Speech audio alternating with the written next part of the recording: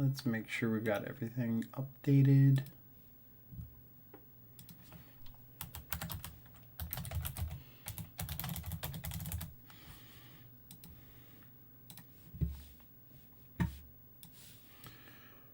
So, Stream Decker.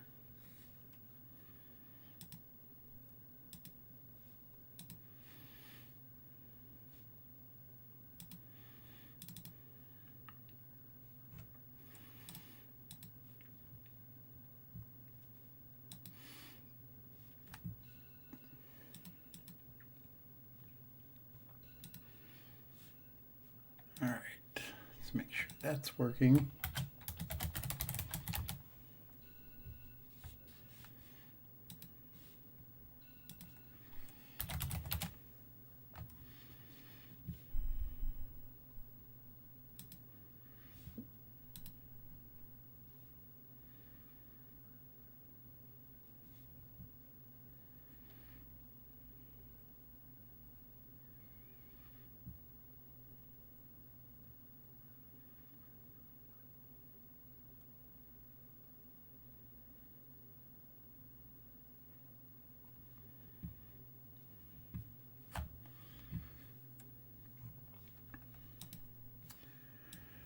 Double check the list to make sure everything's up to date.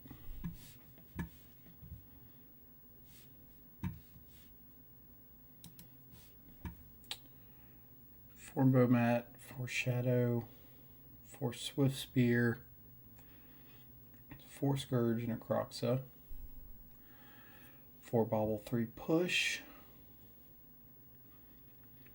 2 Inquisition, 4 Bolt, 4 Thoughtseize, 2 Night's Whisper, 2 Battle Rage, 2 Dismember, 1 K Command, 4 Blood Crypt, 4 Bloodstained Mire, 2 Marsh Flats, a Mountain, 2 Delta, 2 Sunbaked Canyon, 2 Swamp, 2 Verdant Catacombs. Main deck's good.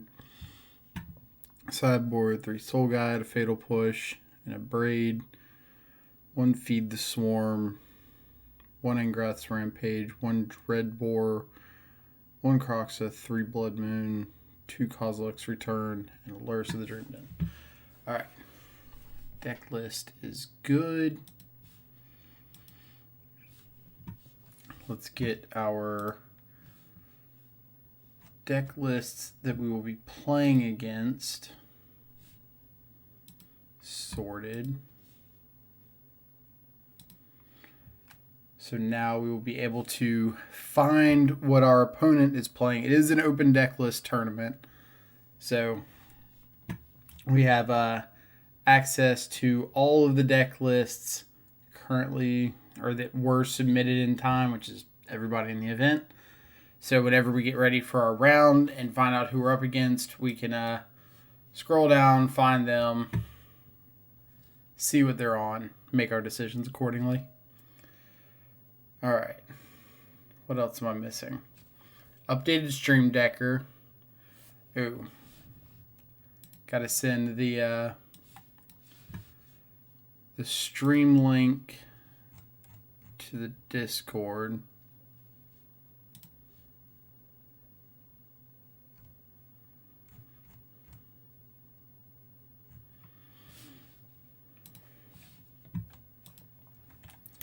So let's run on over to our stream link.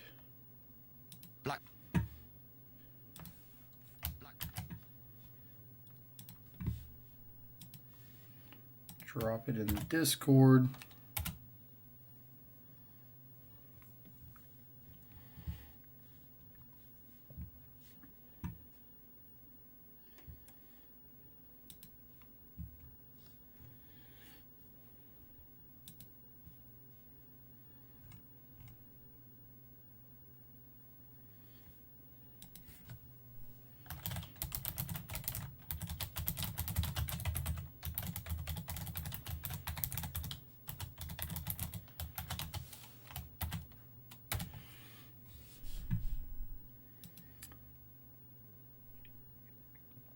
Freed, where do you find it? So if you go to, I'll pull it up. if you go to your Mana Traders page, go over to the series, play in January, which I mean, that makes perfect sense for a December tournament. This page comes up, and if you come right here to download all the decks for the current tournament, it'll automatically download the Excel sheet that you need to download.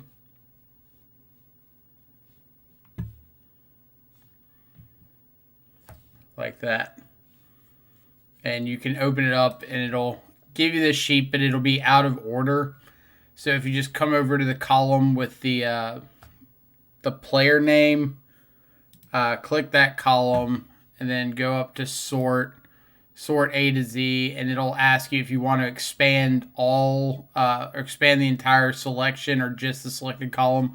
And if you expand all, it'll resort everything to give you deck list by name, alphabetical order.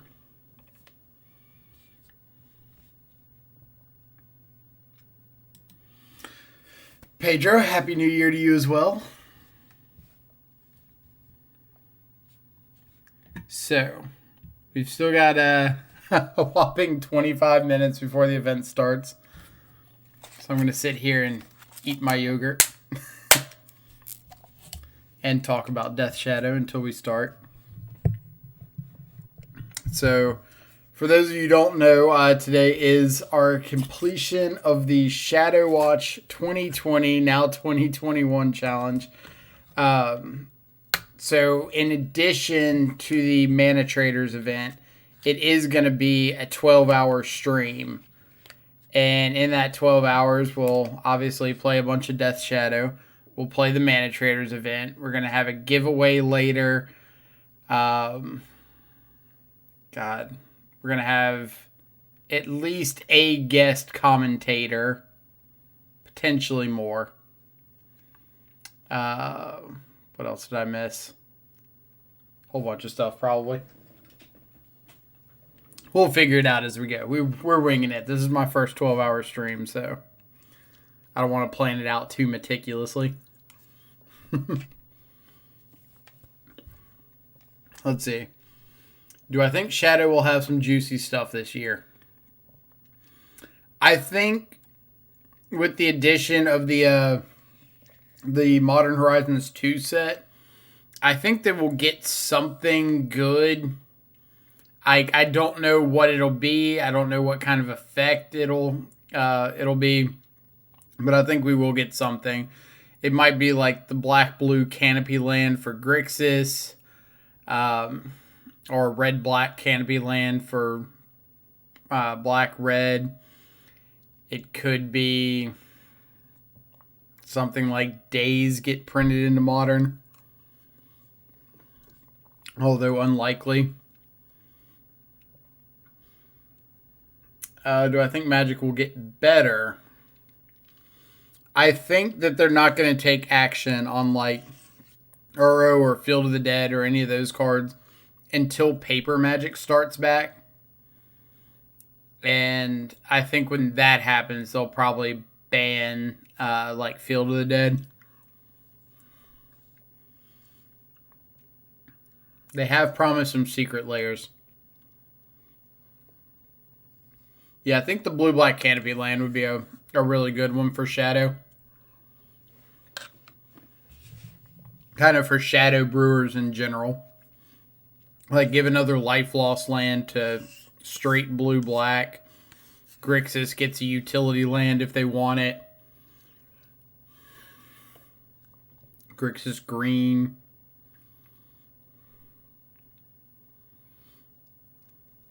Ban Field of the Dead because there aren't enough zombie tokens.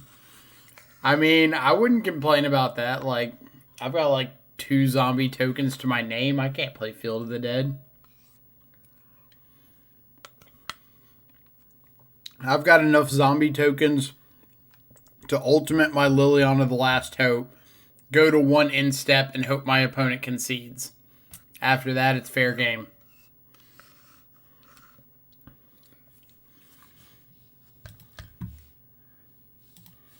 Like, does...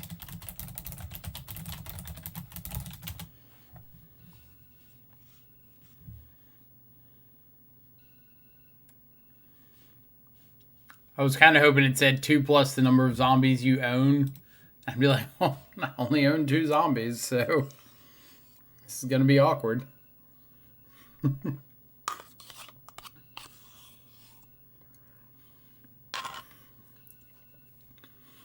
But yeah, Field of the Dead is a logistics nightmare in paper.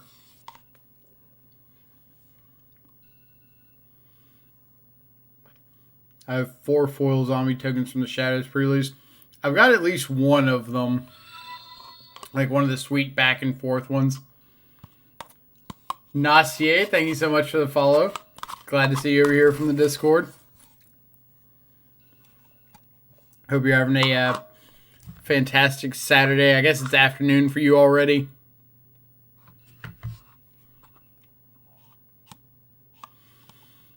I use dice on one to represent untapped and tapped on the other. So I will actually... God, let's see if I have a couple dice here somewhere. All right.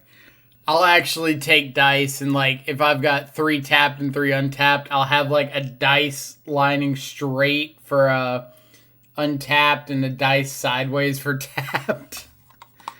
Like, yeah, it makes perfect sense.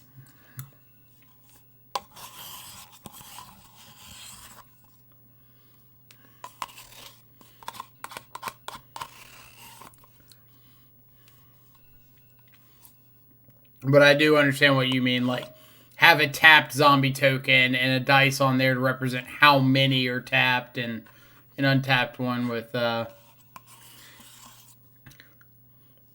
yeah, Star City is weird. Like, they make them use the physical tokens, especially on camera. Like, you can't be shortcutting your zombies. The Golos Field of the Dead standard month. It was like the Field of the Dead scape shift month with Little Teferi. Even though it was more than a month. That was ridiculous to play against.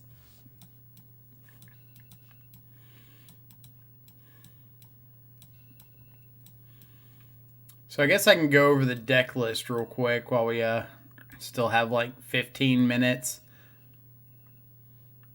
So I decided to register Rakdos for 2 primary reasons. One, I wanted access to Blood Moon, which I think is, unfortunately, if you're not playing like an Uro Titan deck, then you kind of need access to it. And then 2, I didn't want to play a deck that lost to Blood Moon. So like 4-color Shadow was on the table, but if every opponent's coming with Blood Moon, then there's going to be some number of games where you just don't see your counter magic, or they top deck a Blood Moon after you've hit your hand disruption. And I just kind of didn't want to deal with that over the course of the day. Didn't want to give my opponents free wins. I think that the red-black mid-range deck is probably like the best deck in the room for this tournament, especially after going through the deck lists, like seeing how many 4-color Uro decks there are, and how many like prowess decks there are. But I'm not going to register a non-shadow deck. Antis, good luck for Man Traders. Good luck to you as well. I think I saw you were playing some Jund Shadow. What's the meta for the Mana Traders? Glad you asked. I have got a very specific answer for that. And I'll tell you why I have a very specific answer for that as soon as I pull up that very specific answer. What's the meta for the Mana Traders event, you say? This is the exact meta for the Mana Traders event. And we know this because Steven and I went through every single individual deck list on this Excel sheet. 9,818 lines to figure out what decks were represented, if there were any unusual aspects in some of these decks, what the most popular archetypes were.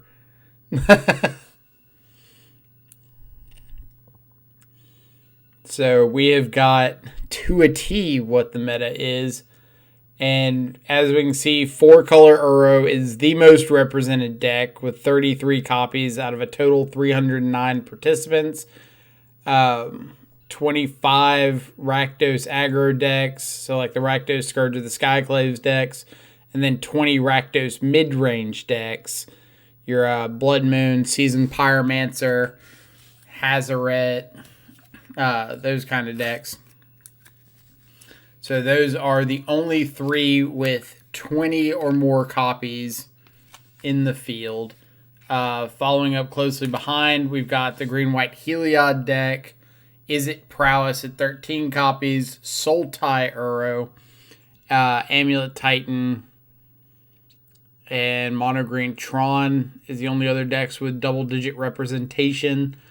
But I believe it's Uro is kind of the big player. Uro and red-black aggro or mid-range are the 2 biggest by a mile.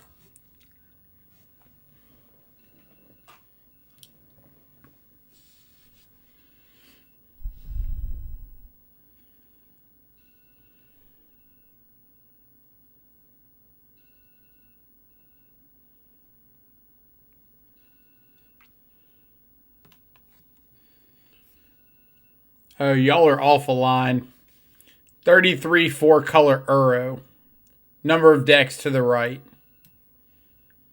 16 green-white Reclaimer. 10 Tron.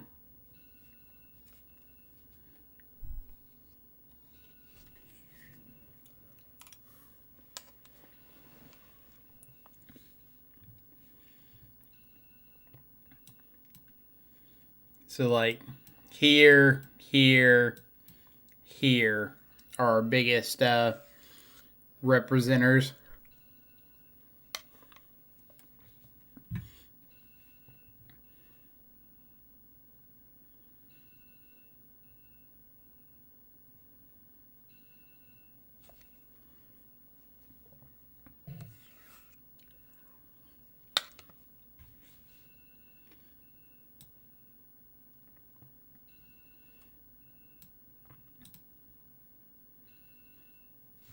But yeah, it's going to be a lot of Blood Moons, a lot of Uros, probably a lot of Skyclave Apparitions, some of these surprisers here. 8 copies of Humans is really cool. Kind of see that deck showing up a little more here. 6 copies of Eldrazi Tron.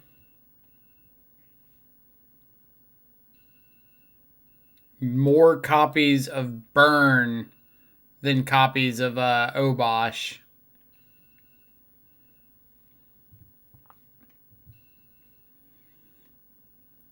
Oops, and Charbelcher showing up a bit.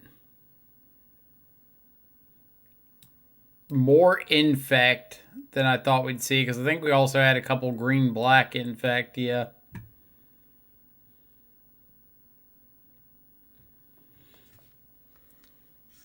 So, not too top heavy.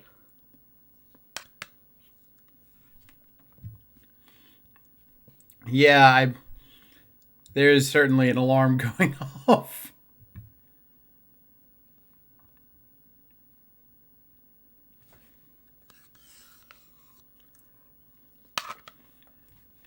We've got our Rogues. We've got these two madmen, or these three madmen or madwomen that I can greatly appreciate. The two Grixis Shadow lists were like stock Grixis Shadow. The 4-color list had like what did it have? A Magmatic Channeler, the Council card, the one in blue. Look at the top. X cards, or X is the number of basic land types you control. It had something else. It was pretty sweet.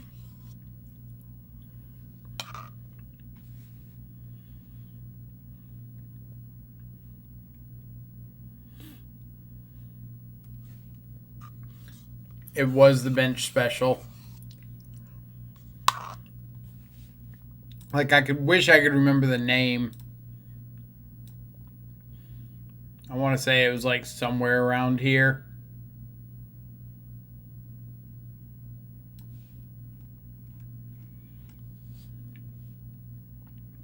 I say that as like I was going to say I just saw Stubborn Denial. This is one of the Grixis lists.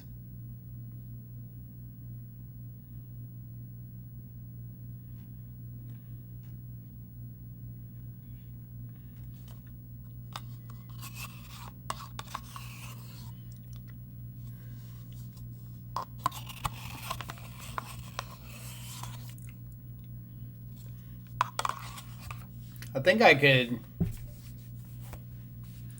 search by slivers. So if I wanted to find,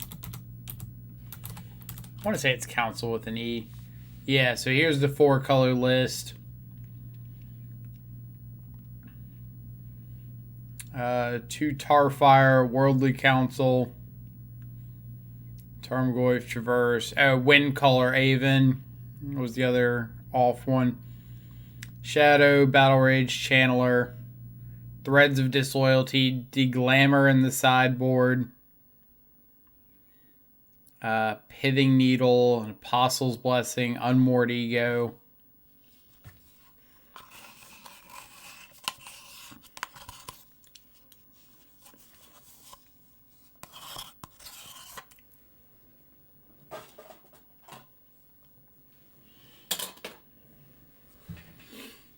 Let's see. After you brought shame to the Shadow community, you now brought shame to the Slivers community. Oh, man. That's kind of harsh. Alright, what's the name of a sliver? Sinew Sliver? Isn't that usually played? Yeah.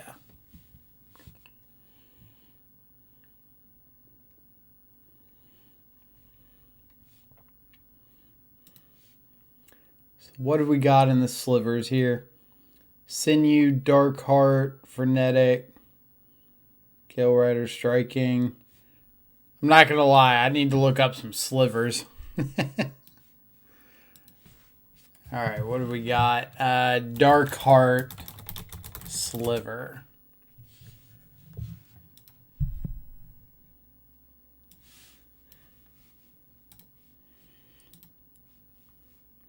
All slivers have sack this creature, you gain 3 life. Alright. What's next?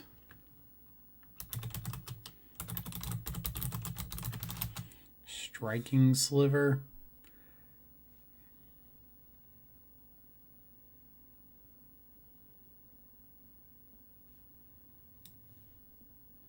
Gives all your slivers first strike.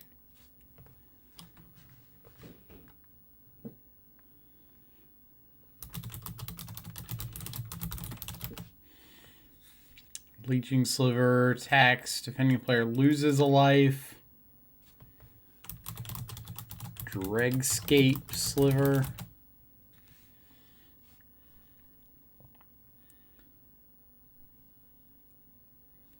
Slivers have Unearth. Are there any other ones? I think I know the rest of them. Yeah.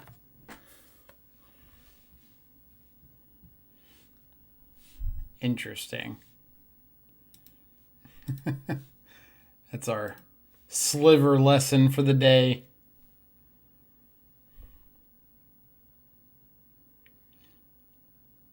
Love the Southern Sliver name. Person is dedicated. They really are.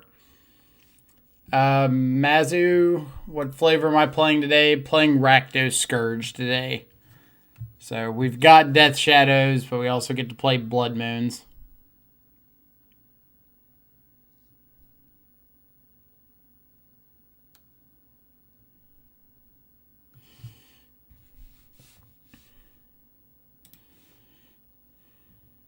Let's see. Click on data.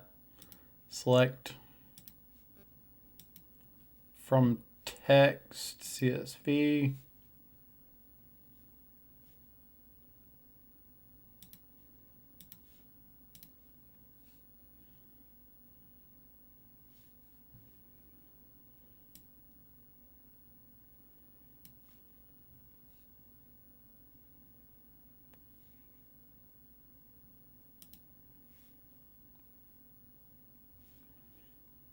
No. I can dig it.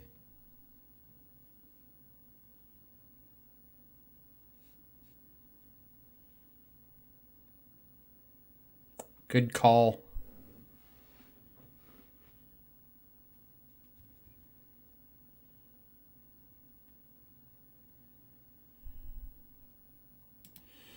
All right, so our round should be starting up here. Let's find our opponent.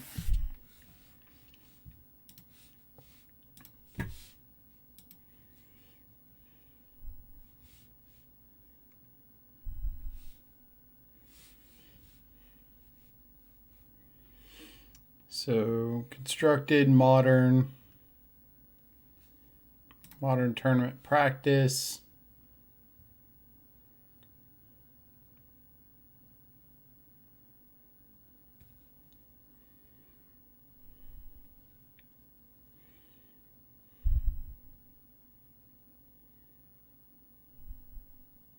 Oh, we're playing Connor Man round 1. Connor Man 11. Friend of the stream.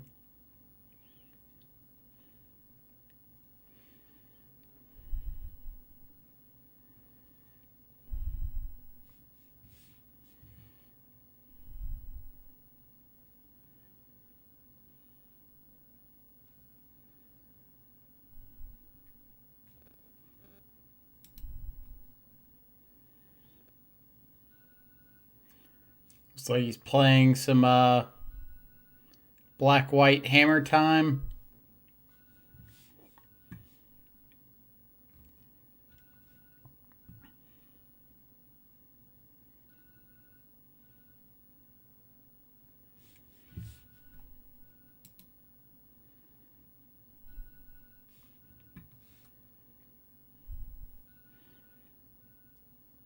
Yeah, all of the deck lists are on the Mana Trader site.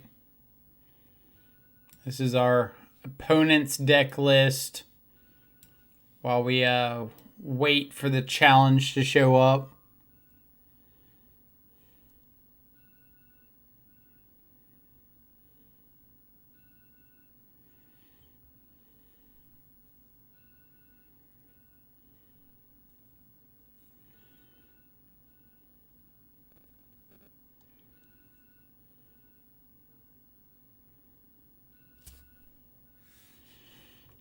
I'm guessing we're supposed to be waiting for them because it says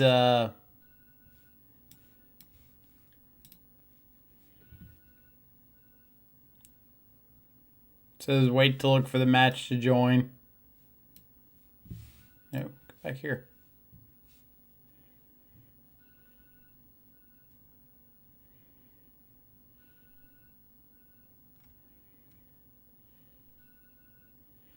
Make sure we haven't missed it.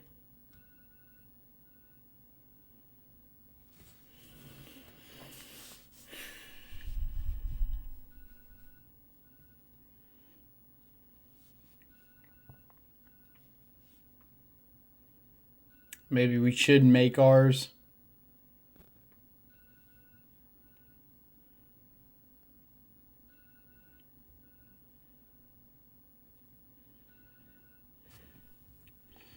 There are like 300 matches. There we go. Connor Man. All right. So this is Connor Man's deck list.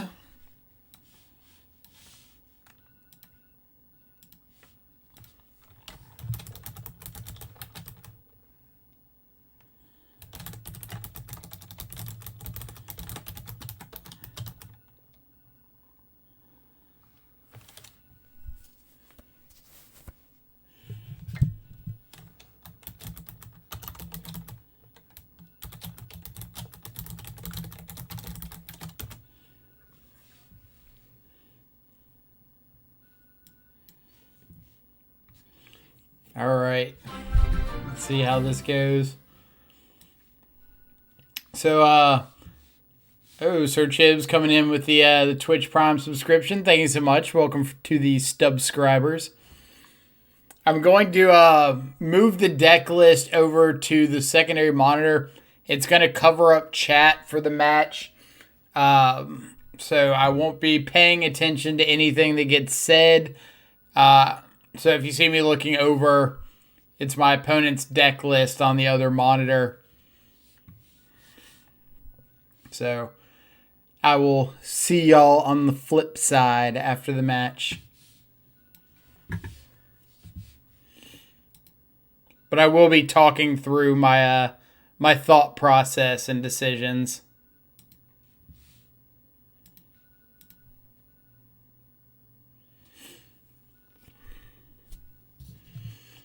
As of right now, my decisions involve waiting for my opponent to decide if they want to be on the play or the draw.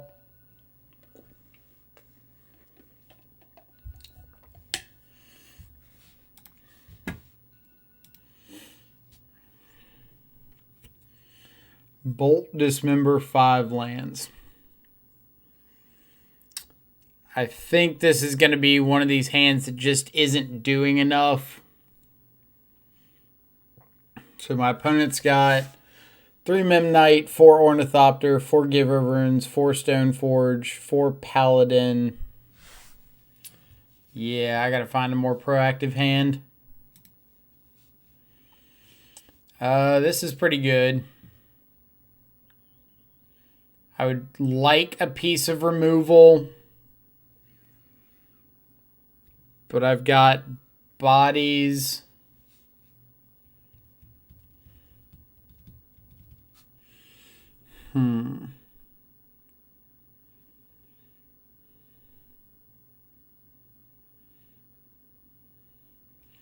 So Bomat Courier is going to get blocked pretty quickly.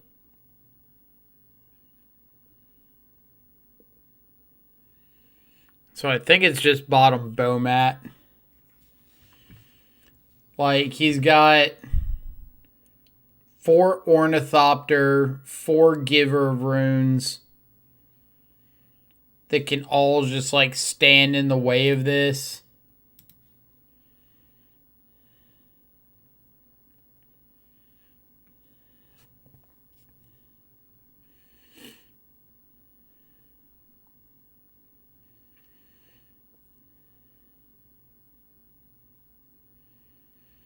If we're lucky, maybe he's mulliganing pretty aggressively as well.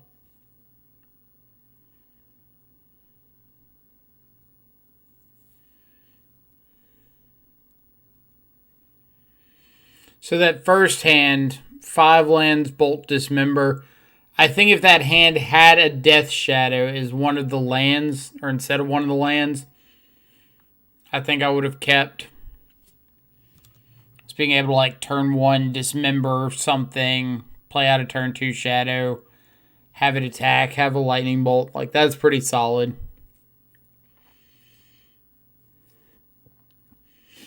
Our opponent has got 0 copies of any sort of interaction in the main deck. Let's get rid of this. Opponent has mold to 5.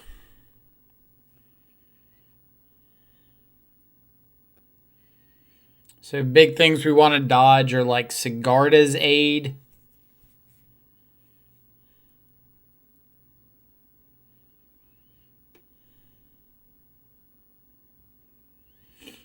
All right.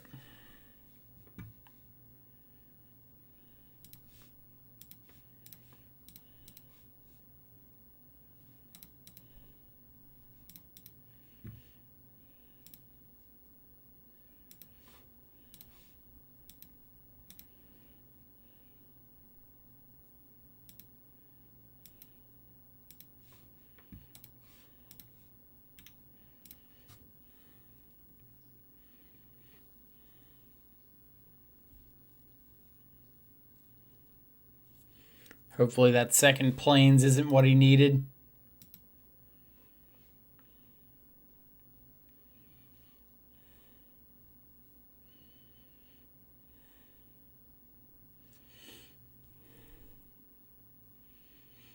Get a hammer, yep.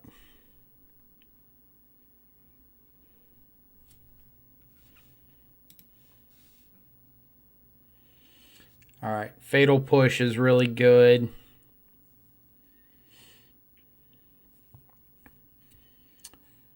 So I think it's going to be Fetch Shock Croxa. So that next turn I can Fetch Shock Shadow plus Hold Up Push.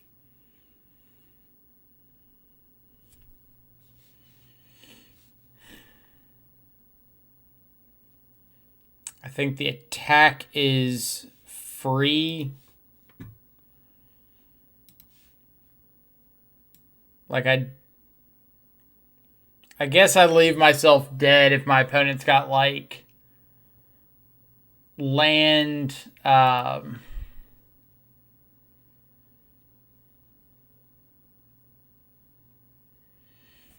so maybe I don't want a Croc, so maybe I want to wait till next turn. Because if he's got like land, Pure Steel Paladin, Hammer, 0 mana artifact, I get a big hit on the backswing.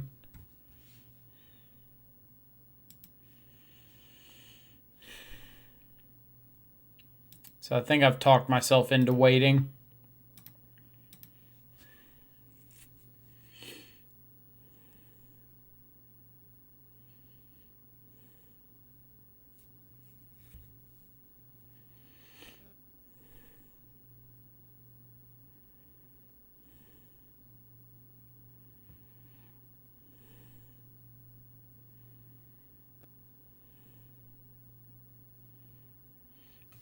Kind of gives me an extra draw step to see how my hand is going to shape up.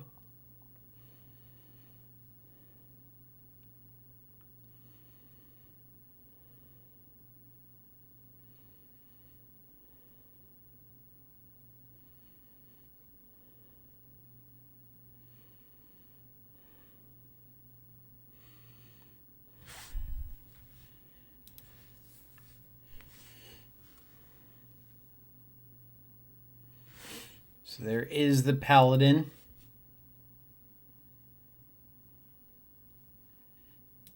Hammer. Yep.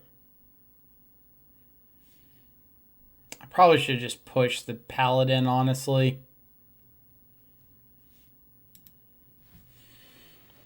That could be a punt.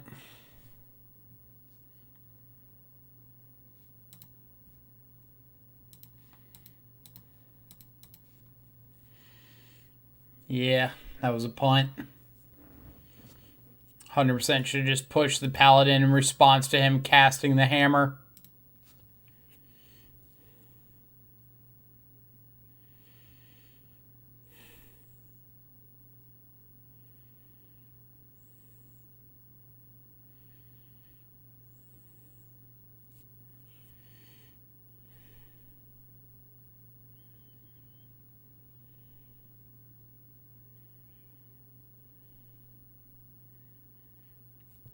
All right, so I think this is going to be a Croxa plus Shadow turn.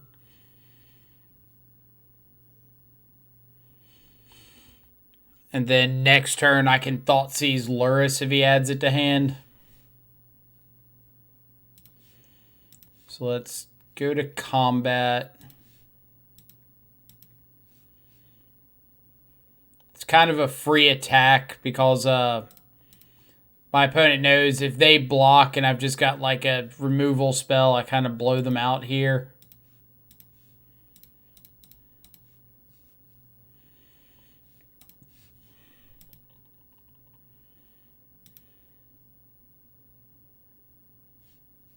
Steel Shaper's Gift's a good one to hit.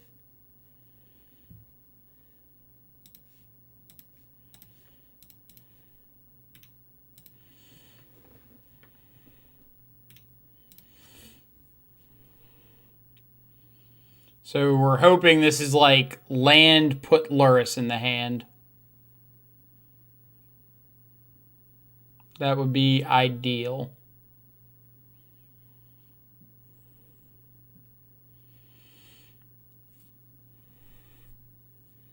So then we could draw like fetch land, escape Kroxa. That would be really good.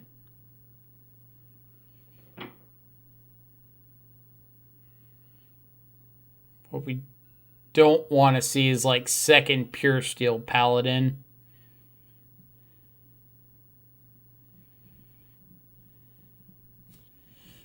Was that put Lurrus into the hand? Yes. Alright, so we can swamp, Thoughtseize the Lurrus, put our own Lurrus into the hand.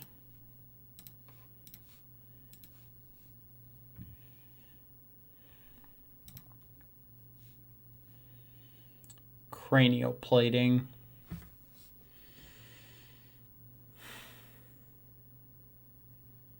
That one's a bit scary. Like, obviously, I'm still taking Lurrus, but Cranial Plating is certainly not a card I want to mess around with too much.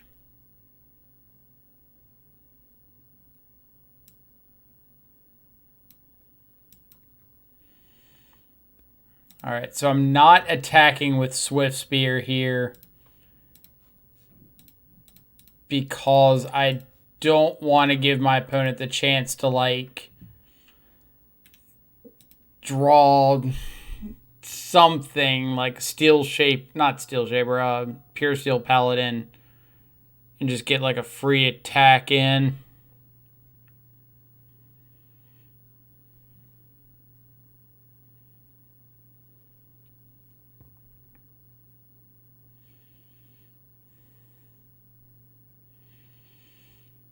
Like, I'm really hoping they go Cranial Plating, equip the Cranial Plating, swing with whatever they equip it to, and I just get to untap and swing with a Battle Rage Shadow. That's the optimistic hope here.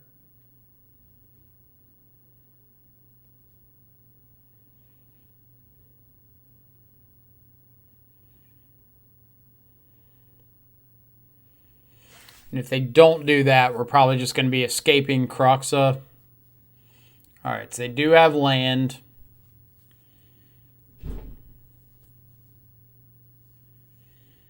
Like, honestly, I might escape Kroxa and, like, not even attack. Just hold back blockers. Because I'm, like, guaranteed to have lethal the next turn. Almost regardless of what they do. So if I just take a turn off of attacking on a non-lethal attack to guarantee that I've got lethal the turn after, then that's kind of an okay trade-off. Yep.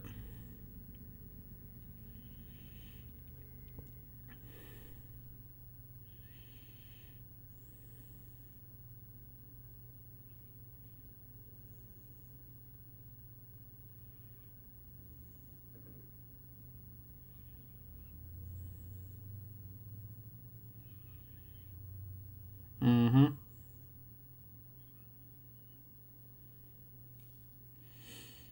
So is this going to be like attack with Stoneforge? Equip it over after? No?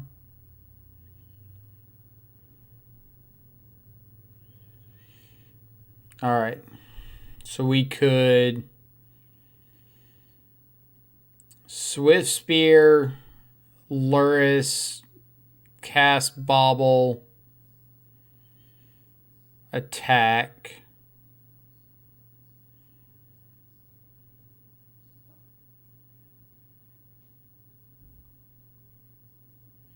But I think it's just escape Croxa.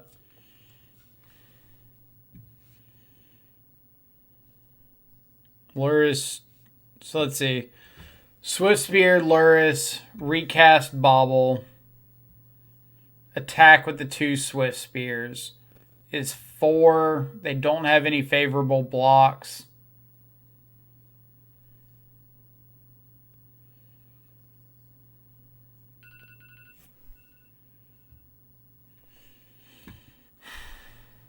But no, I think it's just escape Croxa.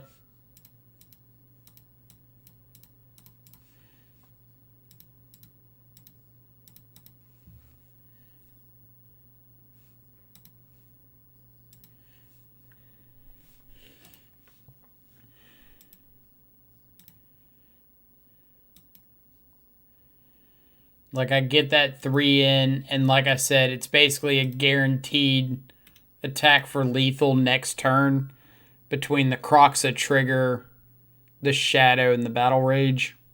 Plus, I'll have another Swift Spear I can play out, so it's 1 point off of lethal with just the Croxa trigger and the 2 Swift Spears alone. And now Ornithopter should mean that the Croxa by itself is a lethal attack.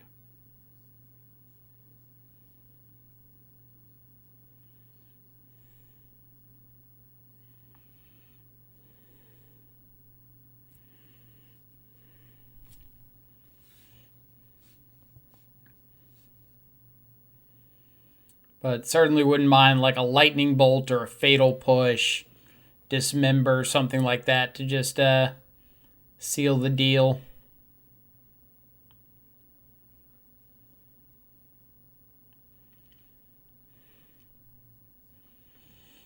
Yeah, that'll work.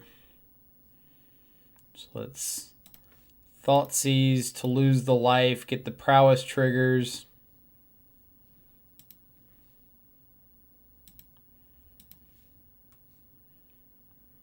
Swing out with the crew. Croxa trigger puts him down to 5.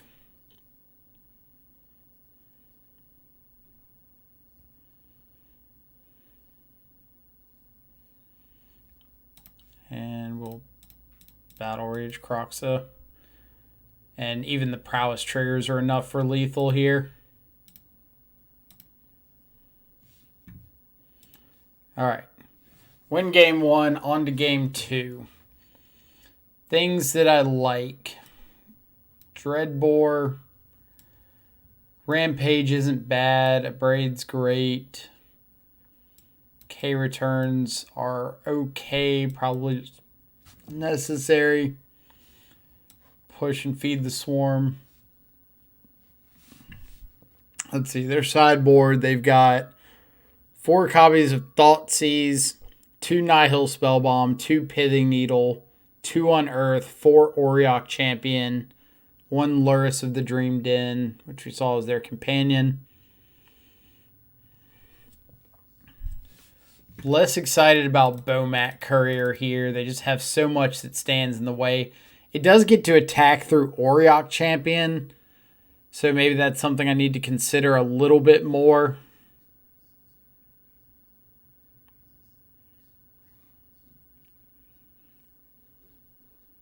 Kozilek's Return and Engrath's Rampage both answer Auriok Champion, as well as just a big Teamer Battle Rage Death Shadow.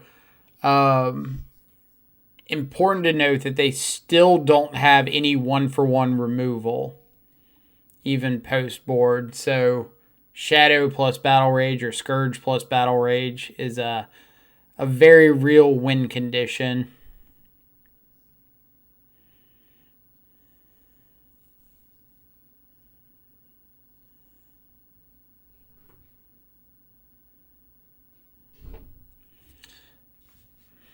So I'm wondering, I was thinking about Rampage as a way to answer like a hammer, but if they've got an Ornithopter or Memnite or something, they have an easier stack. But I guess having it in there just to answer like Auriok Champion, but they're probably going to have more dudes than that, so maybe that's not as good as I want it to be.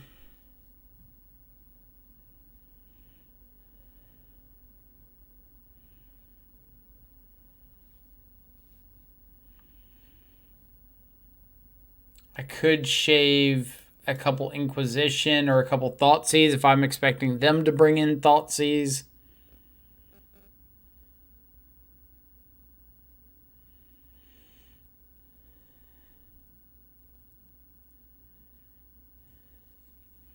I could shave a Scourge if I'm trimming bow mats.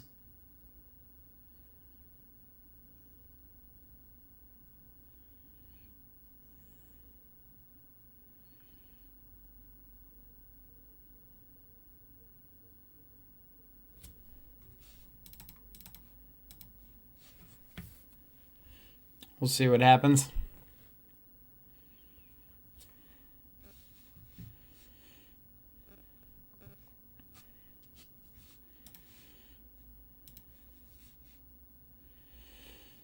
Alright, Dismember into Death Shadow.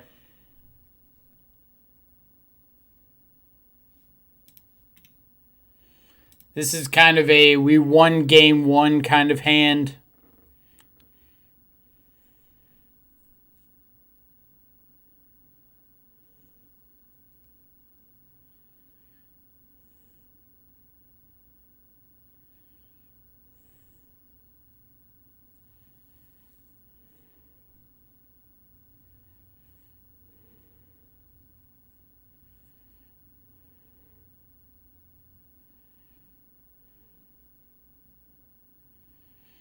And what I mean by we won game one hand is because we're up a game going into game two, I feel a little more comfortable keeping a hand with a high ceiling but pretty low floor. Like we could flood out from here. But the ceiling on this hand is we just draw into like K-Return or Thoughtseize or Battle Rage, and like the game is over pretty quickly. Plus, we always have the ability to Luris back bobble. So like the ceiling on the hand is really high. The floor is really low. Could just ruin us for keeping it. But because we won game one, we know that even if we lose this game, we get to go back on the play for game three.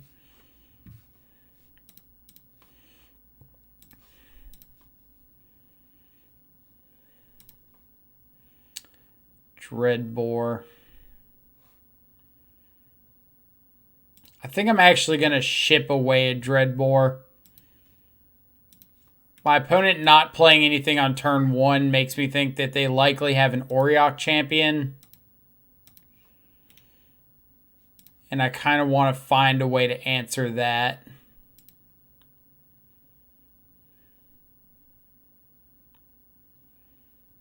Yep.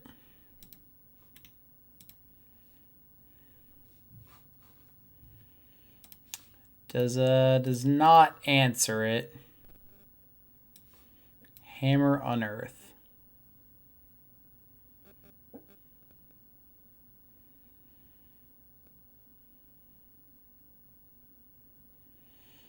So I guess we'll take the hammer so we're not just like cold in the water to a Sigarda's Aid off the top.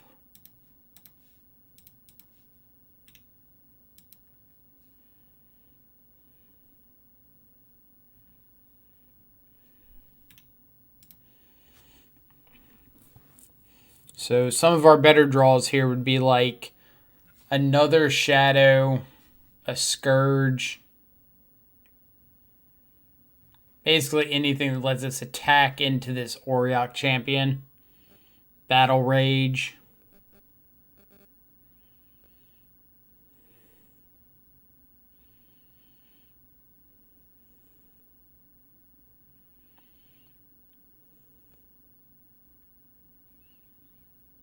All right. They play Mim Knight. We top deck Battle Rage. That's the hope here. Something that we can dismember.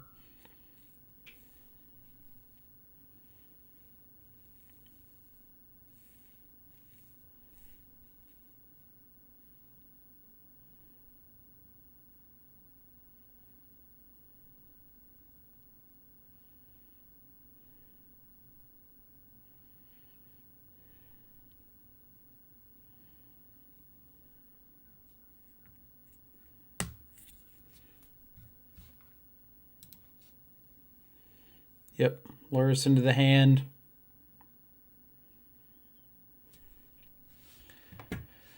Which means we're probably just doing the same. Like, there's no priority opportunity for me.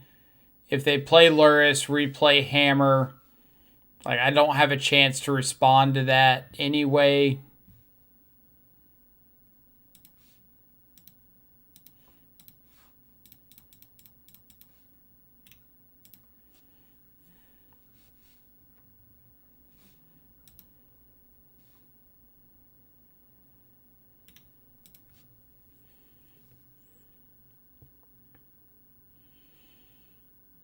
And we can take into consideration going into game 3, like, are they aggressively mulliganing for Auriok Champion? Because it's open deck list, so they know I have 2 copies of K-Return in my board.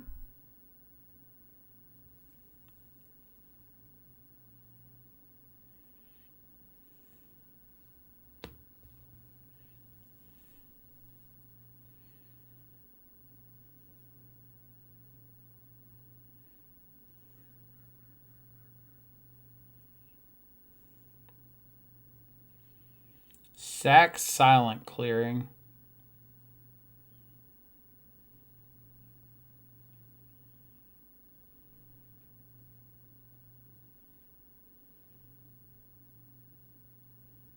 Yep.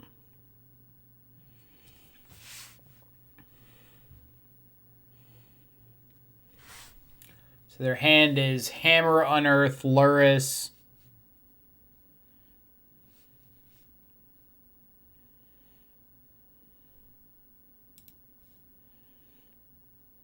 We'll go ahead and kill this.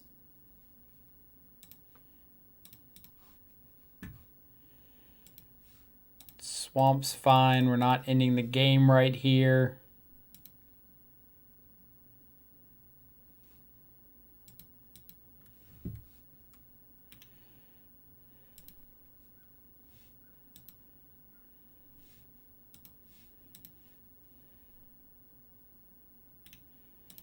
Another Ink Moth. So that's kind of funny because that means they actually can't Luris plus Giver from their yard. They can Luris and Hammer.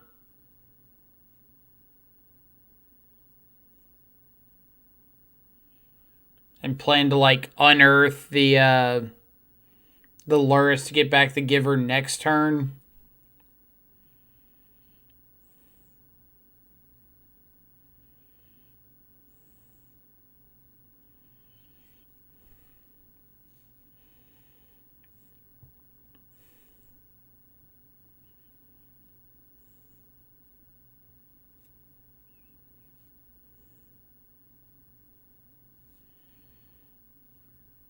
But we are still just like a K return away from this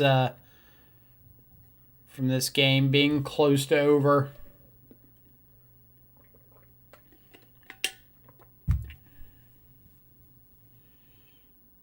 Cycle Unearth.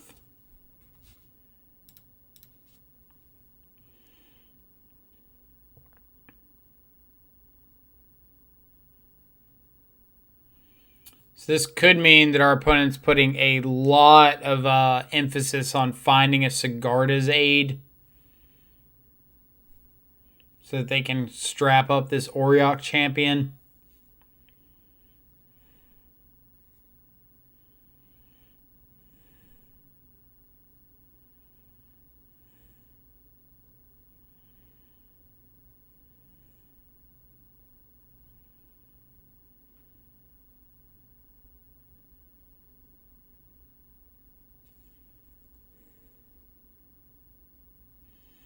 They've got a Shadow Spear. That might not be the worst hit here. Plating. So maybe they're going for the infect kill.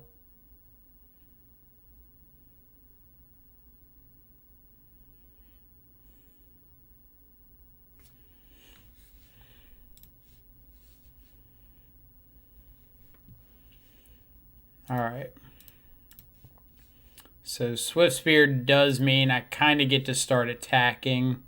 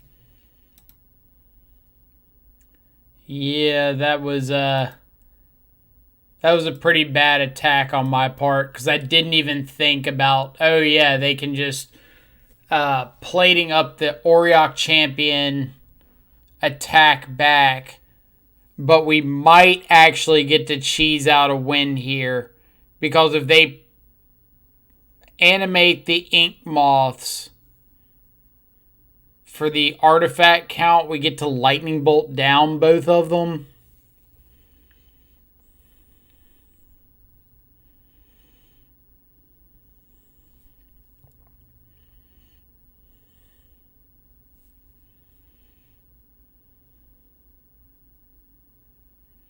So if they go like land, cranial plating, equip to Auriok champion, animate both of their ink moths, swing for lethal, we get to double bolt their ink moths and have lethal on the way back.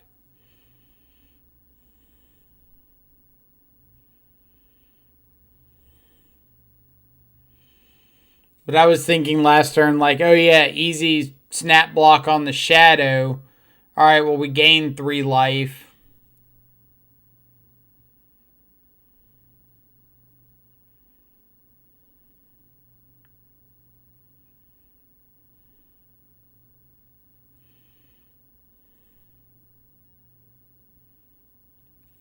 But yeah, if they decide that they don't think they're going to win outside of plating double equip, we could have a chance here. Or plating equip, double activate ink moth.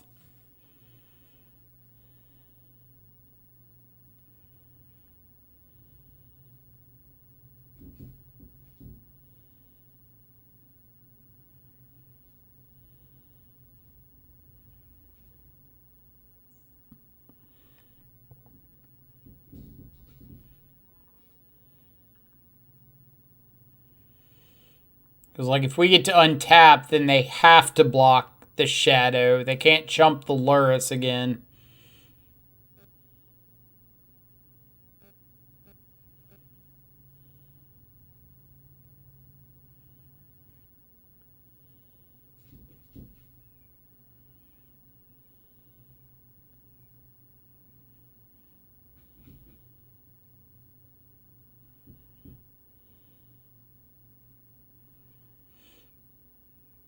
If they play Lurrus, get back,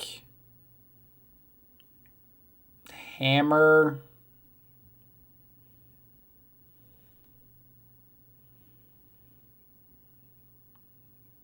That doesn't really do a whole lot. Lurrus, get back, Giver. Untap, Bolt Luris, Bolt Giver.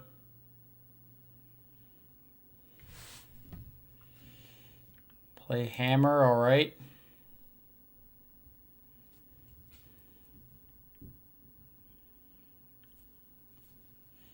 Like, we know their hand.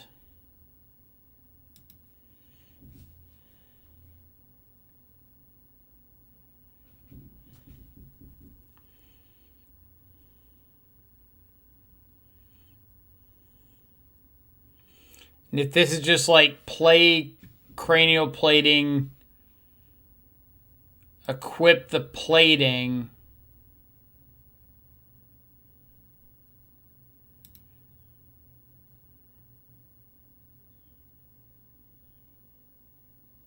If this is pass, we kill them because of the double bolt. If it's attack and plan on animating the ink moth, we get to kill the ink moth.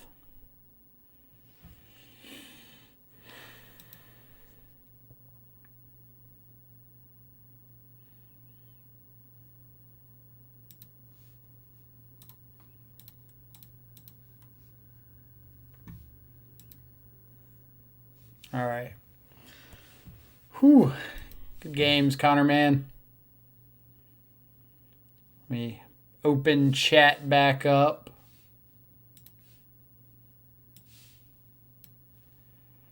All right. What all did I miss?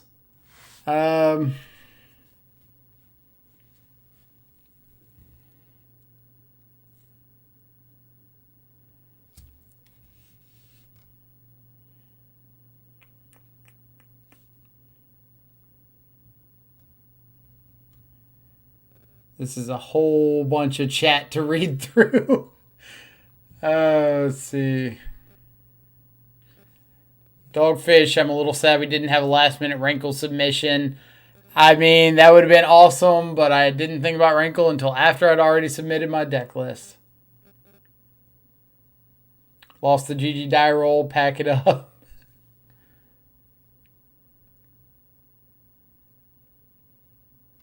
Let's see.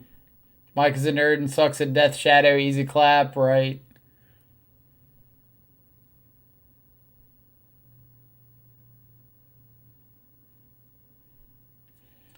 Freed beat Red Black Shadow, had 3 amulets game 2. They didn't have a moon or third land, so they scooped. Could have taken amulet with discard, but chose Karn.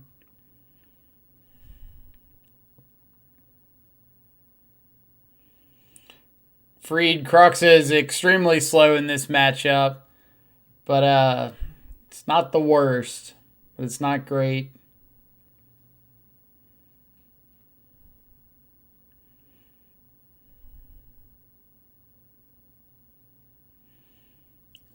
The game 2 hand was a little loose, but like I said, the upside on it was really high.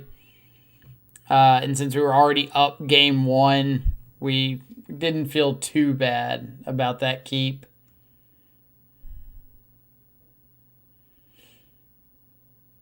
Dito beat Black Red Shadow, nice.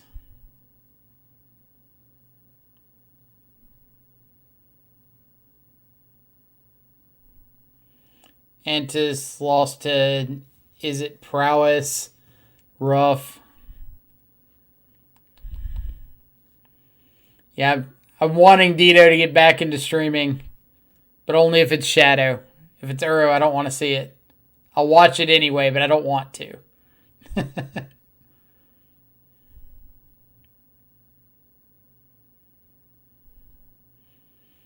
What happened to their clock? They had some tough decisions to make. That's what happened to their clock. Like, opponent took their time, and I appreciate that. Daddy Issues 420, thank you so much for the follow and the fantastic username.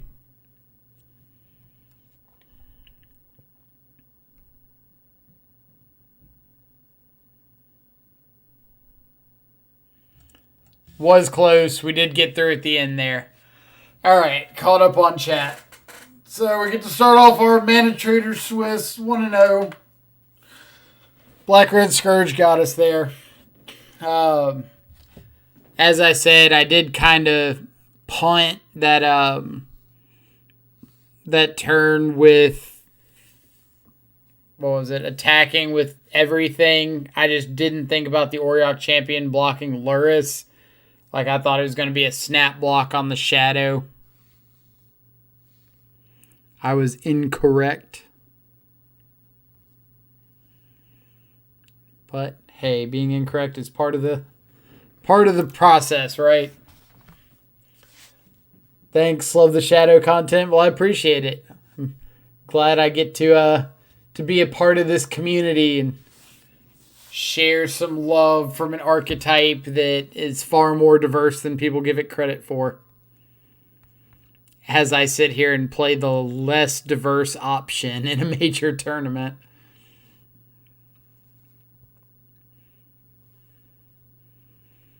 But overall, I thought that that matchup went pretty well. Like, our games looked kind of strange, but I think our game plan in general held up. Which, in a matchup like this, our plan is kill anything that's relevant. Like, obviously, we didn't even get to kill the Auriok champion, but sometimes just flooding the board helps. I think that attack was still decent, as you were going to struggle to beat Hammer on Auriok anyway. Getting some chunks of damage in gave you more outs in my mind. It could be true. Like, we definitely needed to get damage in. It was more whether or not we needed to plan around them blocking Luris, which I don't know if we could plan. Well, I guess we could have swung like Luris and Shadow and not swung with the Swift Spear, which wouldn't stop Auriok champion, but yeah, so I guess if we're attacking, we might as well attack with everything since nothing's blocking. Ben, how's it going? Good morning to you as well.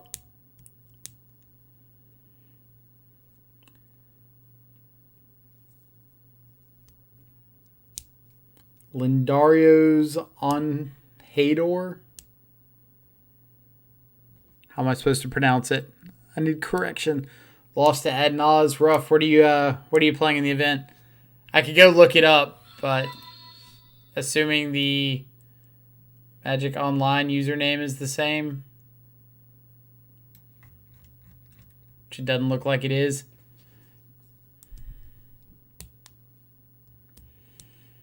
All right, I'm going to run to the bathroom real quick. I'll be right back in 2 seconds. Dogfish, thank you so much for the follow. Don't forget about me.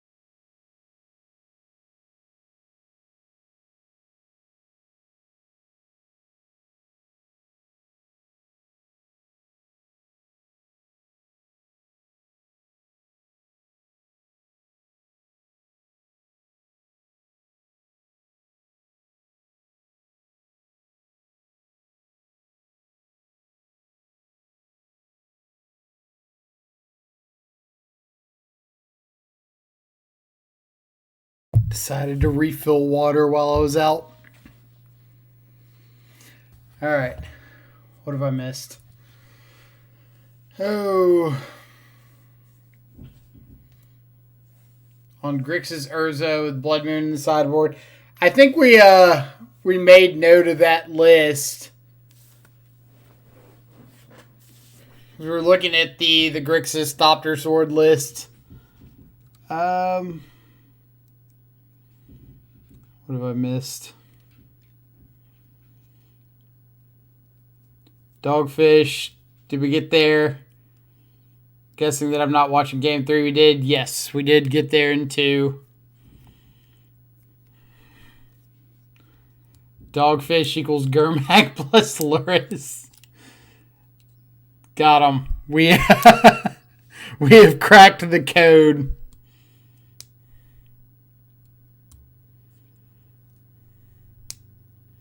You should have blown up chat while I was away. But I think Mirabito did blow up my chat like as soon as I moved over the opposing deck list. Geek Media, Happy New Year to you as well. If we're talking about the monstrosity that's on screen, it's the deck list for the current Mana Traders event. If we're talking about this monstrosity, it's the win-loss record for the current Mana Traders event. If we're talking about this monstrosity, it's the amalgamation of all the matches for the Mana Traders event. If we're talking about this monstrosity, it's the deck that we're playing.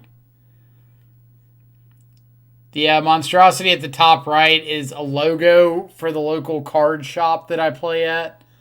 All right, there was something... God, there was something that I was gonna bring up right there. I'm assuming the next match. Let's update record. How about that?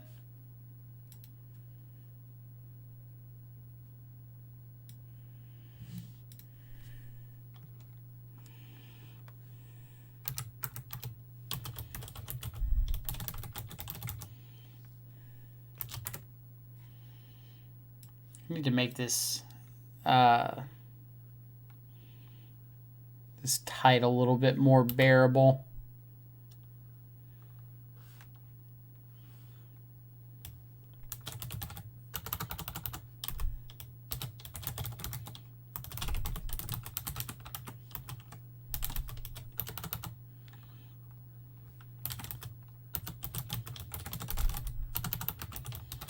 How's that? Update. Haha. Let's see. What did we play against? Showed up after the match was over. We played against Black White Hammer Time. I believe I can pull up my opponent's deck list. From ConnorMan11, friend of the stream. Very good Magic player in his own rights. So this, everything from here to there is the deck list. The ones represent the sideboard. So let's just go. That was the deck list of the opponent we just played against. I got a little man crush on Mike, not going to lie. Well, I appreciate that. It's so kind of you. Feel all giddy inside. Connor Man, how's it going? Good games for sure. Those were tight. Those were really tight. Did I have K-Command at the end of game 2? I did not. I kept a 4-land Bauble Shadow Dismember hand that drew into land Swift Spear double Lightning Bolt. Didn't have a braid. Didn't have a way to deal with the hammer or the cranial plating. I just had a lot of spot removal for anything that wasn't Auriok champion. So the plan was just to go around and try to kill you before you got a Sigarda's Aid. Sigarda's Aid or a Pure Steel Paladin probably would have killed me.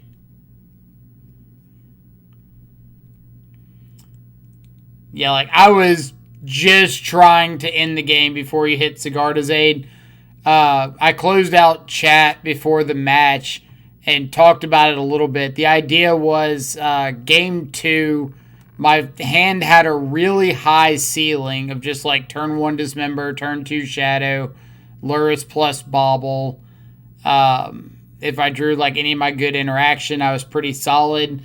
And if you did end up winning that one, then going to game 3 on the play favors me a little bit more. Not saying it's favorable in the matchup, but just I like my odds on the play better than my odds on the draw. So I figured I would keep a riskier hand with a high ceiling for game 2 and see what happened. Yeah, I did like the Unearths. Like, it did kind of feel, obviously I didn't know for sure, but it did kind of feel like you were playing around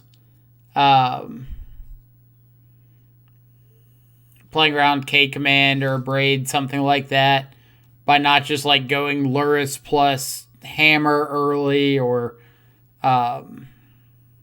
something like that, and then not having the triple white to be able to like Lurrus back a Giver.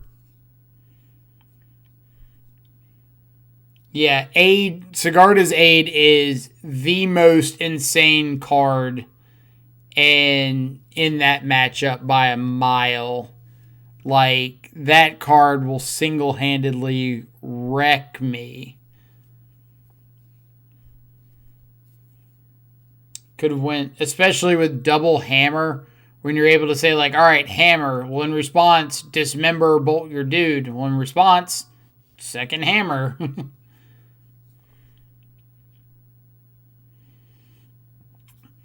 Could have went Lurrus plus Stoneforge for lifelink, but Lurrus ETB trigger from Auriok, have a chance to bolt it, right? Right. So for anybody that doesn't know what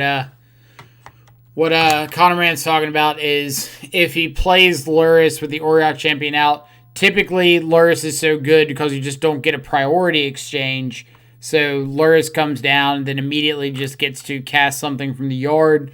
Where if he's got Auriok Champion out, he plays the Lurrus. Auriok Champion creates a life gain trigger, and you can respond to that and kill the Lurrus before he actually gets to play anything from the yard, or gets priority to play anything from the yard. Yeah, I was wondering why. I thought that the second Stoneforge was going to get Shadow Spear. After the first one got the second Hammer, but then you got the cranial plating, and it was like, all right, well, I guess he's going for the cranial plating Auriok champion kill you line, and the next turn was like, all right, if he hits the land and goes land, cranial plating, equip up the plating, animate the 2 ink moths, I've got double bolt for the 2 ink moths. And then you played the Hammer, played the cranial plating equipped, attacked with the ink moth, or animated the ink moth, and that was just fortunate to be in a plethora of spot removal situation.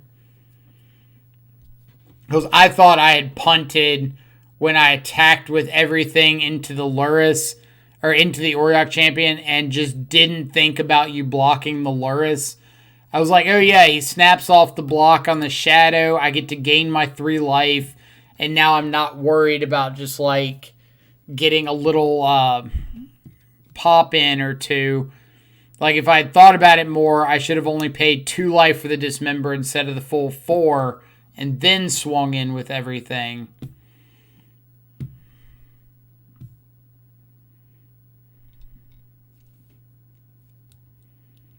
Yeah, it was a whole lot of lightning bolts. It was like triple lightning bolt Dismember, and then like the Shadow, Swift Spear, Mishra's Bauble, getting back with the Lurrus. Like,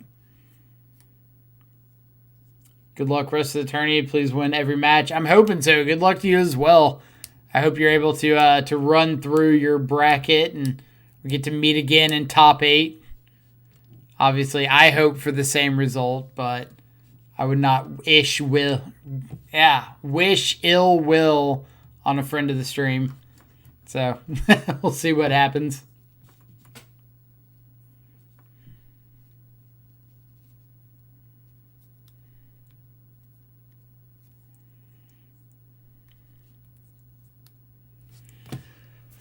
All right, so let's see. We should be starting.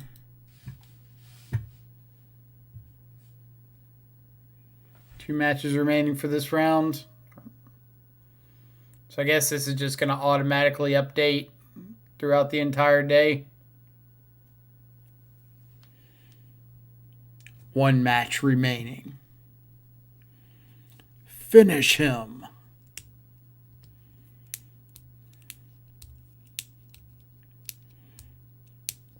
I'm interested to see how quickly this goes. Like, we didn't qualify for the last Modern Mana Traders event. And then we didn't try for, I think, what was it, the Pioneer one? One of the last two. So I'm interested to see, like, how smoothly the day runs, how quickly these rounds end.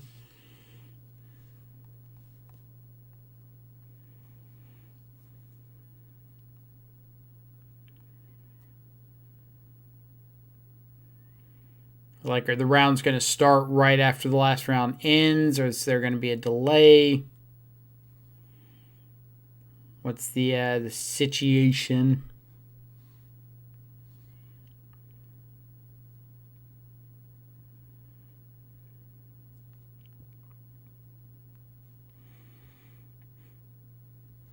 I also have no idea, like,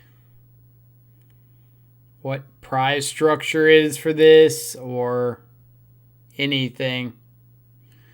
MTGO chess clock has been a blessing in disguise these days. Can you imagine these pile decks in paper? Round would never end.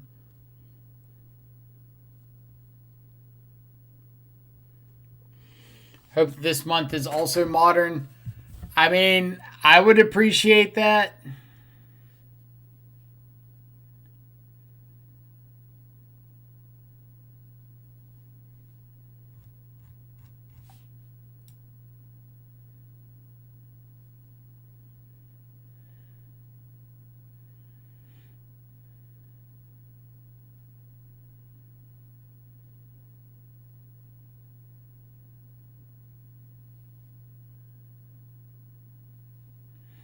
How do you have an opponent match win percentage of 33% after one round? All right.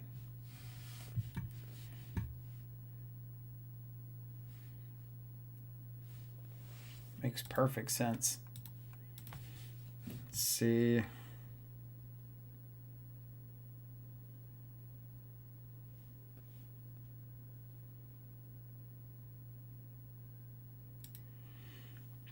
I want to see what the prize structure is, just because I'm curious.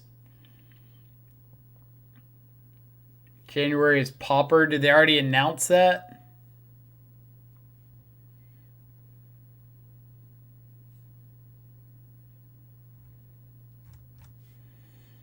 Ooh, or we could see the Mana Traders live stream. The official stream. Ready to assess even the most unique tax situations. Can I deduct this clarinet as a medical expense? Since you're playing to fix an overbite, yeah. Those custom size I don't think this is the Mana Traders stream. for a circus clown. That's funny. I think this is an ad. Virginia and Maryland. Do we file in each state? With large catches in both? Yes. I'll even file for you. Thank you. We'll see what it looks like. Maybe that's what we'll do between rounds. Is just turn on the Mana Traders stream and see what I'm comes so up. likely to draw stuff to do with my mana off this bow mat because I'm incentivized to crack it to try to kill my opponent. Yep.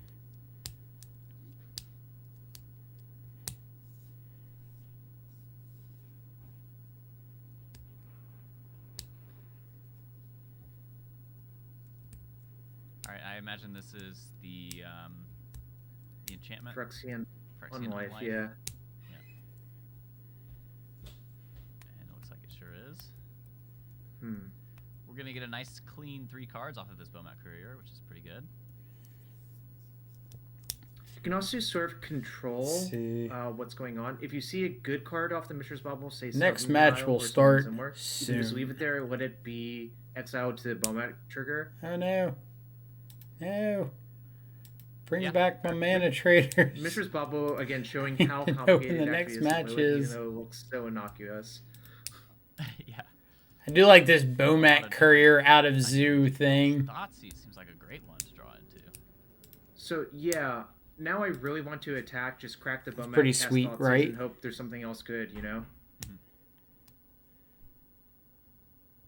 Wow, I just missed the fact that there were some Thoughtseizes hanging out in the sideboard there. But makes sense.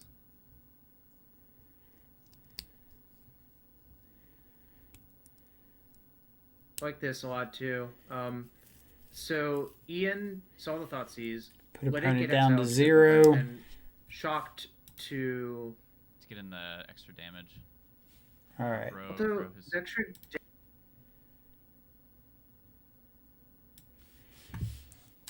So, looks like I am creating the match this time.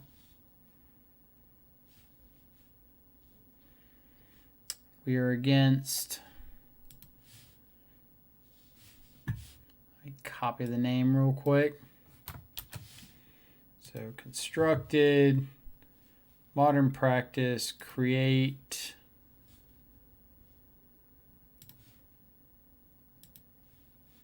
Yeah.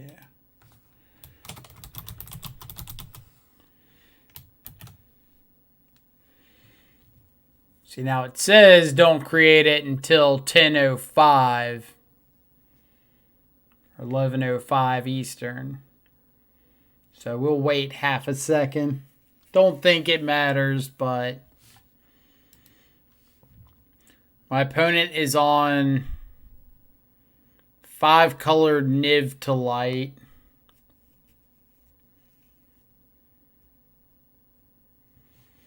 So a matchup that feels way better with Stubborn Denial in your deck.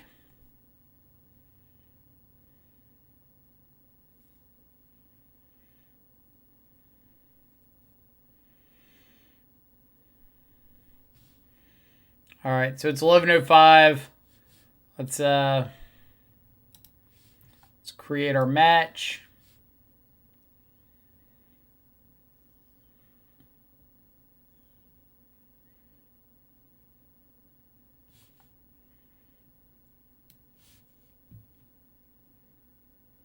That just create, that created one player. Go back here.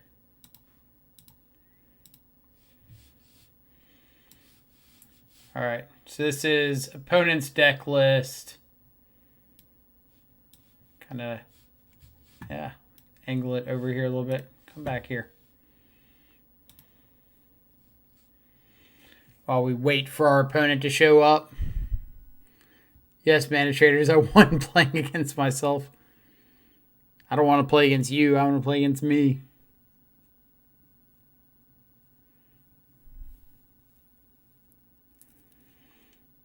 So they've got Field of the Dead.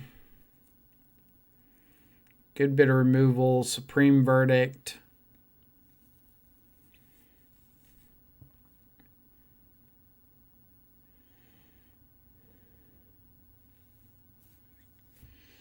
Found a loophole. I don't have to be better than y'all. I just have to be better than me. Let's double check and make sure that our opponent hadn't like made one looking for us.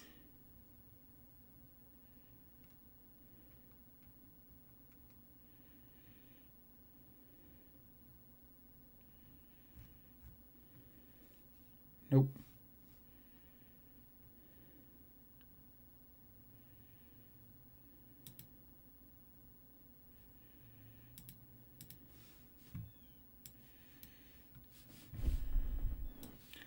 So I guess we'll just keep hanging out here for a second. Stay.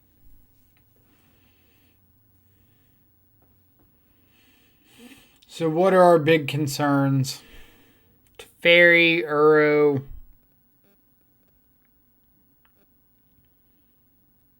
I've got a decent chunk of removal.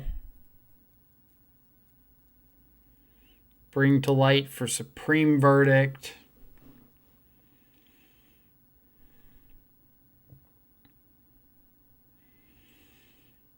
Three copies of Birds of Paradise is about the only thing we're going to be able to interact with.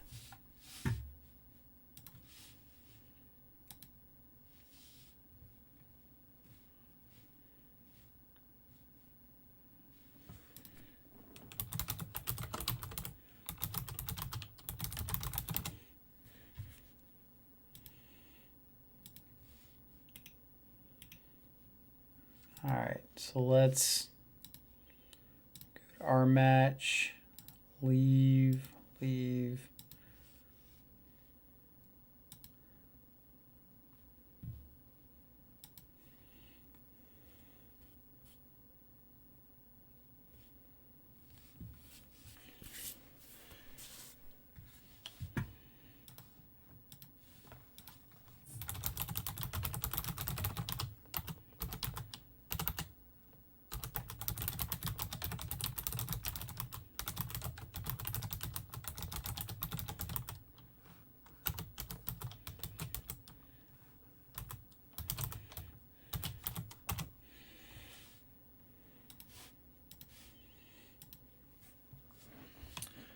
All right.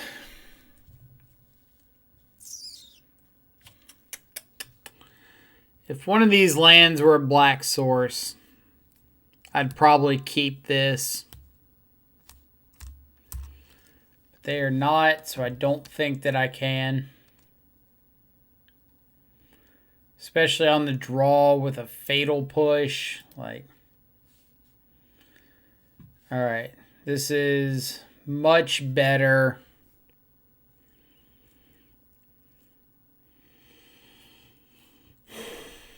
Sunbake. I gotta cover up chat. Hold on. All right. See you on the flip side. All right. So I'm keeping this. Do I want to just bottom this Scourge? Kind of assume my shadows are going to get there.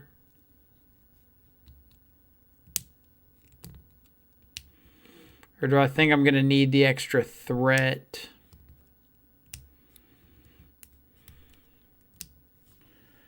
I think I am going to bottom the Scourge.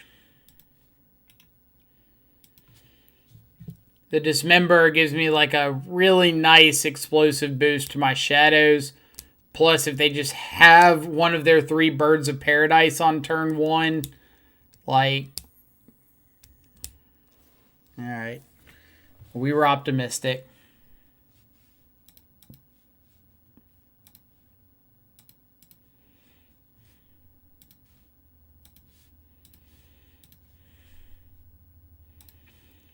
Kaya's Guile off the top.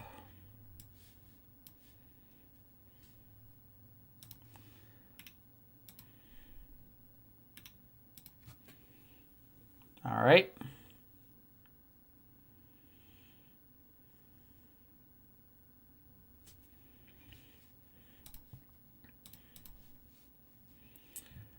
So we could go double shadow, but that kind of just plays into Helix, untap Kaya's Guile.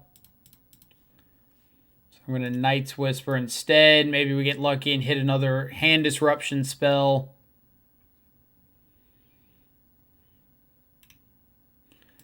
But this Bomat does help against Kaya's Guile tremendously.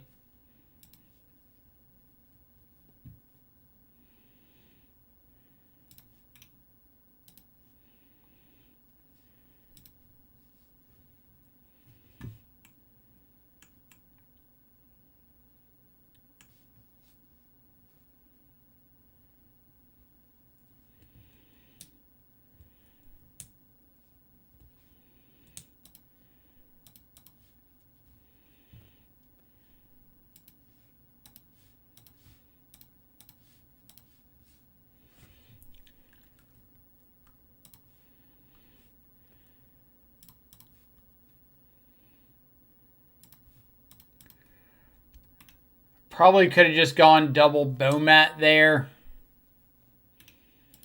That probably would have been better, actually. That way I could just, like, guarantee save my Shadow from Kaya's Guile.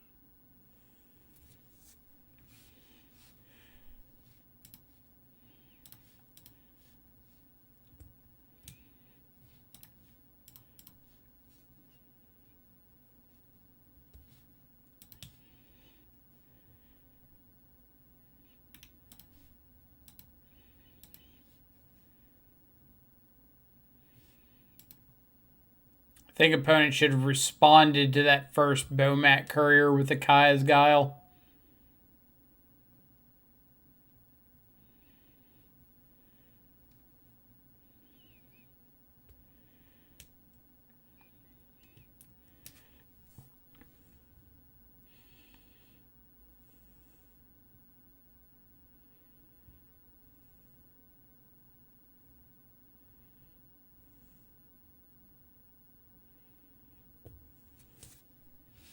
Ooh, or they just have a trophy.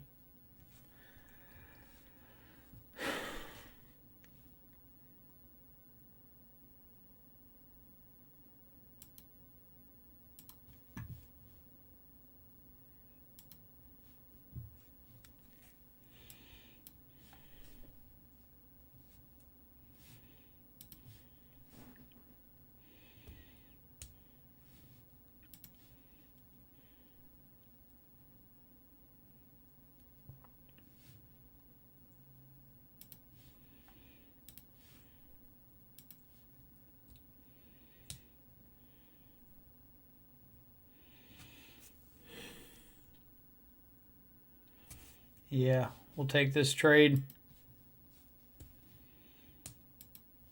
Gives my opponent one draw step to find a way to answer this Shadow or a burn spell to kill us. I guess they can't have a burn spell because they only have one red source.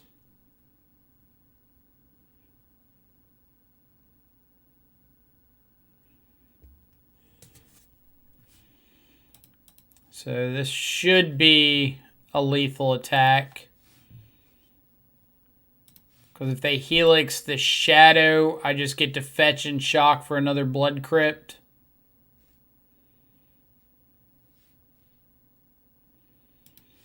So they go up to 10.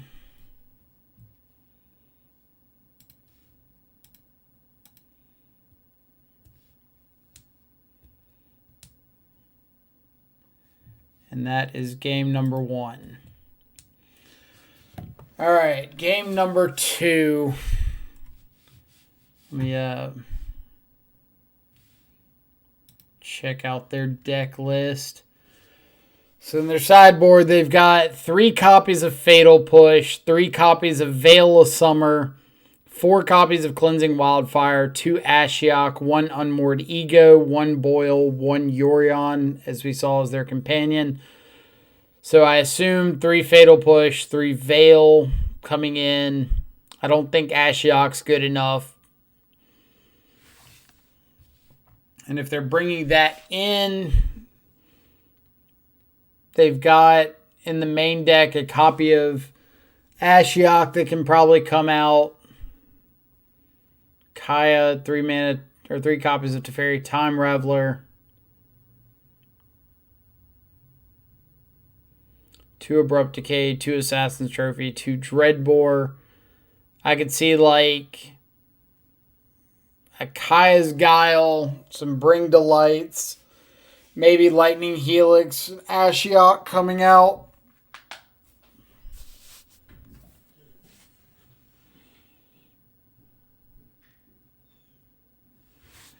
All right.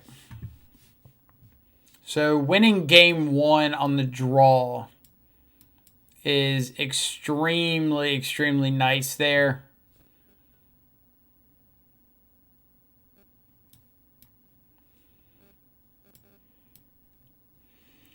So Blood Moon is kind of our big one here.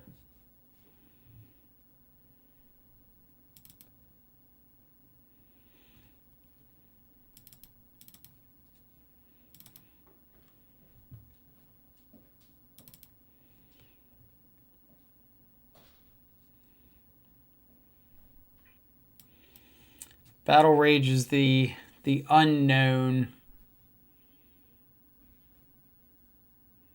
Because, like, if we resolve Blood Moon, then Battle Rage is probably going to be really good. If we don't resolve Blood Moon, Battle Rage is pretty bad. So they have a lot of instant speed interaction.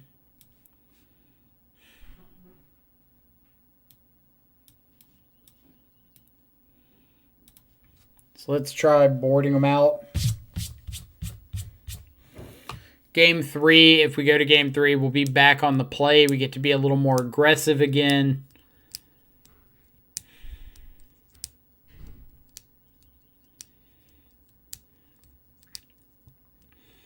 So, positives of the hand, Luris plus Bauble. Have a basic swamp, so if we find Blood Moon, we've got at least our black mana covered. Downside is we've got 5 looks on the draw, 2 more turns. It's 3 to Mishra's Baubles. It's 5 to find like 2 lands and a Blood Moon. So I think we're going to ship that one.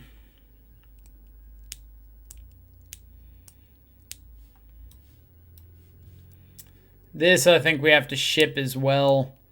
This Shadow's not getting online quickly. I don't really want multiple bolts. K command's a little awkward.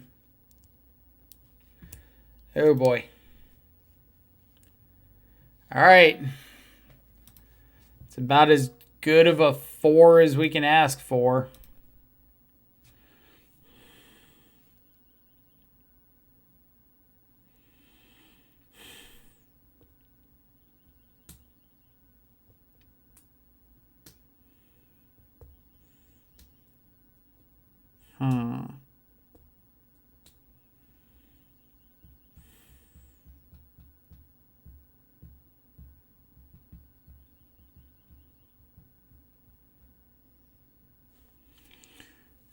Is bottoming the Shadow crazy?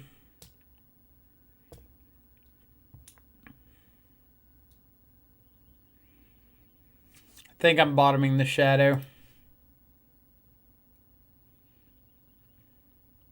Am I?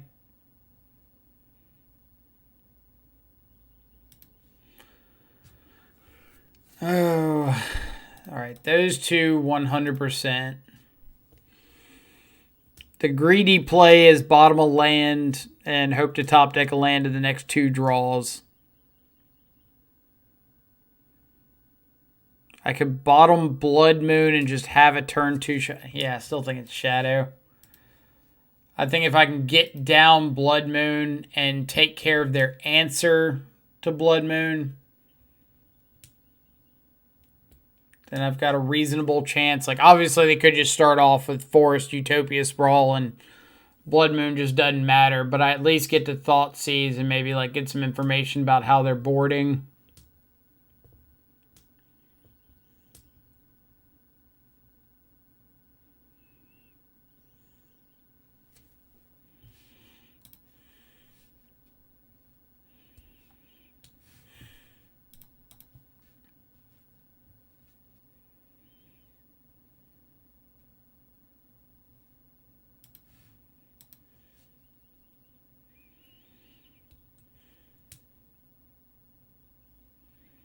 They have counter spells.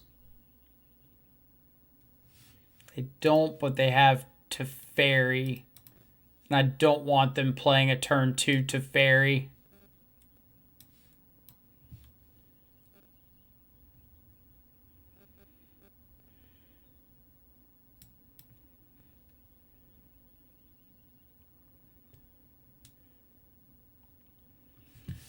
How many of each basic do they have?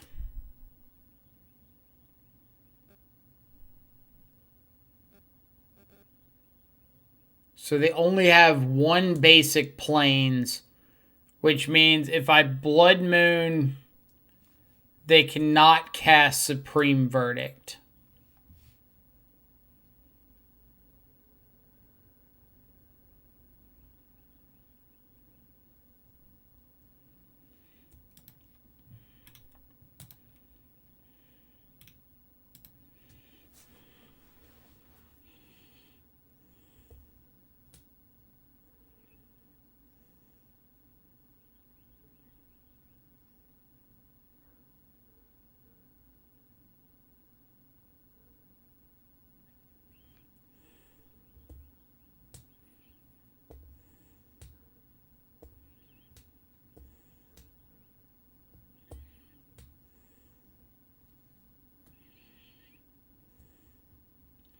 Now, if I'd known that they had Niv Supreme Verdict, like I would have waited until turn 2 to Thoughtseize.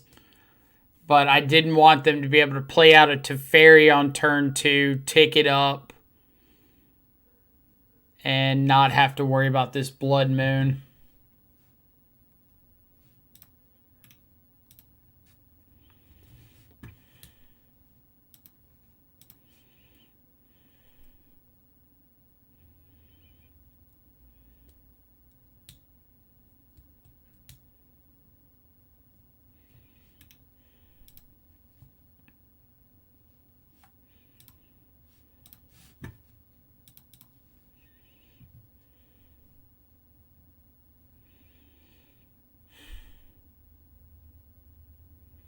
So I've got Croxa. See, I guess I just need to get double Swamp.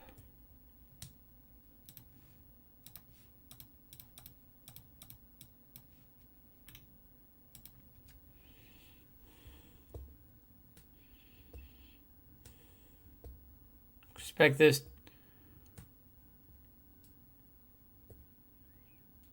Really? I would have expected that to get basic Forest because you've got Abrupt Decay and Assassin's Trophy in your deck.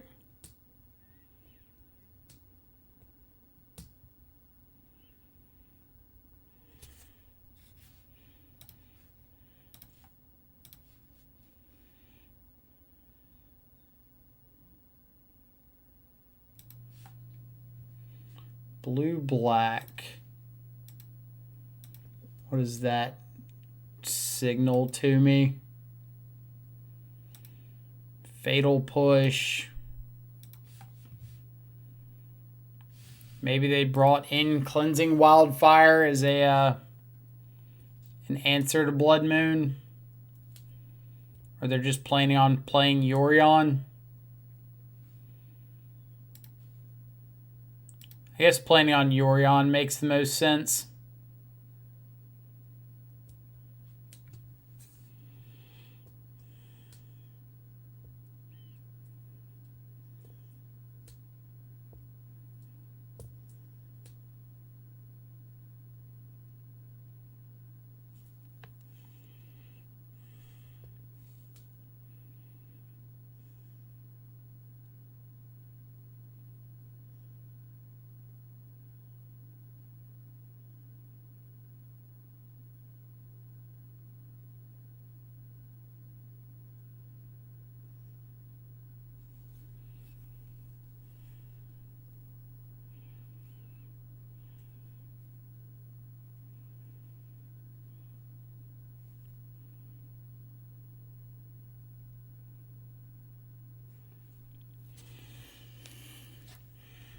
What have we got?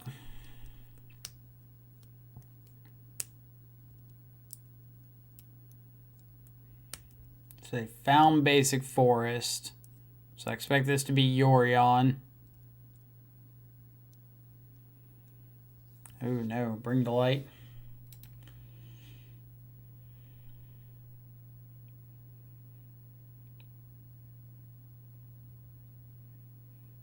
Bring to Light for Niv.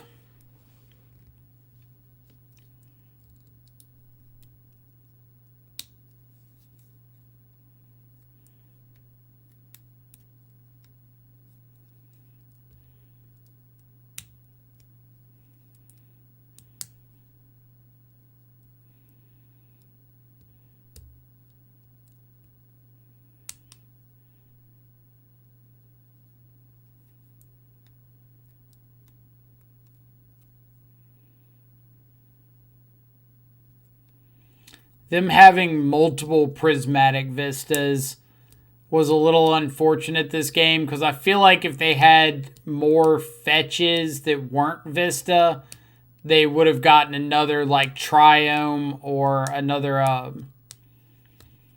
non-basic here.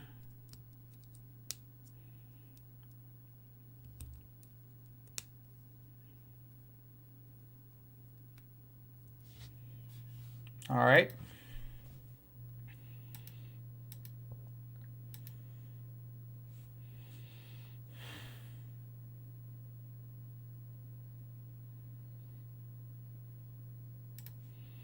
So I think I'm going to bolt myself here because I want to crack this Bomat Courier next turn.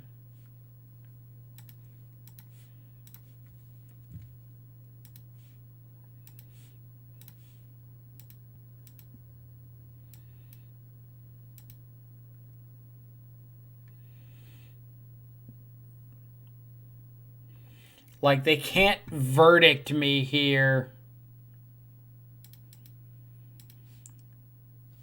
So I really want this to just find me like a Shadow or a... I was going to say a Shadow or a Scourge.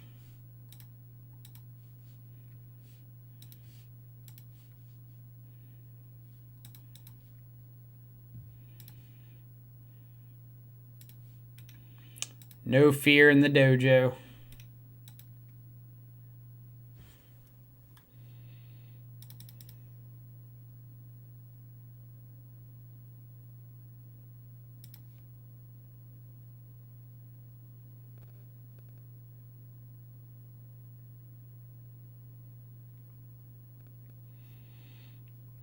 So that cuts off Luris as a draw.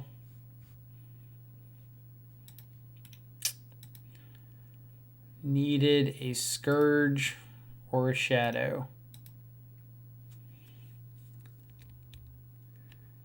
Because as soon as they get that second white and can verdict, this game gets a lot more difficult.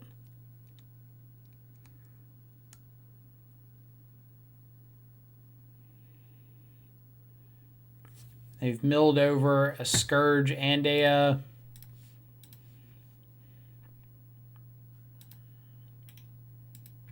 They milled a Scourge and a Shadow.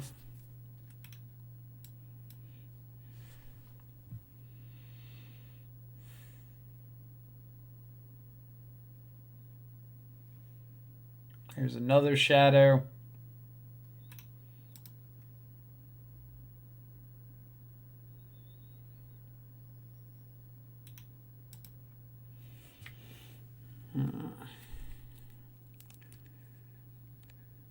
That mold of 4 hurt us really bad.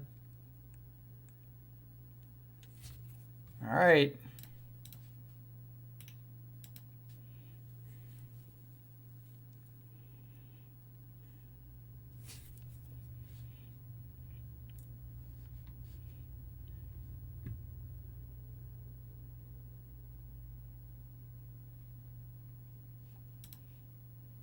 Full mode Kaya's Guile.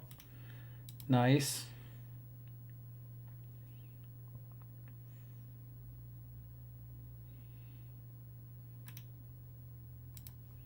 All right, so now even if we drew like a Scourge or something next turn, we can't outrace the Spirit token.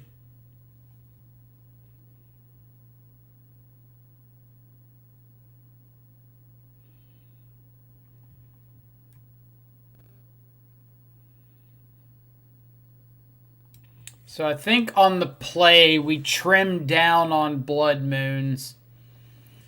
Like, I think we still want it in the deck. But I think the fear of it is going to kind of help do the job that actually landing it would do.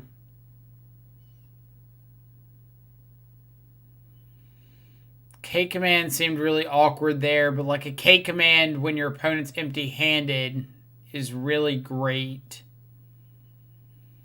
Is Maybe like the third Blood Moon's just better than the K command. I could get behind that.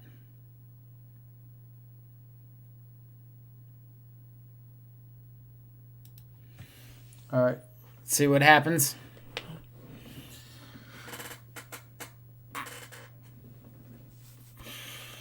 Like I said, this is one of those matchups where Stubborn Denial really shines out of like Grixis and 4-color. So being able to interact with things like Kaya's Guile is a difference maker. In this build, we're kind of at the mercy of our opponent's removal.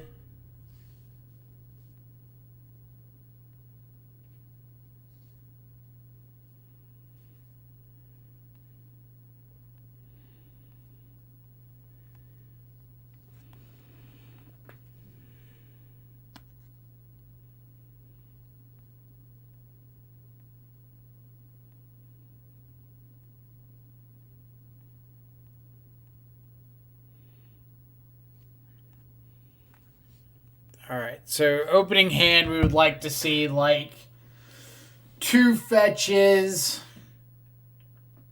Thoughtseize, Shadow, Bauble, Swift Spear, something like that.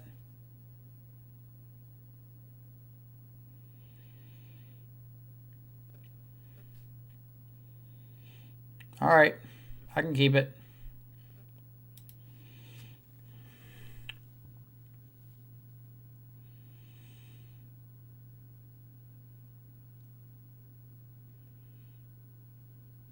So are we going for maximum damage or maximum disruption? Because like being able to take them off like a Birds or a Utopia Sprawl or something like that on turn 1 is extremely nice. But if they just have like the backup, then it's not nearly as good.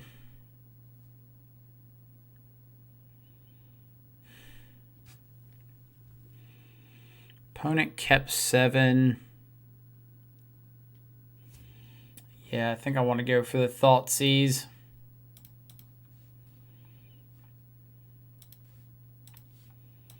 Kind of like maximize my chances of making their hand awkward.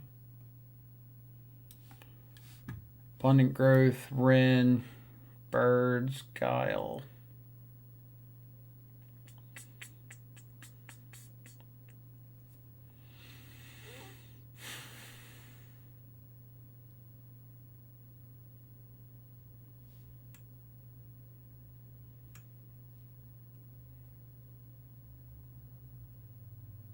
So probably Abundant Growth because it redraws.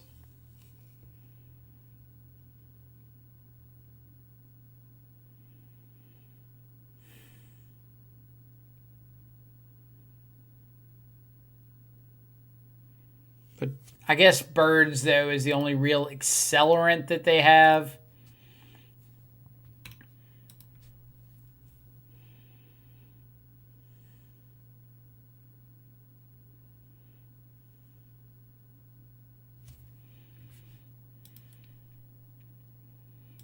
So this is probably going to be like Vista for a basic forest. Yep.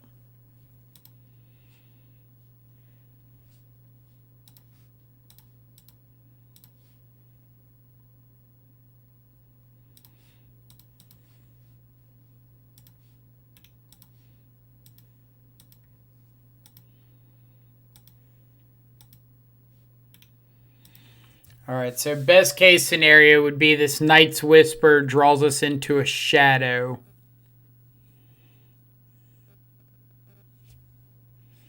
We didn't know about that Temple Garden.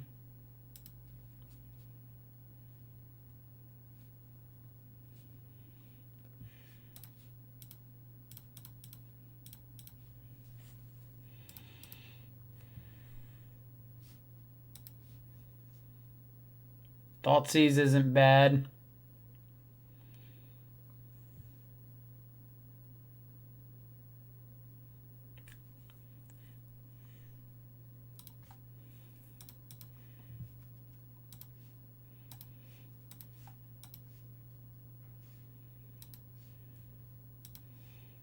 Alright, and we're just completely ignoring this Ren and 6.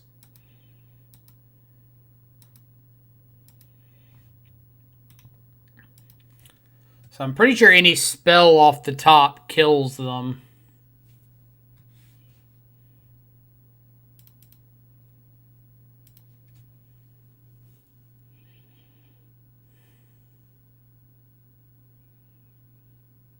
Or any non-creature spell.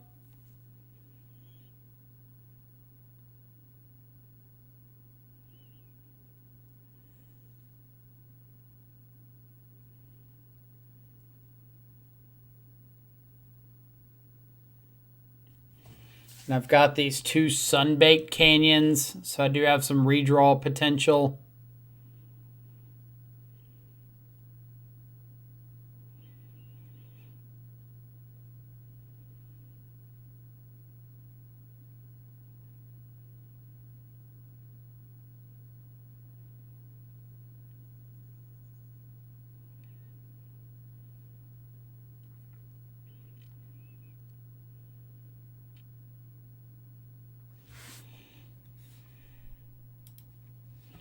Yeah, opponent couldn't really afford to shock there.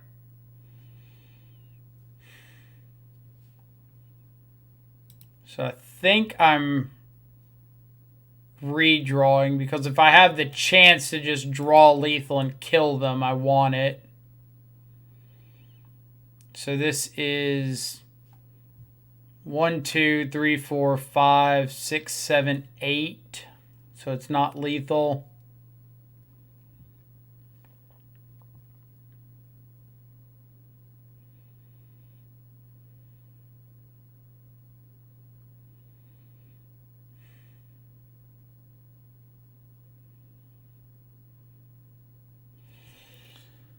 Is putting them down to 1 worth it?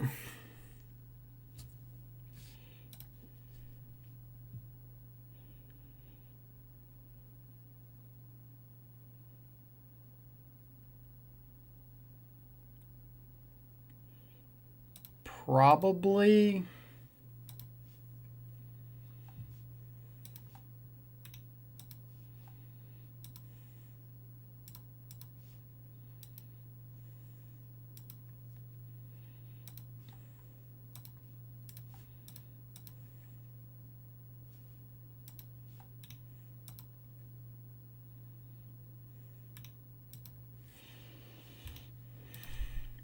Because now it's like verdict or die.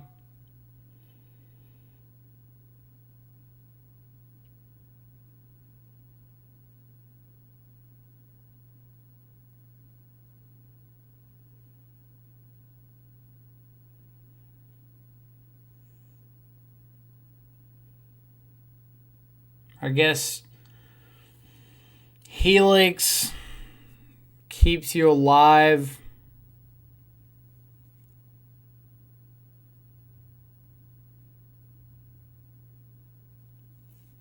Can't crack that.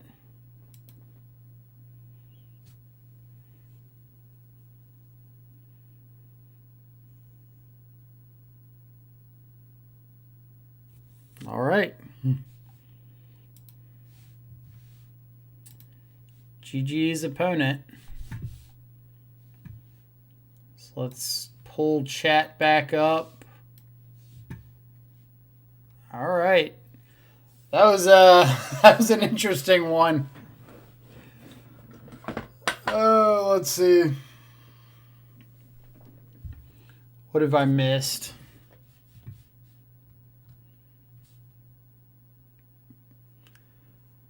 Oh, missed a whole lot of Shadow or Gurmag Angler emotes.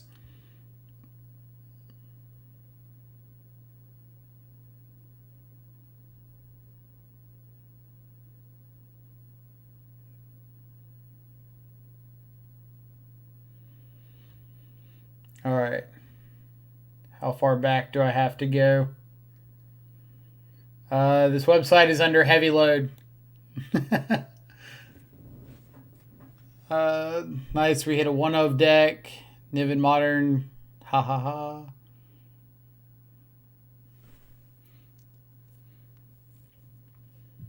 think I went through all that. Let's see. Got absolutely smashed by Bogles last night at F&M. What a shit deck. Yeah, so Jabri, like, Bogles is one of those decks that's been a player in Modern since the dawn of time, and I don't think anybody has ever actually enjoyed playing against it. But it's kind of fair-ish, so it's tough to say, oh, this deck shouldn't be around.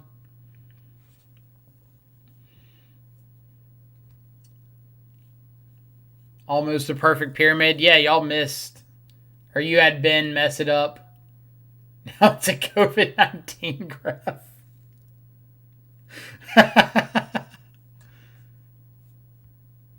Let's see. Omnath, Boo, Hiss. Consideration to run Silent Clearing over Sunbaked after we keep seeing Sunbaked leaving us without black in the opener. I'd probably be on board with that. I think if I play this deck again, that will be one of the considerations. But, like, you really want red on turn 1 for Swift Spears and Bow Mats and Lightning Bolt your opponent. But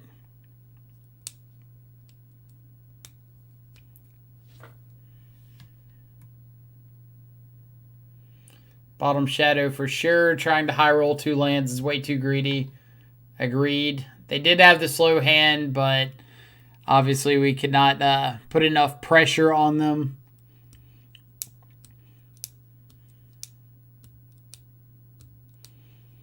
Wonder if they bring in Wildfire. It gets them out from the moon. It can actually put a hurt on us if we go to moon and they hit our basic.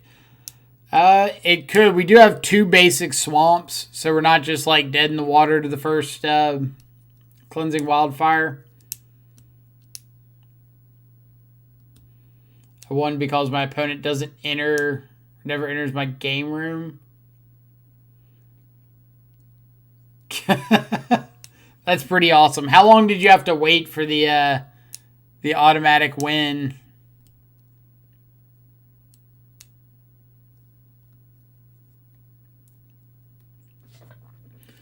Mild concern in the dojo, no concern in the dojo. Flood is real, Flood was real. Should be milling themselves because they run Uro. Agreed.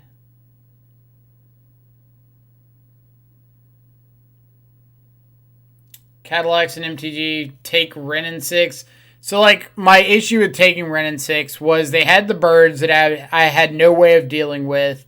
They had the abundant growth. They had the removal spell. If they just play out turn 2 Ren and start taking up Ren, I don't care about that at all. Like, yeah, they hit their land drops, but if they're not actually doing anything, then they can have all the land drops they want. Ren couldn't kill either my Swift Spears, so it wasn't slowing down my clock at all. And it was taking up like their turn 2, probably turn 3, just to do that. Jack's been AFK for a bit. How are you doing? Currently 2-0. We beat Black-White Hammer Time and 5-color Niv to Light.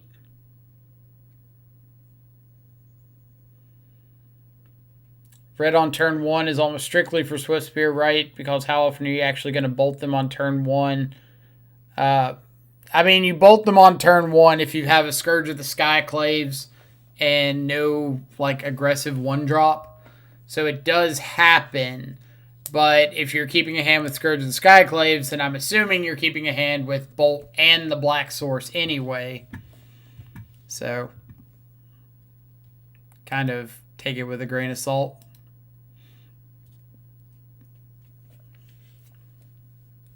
So let's update our record on the stream title to 2-0. Update.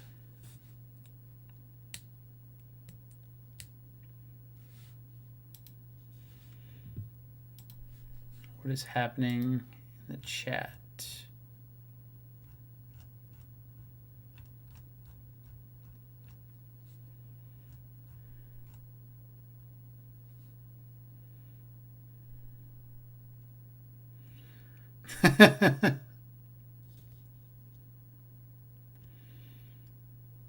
I'm loving these. So there's a Discord for the tournament for like everybody that's in the tournament, and I'm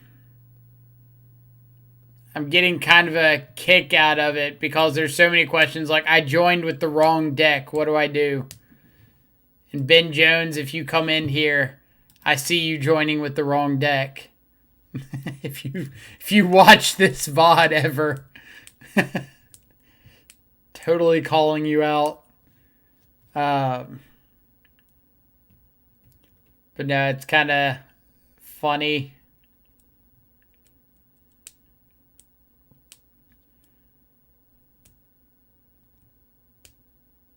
So it looks like 10 minutes if your opponent doesn't show up.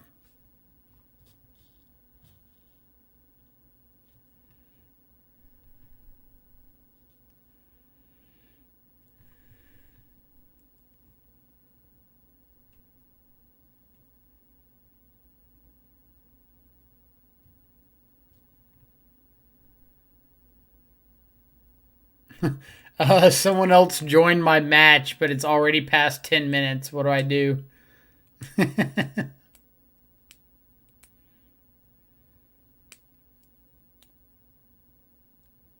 Me and my opponent can't see each other's deck lists. Can anything be done about that?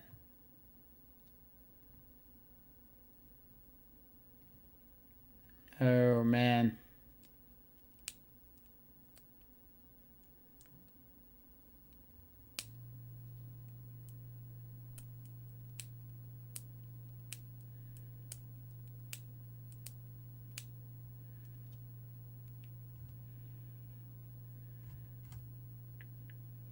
These comments are fantastic.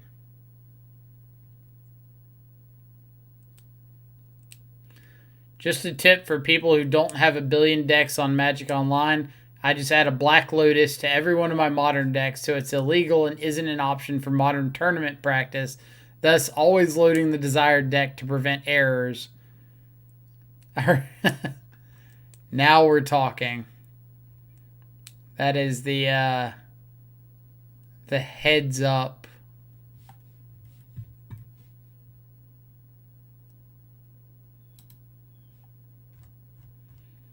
I wonder what this staging room is all about. All right, back to my chat. Gonna hang out with you guys. Let's see, Sappy, what do we play the first rounds? Round 1, we played Black-White Hammer Time. Round 2, we played 5-color Niv to Light.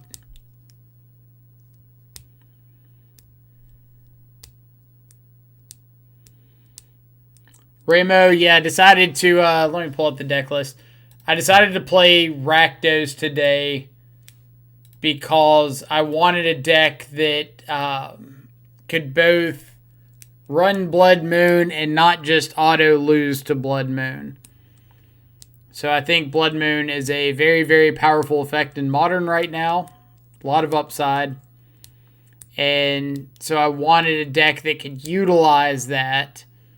But I didn't want to be playing like Grixis or something that just auto lost to, or not Grixis, like 4-color that just auto loses to Blood Moon. Yeah, the Lotus idea is sweet.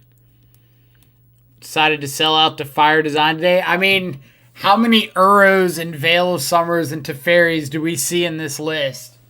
Only like 7, right? If there's any more than 7, I need to go back and recount my deck list.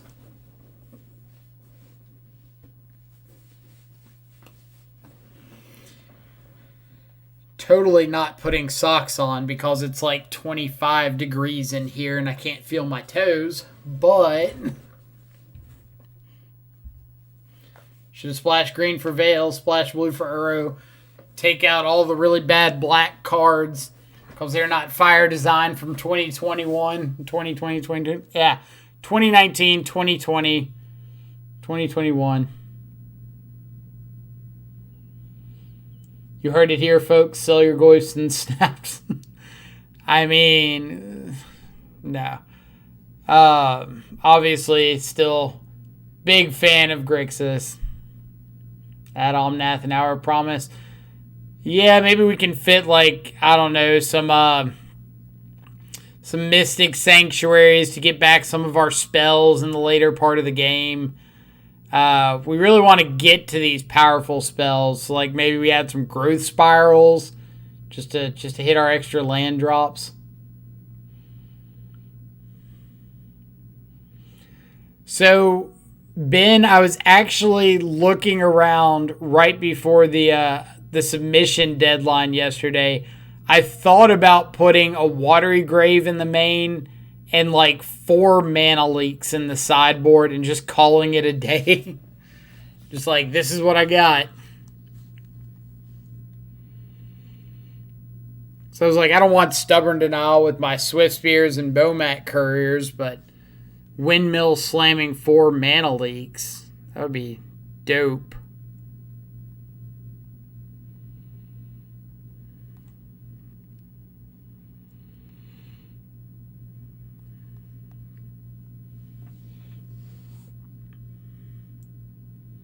It's a pretty free inclusion, right?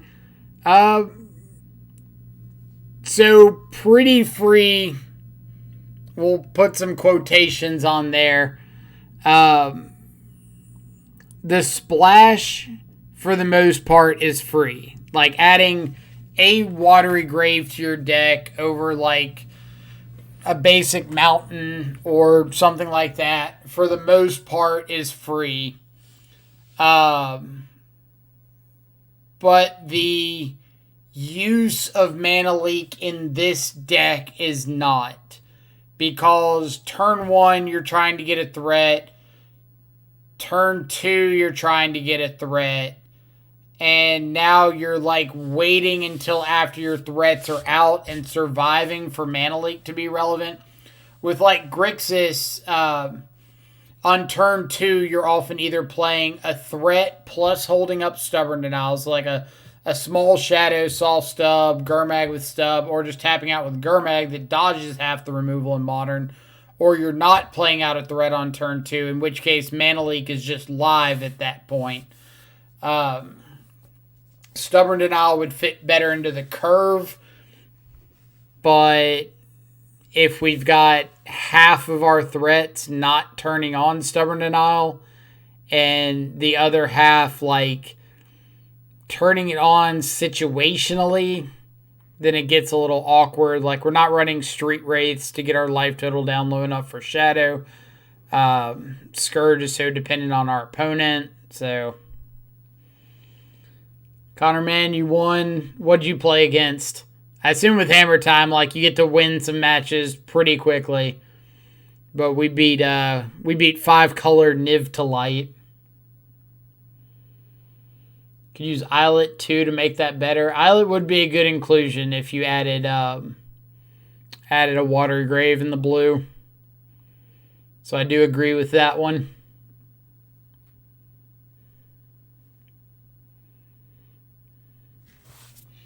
Let's see. Let's open a new copy. We will name you Red, Black, Blue Scourge. Take a look at what that would look like.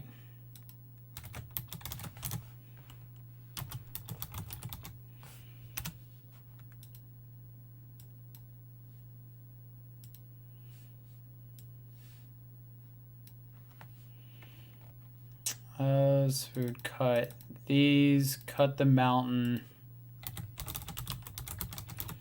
add fiery islets.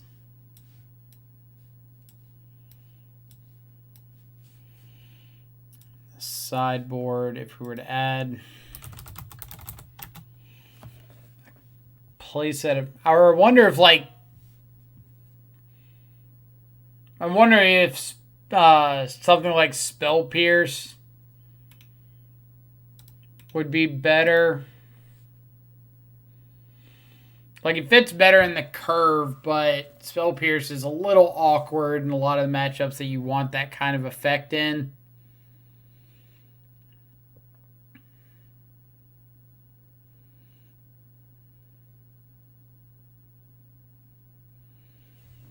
Not sure if you would ever play an EE in this deck, but you would also have EE up to 3 a bit more regularly. I wouldn't mind EE.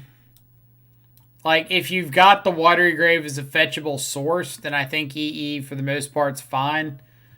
It might need to be Watery Grave over a Blood Crypt.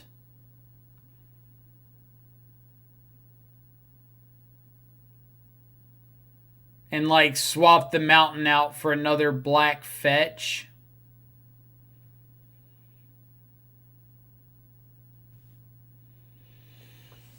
Because I don't think you want to... I don't think you want to have that possibility of, like, drawing 3 or 4 or 5 shock lands.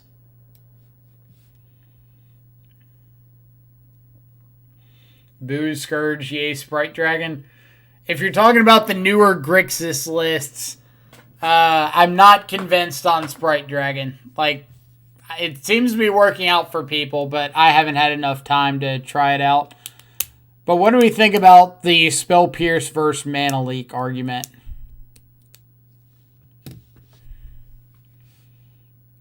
So I got to keep an eye on my rounds. Oh, we're already matched. Crap. That was quick. So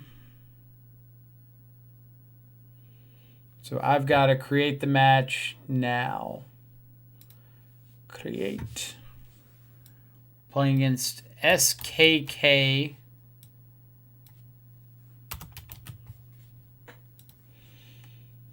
Who is playing Green-White Reclaimer.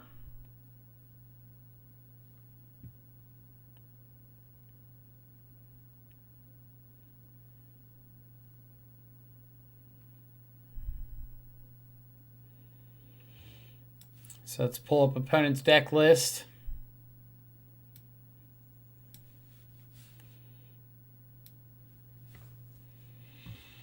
So we've got Tangled Florahedron in the main. No Tireless Tracker. 4 Path to Exile, 1 Skyclave Apparition.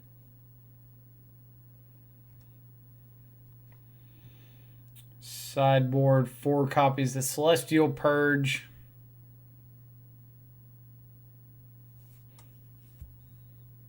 So sideboard is kind of light against us with just the 4 Purge.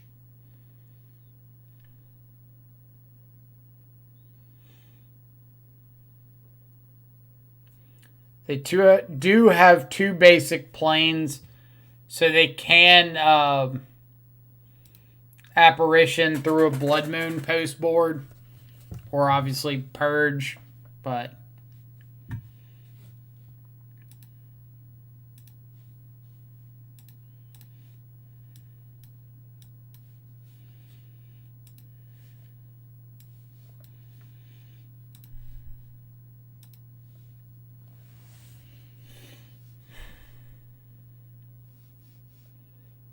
where is my opponent?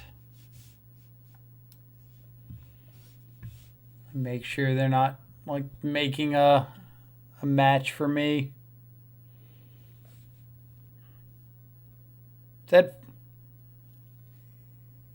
Yeah, they are. It said for me to make it, so whatever.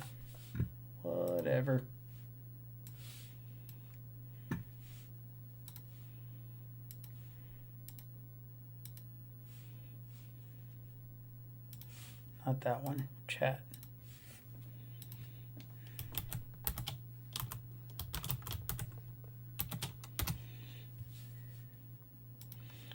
All right. Oh, this is an awkward one. This is like the kind of hand that just misses the second land drop and never does anything. My opponent keep their 7.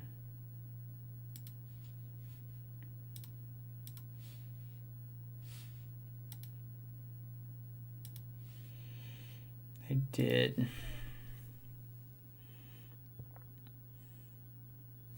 I think I'm going to ship it. I've already got chat covered up, so y'all meme to your heart's content. This one's not great either. All right, bottom.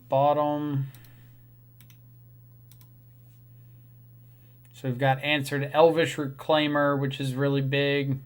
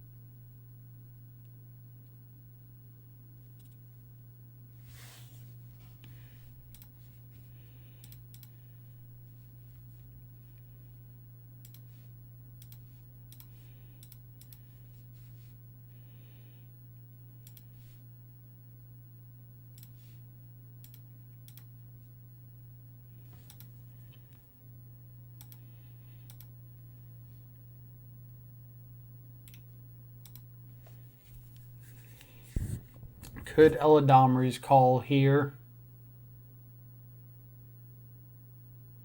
Yep. Guessing for a Dryad.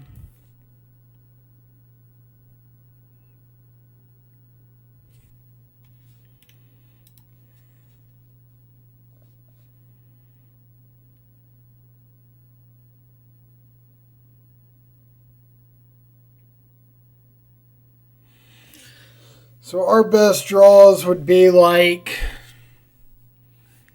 a Fatal Push, Dismember, Thoughtseize,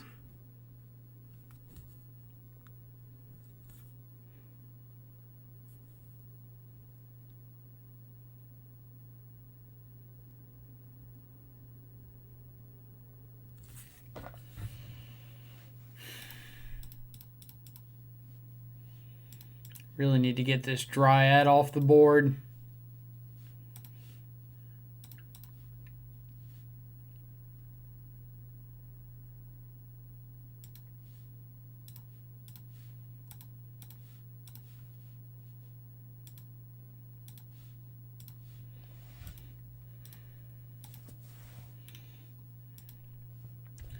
All right, no Garen Brigg, no Garen Brigg, no Garen Brigg.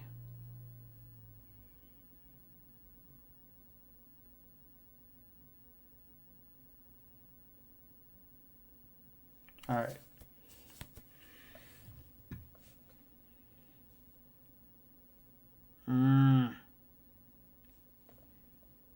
All right, but they don't have an answer.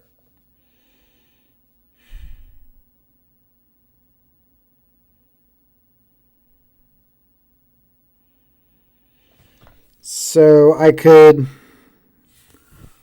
Thoughtseize, Croxa.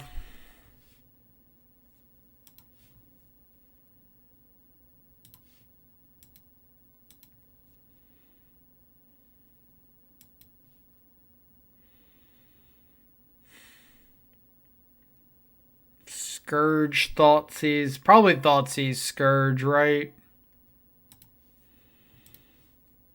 Like, my opponent missed their land drop last turn, so I'm assuming they're going to miss it again next turn.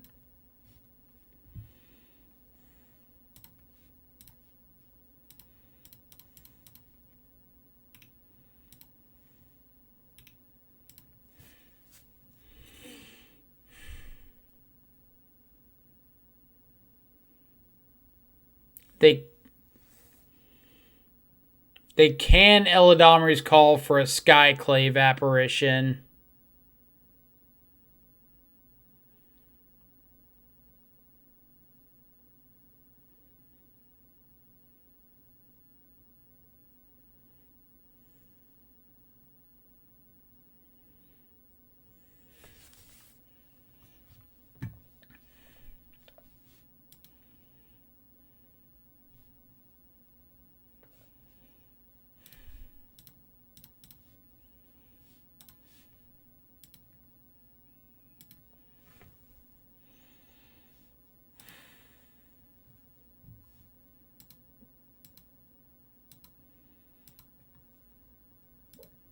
I have to dodge a land drop.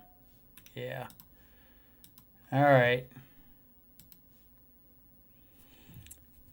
Pretty good draws on their side.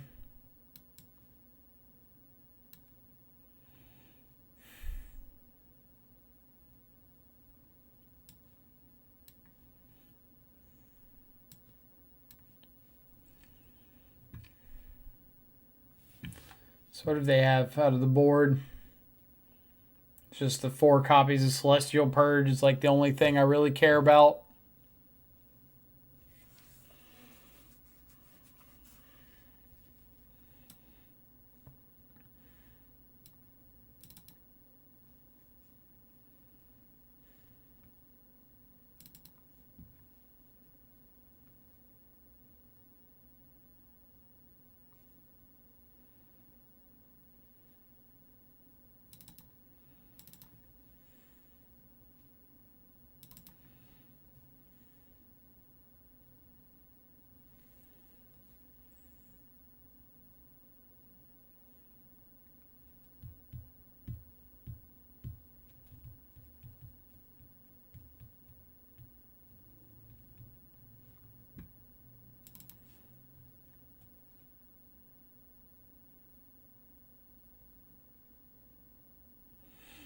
Wonder if I should just cut all the pushes.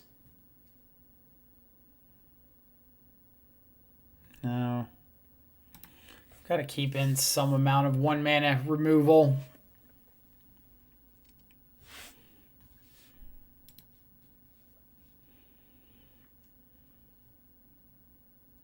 All right. Thoughtseize into Night's Whisper.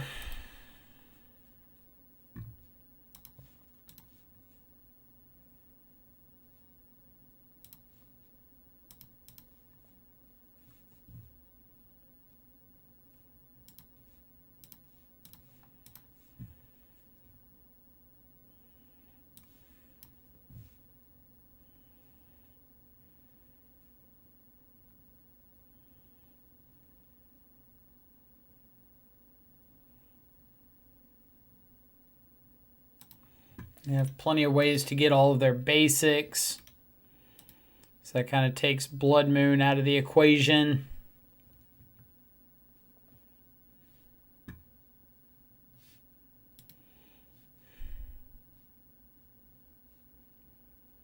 Do I want to just Thoughtseize away this Explore? Or the Purge? I guess I can Night's Whisper this turn and hope to find like a threat and then be able to Thoughtseize away the Purge plus play my threat next turn.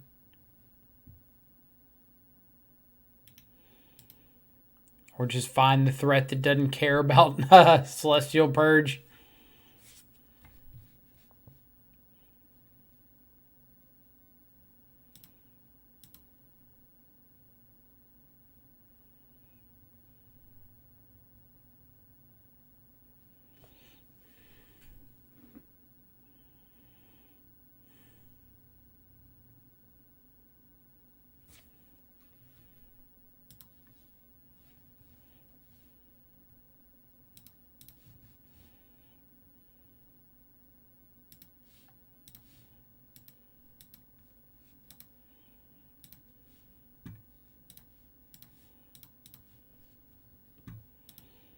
Double Purge.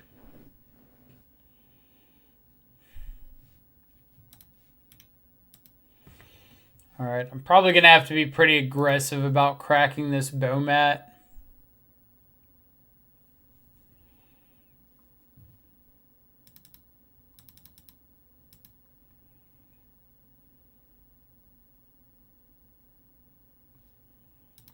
So it's just like not winning me the long game.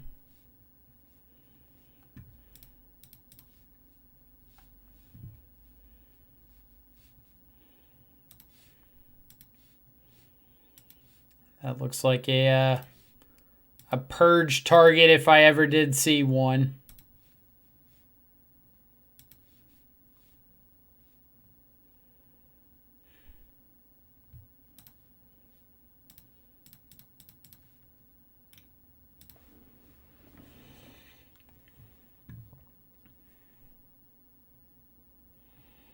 But it's like if I've got to fight through purges anyway, then I might as well just like make them use it. That way, if I crack the Bomat Courier next turn, I've got a little better chance of like whatever I find off of it living.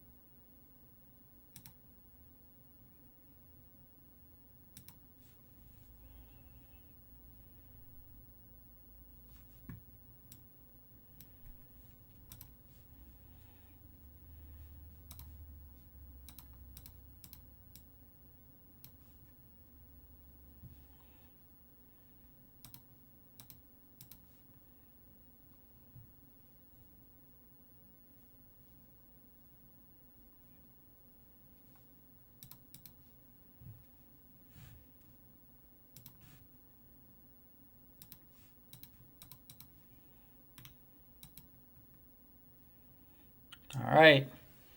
I'm going to present lethal next turn.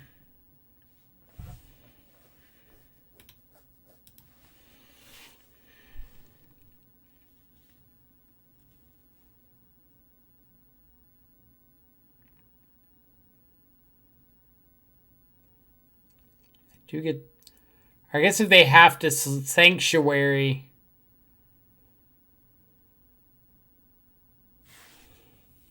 Or do they have Dryad? Alright, it's not a Dryad.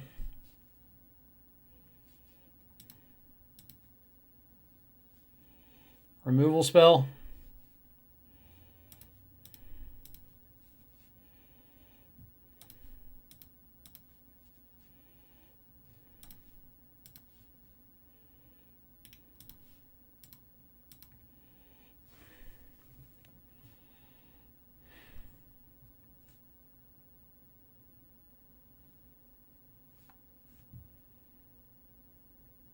You know, like I'm not playing around removal. I'm not winning this game if it goes farther.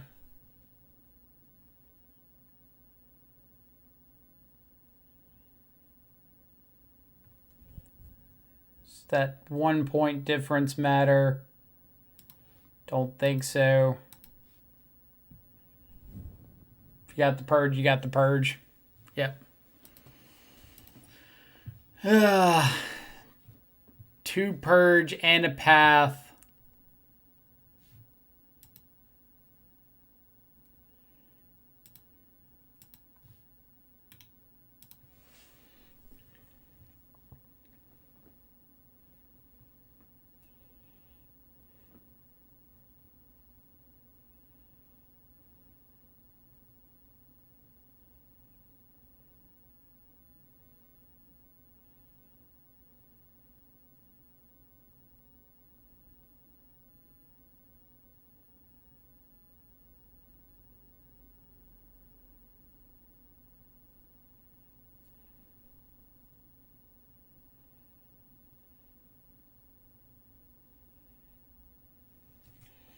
Go ahead and get a couple zombies here.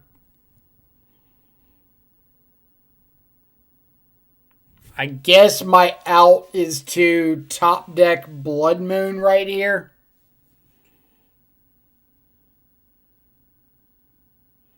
So at least I get to shut off like Valakut in the Field of the Dead.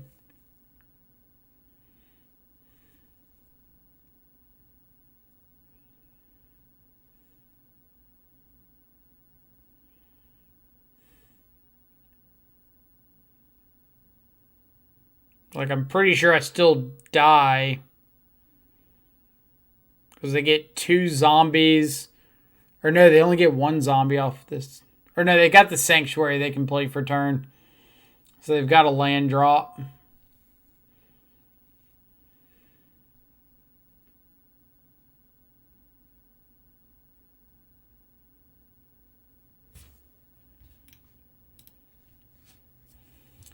Don't have my Battle Rages in.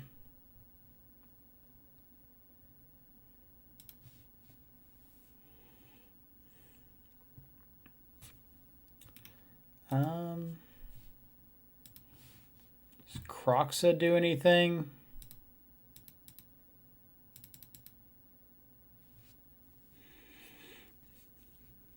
I guess Croxa deals them 6 and gets me a blockers. So maybe like Croxa into them not having anything isn't out.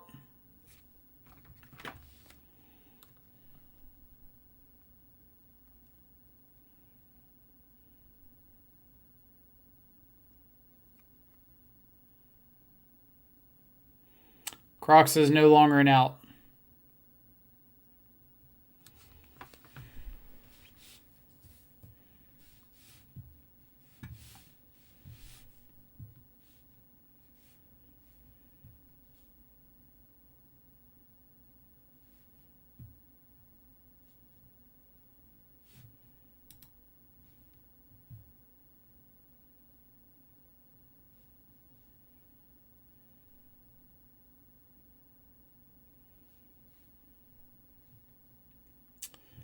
That is also not an out.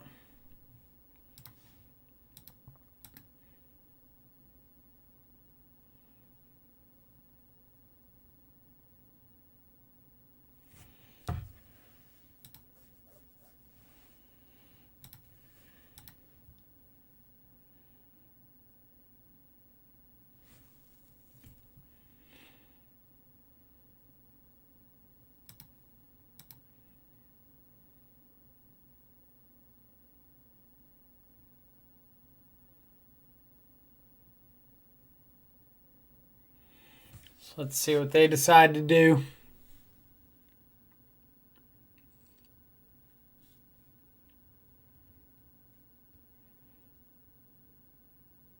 Like, obviously, if they just attack with everything, we die. But there's a chance that if they pass the turn, like if they think that we've got a removal spell and we can like block here, kill this, eat a zombie.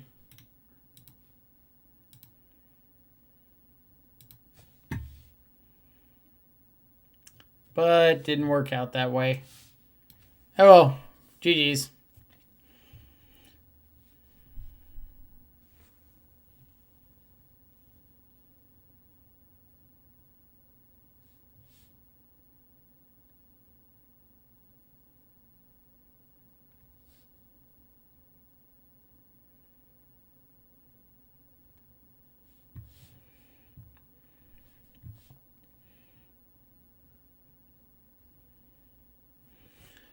All right, so let's see. What did I miss? Odds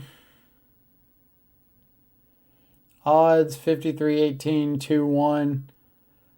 So I'm guessing you're talking about the odds of drawing a second land. We had 19 lands instead of 18. But we had one land in the hand, so you're right there. So yeah, math checks out.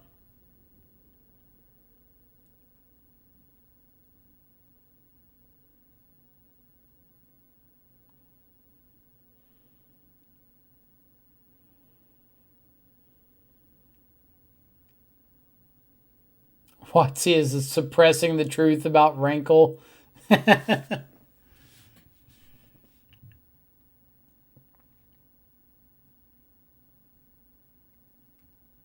Franz 02, oof.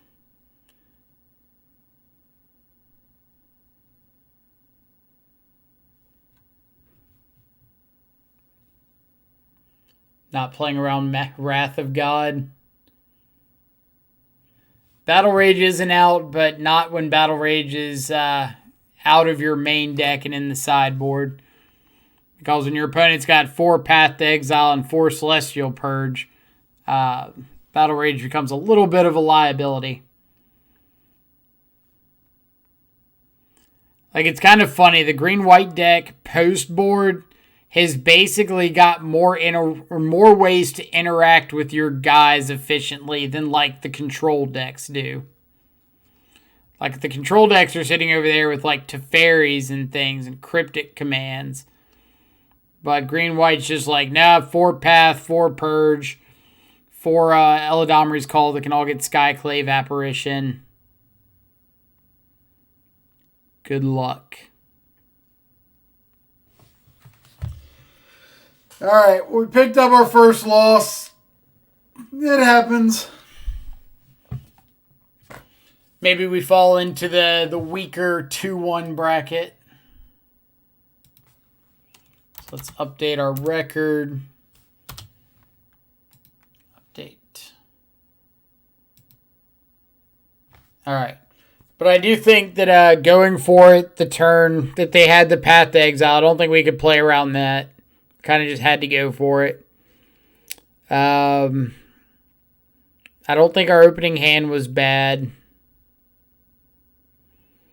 If we had known that they didn't have an Elvish Reclaimer, then turn 1 Swift Spear, turn 2 Swift Spear, Thoughtseize would have been better. But because there was the possibility that they had one and we didn't have an answer for it, we needed to stop that from happening.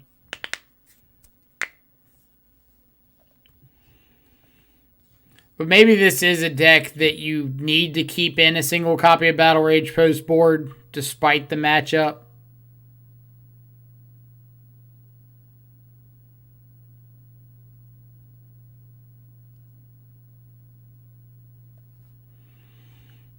And I would be pretty okay subscribing to that idea.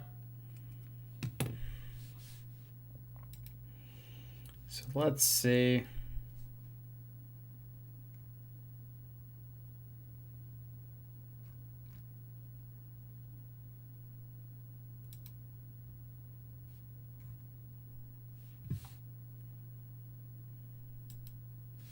I want to pull up the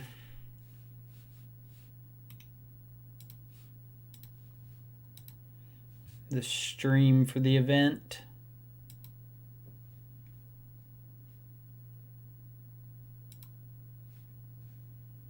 I feel like I'm the good kind of spy. See what kind of decks are popping up on stream. Man, I wish Rankle was good. Such a sweet card. Well, Rankle is good. First and foremost. Can't Stubborn Denial or Rankle. No Ox is an animal. I can't even push it without Revolt. And we've had a couple people, I believe, in the Grimflayer Discord that have 5-0'd recently with black-red mid-range running copies of Rankle. It's really likely your So, next dredge is going to hit something. obviously the card's breaking Modern. All right, so we've got Is It Prowess versus So that one hit a blood gas. I'm just like looking Dredge. So we've got 2 blood gases and an amalgam, I think. Hamid Yusrani, Clay Dawson. Right. If you get an unlucky dredge The off of your Prowess hand is not looking great it's here. really likely your next dredge is going to hit something crazy. It looks like they kept a one-lander, had double Soul Guide That Lantern, one hit a blood gas. and a lot of times you see it just like doesn't matter against Dredge. I think. Yep. 2 amalgams? Yeah, 2 amalgams. Even Yeah, better. this looks I like see Paulo in here dropping Rule 104.38. a little too late. His hand was just a little too slow this game.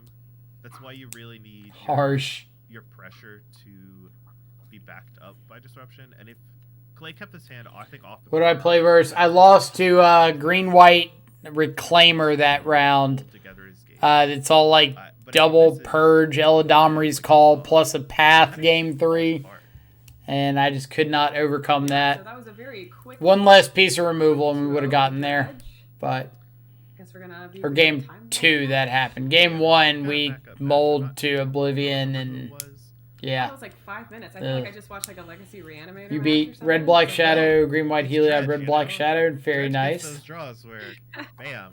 And honestly, currently maybe Muhammad 3-0. had- I think Muhammad did play that pretty well. We couldn't see his hand, so it's hard to say sometimes. They should be cutting Reclaimers for Purges, and they're basically Green White Titan control. They did not cut Reclaimers post board. Just like very. But it would make a lot of the cards we keep in because he dead. knows that if he can resolve the cathartic after the It was like we wave, kept in a couple copies of Fatal Push, exactly. 3 lightning A bolts, little unfortunate. dismembers.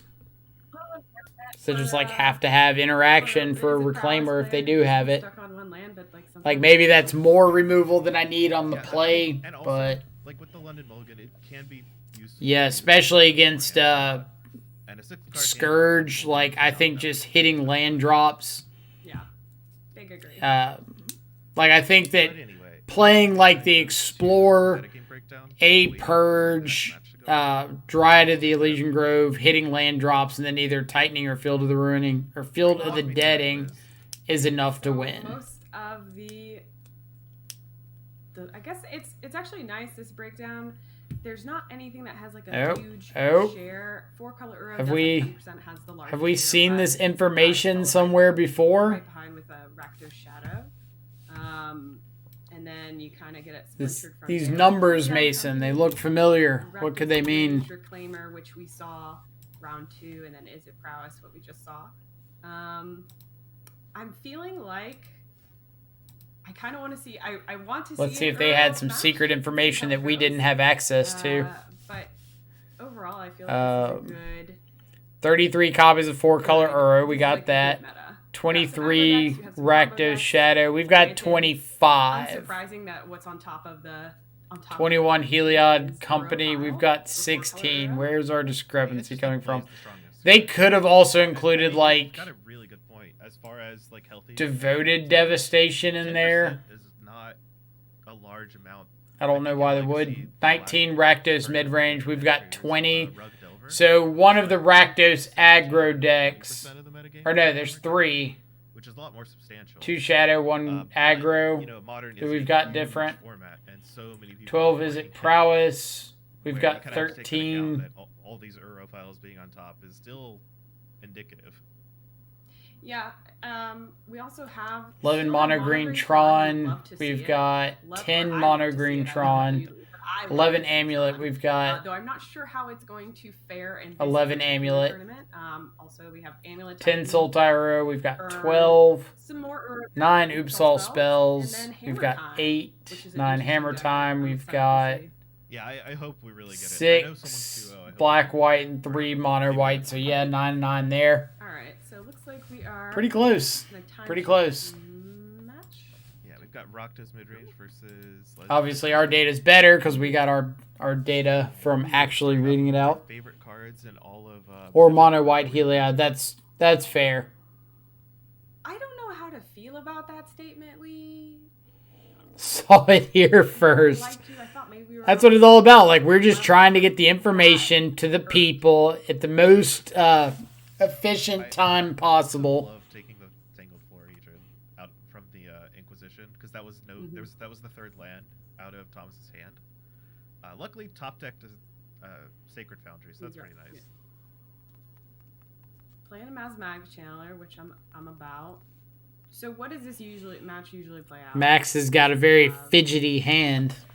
I actually haven't played much with or against the Rakdos midrange deck. It's a relatively new deck.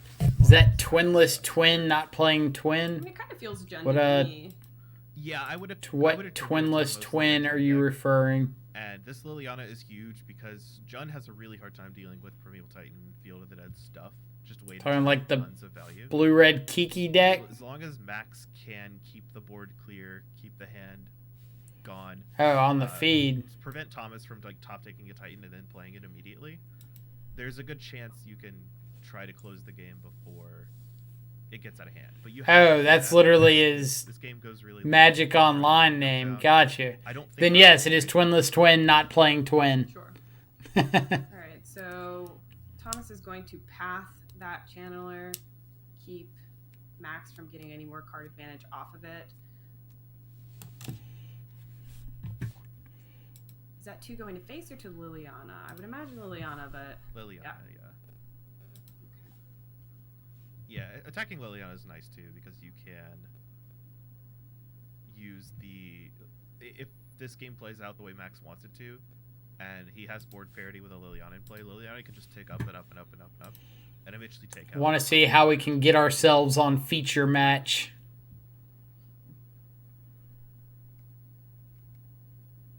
yeah, Yeah, and I don't think Selesnya Reclaimers really. I mean, we cares got to too win much more about games, but incidental damage to the face, rather than making sure that when it does go off, when it does. Watch him at night sometimes. He streams really late. So I would rather take care of the Liliana at that point as well. Yeah, Finding a good time to stream is really difficult. Looks like Max keeps because like the time I stream, I usually start when all of like our European audience is starting to wind down for the night. So I've got like a few hour window there before they start hopping off. But like 2 o'clock or so during the week for most people here in the States is a bit of an awkward time. So it's tough. Yep, so we're gonna see Thomas just go ahead and take advantage of that. Got a I think it's a lot easier for the big name streamers that get to like start their stream earlier and kind of go throughout the day. The cold snap snow covered plains. Those are my favorite ones. I'm always partial to older border pretty much anything. But we are what you would call a long ways off of that. That's what cold snap looks like. Oh no, I just mean in general. I'm saying I'm partial. See, I think when paper starts back up, you'll get more people watching Magic. I think so as well. Like, there's a lot of stuff that Valakut, yeah. With Dryad, if Dryad can stay in play. There's a lot of stuff that COVID's kind of put back of mind. And Magic is definitely one of them. Like, if people aren't playing in events, then there's not really reason to consume content. That's kind of why this Rakdos midrange deck can compete with the Field of the decks, to be honest. Because their threat suite is pretty bad.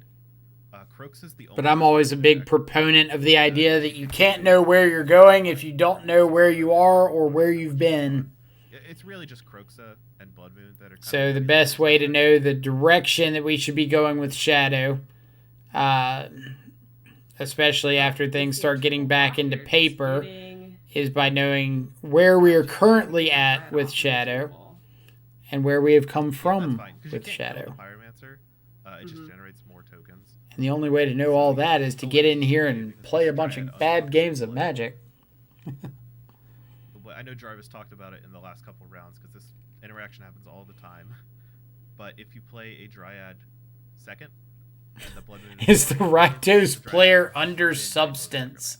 Very nervous. Which makes sense why Thomas chose. I think he's just thinking and shaking his hand around while he does. All right, let's see how many matches are left. Our match went pretty quickly, so I'm sure we've got several. Big deal. Yeah, 19 rounds to go. The Seasoned Pyromancer was an excellent draw because it's just like a divination that's also a 2/2, a Mole Drifter. But now it looks like Max is kind of struggling to decide how to use this Liliana, whether he wants to cash it in for a creature, then play the second Liliana. So let's talk about some of the things we're going to be doing for our giveaway later. Give me 1 second, and I'll get some of the things to show off, and I'll be right back. Yeah, if I'm correct, they don't have any cards in hand, right? No. Thomas has no cards in hand. Right. He's been playing off the top for ever since the Liliana came down. Yeah, which is kind of by design of Max, of course. Yeah, of course. Just try to strangle the resources as much as possible. But the Reclaimer deck's doing a good job of finding a way around it. Interesting. Got a Field of the Dead instead of a Forest. Got a field. Yeah. The Dryad does produce every color of mana, so it's not that big of a deal. You can always cast whatever you draw. It's just that if you draw a Titan, like what just happened, which is a nice draw. Very, very nice draw. Just 2 lands kind of at random. I probably want to see a forest in there just because if the Dryad gets removed, you no longer have access to double green to cast your other Colossal Dreadmaws, which is kind of your biggest threat now. I love that Primeval Titan is Yeah, Colossal Dreadmaw. Guy, how's it going? I didn't think you were going to be able to make it today, but we're currently 2-1. We beat Black White Hammer Time and 5-color Niv to Light, and we lost to Green White Reclaimer. So, a couple of our giveaways for today. Otherwise, that Royal Grazer's just kind of been First off, messing up with the Liliana for quite a while. we've got a grand total of 3. Question is, are they going to play another? And we're going to be doing them all later. I don't know. Tick it down, force them to sacrifice either the Titan. But I wanted to do some kind of fun ones. As we always know, we do our swag and story reveals on here. Kind of weird. So I wanted to do things that had like tie-ins to that versus things that could actually be useful for people. This is just playing off top of his deck. Because obviously usefulness is, Yeah, useful. it's definitely different from how I remember some things. Like with John, it's like you're happy. You're usually like happy to So, play off the top of your deck. It's what you want. first off, something that ties resources, but to my local Magic experience, It's a little different now. Yeah, giving away a playmat because all your opponents have custom from my local game store. There's some like crazy haymaker. I've got a couple of them around Drawing those instead of your huge top end. in case you want to act It's really board, but as we fancy know, in front of your friends. But it's actually a really nicely made playmat, and I'm excited to have the opportunity to send something local to someone else in the world, or somewhere else in the world.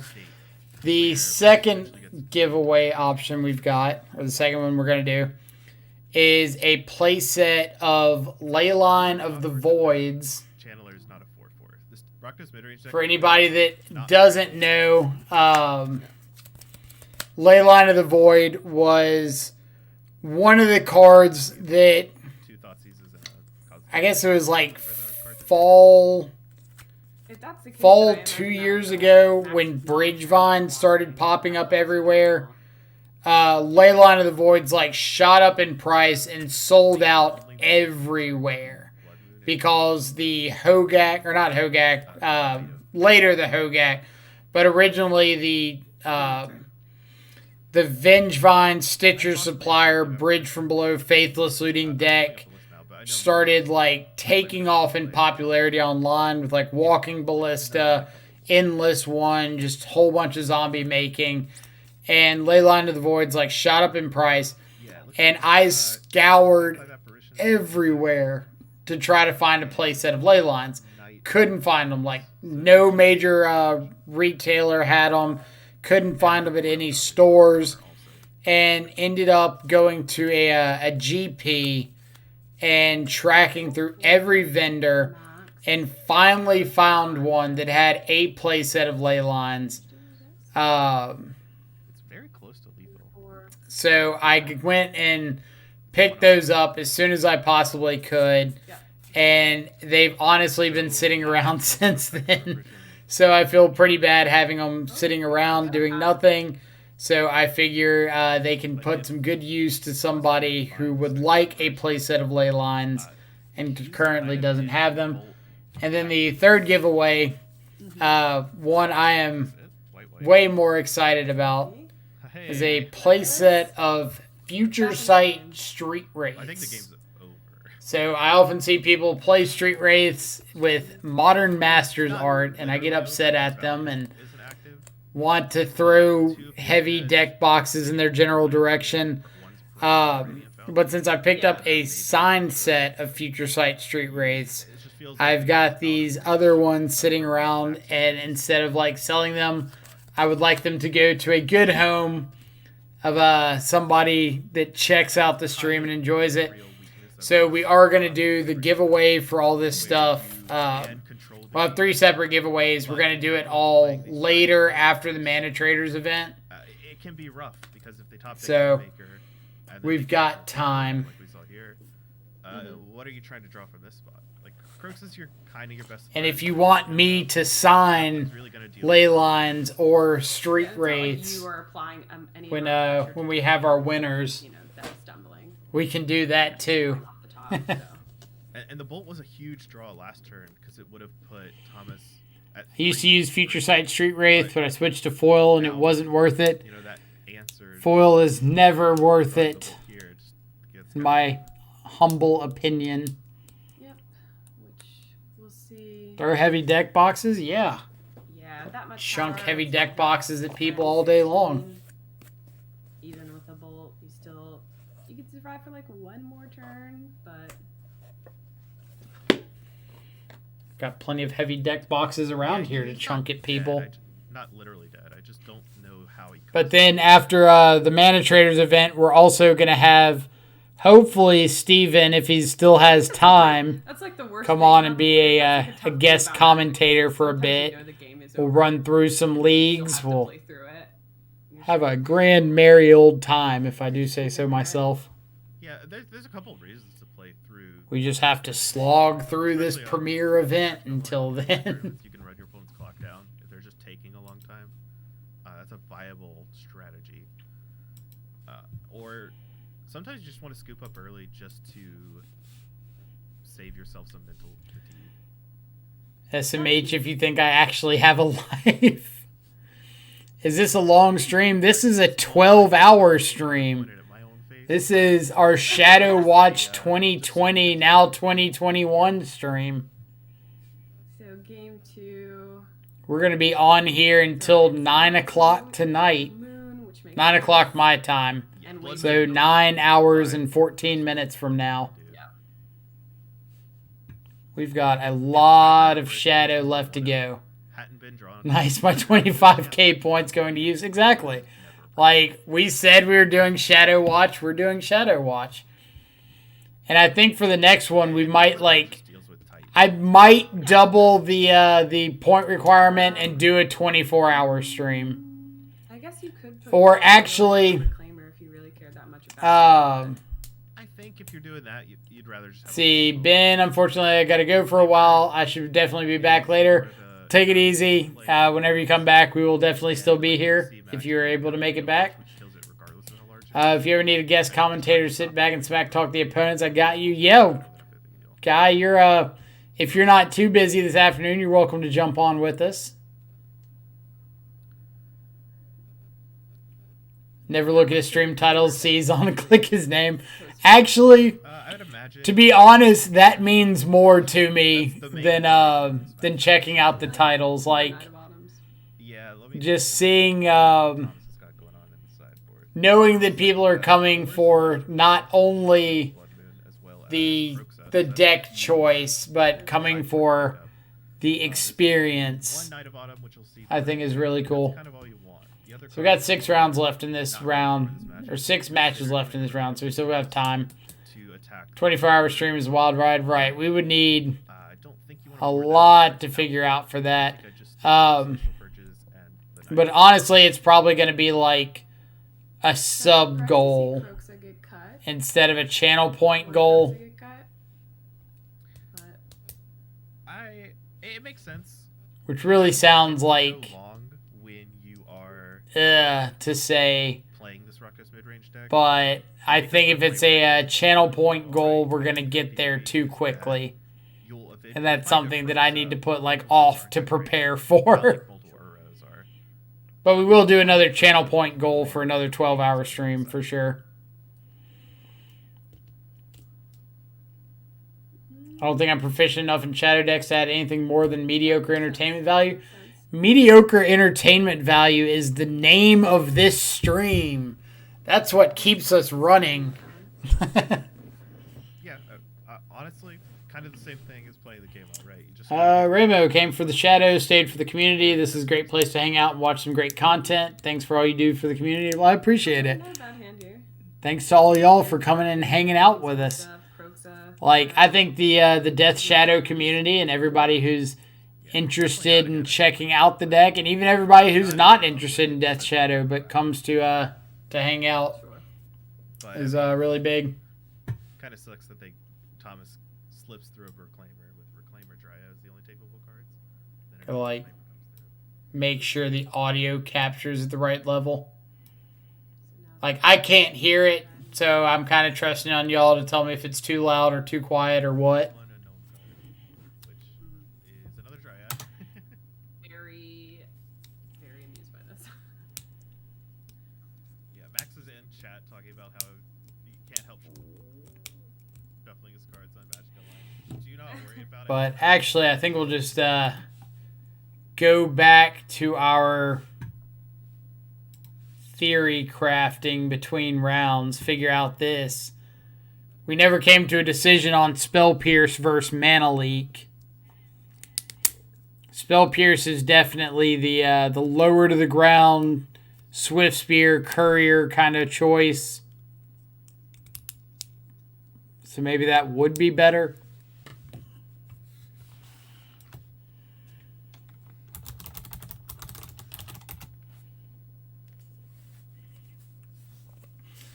Delay is an option. The only problem is, like, delay is really bad if we don't have Shadow or Scourge online. Like, if we've got Swift Spear and Bowmat, then delay is a little meh.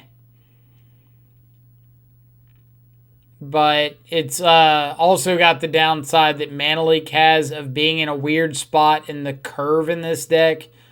Like, turn 1, you want to have Swift Spear, Courier, and turn 2, you're really wanting to get a Shadow or a Scourge down. So if you're not playing one of those to hold up Mana Leak, you're offsetting your curve pretty badly. If you are playing one of those and not playing Mana Leak on that turn, then is your Mana Leak getting enough use?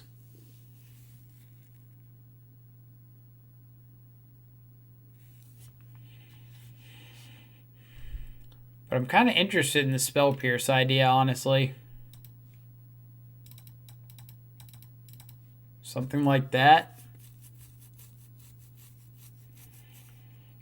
Why not just Stub? Because Stub doesn't pair with our Swift Spear or Bowmat.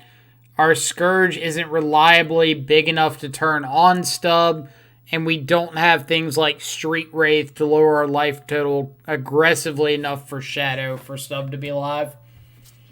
So there's just too many factors kind of working against Stub.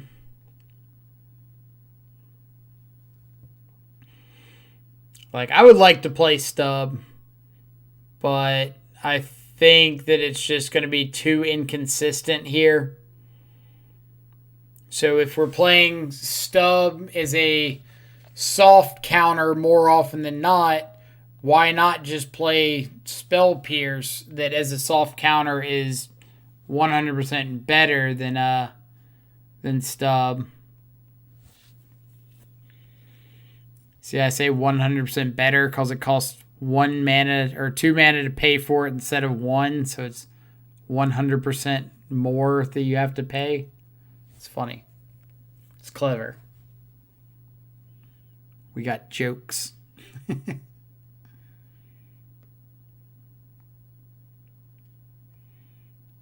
Math jokes indeed. Sometimes you just need a little number humor in your life. Oh, looks like the round ended.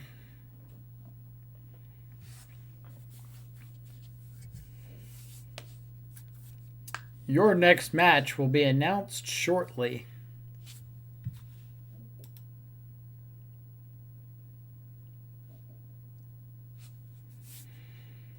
What do we got?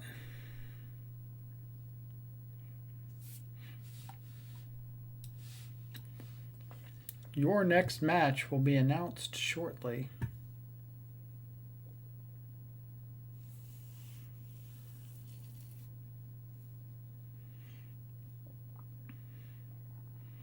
Splash white for Mana Tithe and Lapse of Certainty. Now we're talking. These decks are already splashing white for like Path to Exile, Kaya's Guile, Wear and Tear. Why not Mana Tithe?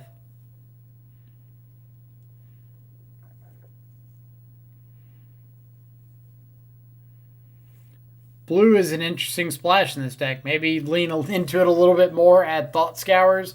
I bet the 8-mana fish would be pretty decent. I see where you're going with this. Maybe some like Snapcasters to take advantage of the spells we're milling over with these Thought Scours. Just thinking out loud, something like a Drown in the Locker too, since we could Thought Scour our opponents to turn it online. So there's a lot of flexibility there.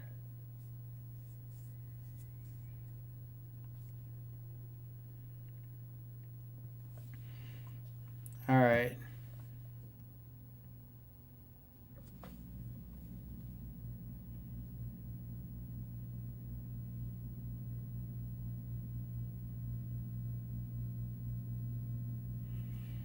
So we don't have the name of our opponent just yet.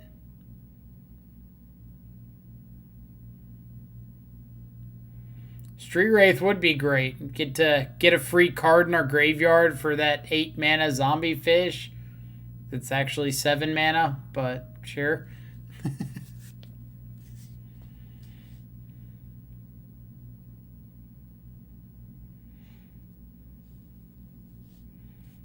Helps turn on shadows, plus draw a card at instant speed. Seems OP. It is all coming together. I think we're on to something. I don't know why nobody's thought of this. What if we got to use something that would let us like look at the top card of our library to see if we wanted to draw it with that instant speed draw spell, or if we wanted to take like one of our fetch lands and try to get another card off the top of our library. What would that look like? I think you're just breaking Modern at this point.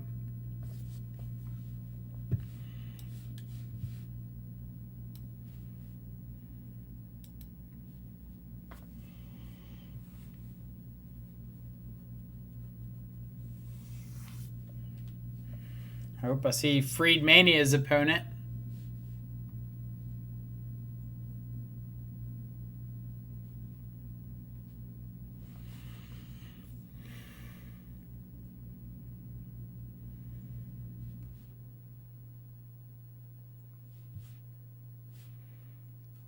Like it's telling me to refresh the page to know my opponent's name.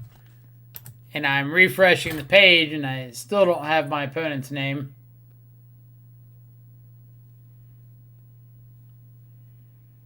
So it seems like Mana Traders is a bit behind or a bit overwhelmed.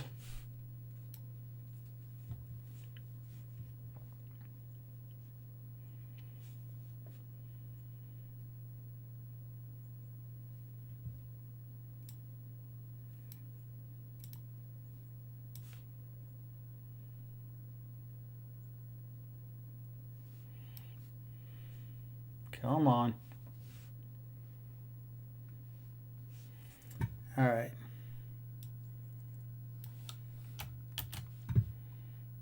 Red-green Charbelcher. Dang. It's not one we wanted to see.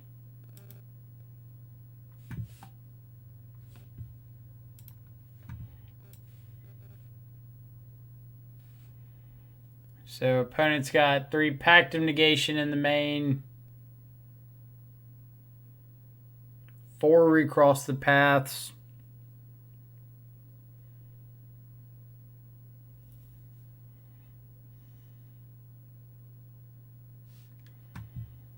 All right. Going on cover up chat mode. So I'm looking aggressively for Thought Seizes, Shadows, Scourges. If I draw into a Shadow, this hand is great. If I draw into a Scourge, it might not be, but I think I have to keep a hand with Thoughtseize.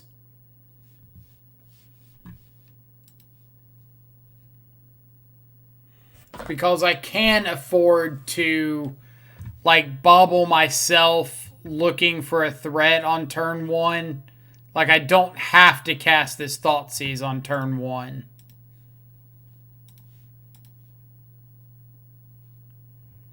Teamer Battle Rage. It's not a threat.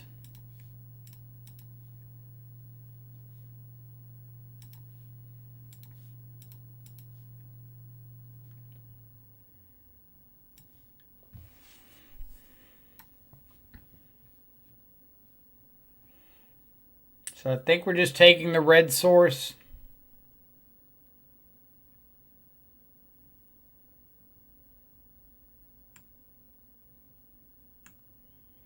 Like, I know that they have a lot of red sources in their deck. But if they stumble on one, I might have a chance. Or they just top deck one. All right.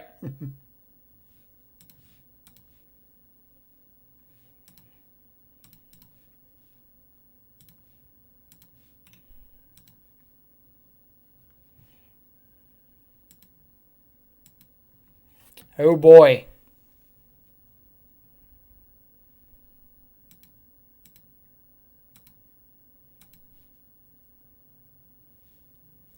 Huh.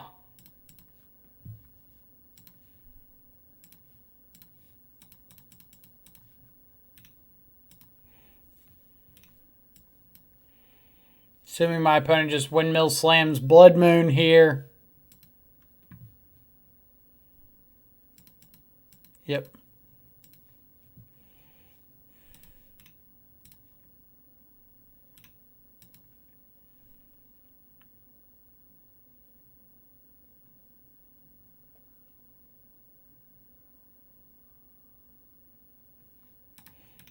Now it's a matter of, can we find a shadow before he can find a Charbelcher?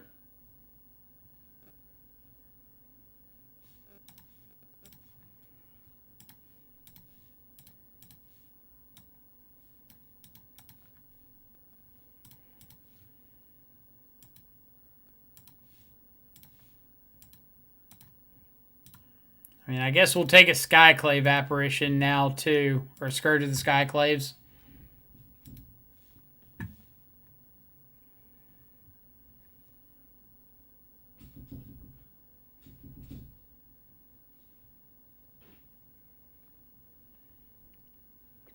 But we need to find whatever it is, like, now.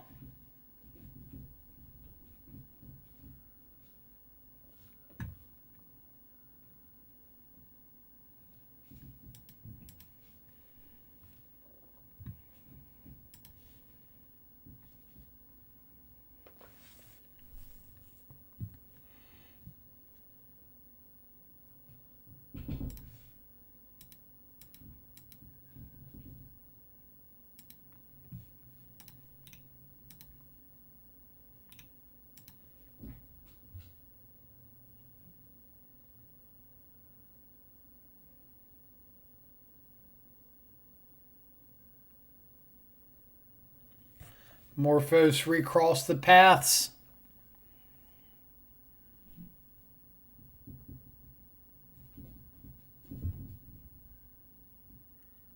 No recross the paths.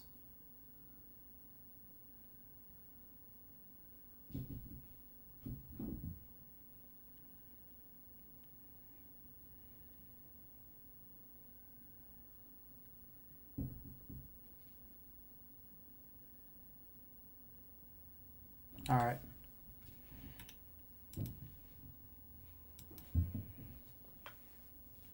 Wonder. All right. So we were like 3 turns off. All right. All right. So Breed we want.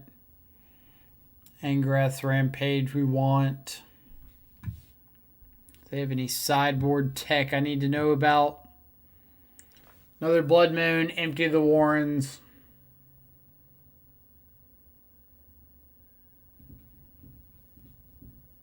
Lightning bolt. Surgical extraction. All right.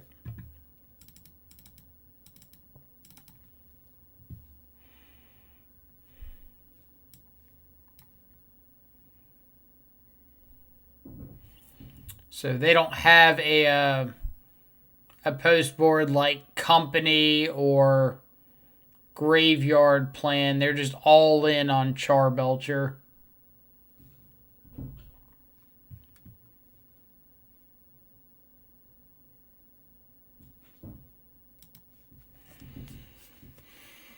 This is another matchup where having access to Stubborn Denial would be pretty nice.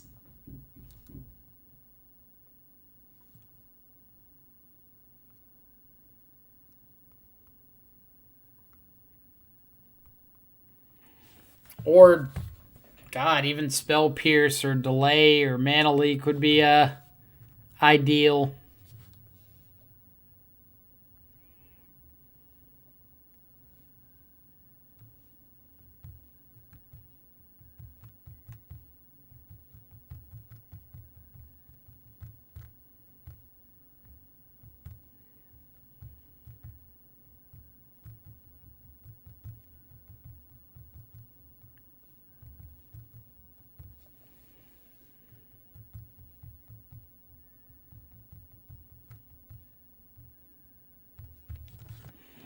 All right. Love to play first.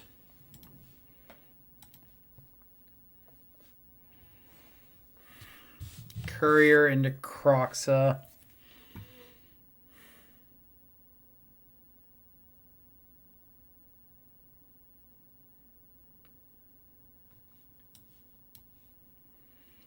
Don't think this is going to do it.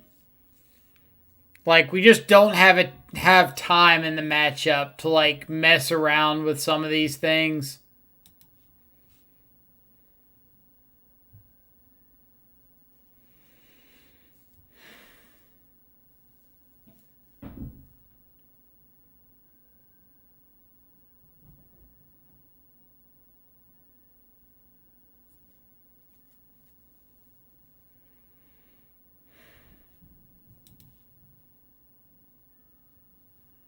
All right.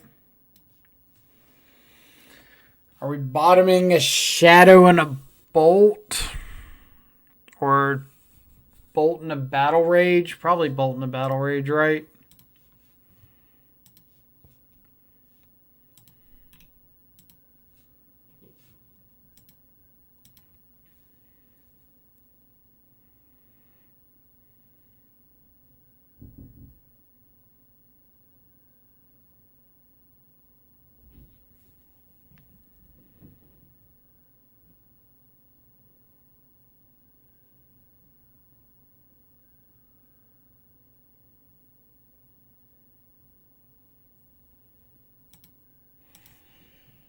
Like, I think if our opponent untaps and goes like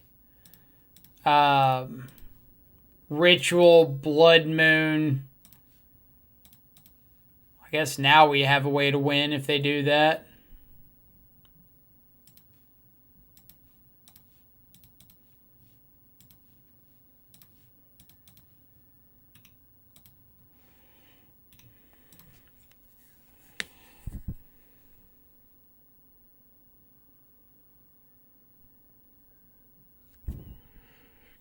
So Thoughtseize is pretty easily our best draw.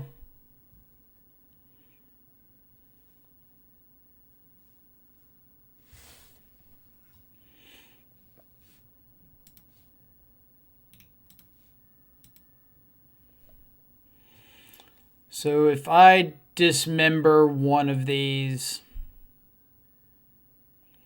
I'm hitting for 4 currently.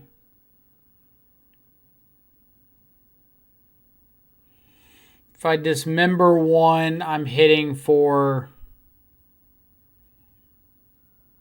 6, 7.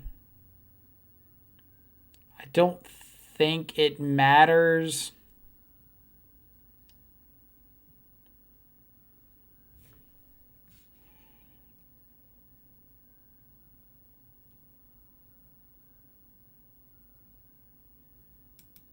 All right.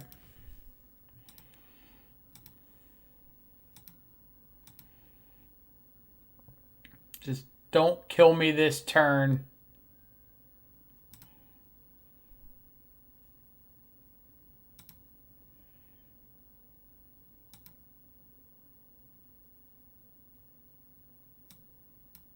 Yep.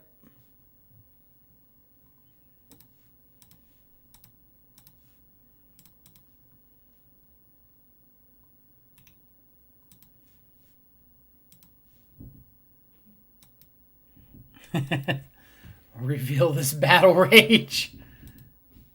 All right. All right. Oof. Not the matchup we wanted to run into. Like running Blood Moon over Cleansing Wildfire and a non-stubborn denial. This is just like one of the decks that you can't beat.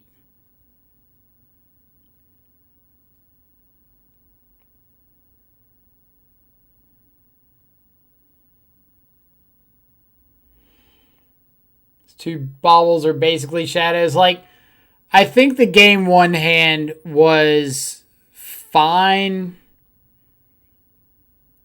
Like, we just needed to find anything with power and toughness. And we kind of got to, like, do something. The game two hand, like, as we saw, was a turn 4 kill. But when your opponent kills you on turn 3, we just needed them to not have either the Charbelcher or the Iron Crag feat or double ritual. So, yeah, game one, we just like needed to find action and didn't. Like, if we find more Thought Seizes or Inquisitions, we're fine. If we find Bowmat Courier to swap out our hand, we're fine. Like, there's a lot of outs we have there, but lands were not it. In game two, we just had to have them not be able to kill us on turn 3, and they did. So be it.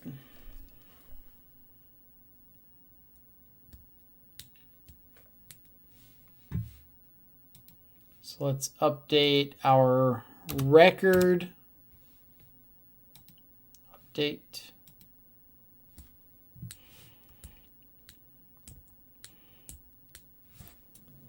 Yeah, like, if you're expecting a lot of Charbelcher, Oops All Spells, those kind of decks, Neo Brand, don't play Scourge.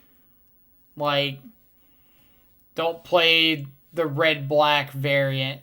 This deck's really good against fighting things where, like, Blood Moon is good. It's good against fighting the decks like green-white Heliod. It's not good at fighting unfair combo decks. You're really banking on, like, Thoughtseize into Shadow because your clock with Swiftspear and Bowmat's just not fast enough.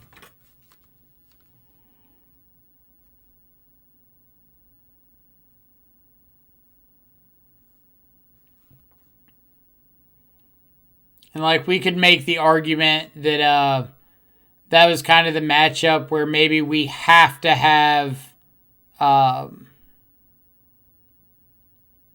Thoughtseize. So maybe, like, mulling to 3 for a hand with Thoughtseize, Fetch, Shadow is better than a 4 of or 5 of double Fetch, double Shadow, Lightning Bolt. I don't think it is, but I think you can make the argument.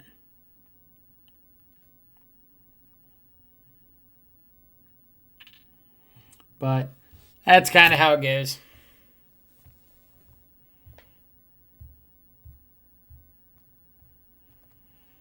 Still need to find out what the prize support is for this. So I know, like, where we need to be playing to.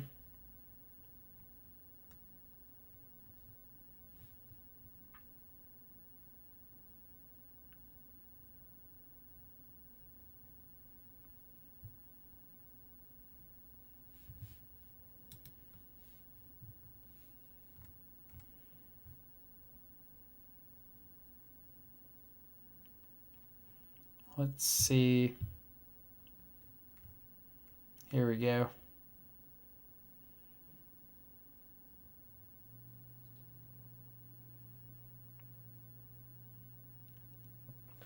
So 17th to 64th is $25 credit.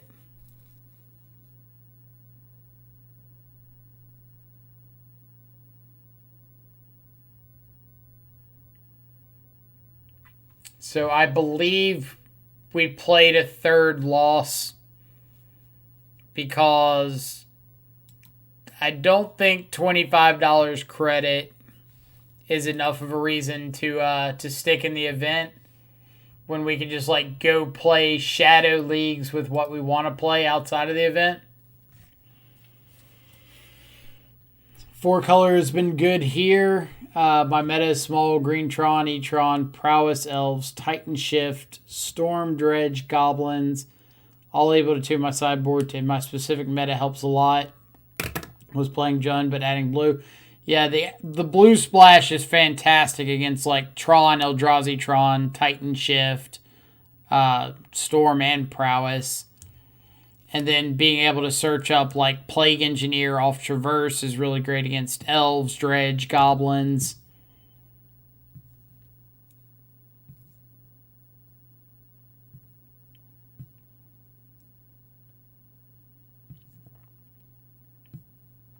But I can see why online Red-Black Scourge is better against the meta. Right, like the online meta is a lot more centered towards Heliod and Field of the Dead decks. So, like, you have to be able to kill people quickly if you're doing something, quote, fair. Which our deck is absolutely in the fair category.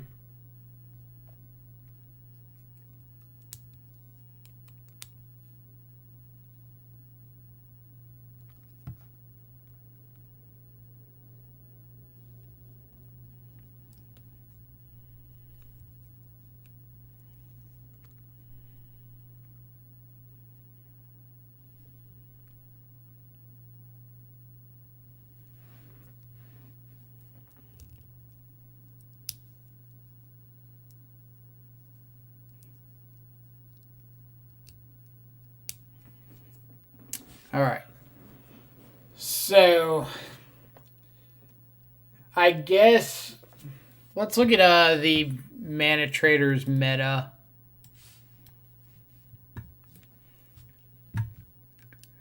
Charbelcher was a bit of a long shot. 7 copies out of 309 total. The Toolbox deck was more likely. 5-colored Niv was very unlikely. Is that in Convo? Where do we have Niv?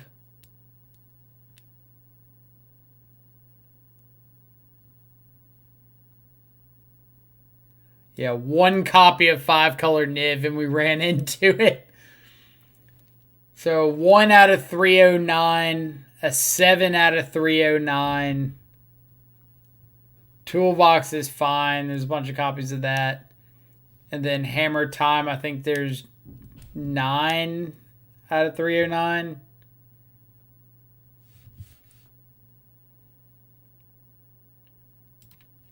So I don't have the numbers in front of me, but I can run them really quick. So 1 out of 309, we had a 0.32% chance of running into that person. And we did. Obviously, the percentages change once you get into the round that it was in. Like, I think that one was round 2, so we're expecting half the people to have lost round 1. So out of 309, 155 win. So now you're looking at like a 0.64% chance of playing that person. Still pretty small. Then we've got the Hammer Time on round 1 is straight 309. So a 2.9% chance. And I'm not saying that, like, oh, our luck was really bad, we shouldn't have run into them.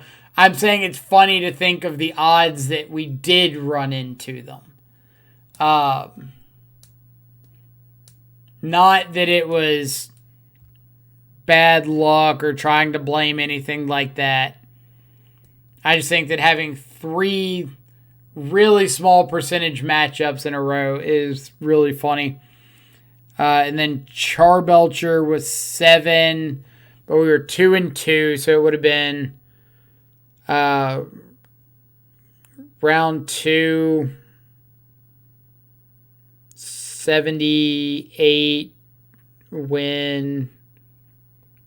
So round 3, we would have lost. We'd have the bottom or top half of the bottom 78, the top quarter of the bottom 155.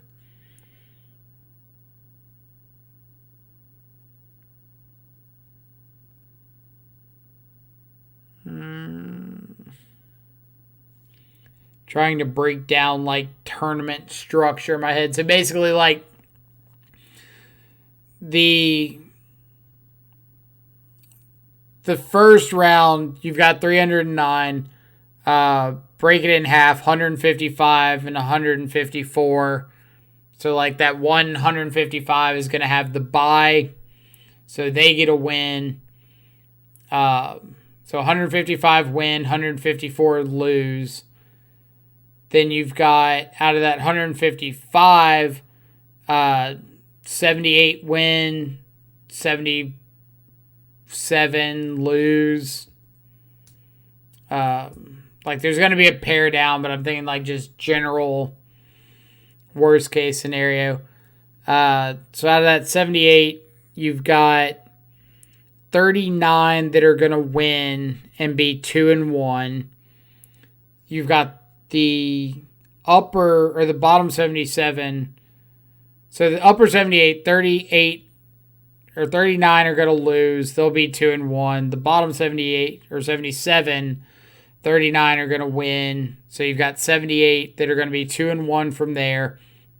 But then you have to take into account the 155 or 154 that lost the first round. There's going to be 70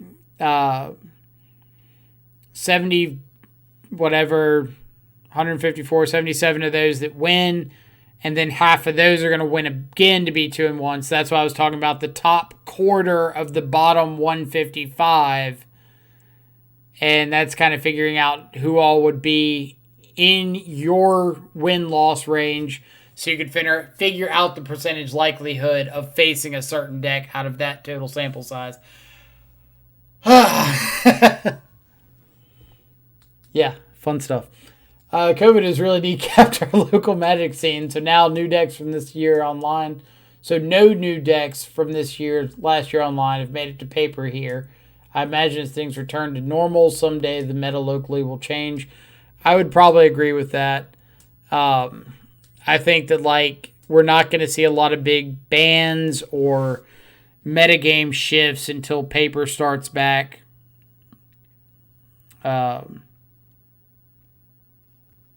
Especially not like bans. I can't imagine they're going to ban anything while Magic is entirely online.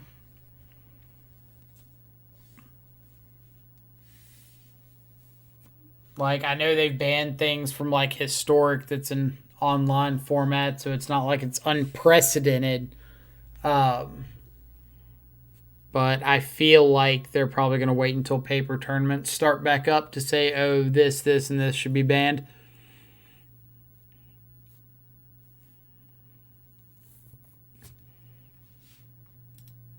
Let's see.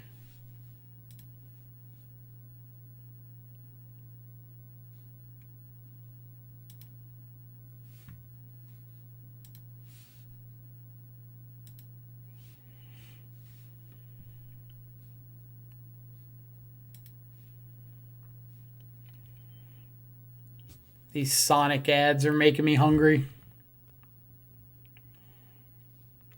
But yeah, it's probably going to be like play to the third loss.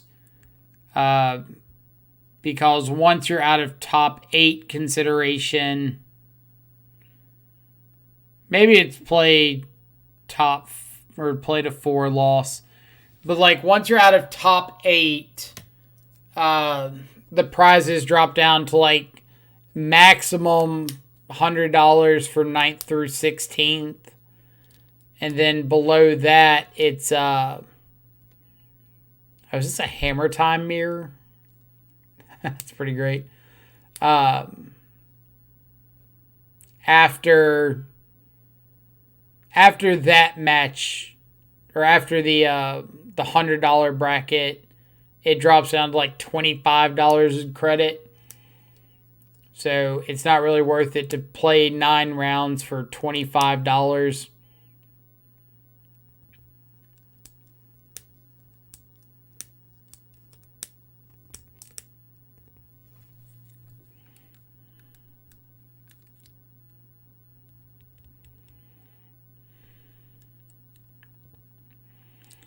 Thoughtseize seems like not the greatest draw in the world here.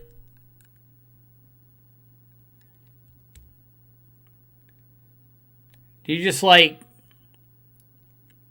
Sigarda's Aid for a Shadow Spear and start like trying to get these ink moths across?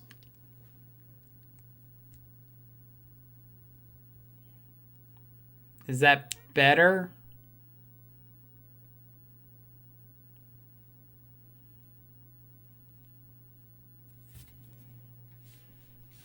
Like, I don't play any hammer time, so if anybody in the chat has got better suggestions for lines, feel free to give a shout.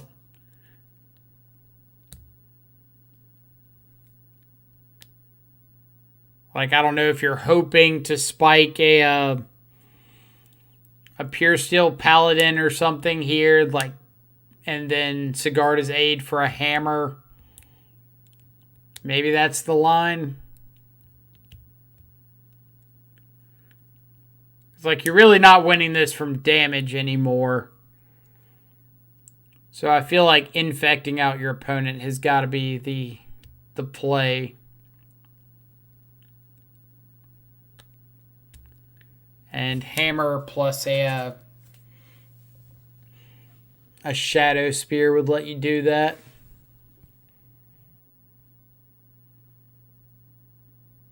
Like, you got to deal with some chump blockers in the meantime, but...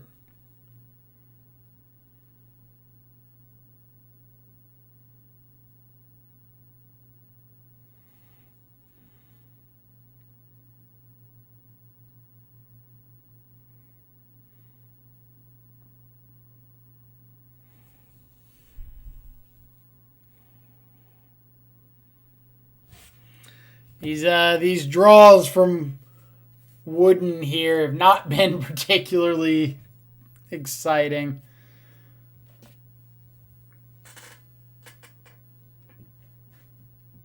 Ugh.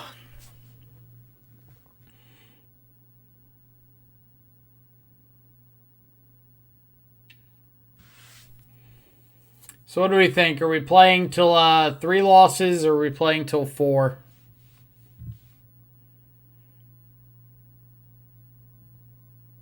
I'm okay with whatever. This is the community stream day, since it's the community channel point redemption day. So like if we play till 3, then if we do end up losing, we've got more time to play leagues of other variants.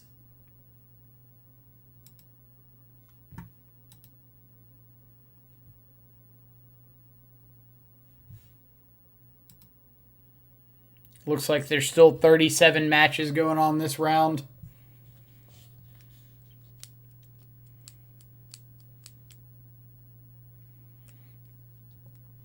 Probably 3 since the reward is so low at that, right? That's what I'm thinking.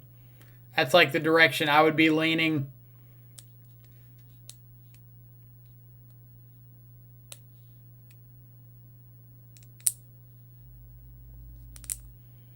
It's like the prizes after 3 losses are pretty bad. Because like 4 losses, you're pretty much guaranteed not making top 16.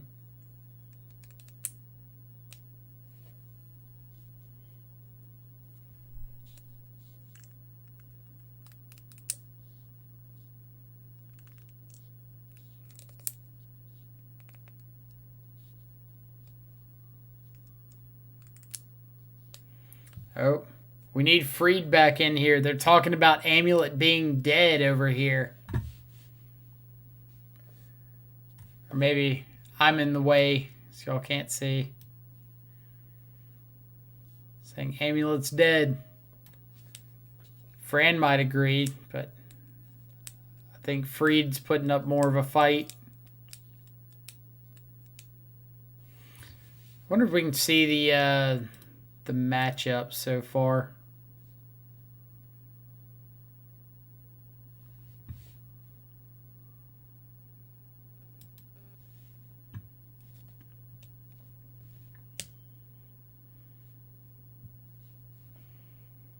Or not see the matchups, but at least see the yeah, we can see the standings. So, Lord of Puntlantis, Zach Allen, both 4-0. Pygonti's 4-0.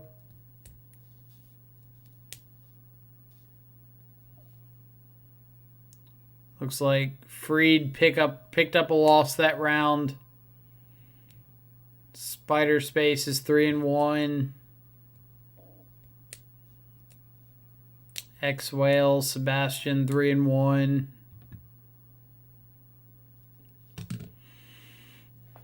SKK, our opponent from our green-white Heliod opponent, or green-white Reclaimer opponent's 3-1. Dito's 3-1. Will Hall's 3-1.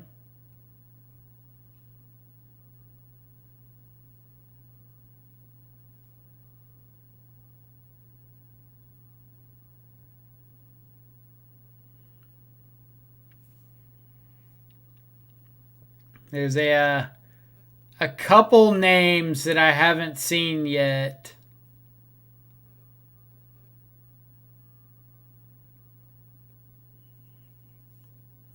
That I'm curious about.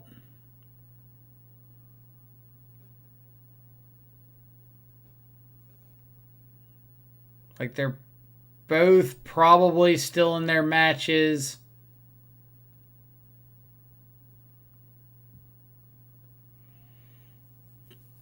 Connor Mann's up to 2-1.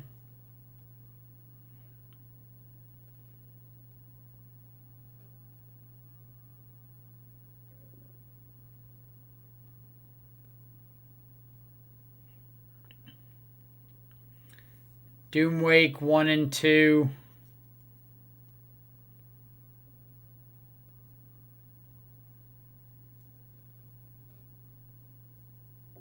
Ooh, Ben at 0-2.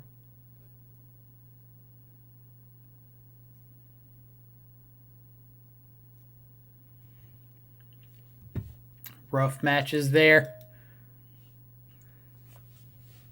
But I was kind of curious how Ben and Doomwake were doing, because both of them are on the red-black prowess deck. Not Scourge, not mid-range, but like Soulscar Mages, Lava Darts, things like that. And I know Doomwake's really high on that deck. But I know I wasn't as big of a fan of it because I think the overall power level of the deck is just too low for current Modern.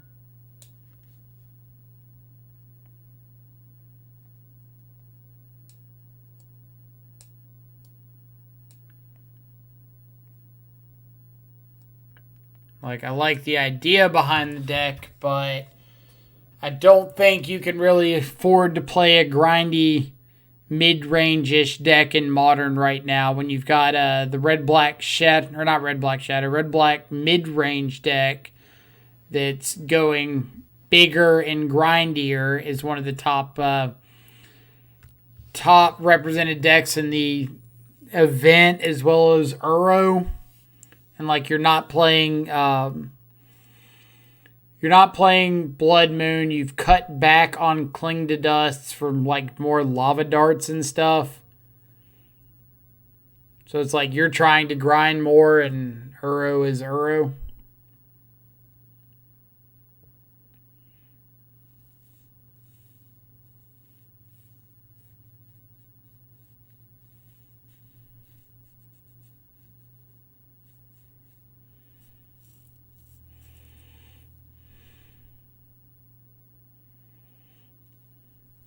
So his opponent's got a core duelist. So if the opponent just plays Sigarda's Aid attacks, then he's got a chump block. I guess he doesn't have to chump block. He can throw the Ornithopter in and protect it. So never mind, that's fine.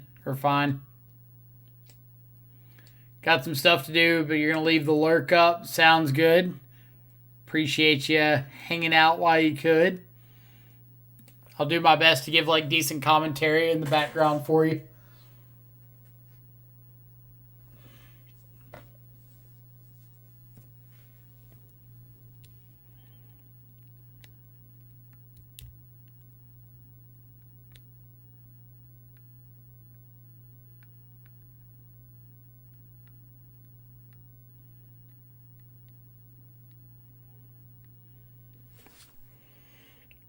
So opponent does have the Sigarda's Aid.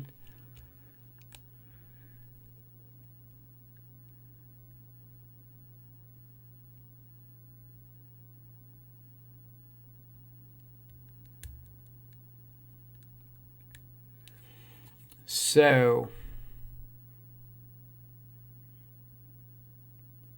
a land there would have been lethal.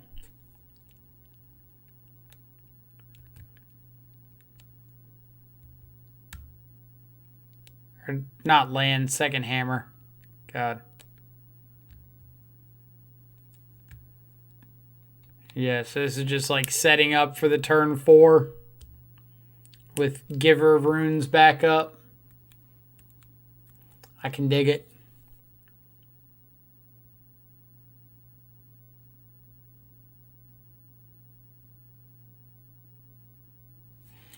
For everybody coming and hanging out, appreciate you. We are currently in round 4 of the Mana Traders Swiss event. Our current record is 2-2. We've beaten Black White, Hammer Time. We beat 5-color Nivtalite. We lost to Green White Reclaimer, and we lost to Charbelcher with Red Black Scourge of the Skyclaves.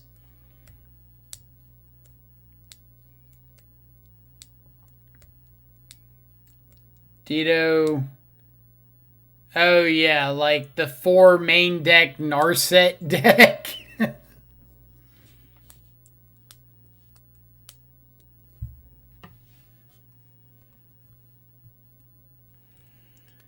Yeah, I can see where that deck would give you some trouble.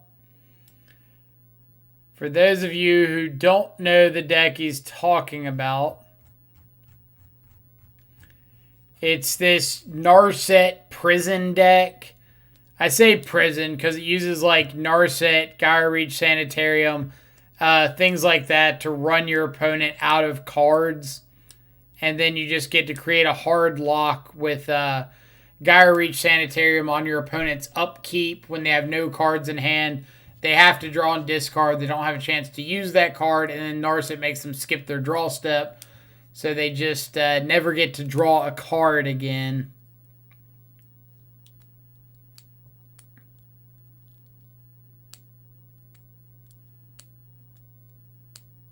I mean, are we talking about like Narset, Gyre Reach is the combo win?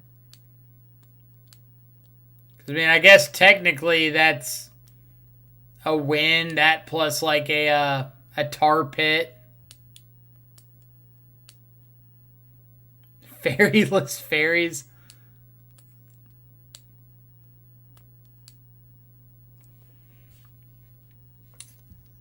This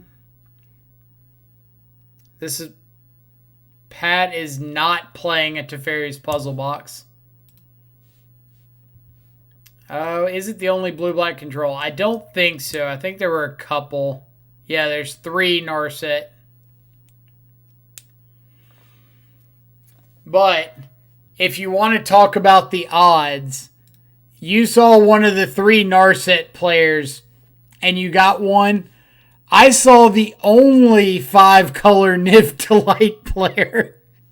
We won, but 1 out of the entire event. So, that's pretty funny. Last round, let's see, Mono Red Prison. I think there's only 1 Mono Red Prison. Don't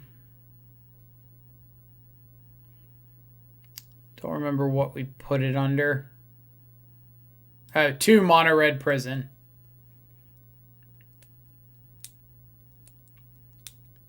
Yeah, like I've seen a 1, a 6 with a Black Red Hammer, a 7 with Char Belcher, and Green White Toolbox. But seeing the 1 5-color Niv one was great. Only 2 mono white taxes, 4 mono white taxes, and then a 5-color, or I'm guessing a blue white Yorion, maybe a mono white Yorion.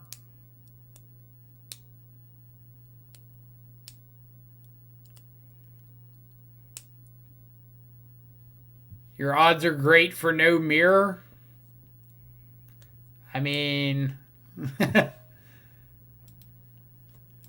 I believe in you. I think you'll wreck the mirror if you happen to run into it. We played against Char Belcher last round and just got wrecked. Like, game 1, I think we drew 4 straight lands to start off the game. And then game 2, I had like a turn 4 kill with turn 2 double shadow, turn 3 dismember my own shadow, turn 4 battle rage, and my opponent just killed me on turn 3. I was like, all right. It was on a mold to 5, I think. Lost against Slivers twice recently. I've played Slivers, I think, like 1 time in the last 4 months or something. Like, apparently the deck has a little bit of a popularity wave every now and then, but I never get to see it. But we did look and see that, let's pull the matchups. Ben Jones was 0-2 drop with red-black prowess. Not red-black Scourge, but like actual Soulscar Mage, Lava Dart, all that stuff. And then Doomwake 1-2. I don't know if he's playing this round or if he 1-2 dropped with red-black prowess as well. I was kind of curious how those were going to go. Doom dropped. All right. I was curious to see how the prowess decks were, or the red-black prowess deck was going to go. Because I think the deck's cool, but I think the power level on it is pretty low.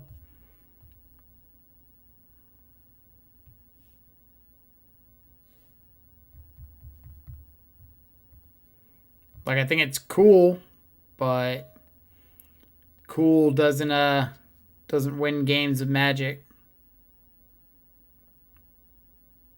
as the saying goes.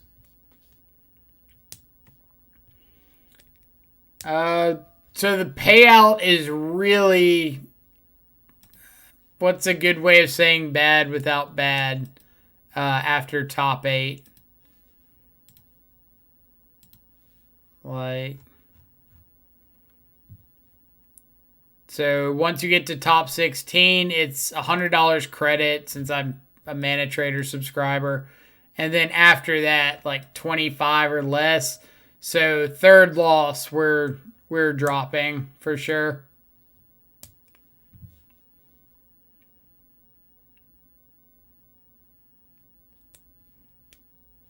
Like top 8 payout is pretty solid. But after that, it just drops off too much.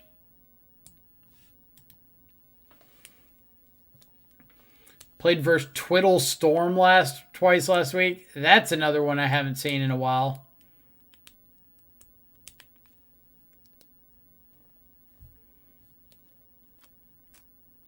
Tilt and drop. Lost to a top deck company into Heliod plus feeder. Yeah, that is pretty unlucky. Deck to me was not impressive.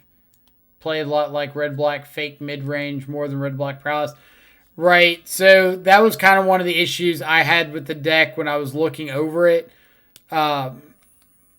Was I get the idea behind the deck grinding fairly well, but like you don't really have the tools to grind and like have a solid game plan.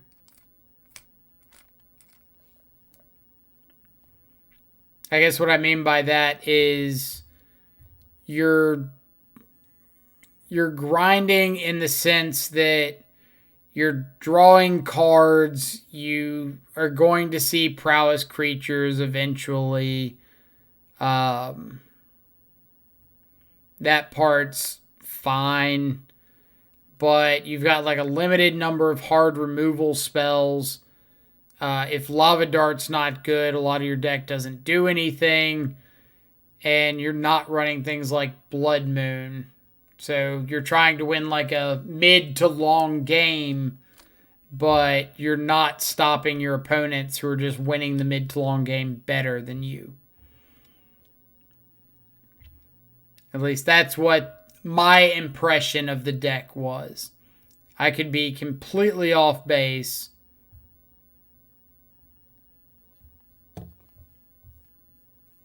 But that was my takeaway. Freed lost to Heliod last round. Moldify both games. They have Arboreal, Utopia Sprawl. Yeah, that's rough. We also saw Freed over here in chat somewhere. Twinless Twin calling Amulet dead.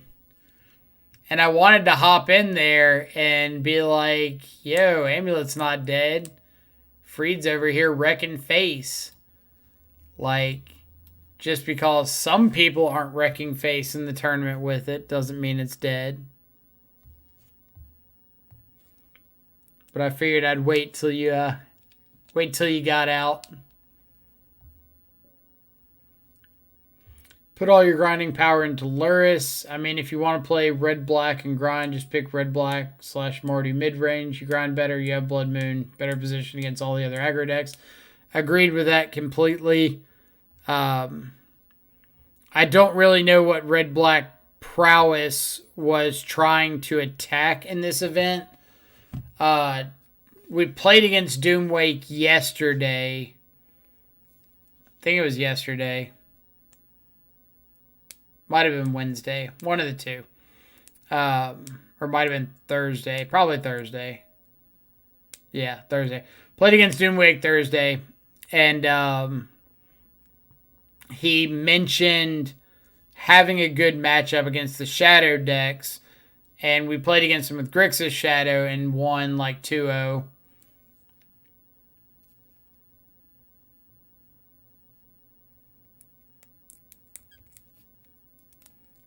Me and House are 3-1. House lost the Mirrors, so they're 4-0. That's a bunch of good Amulet decks then. Shannon, haven't logged into Twitch in like a year. Michael's the first channel I see. It's a very bad omen for this year. I can't disagree. Like, that's pretty rough coming back after a year and having to see my face up here. 30 people are watching this. What are you people doing with your lives? I don't have a good answer for you. Apparently, there's people that actually want to come hear my opinion and or just hang out and watch me punt away matches. Maybe they think red-black prowess is better than red-black shadow and red-black mid-range. I mean, I could come up with arguments for like an open meta, maybe it being better. Like the game plan is a little more versatile when you don't know what you're up against, or it's maybe a little more versatile if you, I guess, could be preparing for just like a wide open field. But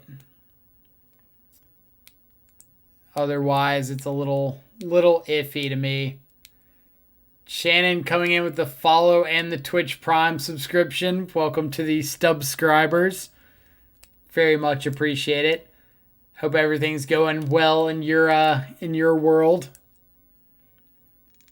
What are you up to nowadays? Another great grinding deck is the Mono Red Obosh. Yes.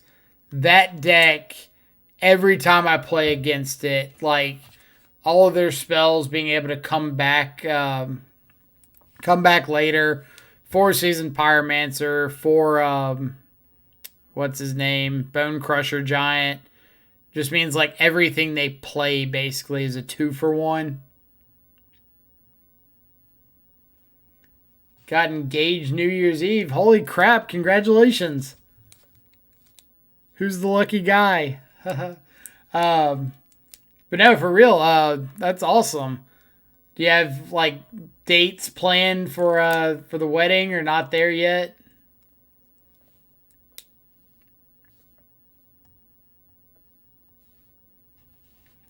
Grilled Cheese is another amulet player at 3-1. So it may just be my non-amulet opinion. So I could be very much off base here.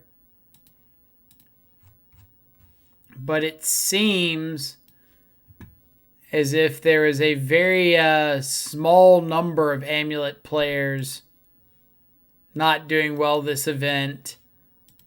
And people are making their opinion based off of that. Now, obviously, we know Fran is a fantastic amulet player, and this is not representative of his body of work at all. But I do feel like Fran is one of those people that players look at and say, okay, if Fran's not doing well with amulet, then nobody is. Fran didn't actually play. The email said 3. Oh, dang. Never mind then. So then I have no idea where these accusations of amulet being dead are coming from. But yeah, I was confused as well. Yesterday I think it was on the Mana Traders page, or maybe it was the email, that said like first round was, that's exactly what it was. Let me find this email. Yes. See if y'all can see this. It's a little blurry. Let me bring up my actual email. If y'all are around here like sniping my email, you got it. Which account was this? Oh, this is the other one.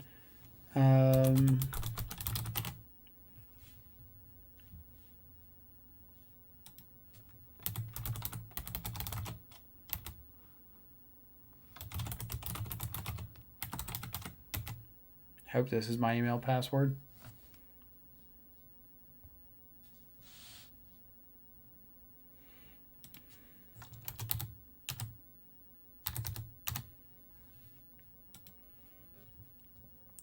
Come on. Aha. I do remember my email password.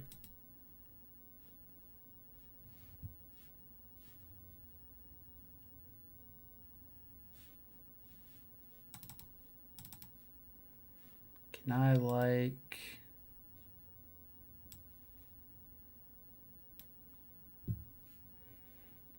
I guess I don't really have anything embarrassing or personal on my email. So this is probably fine.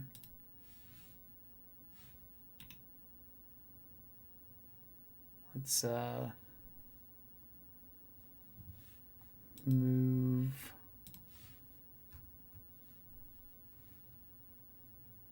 All right. So yeah, the email that Mana Traders sent out yesterday said all set up for the first match of the Swiss rounds on Saturday the 2nd at 3 p.m. Like, that's the email that got sent out to everybody that signed up. And I happened to be online to check, like double check that on the Mana Trader site. And the Mana Trader site says round starting at, 10 a.m. Eastern time.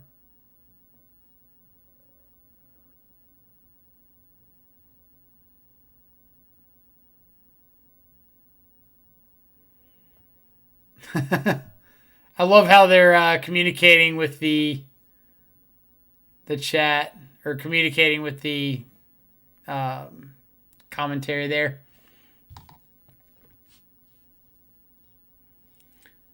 Not sure, going to be a winter wedding. Don't let me be distracting. You don't have the capability to read my chat and continue your thought process at once.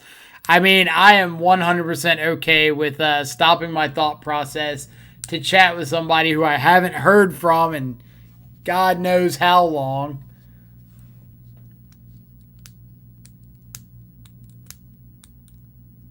Are you still down in Louisiana, or did you move somewhere else?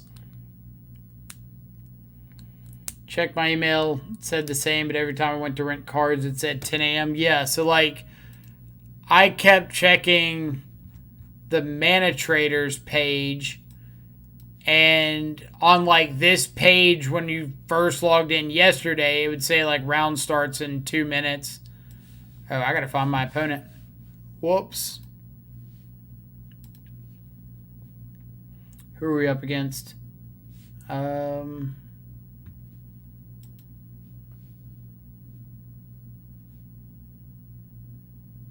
Easy Money Marksman.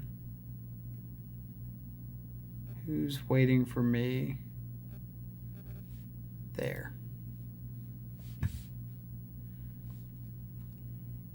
All right.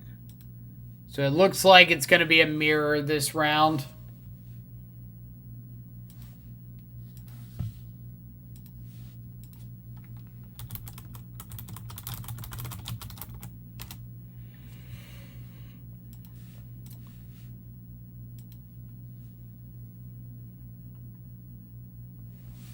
So I've already got chat blocked, so I won't be able to see anybody or any more comments till the end of this match.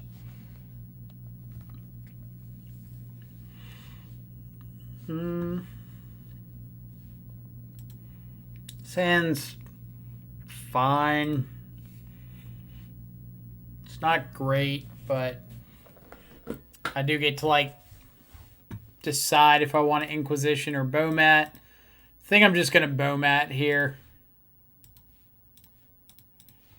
Kind of get that that advantage engine rolling.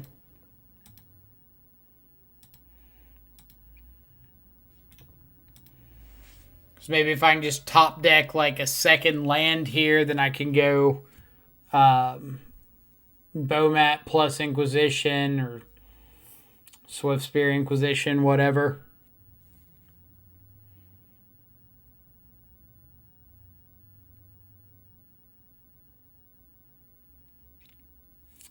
Doesn't look like there's anything of note different between my opponent's list and mine.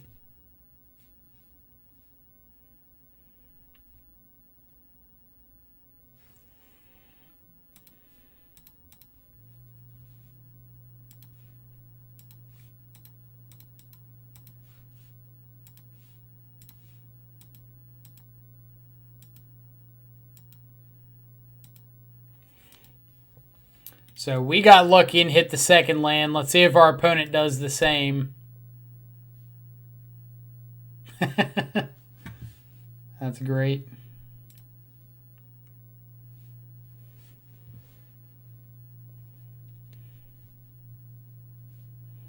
So Bomat, Swift Spear gone.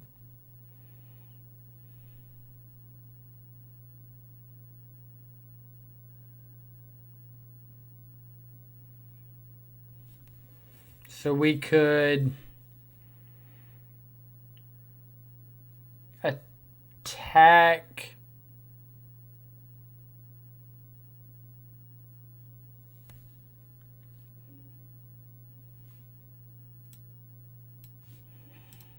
Yeah, I think it's like attack, play shadow.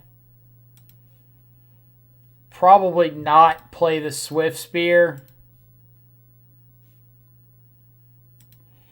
And plan on like dismembering something this turn, untap, Swift Spear plus push.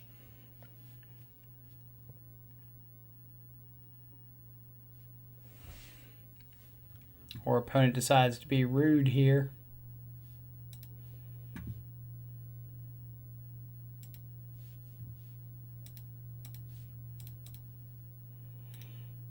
So we'll kill that.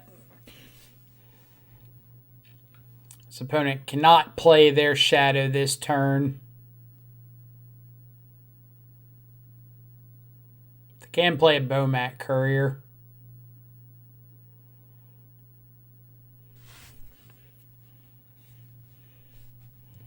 That's a really good draw.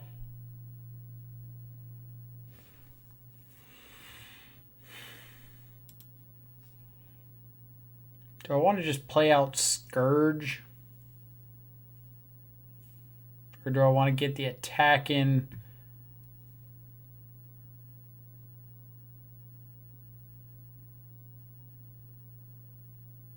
I guess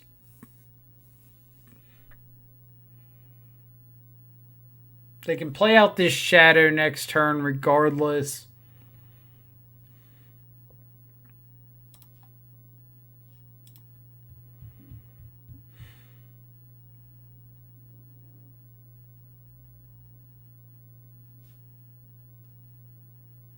Like, it's not a free attack.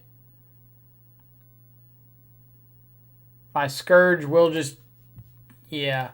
So I'm making this attack because if my opponent does draw a removal spell to kill my Scourge, they can't play both the removal spell and the shadow.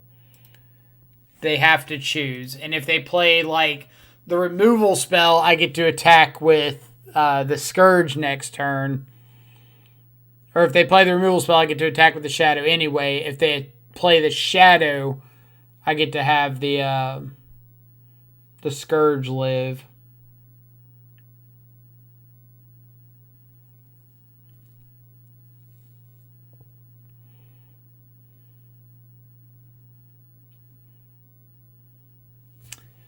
That's a pretty good draw. Alright, so let's think about our math here. We attack with our Scourge.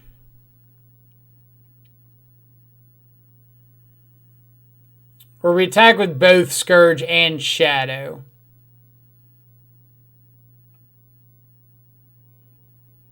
Because if opponent just like doesn't block one of them, we just kill them. If they block Swift Spear on Shadow, then even with Battle Rage, Shadow is still lethal. If they block Shadow on Scourge, they fetch and shock to 4. Shadow becomes a 9/9. Sunbait Canyon to 3. It becomes a 10/10. First strike damage. We deal 11 to the Shadow, 1 trample over to them. They deal 11, or they deal 10 back to our Scourge. We can trample over for the rest. So yeah, they are dead.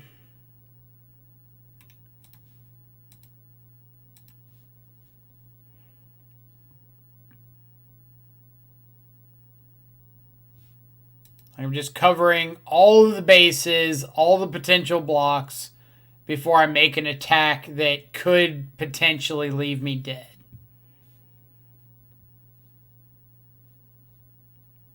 So we know their last card is Battle Rage, so we'll just Battle Rage our Scourge.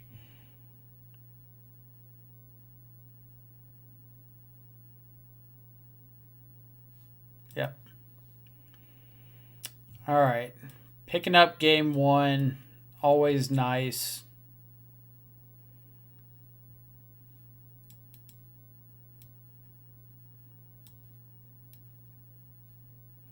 Do I want a Braid?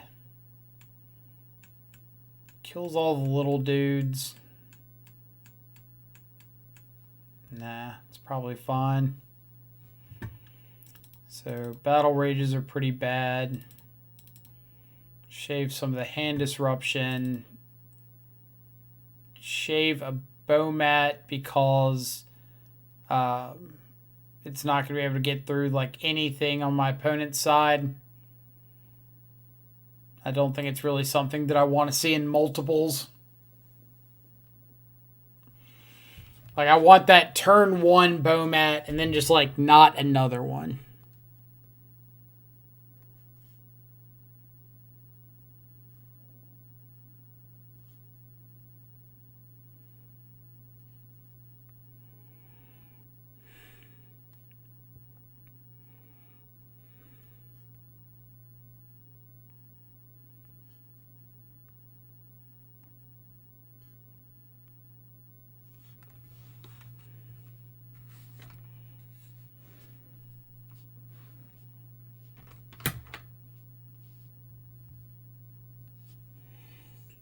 All right. So opponent is choosing to be on the play. Our hand's pretty solid, so I'm going to keep it.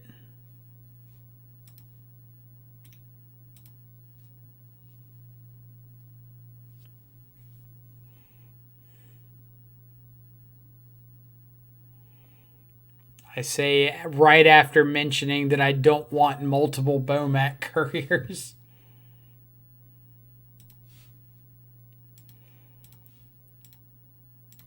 But when life gives you Bowmats, make Bowmat aid.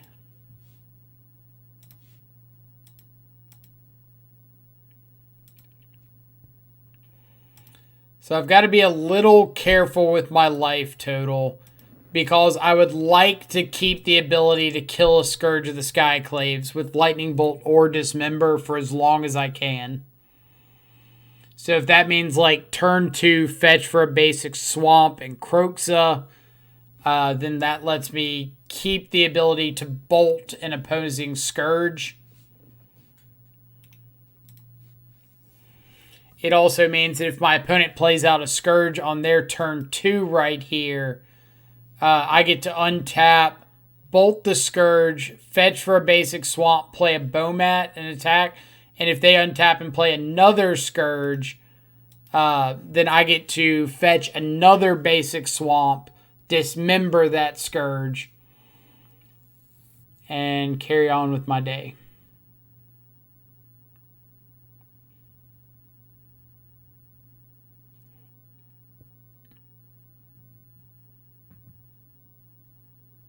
All of that to say life total management is going to be pretty key here, but not in the traditional Death Shadow sense.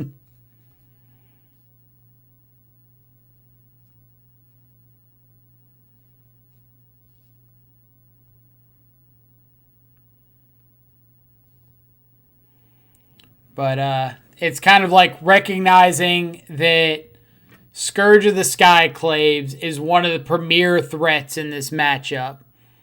So I want to do the most that I can to be able to answer that card efficiently.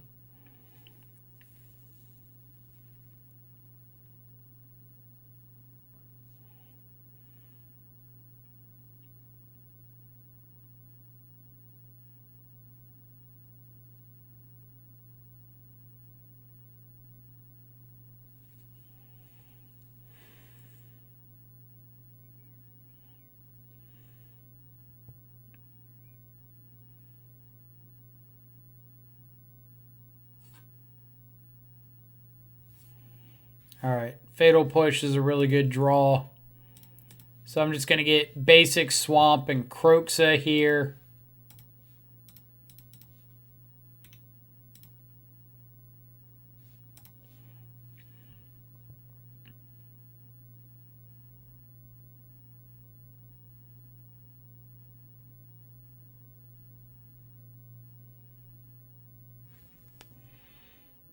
Opponent pitches a Croxa of their own. All right.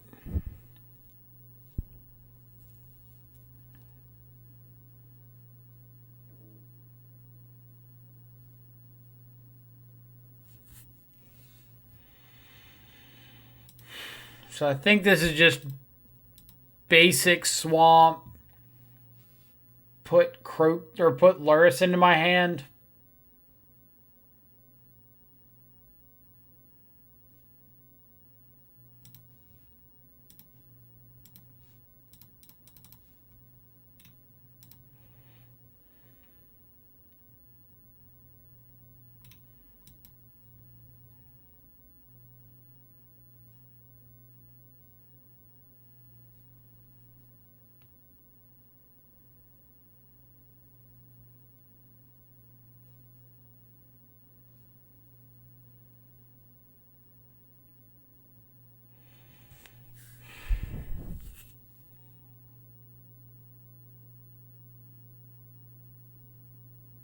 So I can dismember plus shadow, hold up, bolt / push. I can scourge.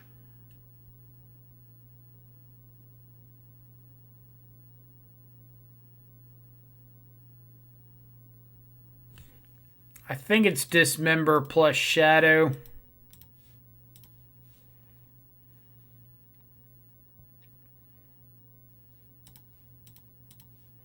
Like, I'm expecting them to have a Fatal Push.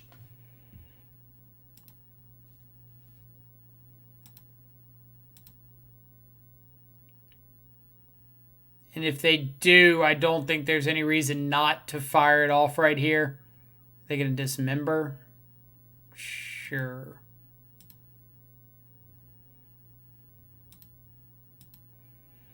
So dismember would have been a reason to play, like, our own dismember plus scourge.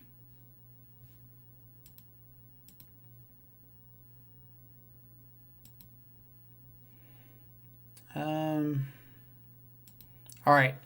Taking this hit so that we go down to 10 life. So this scourge on our side is a 1-turn clock.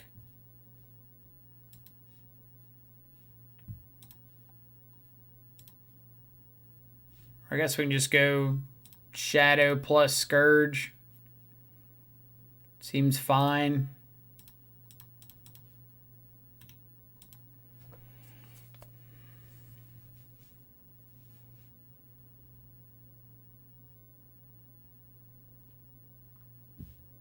Yep.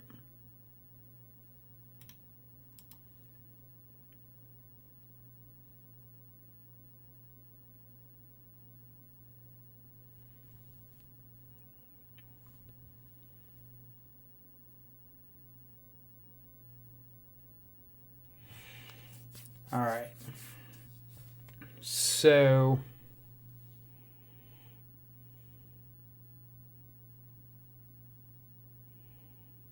what's our play?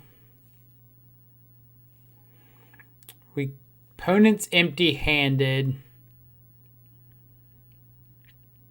We could fetch shock Lurrus plus get back a shadow.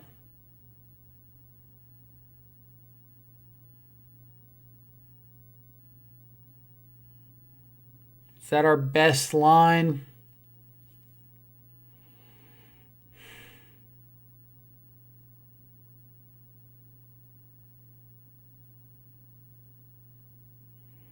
We could fetch shock Croxa. That grows their shadow, so I think it's going to be...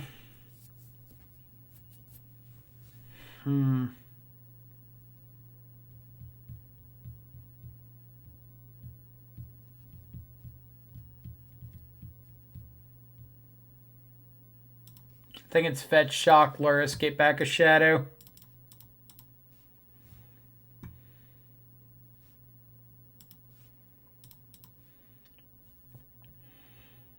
And kind of the hope here is that our opponent spends their next turn like putting Luris into their hand.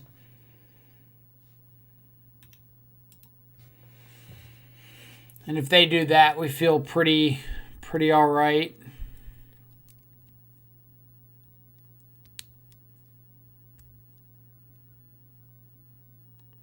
I think if they had cards in their hand, I would prioritize Fatal pushing the Scourge more.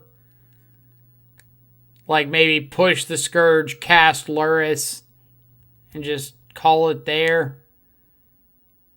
But I think them being tapped out, one of their options being to put Luris into their hand and the other options not being great, means I can kind of wait.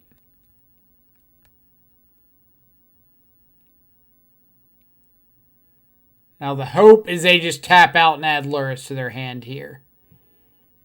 And then they should just be deterministically dead.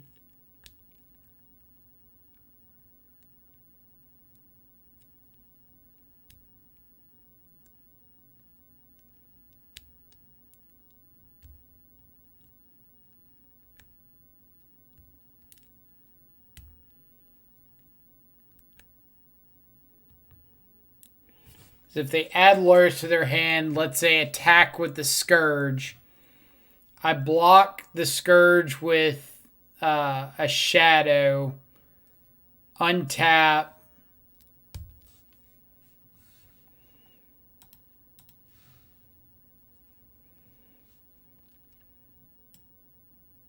yeah, don't want to double block because they can use this Sunbaked Canyon to lose a life, make the Scourge a 12/12, and double block.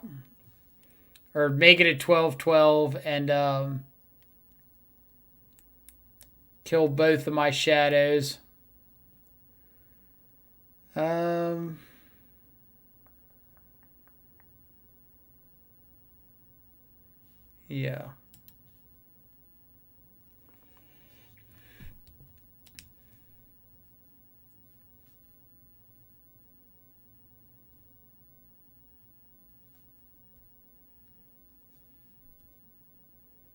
So if they put Luris into their hand, I Fatal Push their Shadow, attack for 9. If they don't put Luris into their hand, I'm probably still making that same play. But it might be like recast Croxa off Luris, make them make an action, and then decide. Or recast a Scourge, something like that.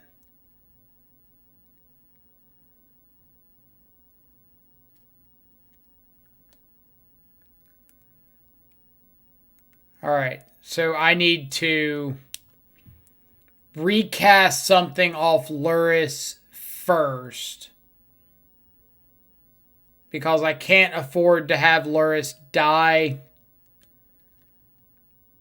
I could escape Croxa.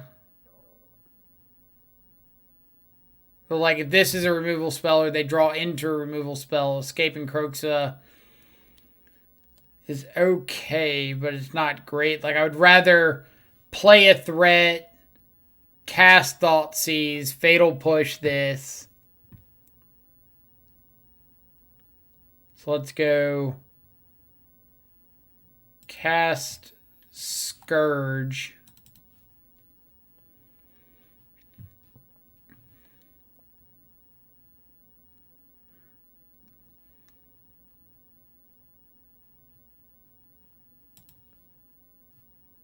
Thoughtseize you.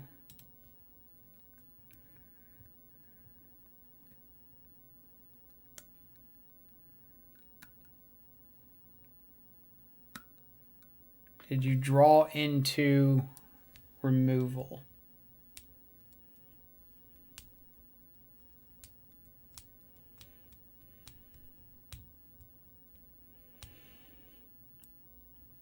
Like, even if they draw into removal here, we're not exactly in a bad spot.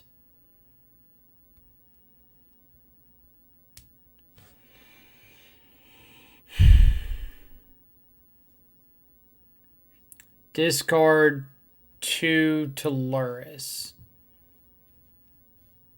So I want to respond by Fatal Pushing Scourge.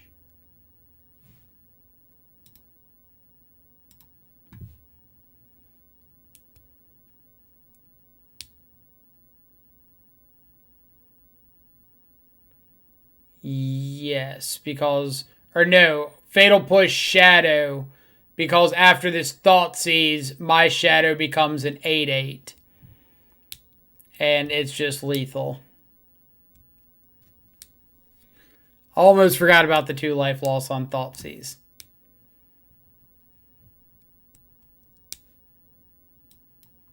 Alright. Good match. Good match. Alright. What all did I miss in the chat? Shannon's in Louisiana, but ended up moving further south. Very nice, very nice. Thoughtseize first. You can go Thoughtseize into Croxa. Didn't want to Thoughtseize. Didn't want to Thoughtseize first for exactly the reason that we saw right there. If we Thoughtseize first and they respond with removal spell on Luris, I don't get to recast a spell there. Like, I don't get to activate or use Slaying off Luris. I don't get to get Croxa. I just have a Shadow.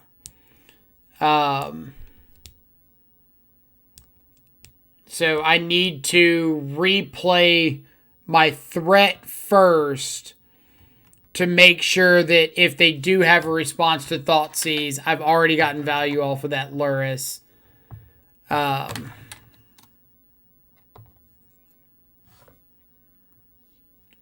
Let's see.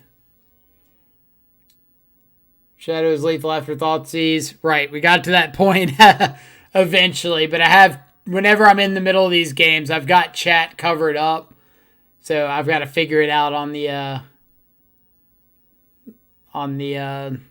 fly. Holy shit, you played that game so well. I mean, I'd say I got lucky. The cards showed up when they needed to show up. I just casted them in a sort of okay manner.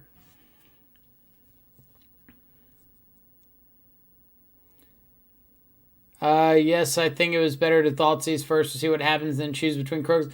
If we Thoughtseize first, we didn't have the mana for Croxa. We only had 4 mana.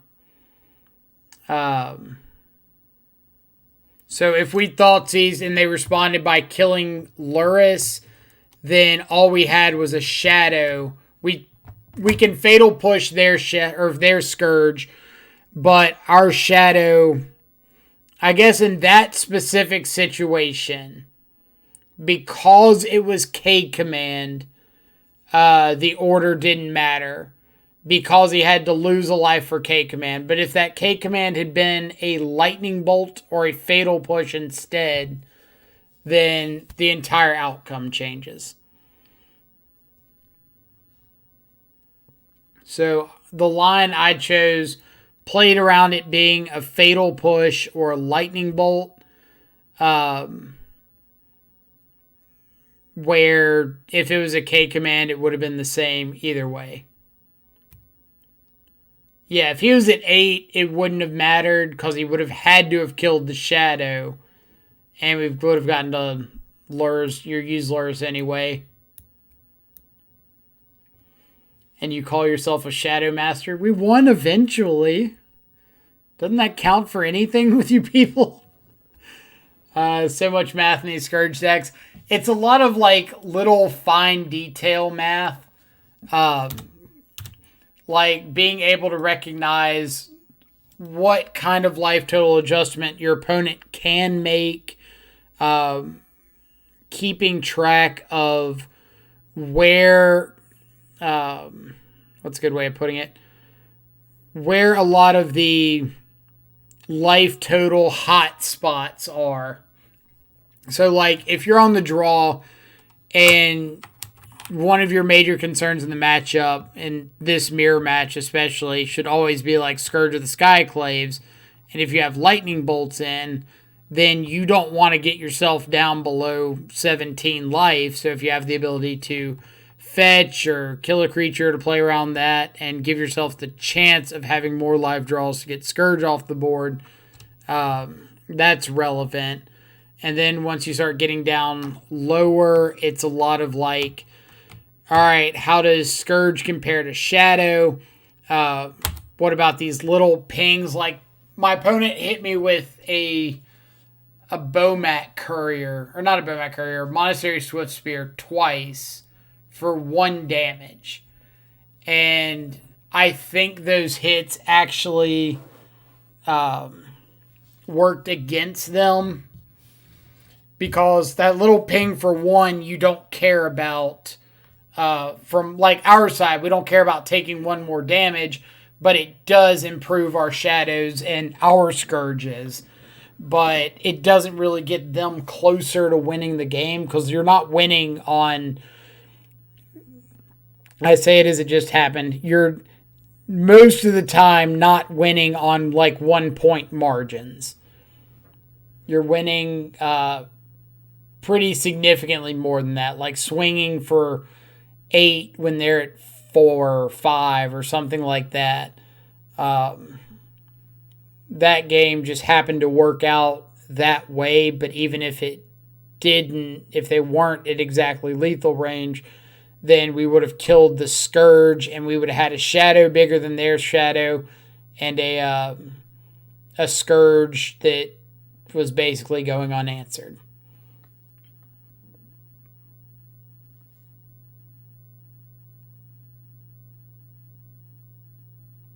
Good plays, but lots of bad life decisions.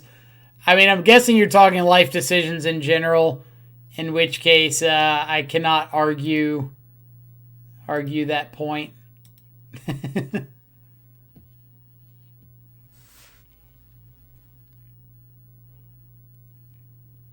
Mirrors definitely need a lot of planning ahead to get everything in place to win.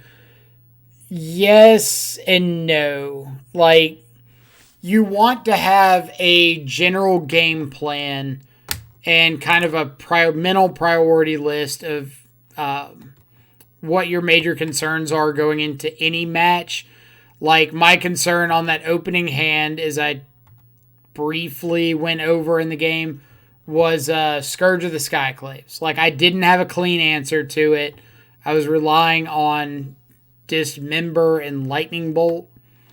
So I needed to be conservative with my life total starting off there, which meant if my shadows were smaller, that's kind of the risk I'm okay taking. I'm prioritizing getting Scourge of the Skyclaves off the board higher than I am getting a big Death Shadow down or getting a big Scourge of my own down. And that involves kind of preparing ahead of time. But as soon as my opponent gets into like, oh, we'll attack you with a 1/1 Swift Spear and what was it? Something else. Maybe attack you with 2 Swift Spears. Then it immediately became, okay, I've drawn the Shadow, dismember a Swift Spear, get my Shadow down. Like, stop prioritizing Scourge so highly. Prioritize putting threats on the board and making my opponent go through removal or whatever else, and try to fight out of it from there. So, long answer just to say, like, have a general plan in mind. And you want to keep to that plan as much as you can, but sometimes you're going to have to change things on the fly. And changing on the fly is all right. All right, so we're up to 3-2. Pull the Mana Traders back up. So it looks like they've also got a Rakdos Shadow Mirror.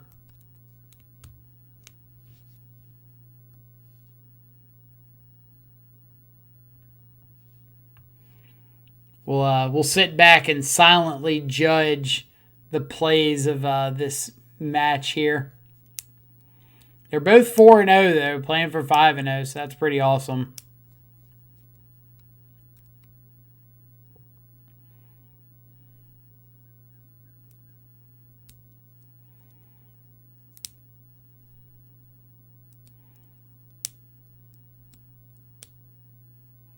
So I would say that the side we're watching from is looking pretty favored here. I would not go for this Luris. I get that like Luris plus Bobble, Fatal Push there, Luris feels pretty good. But I think I would go like Dismember Luris, place Soul Guide Lantern, Exile Luris, because you just don't want your opponent to have the ability to like K-Command back or unearth their Luris. And like, I don't know deck lists here, so maybe he's not concerned about those things. Like maybe his opponent doesn't have unearth, is on 1 K-Command something, and you're less worried. But when your opponent's got like 4 or 5 cards in hand, and the chances of them being able to answer this Luris are pretty high.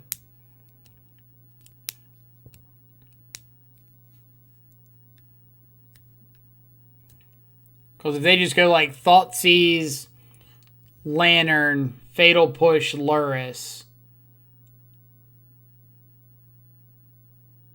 then like you're having to spend a Dismember on a Bomat Courier. Or better yet, if they play out Scourge here, you just can't kill it.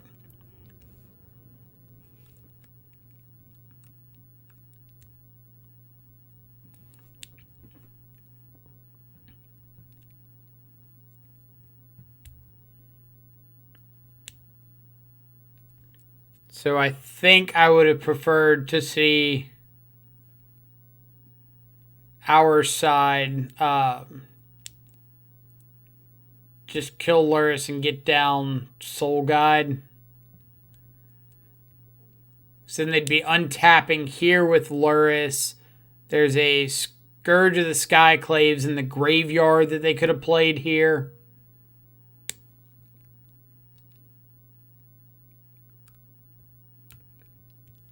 Connor, man, you're 4-1. Nice. We're 3-2.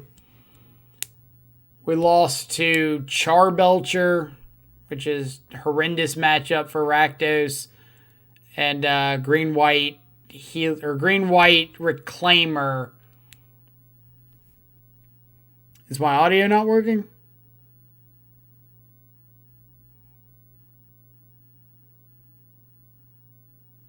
All right, it's working.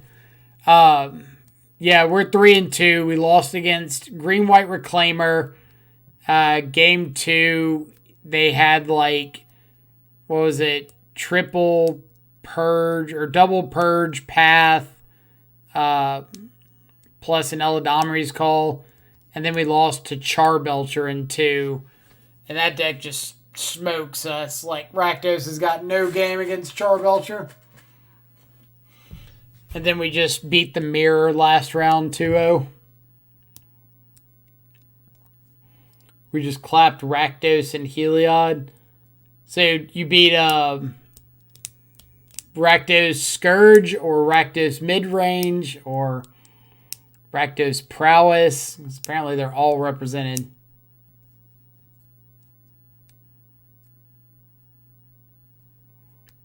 Midrange. Rakdos, you mold a turn 2 hammer, turn 2 kill. Yeah, like I feel like the mid-range deck plays a lot of things that you don't really care about on your side. Like, oh, Liliana of the Veil, that's 3 mana and Saxon Ornithopter. Dreadbore's sorcery speed. Magmatic Channeler, cool. Blood Moon, cool.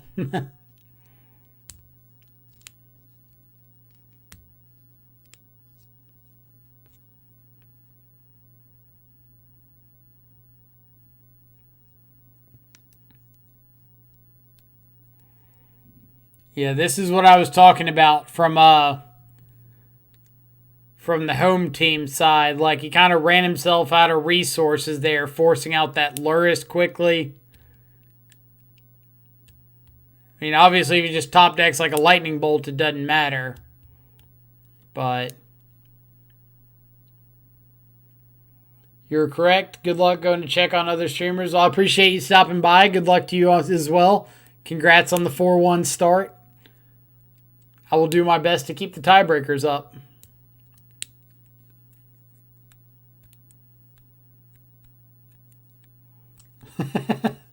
Sorry. Don't hold it against me too much.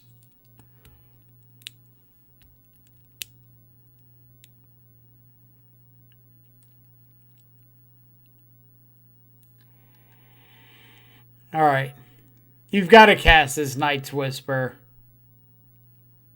Like, you can't have your opponent making your fetch lands and your Night's Whisper dead. Like, obviously, they're going to have K Command in their deck if they have it in their 75. But I just don't think you can afford to, like, not cast any of your spells because of Night's Whisper. Or because of the life loss. Like, you're just giving your opponent more draw steps to find interaction. Now, obviously, like I said, if he draws a lightning bolt and just bolts his opponent's face, none of this matters.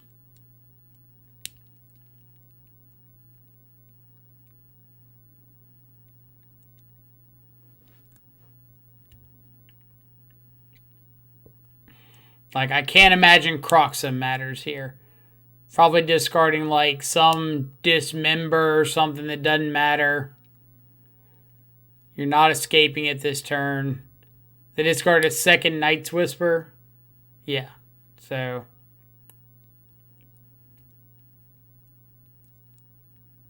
it's kind of like, here's a turn of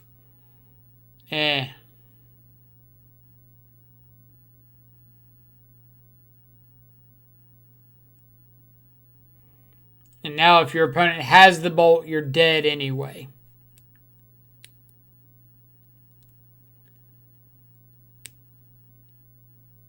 So we'll get to find out.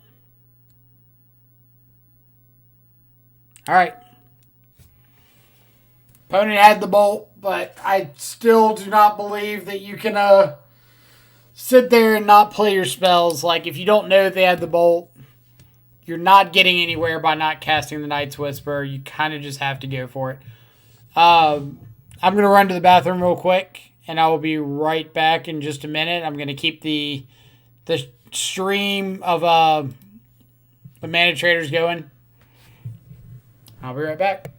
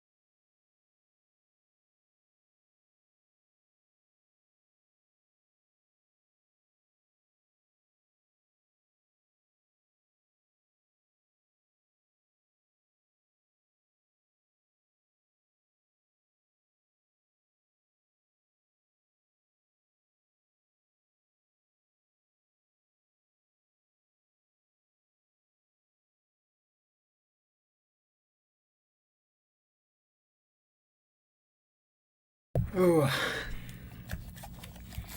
It's freezing over here. Looked at the thermostat, it's like 58 degrees. Is Jund still a thing? I want to play after watching. It's rough. Like, I don't think actual traditional Jund is great right now. But like Jund Death Shadow is really good.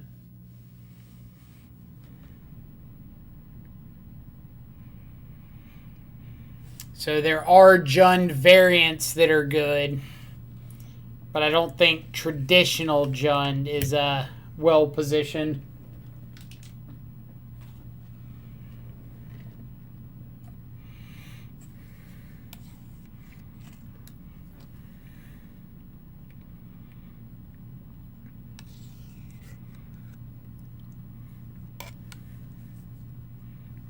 But we've got a moderator who may or may not be in the chat, but he plays a lot of Jund, so he can tell you exactly how it is right now, if it's worth trying out.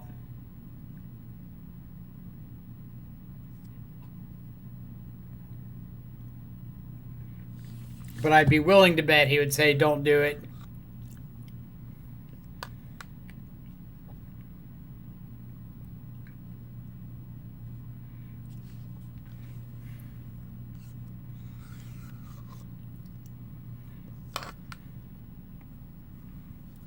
So, I didn't see opponents, or I didn't see this player 6. If it was that one lander with like Bowmat, Soul Guide Lantern, Mishra's Bauble, I think he should have kept whatever hand that was.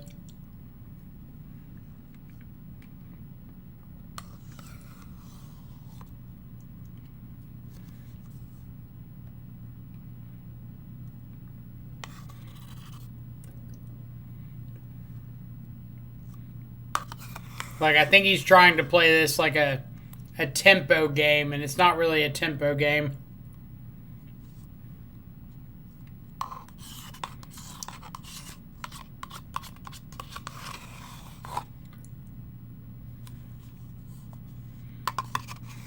Like, playing out a blind Bowmat on turn 1 with no way to protect it, no hand disruption. A shadow that you can't get online is pretty eh.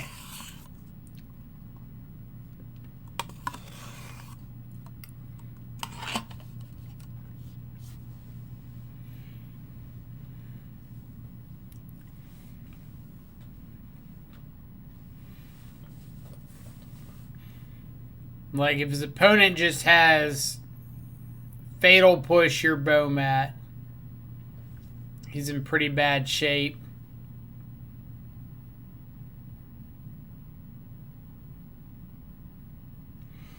Wonder, actually, I should be able to get the audio. So I'm curious what the commentary is saying.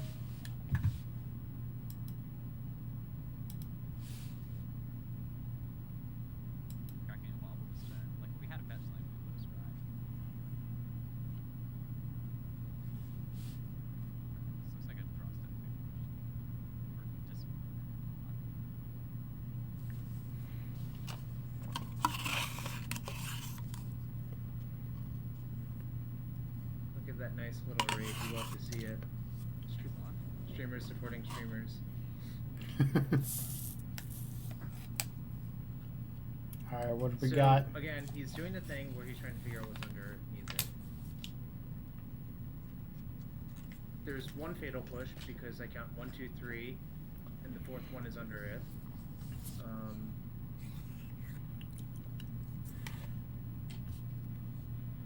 Have we gone through Thoughtseize? Or no, we boarded out one. Yeah, we boarded out one Thoughtseize. What cards would make you willing to sacrifice it, I guess, is the big question. Oh, it looks like it's a Soul Guide Ranger. Oh, so it's the Soul Guide and Push? Yeah.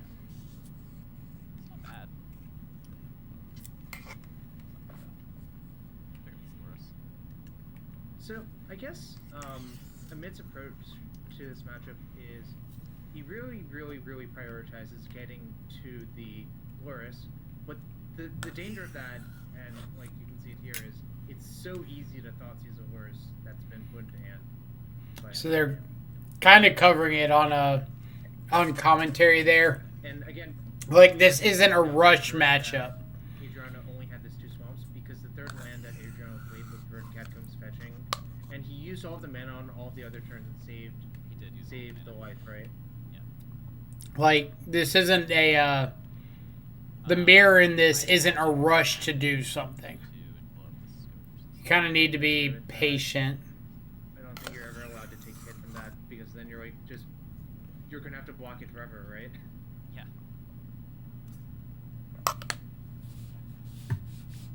I wonder if Liliana's defeat, if it's time to shine. Probably not, but it is kind of nice. One match remaining in the round. If only it were an instant, then I think it would be a much easier sell, right? Yes. Is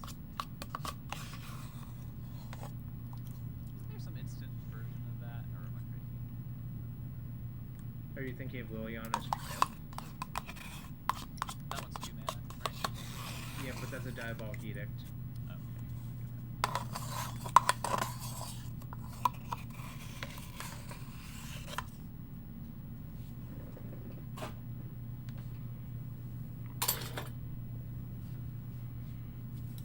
Still waiting on our last round.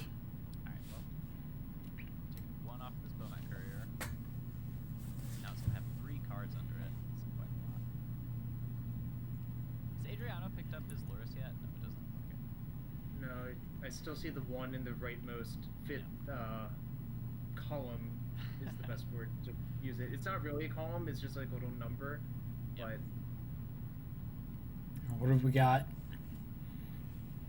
This it looks also like looked put he Luris was into the trying to hand. bother Ooh, trying to figure K out what was command. underneath the bow mat. Oh, I love this. Yeah. That is sweet. So K command, pick up Scourge from your graveyard, make your opponent discard, hold priority, crack your Bowmat Courier. That is a sexy line.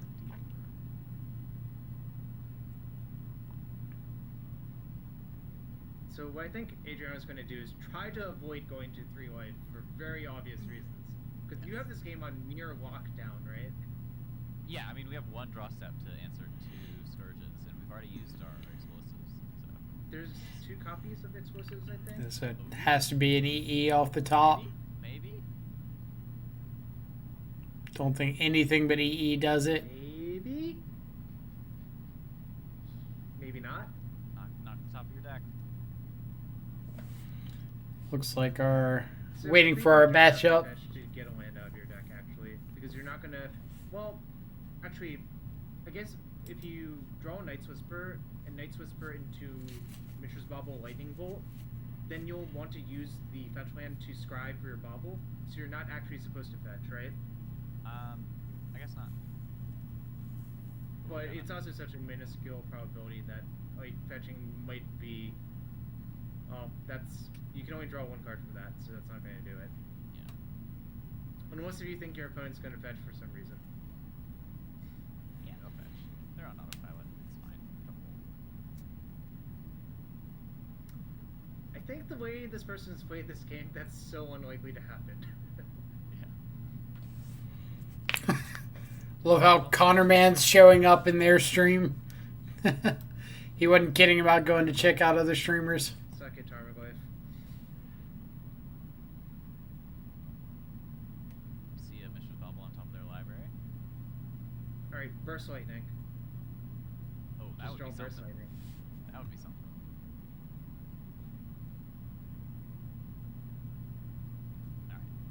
Alright. No. All right. So let's wait for... Get the headset off. Wait for our matchup to start up.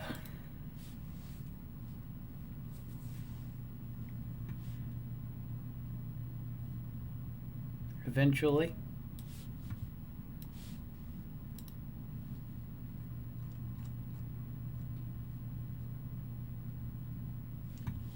Looks like Dito's got Sebastian.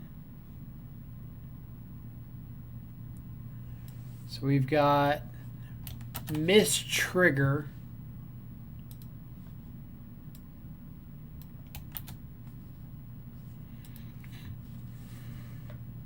On Blue-Red Prowess. Can I bring up the list briefly? A main deck copy of Brazen Borrower.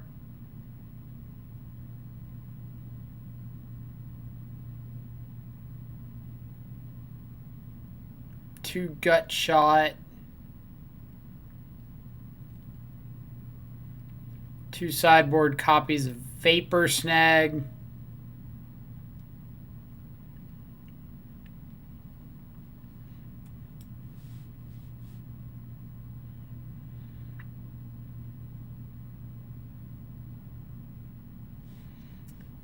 All right. Make sure our opponent hadn't made one waiting for us. It said for us to make it, so.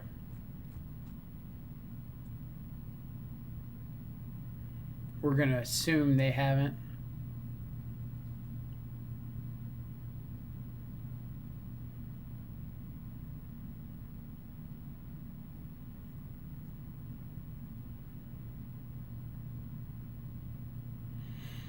I'm getting a kick out of all these people that are like joining matchups they're not supposed to join. Like that one right there is waiting for someone else, and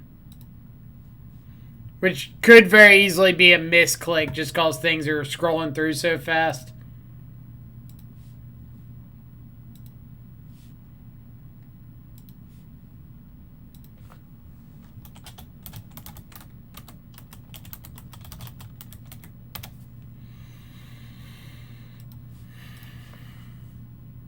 All right. Oh, against Prowess.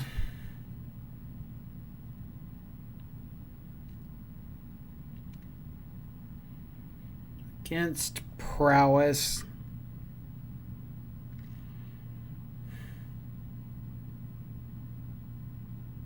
It's like the kind of hand that can end the game extremely quickly.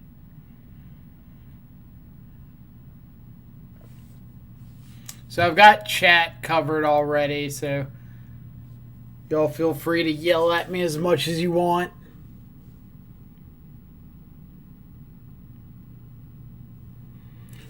I think I'm actually going to keep it. It's a little iffy.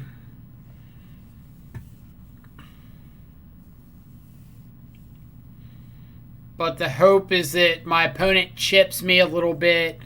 I get to drop down like double Shadow. Get an attack in. Drop down Scourge.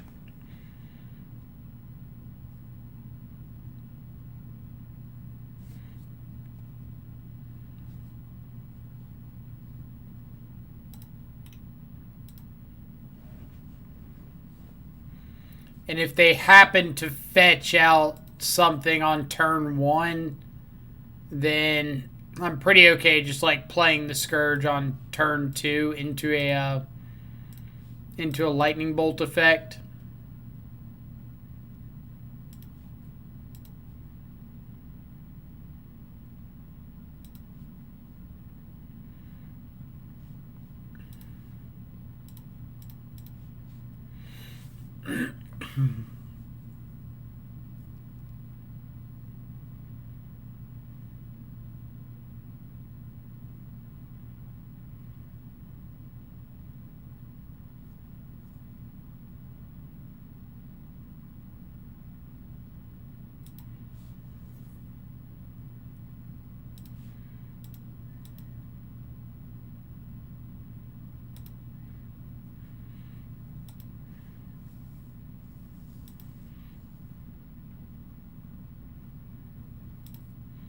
They do have 2 copies of Burst Lightning in their deck.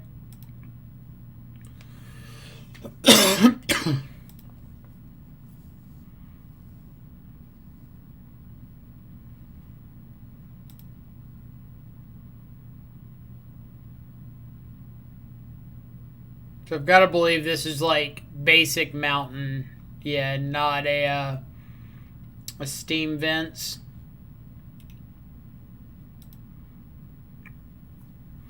So Dismember, Lightning Bolt would be best draws.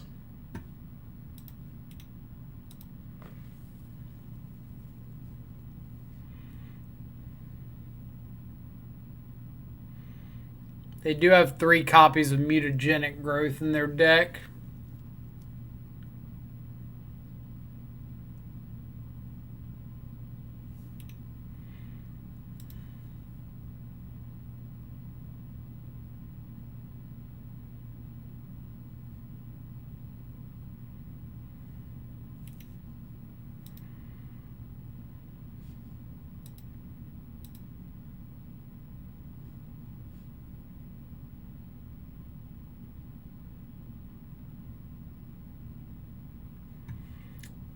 Top.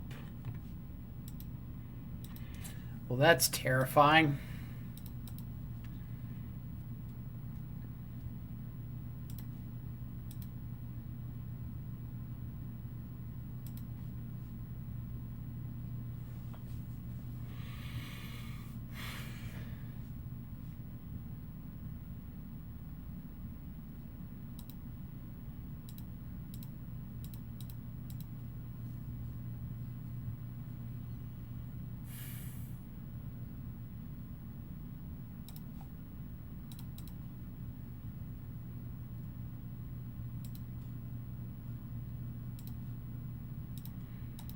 If I'm dead, I'm dead.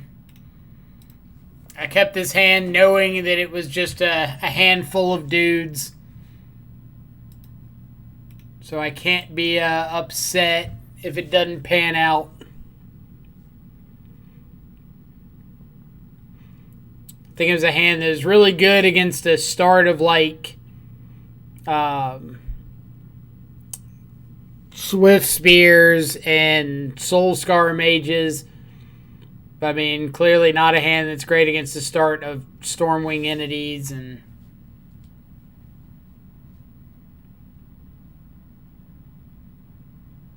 Yep. Alright. So, Dreadbore, Rampager, great. Feed the Swarm. Probably want to braid here.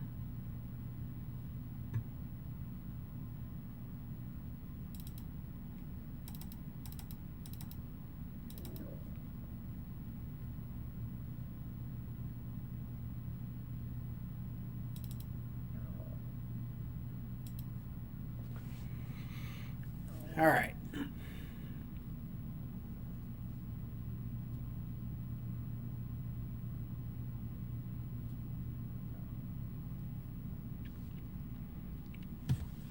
Let's see what we get for game 2. Like, I think that game 1 hand, like I said, if they let off on Prowess Dude on the ground, then that hand's pretty phenomenal. But as we see, they did not lead off that. Yep. Pretty easy keep here.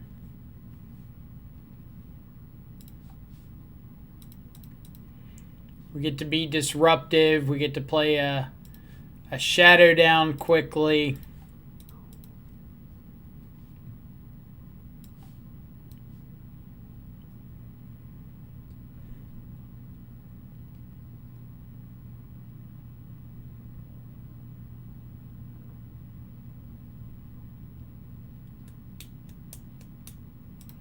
Yeah, let's just start taking dudes.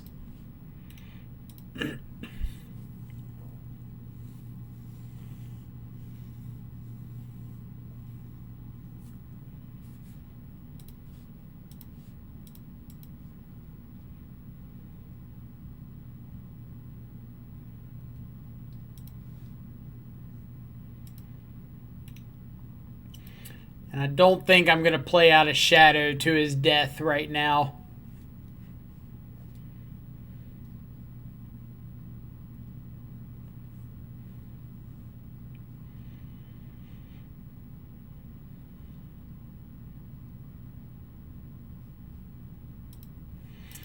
So if I fetch to 14, Night's Whisper to 12, Sunbaked Canyon to 11, one dart still kills my shadow. So I don't really want to do that.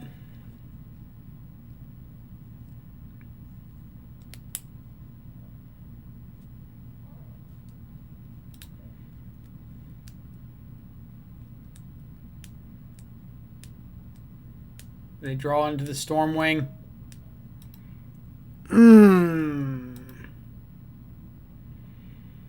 That one hurts.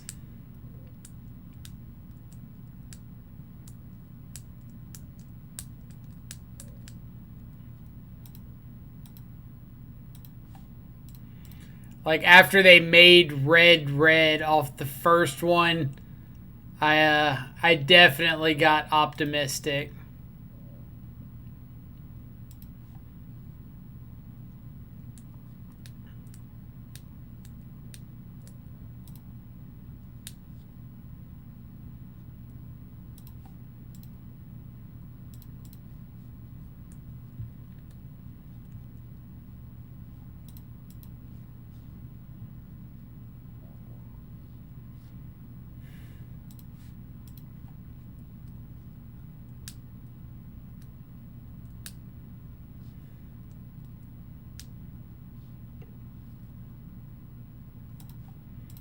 Yeah, I think I have to play out Shadow here because I want them to point some amount of this burn at the Shadow and not at me. Even though I think I'm just dead. Yeah. I am just dead. Dart, dart, sack, dart, sack, dart. Or are they not going? Or no, they still have the fire outlet. That's right. So they didn't even need to hit this.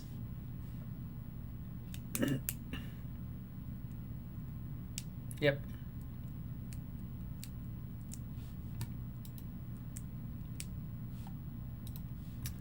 Top deck of Stormwing. Really wish I had Stubborn Denial. Rough. I wish Stormwing was a 4-drop so push would hit it. Agreed.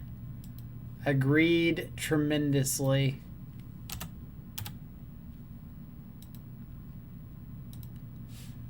Alright. Well, Mana Traders event was fun. Starting to think you aren't good at this game? I've thought that for a while. What are you talking about?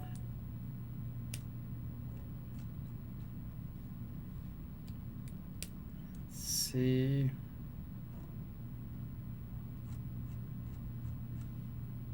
Figured there would be somewhere to drop.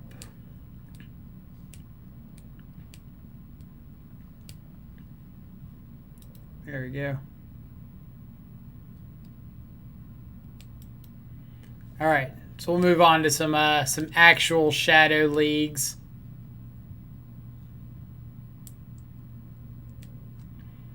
I guess we get to see what the January is. Or no, I guess they haven't released it yet. What the January series is, format-wise. All right. Well, it was fun. Now we get to plan for the rest of our 12-hour stream. We've still got 7 hours to go. Not even halfway done. So what kind of Shadow variant do we want to play?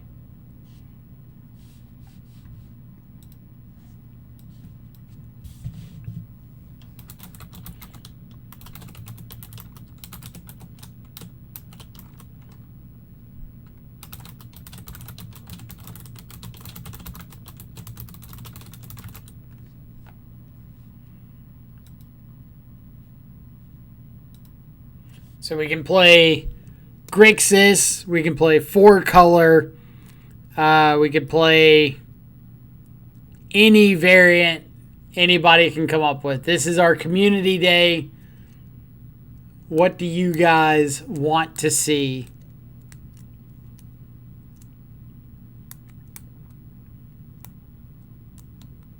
Four color. Ramo's got the vote in.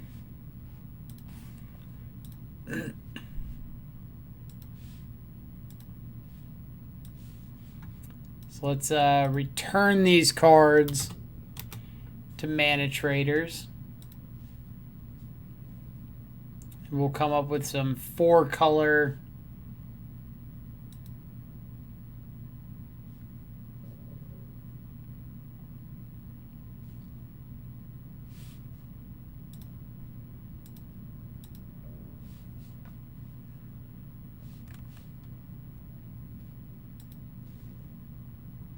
Is there anything particular we're wanting to try out in four color? Like, do you want to do my four color list? Do you want to do a four color brew? Do we want to do like a community built list? Blackhawk played Grixis the other night and failed miserably. Well, we can do a Grixis league after this four color league. We got 7 hours. We got a ton of shadow content to come up with.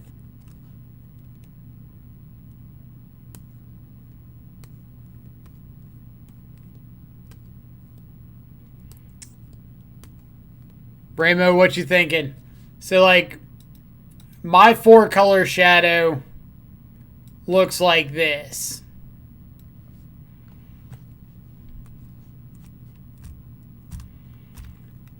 I don't know if you're going to do well streaming. Maybe try OnlyFans instead. Are you assuming I don't have an OnlyFans? Or as Mirabito would say, why don't you check out my Only Lands? Because I draw a bunch of lands. But yeah, like this is about where I'm at with four color. I could also do like a Drown in the Lock in the main. I do like Drown in the Lock. This particular version is focused more on like the full 4 Inquisition to be able to go like Inquisition into 2-drop.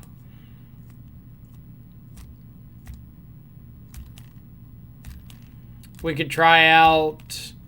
I've seen lists playing like what's it called? Hex Drinker.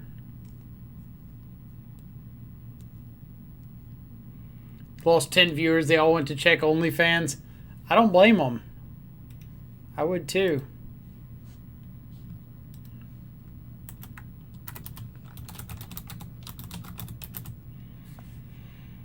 All right, so we'll do this list since Ramo has given us the green light.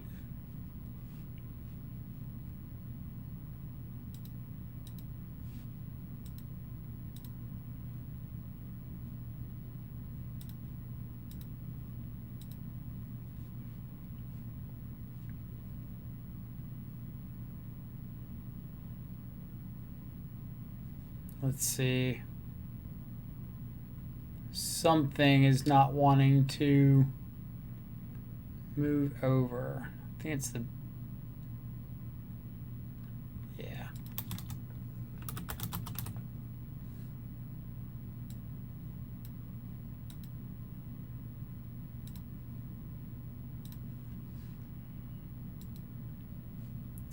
Let's rent some 4 color.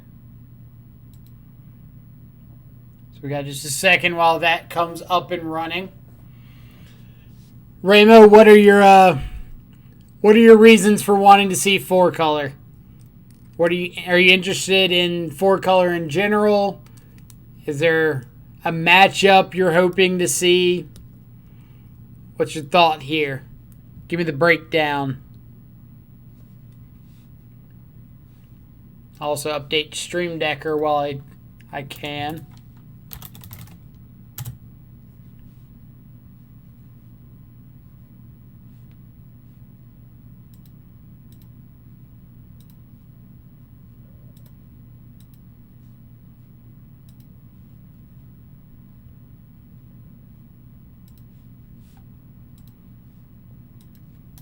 So let's go exclamation deck list. Shadow Watch 2020 Grixis Shadow list has been updated. Mana Traders coming in clutch.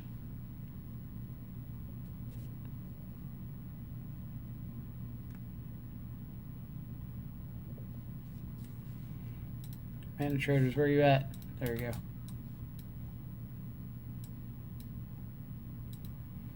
Submit. Confirm. And all right.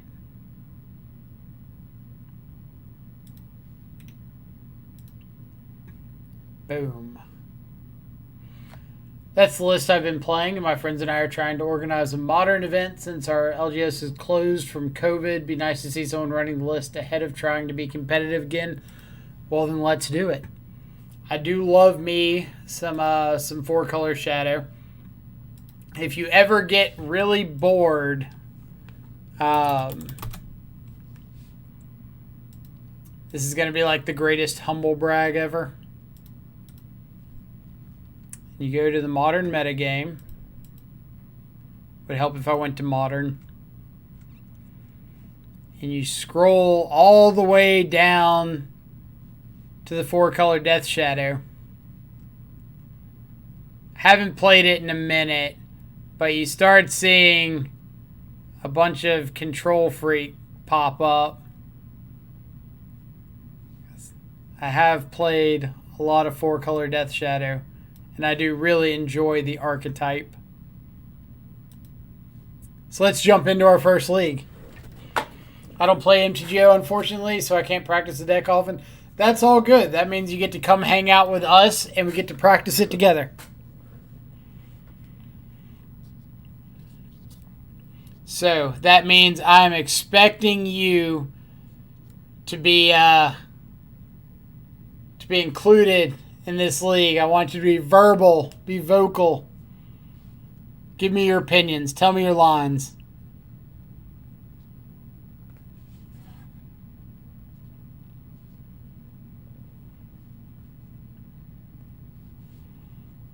And we'll just like cruise to this 5-0.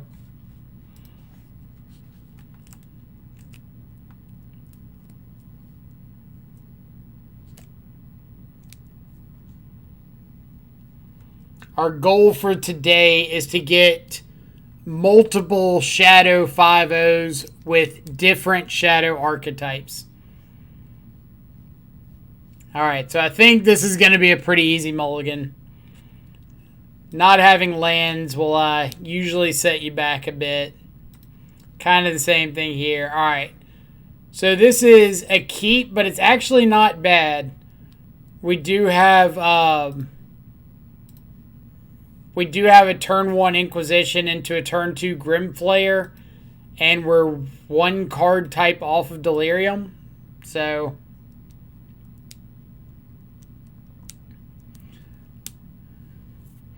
I believe the deck's to be better in paper than MTGO. Are we talking about like Shadow in general, or are we talking about anything specific? So opponent topped with their Serum Visions. Put a Plains on top. So if we expect this to be some sort of like blue-white control. Alright, so it's Jeskai Lotus Field. So let's take the Tails End. We know our opponent's drawing into a Plains, so we get to land down this Grimflayer free and clear.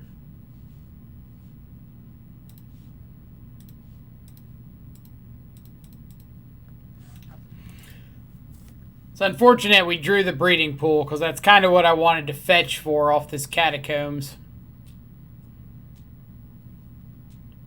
Just cycle a Shark. It is.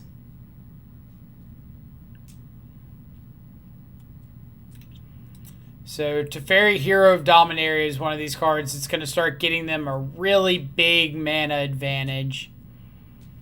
So we would like this Grimflayer to flip over like a Thoughtseize, something like that. Obviously, as well as turn on Delirium for himself. Alright, so Street Wraith does turn on Delirium. But we have to think about this. If we cycle Street Wraith first, we get 2 extra damage off the Grimflayer attack. But if we save the Street Wraith, attack with the Grimflayer, let the trigger happen, and then see something like a Thoughtseize that we would flip over, we can go ahead and draw into it. And that actually ends up being a lot better for us in the long run. So no Thoughtseize, but we do have a Shadow. And I like getting this Shadow down. So I think we're going to bin Inquisition, Polluted Delta, keep Shadow on top, Wraith into our Shadow, play it out, and say go.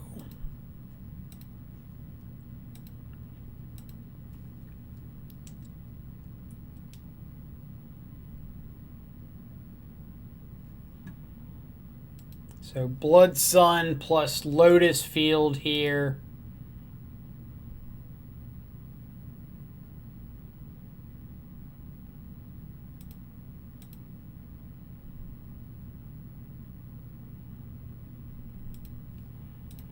We will dismember our Shadow.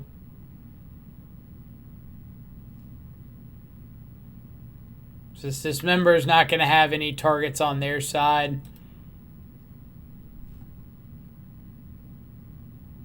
So, Battle Rage. Oh, they have the path. All right.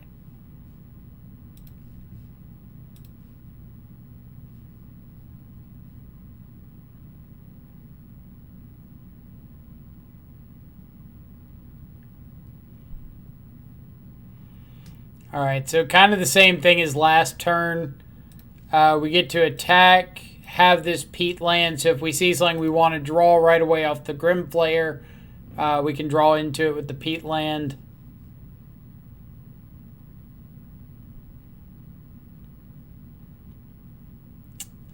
None of these are particularly exciting.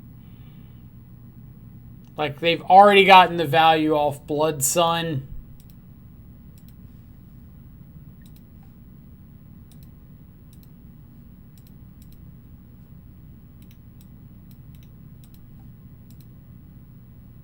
It loses the draw ability. Alright. Well, let me lose to, we lose to Teferi. Blood Sun, curse you. Alright. Trophies are good. Ashioks aren't bad. Delays are good. Battle Rage is bad. Fatal Push is bad. Cut a Dismember and go like this.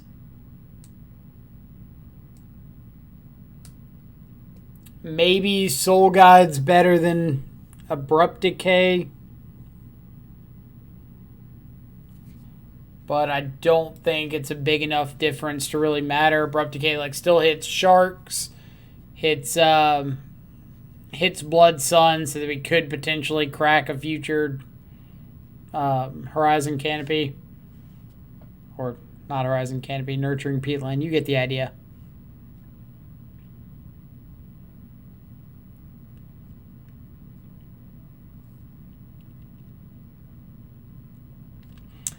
Yeah, Izzy, we had a request to play some 4-color shadows, so that's what we got going on here. We're in the start of our, or I say the start, we're like 5 hours in to to our Shadow Watch 2021 stream, a 12-hour Shadow stream devoted to all things Shadow.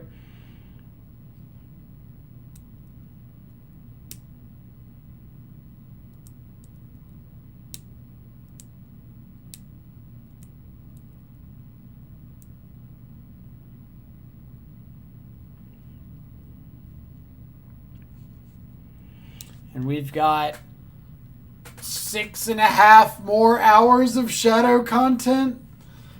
So we're going to be playing through some leagues. We got 4-color this league, followed up by Grixis next league. We are still taking suggestions for what's after that.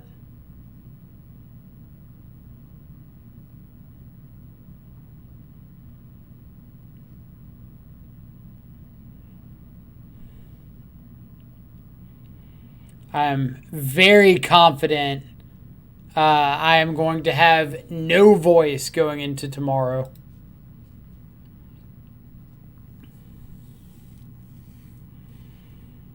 Thoughtseize double bobble.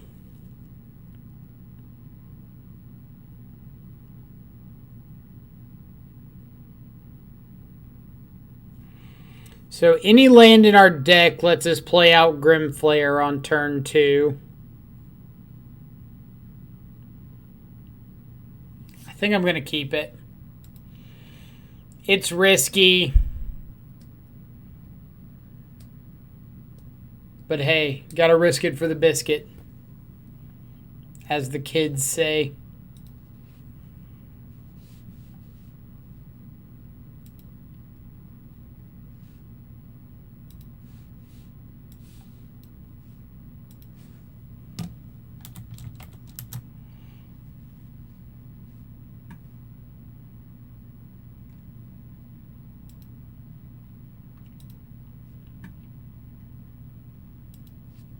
Type a quick message real quick.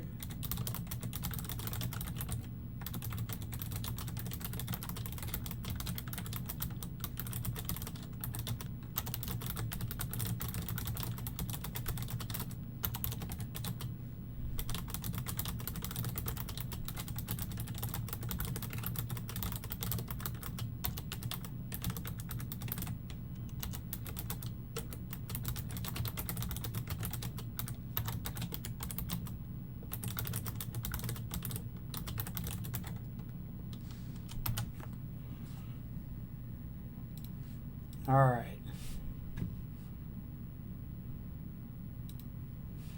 So we've got Bobble, land, and we're off to the race. Exactly. Like, I'm banking on a land in 3 draw steps. Bobble you. See, Teferi, Hero of Dominaria.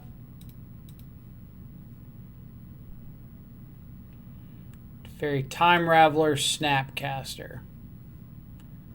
So let's just take a Time Raveler. Say go.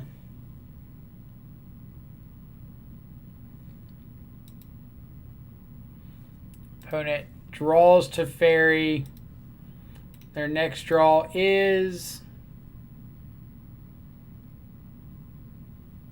Celestial Purge. Boo. Boo. There's our fetch.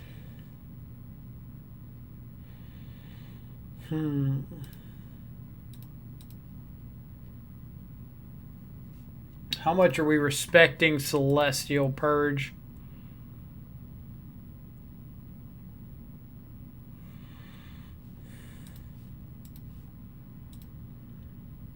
So they don't have Purge in hand right now. So I think that just means I'm going to play Grimflayer. Like, they have a chance to untap and purge the Grimflayer.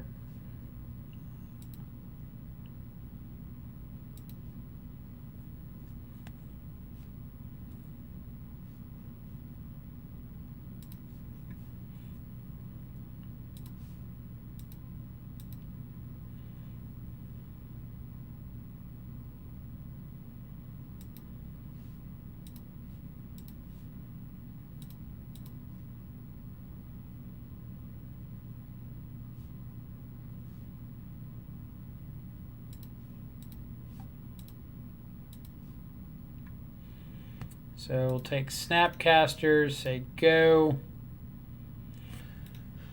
Still need one more land.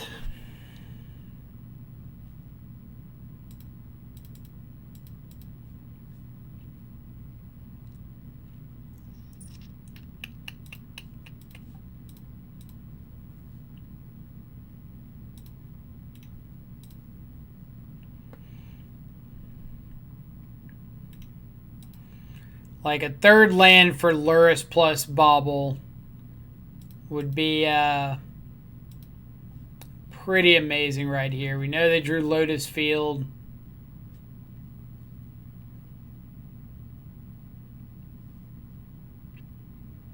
I didn't even think about the Lotus Field Flagstones interaction.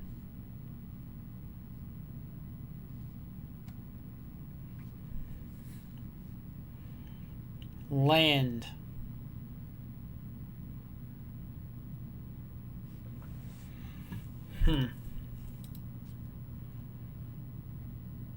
We seem to be missing something crucial to our game plan. I just can't quite put my finger on it.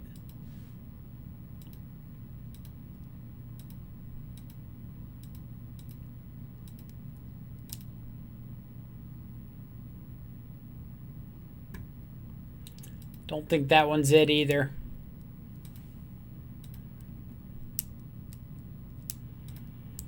So this is 5, 6, 7, 8 draws.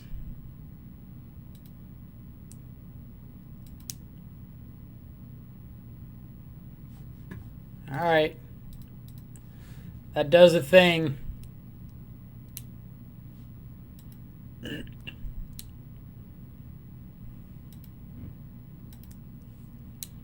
That does a thing.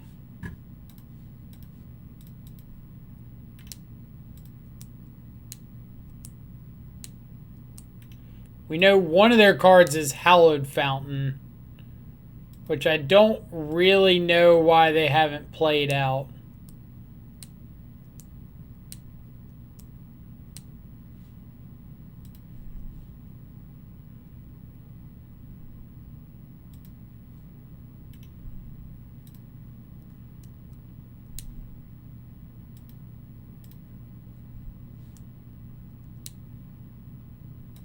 Ha. All it took was our opponent blowing up one of our lands for us to find another.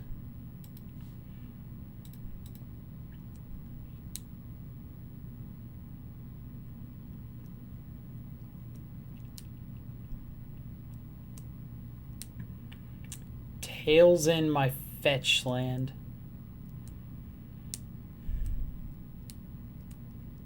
Are we just giving them one draw step?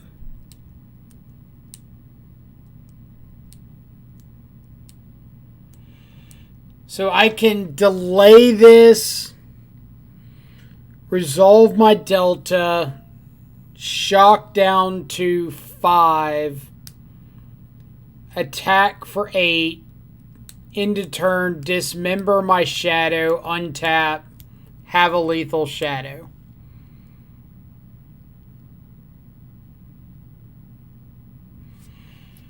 But I don't think that's worth it. I think I would rather save this delay for like something that's actually going to kill my shadow. Because then I'm just giving them the out of like Lightning Bolt kills me. Helix kills me. Platinum Empyrean stops me from killing them.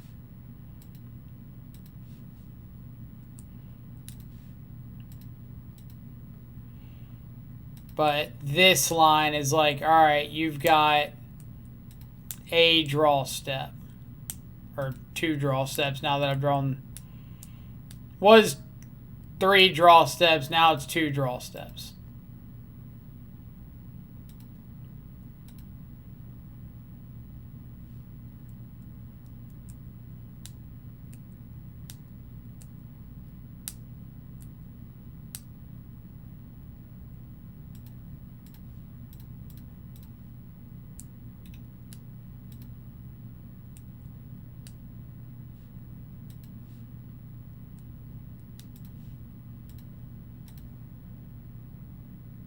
All right, on to game 3. Game 3. Is there any changes that I'm making? Like, maybe Heartless Act, Go for the Throat are better than Decay because of Platinum Empyrean. I would buy that for $1.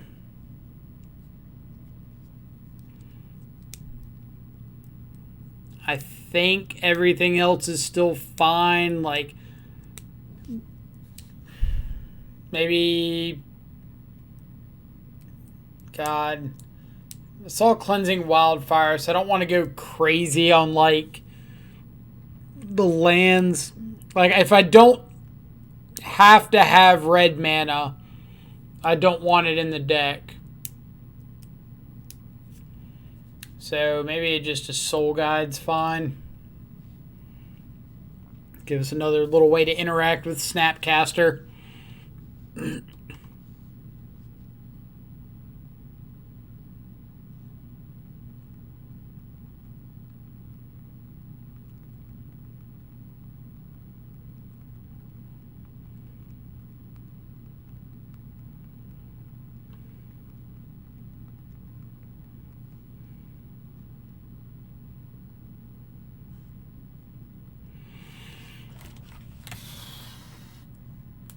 One land, 2 redraws for another. So like exact same scenario as last game, except we're on the draw instead of the play. We don't have hand disruption.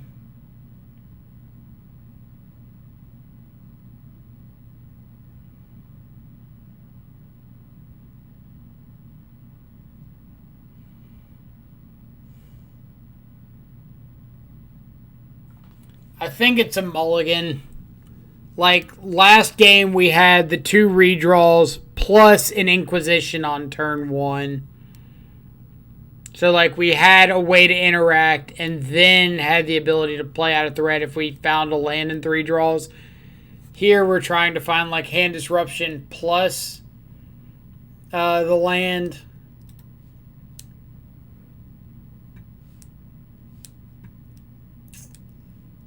That's not great.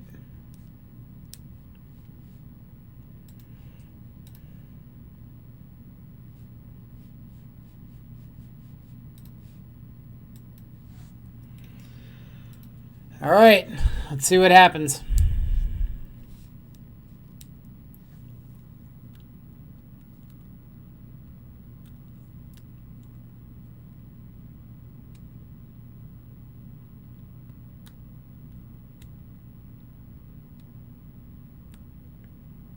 It's a good draw. So let's get our fetch and shock out of the way now. We saw last game that our opponent is absolutely willing to tails end our fetch lands. So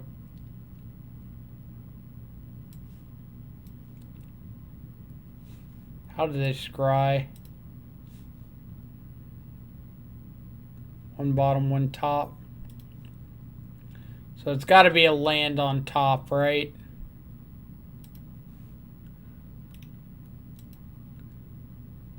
Like, it wouldn't really make sense for it to be anything but a land. Maybe there's an argument for, like, a Cleansing Wildfire. Or another Serum Visions. Sure.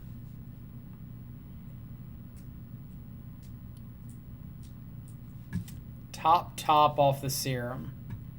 And don't play a land. What is this? Oh, online packs? Sure.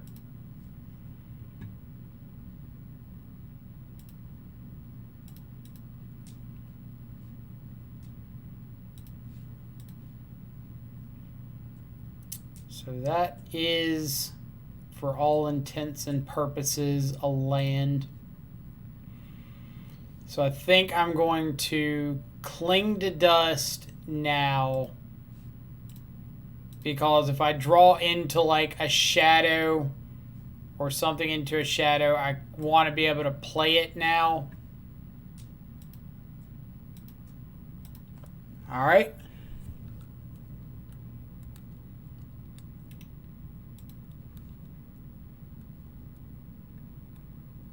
So this grabs us a breeding pool.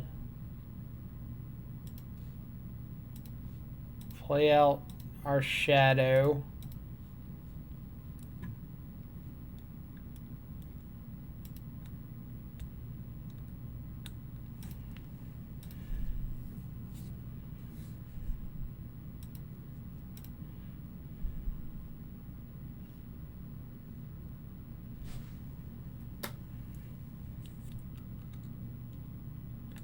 So Shark Typhoon for 0. You got it.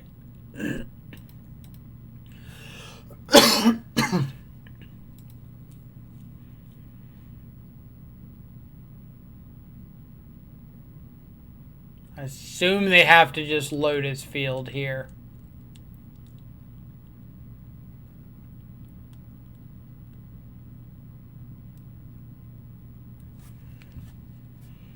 Yep. Opponent has come to a similar conclusion.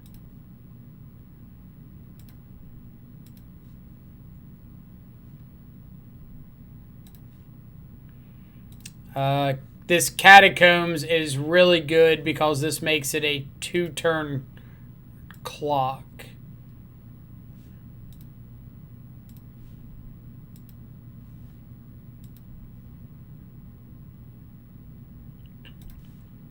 So they've got to deal with our shadow this turn, and we've got 2 pieces of interaction.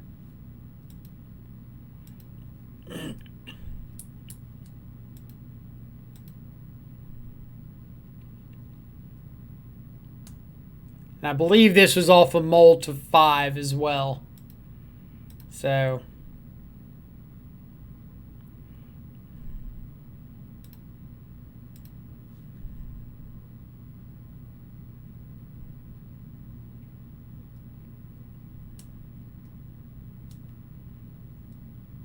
I really hope this is Cryptic Command plus Force of Negation. But it doesn't look like that's the case. Why would you cycle for 0? Like, I realize that you can't cycle plus play Celestial Purge, but I don't think there's any reason to cycle unless you can make a shark.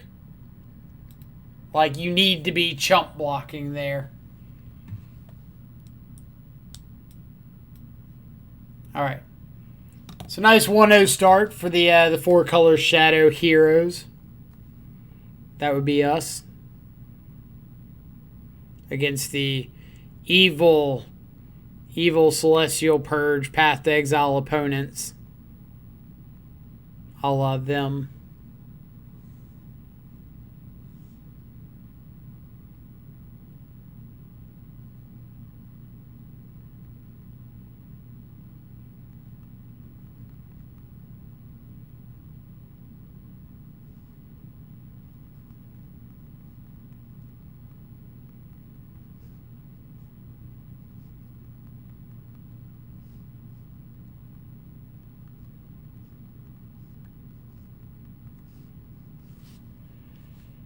All right, match number 2.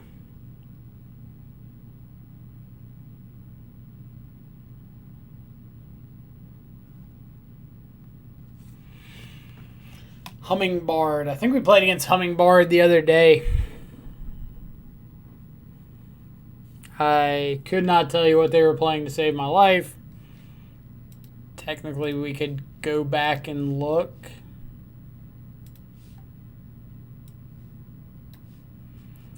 Hummingbird.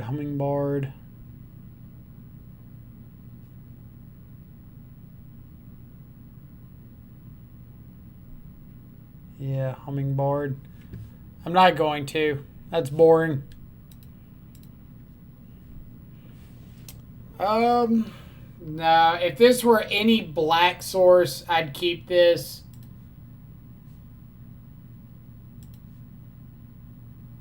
That's just bottom Luris. Did we win last time? We did not. Oh, I know what they're on. They are another Jeskai control opponent. But I think this is like Flagstone's Jeskai, not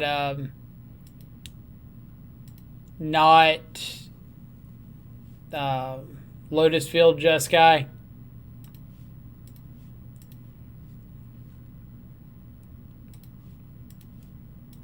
Oh no, they changed it up. They have Narset now.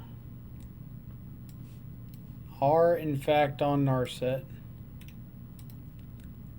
Alright.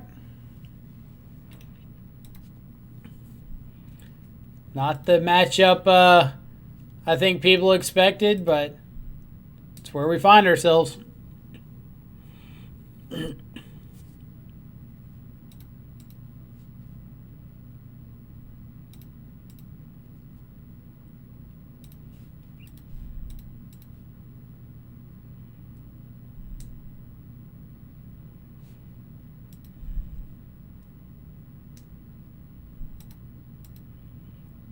Yeah, flash in that Snapcaster.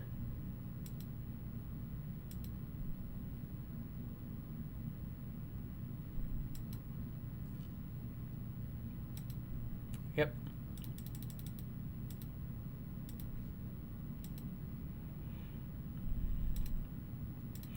They do have Mystic Sanctuary in hand, which means I want to look at Cling to Dusting as soon as possible. They did draw into Remand, unfortunately.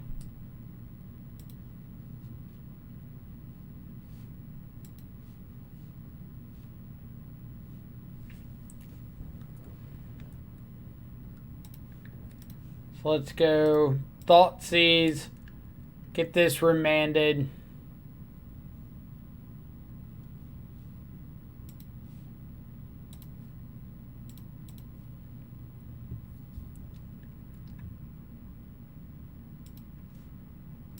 Let's think.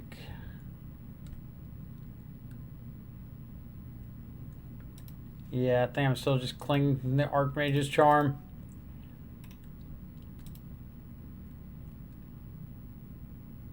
I just like don't want to deal with my opponent having that card.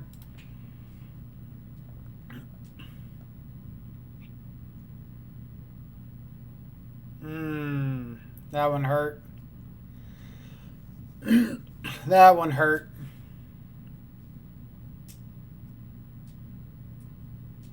I wanted to get a swamp, play out this Tarmogoyf next turn with Stubborn Denial up.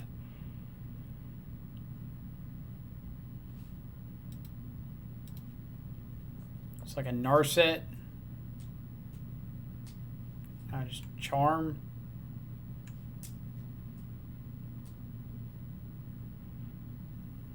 I'm not sure about Charm Draw 2 when you just saw Thoughtseize out of my hand.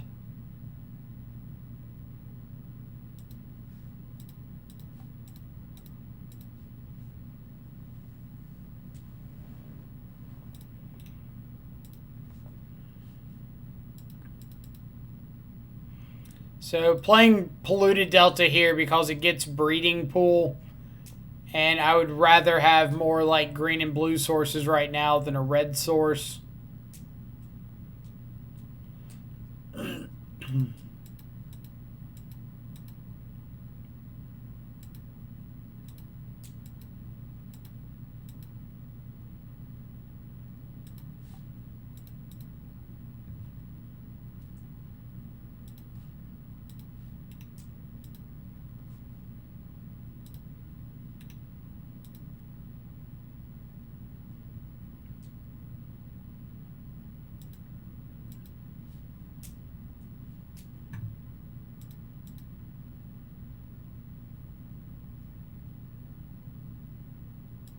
Kind of surprised that they didn't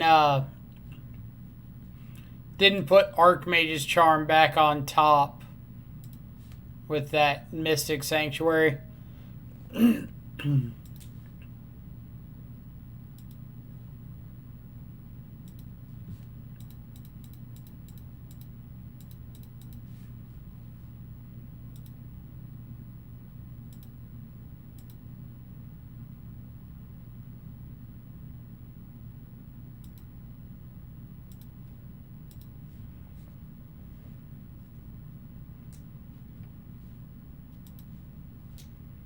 Well, one of those, I guess, answers a Narset. So that's something. Yeah.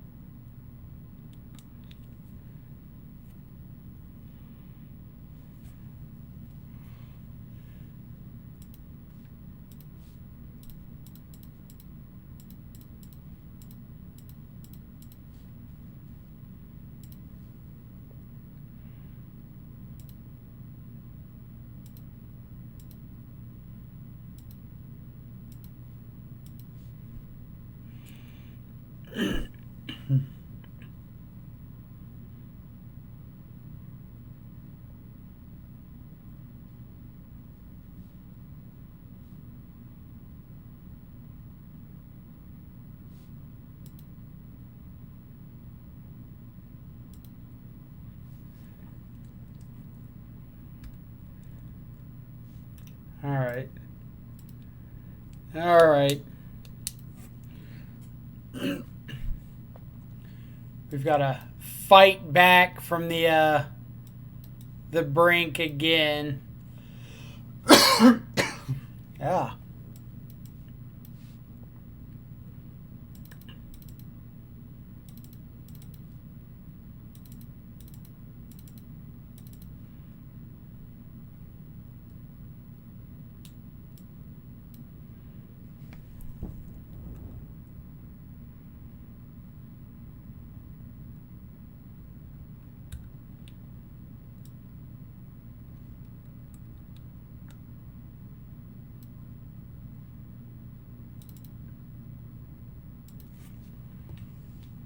Shaving one Inquisition because they also have Thought Seizes. They may or may not keep in, but if they do, I would rather have a piece of action over another hand disruption spell.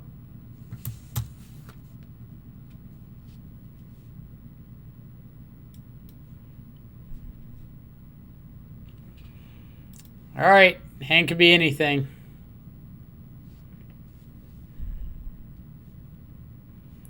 But we do have a build your own opt here.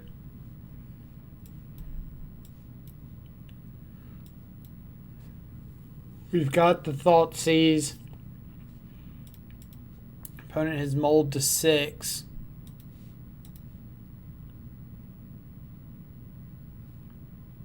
Bloodstained Mire's not quite what we want.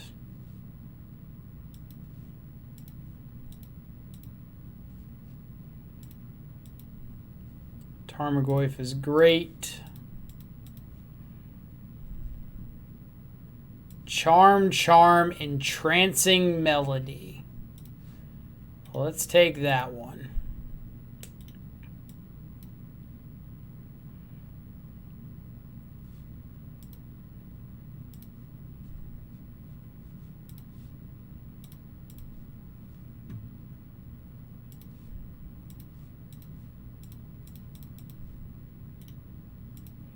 Please don't spell snare me.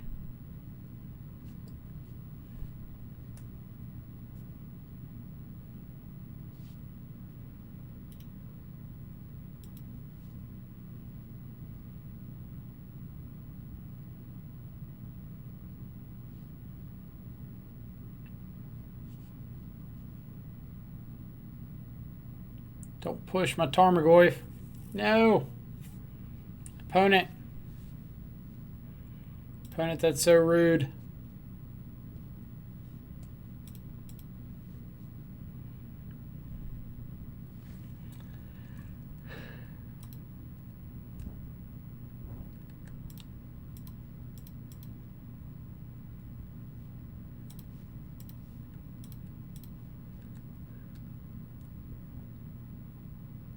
And they had the push. Snap. 2 blind draws were Blood Chief's Thirst, Fatal Push.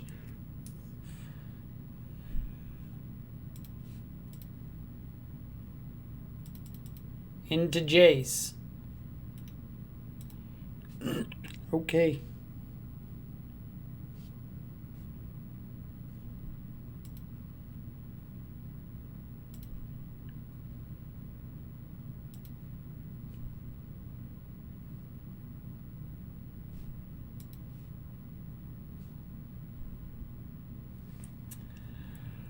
Oh.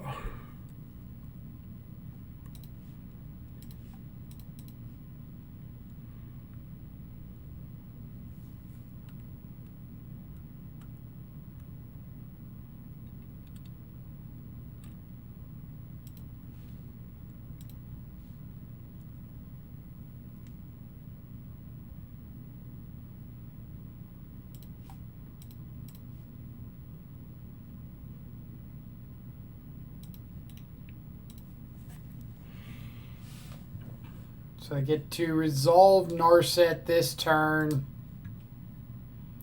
They hit the 4th land, so we had to take the Jace. If they didn't have the 4th land, I might have considered taking the Narset and just, like, giving them a chance to spike the land.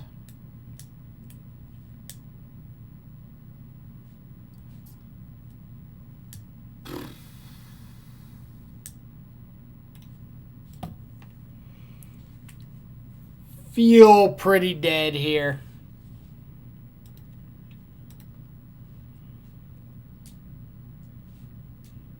Like, we just really needed them to break that first draw or two. Alright. I guess Thoughtseize is fine.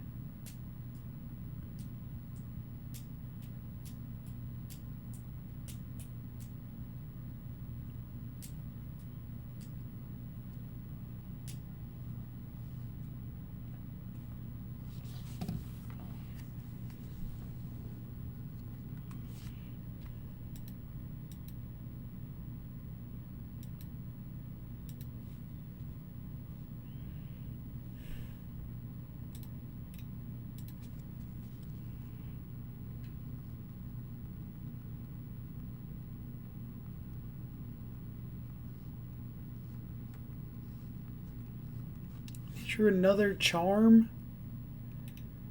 Alright. Yeah, we're not winning this one.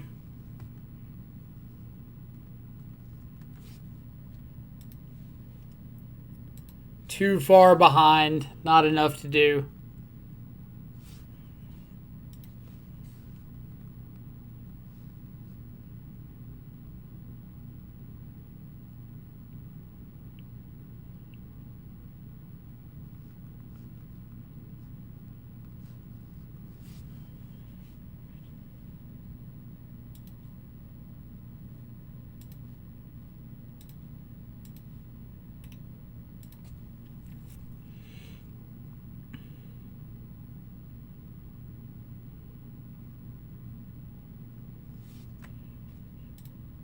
Fetch land? It's not a fetch land, but it's not the worst.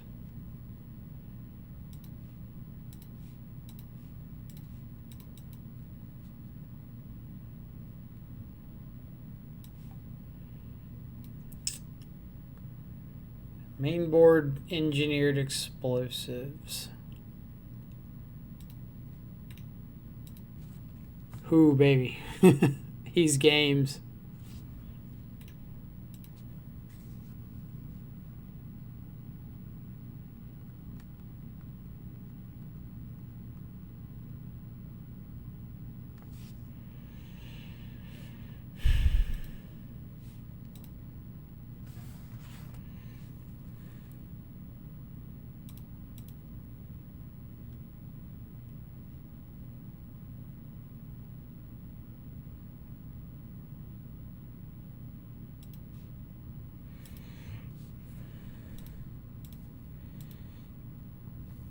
So I'm getting Blood Crypt here because I'm giving my opponent the chance to screw up.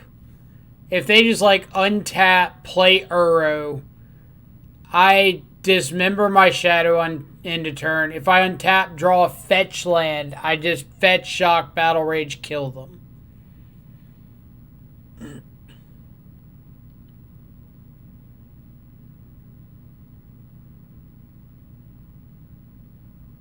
Well, I guess that was if they shock.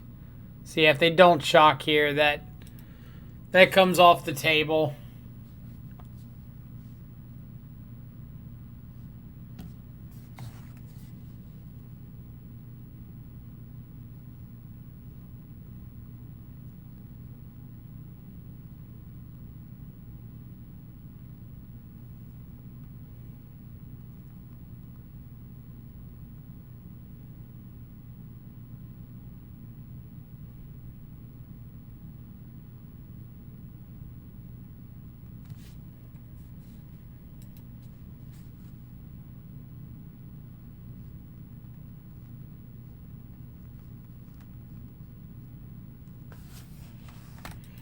All right.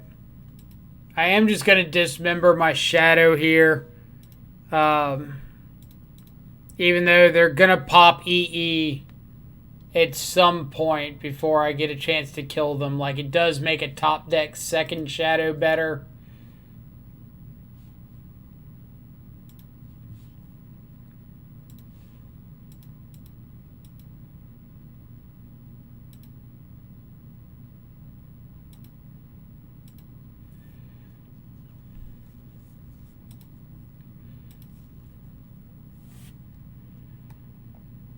Curse you, opponent, in your correct sequencing.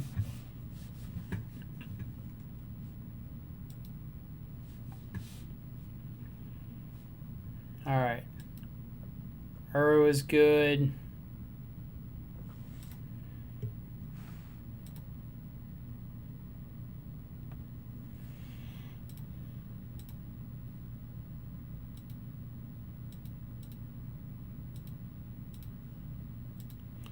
So I need another shadow here.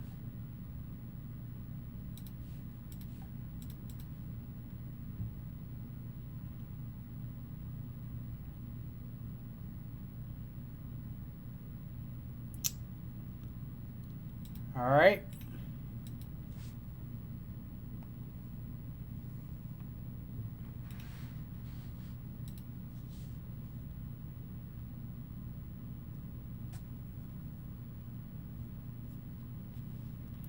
Believe resolving a Jace is probably lights out for us.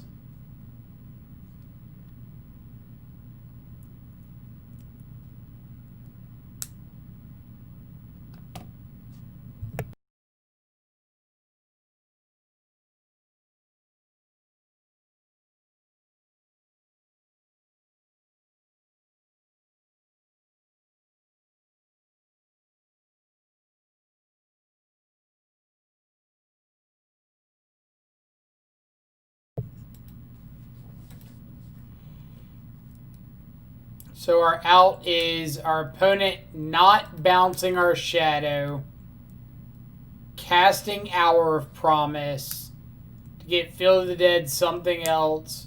We Fatal Push a token, untap, draw a fetch land, Battle Rage.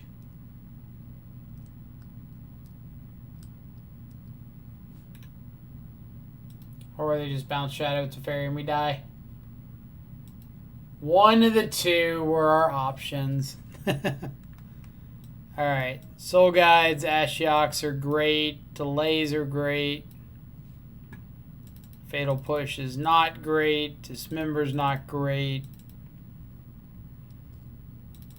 Cut a Battle Rage and say go. Trophy might be an option since we saw so many Planeswalkers. Yeah, I'd probably buy a trophy over Decay.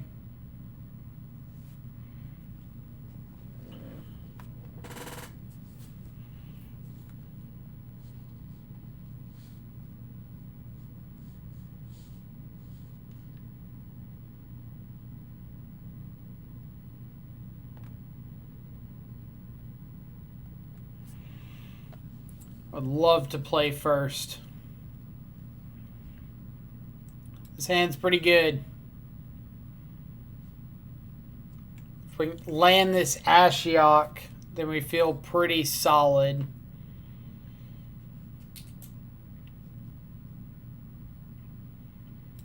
Like, obviously, that's not a perfect formula. There's more to it, but...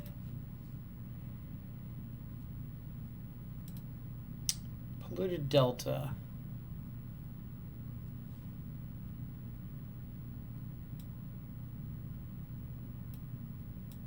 Do I want the third land? I guess I might as well be safe and get it.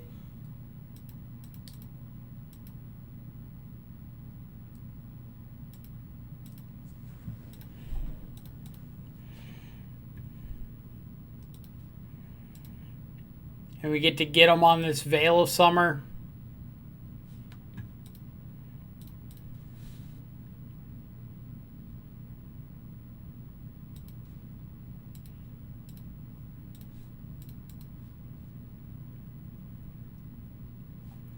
Veil of Summer.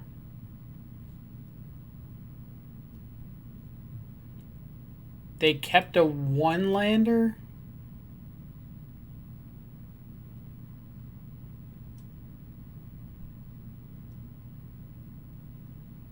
Why on earth would they keep this? So we have to take 4s and hope they miss the second land drop.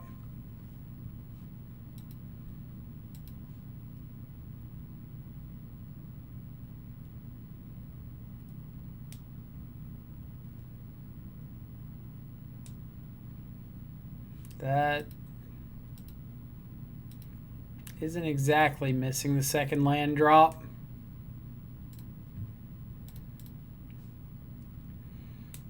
But I guess we take it. So now if they want to ghost quarter themselves, like they have to do it now.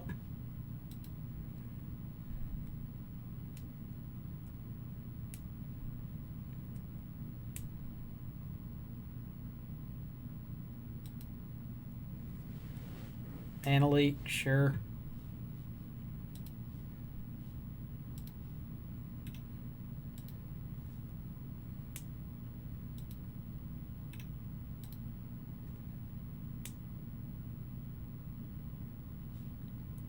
All right.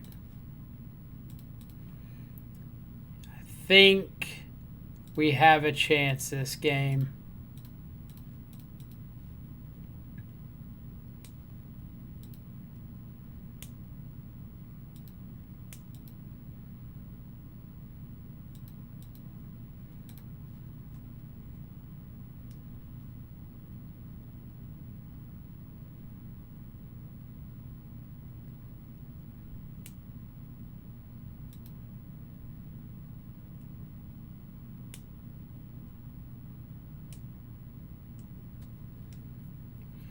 But I guess we'll find out.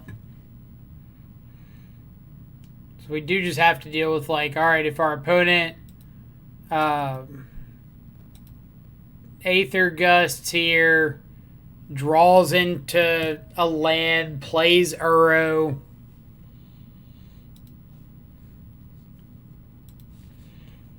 then they can just outrace us. I say outrace. What I mean is they can verdict us and then get back Uro. And we can't really do much from there.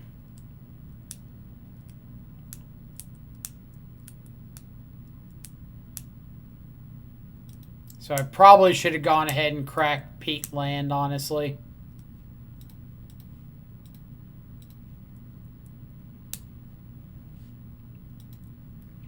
Yeah, I definitely should have cracked Beat Land.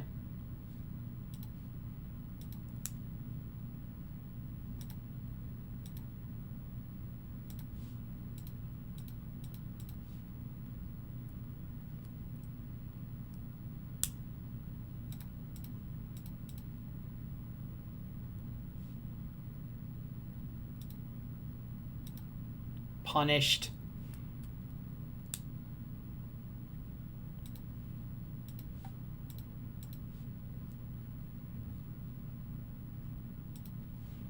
We'll take Purge, attack with the Tarmogoyf, play a Death Shadow, say go.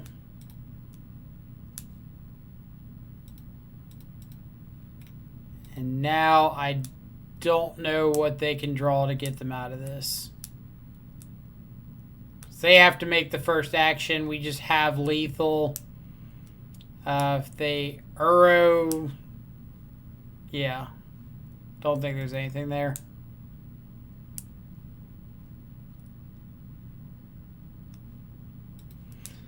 So let's run it back.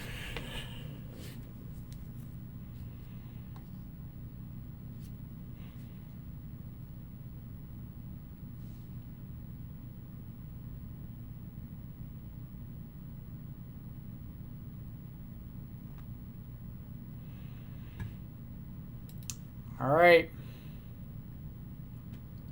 I'm banking on this build your own opt here.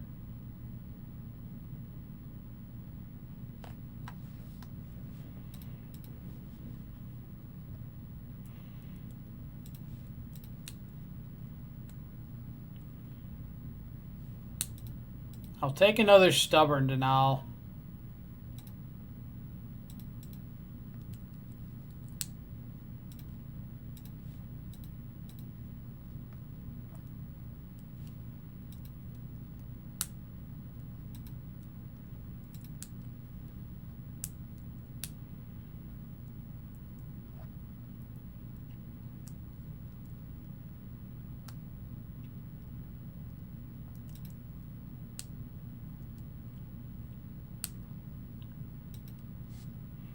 So if my opponent casts a Wrenn and 6,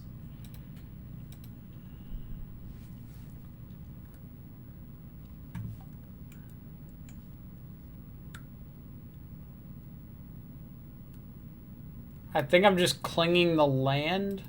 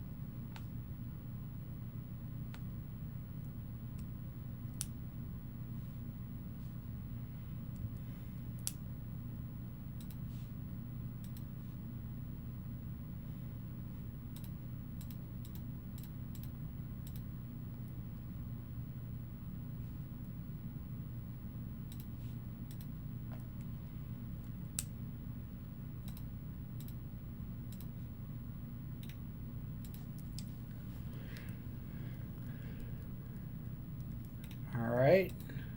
I don't feel too terrible here.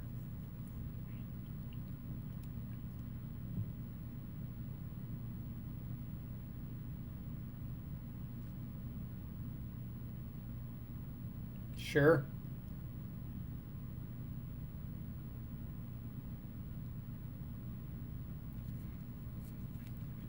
Not even taking up the Uro.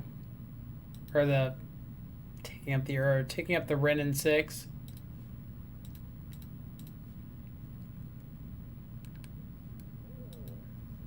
That's bold. We 3-3 dropped. After that third loss, the prize support I don't think was worth it.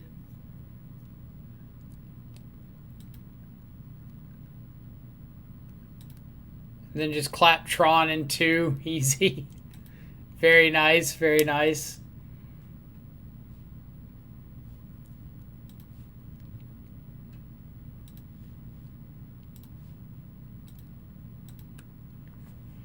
Yeah, we're just over here trying to mess up some Uro in a league.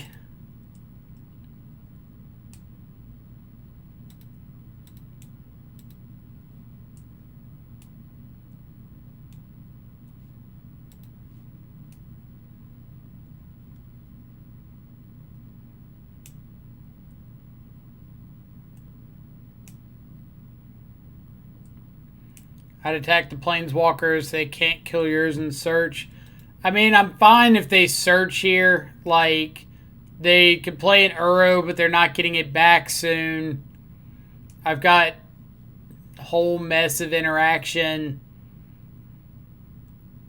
And if they don't deal with my Tarmogoyf and I draw a fetch land, I just kill them.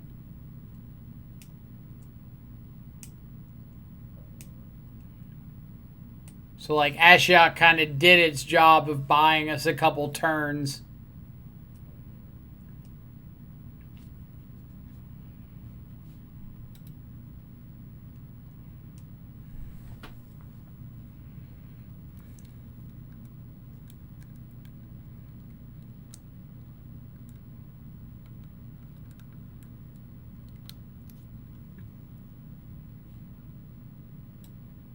And Verdict.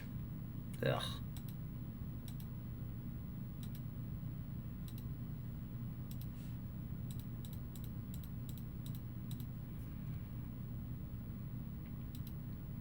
Like, that's rough, but that's a, like, 1 or 2 of card in their deck.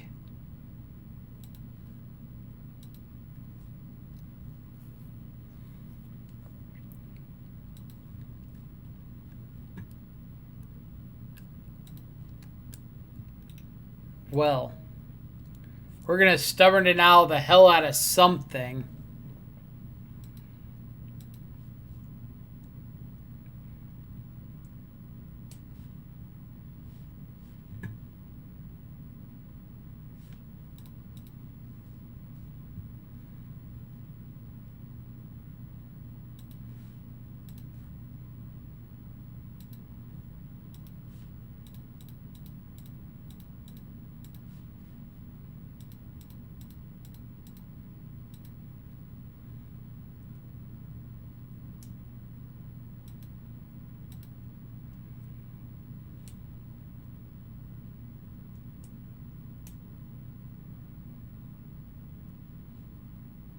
Sure.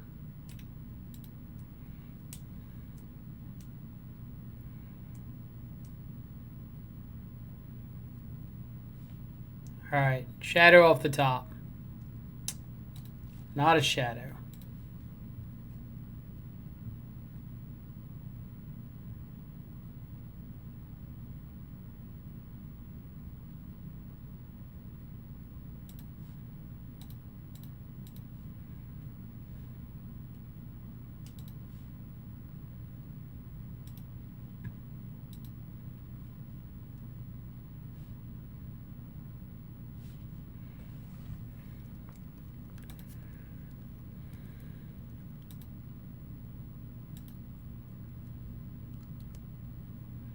Totally fine. Totally fine.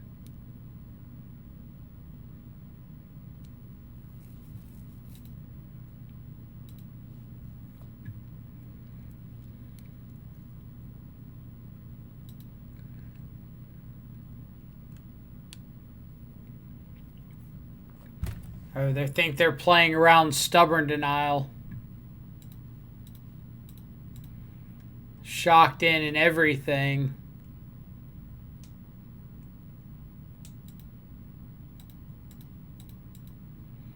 Got him.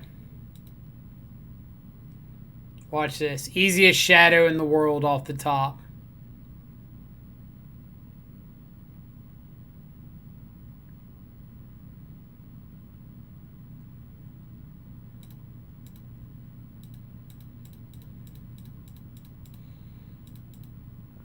See, it's basically a shadow. It's like right there, neck and neck with shadow.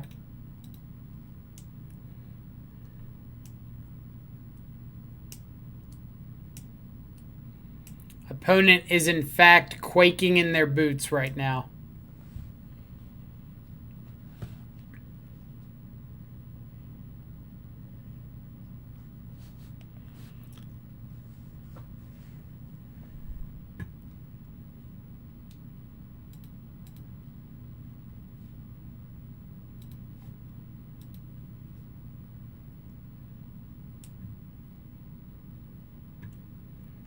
Celestial Purge.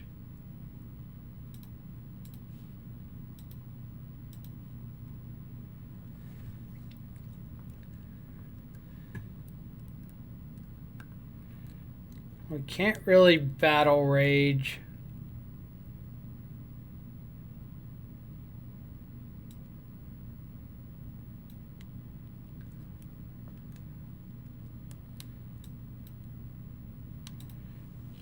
So we have to bank on our draw step. You're like 7 turns late.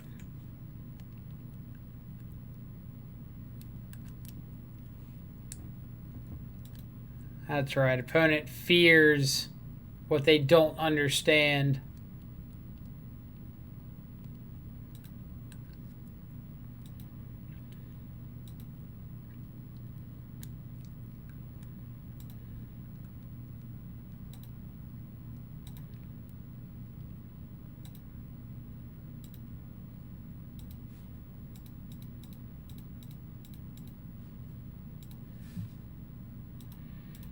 In case you're wondering, no, I don't really know why our opponent didn't go for the kill us line.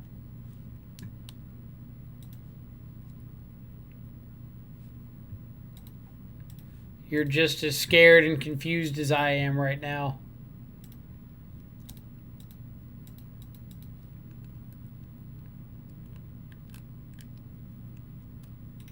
All right. They saw the line.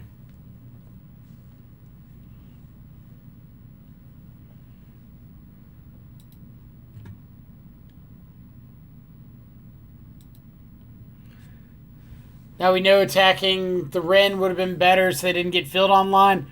I don't think they ever got a land back with Ren, did they? I think we stopped them every time. Keith Master Flex coming in with the Twitch Prime subscription. Thank you so much. Welcome to the subscribers. Get access to... Thought they got 1 or 2. I didn't think they did. If they did, then you're absolutely correct.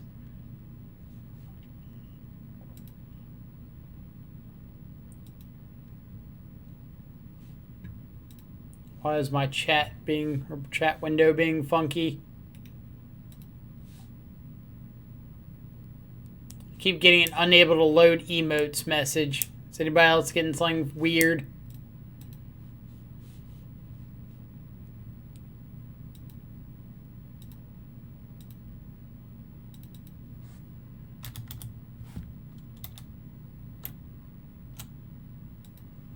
I just want to share my emotes.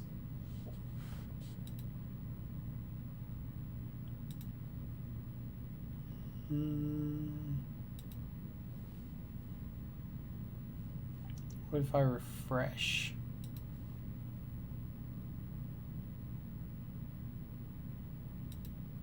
Haha. There you go.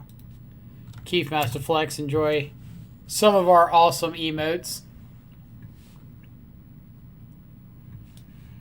His hand's decent. Skegaton, what is your shadow deck of choice in the current meta? I'm on Judge Shadow at the moment, but considering Suicide again. My current shadow deck of choice... So, a loaded question. I would consider the Red-Black Scourge deck to be the best deck at the moment that is playing Death's Shadow. But I don't really consider that deck to be a Shadow deck. It's a Red-Black Scourge deck that happens to have Death's Shadow in the deck. So take that with a grain of salt.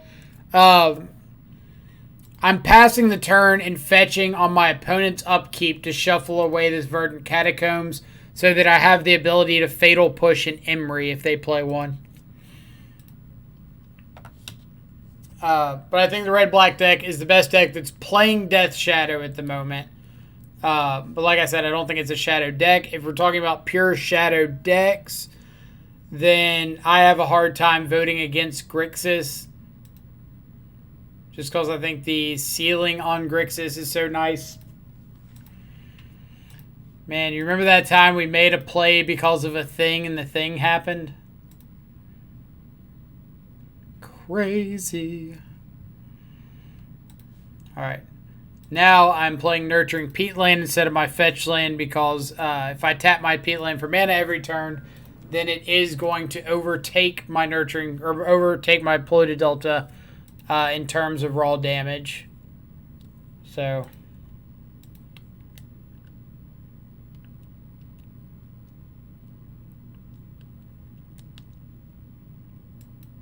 Ooh. I was not expecting that one. So you think it's better to go the route of Bomat Courier as opposed to Stubborn Denial and Tarmogoyf? No, I think it is better to go the route of Blood Moon right now as opposed to Stubborn Denial and Tarmogoyf. Very, very significant difference there.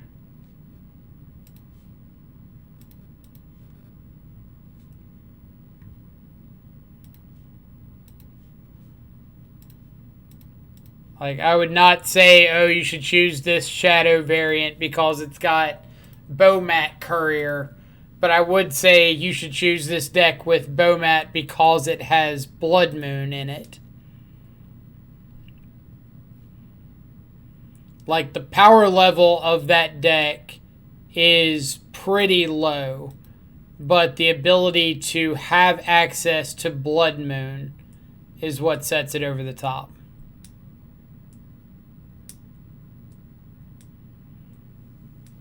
Alright, opponent, I would very much appreciate it if you do not flip this Arayo this turn. It's 2 spells.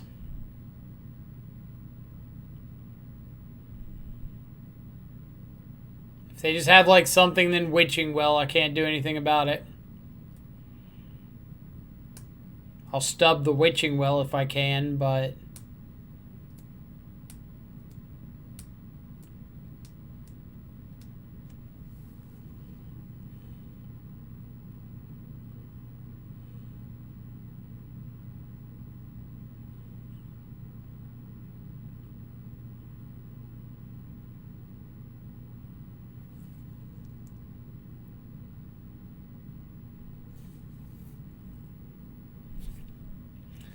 I will double stub a Thopter Foundry.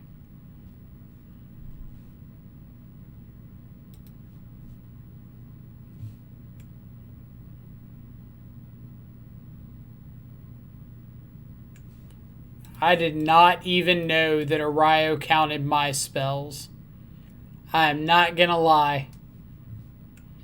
That thing does in fact say the 4th spell of a turn, flip Arayo. I always thought it was whenever they cast their 4th spell. That is way better than I previously thought.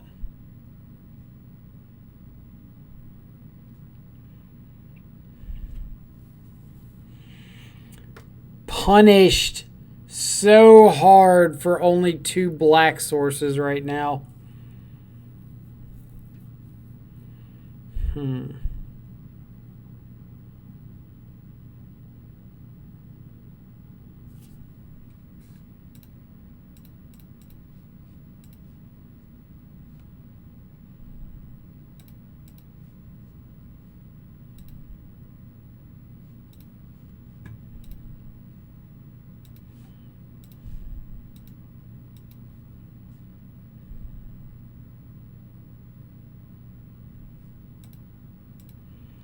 I was really hoping I could bait my opponent into that block.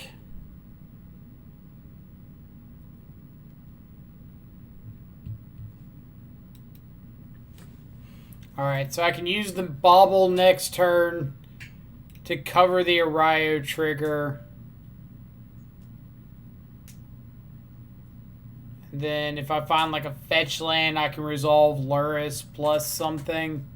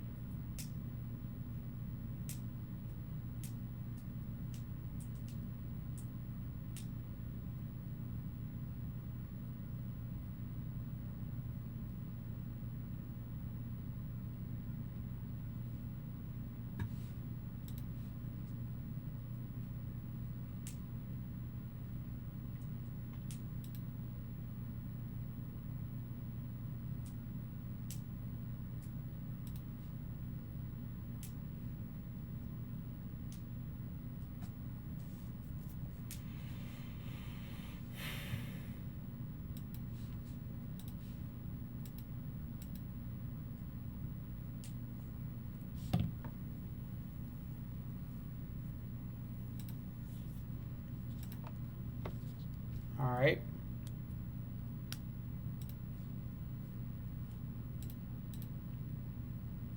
Cast that into the Arayo trigger. Resolve Shadow. Say go.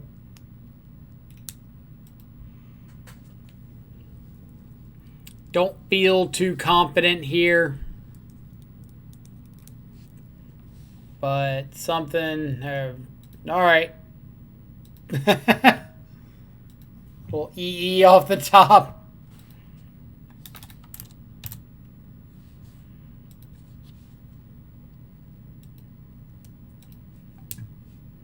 Alright, so Esper Arayo.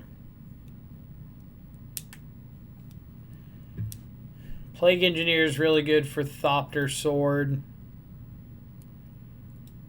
Soul Guide Lantern covers the graveyard.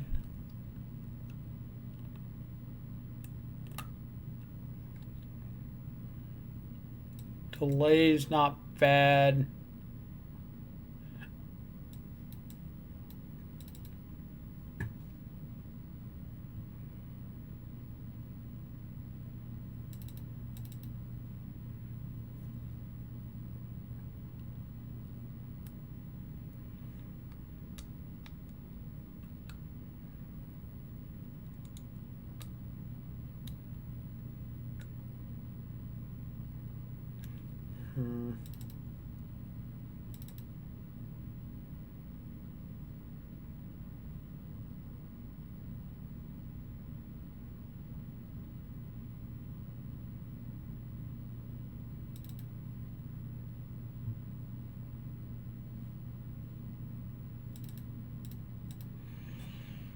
Like, I'm assuming on the play, I'm going to have enough opportunities between my hand disruption and the couple people, or couple pieces of removal I've left in to deal with Arayo or Luris. Not Arayo, Luris, or Emery.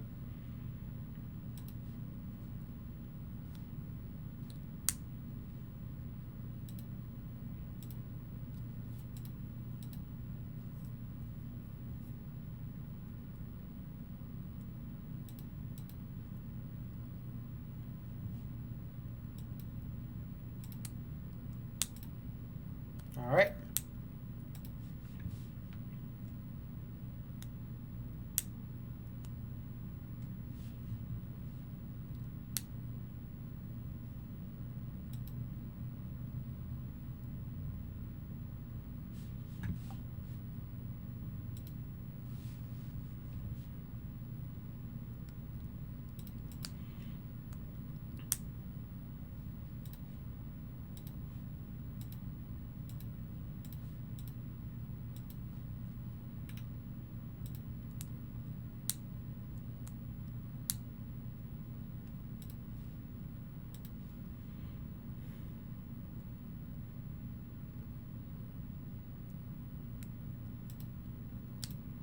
Alright, so I'm going to get down Tarmogoyf here.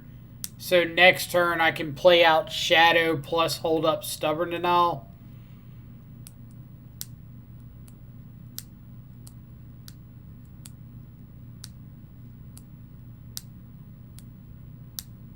It's 1 spell, 2 spells. I guess not really concerned about a Riot. Maybe I should be.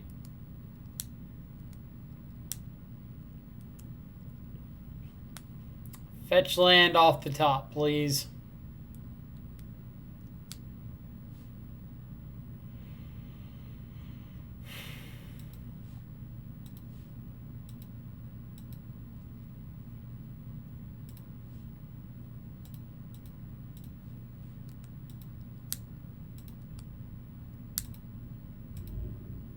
This is such a good deck for Mox Amber.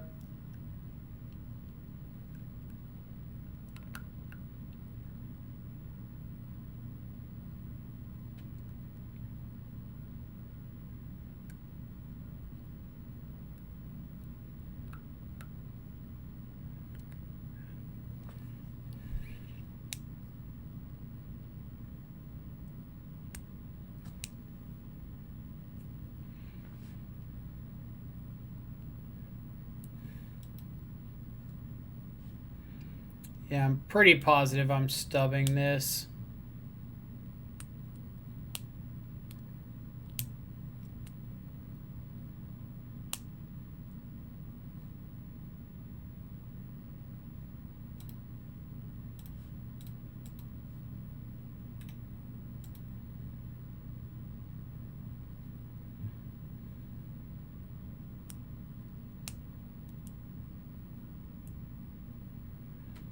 So fetch land would give me 5, 6, 7, 11 I'd be swinging for.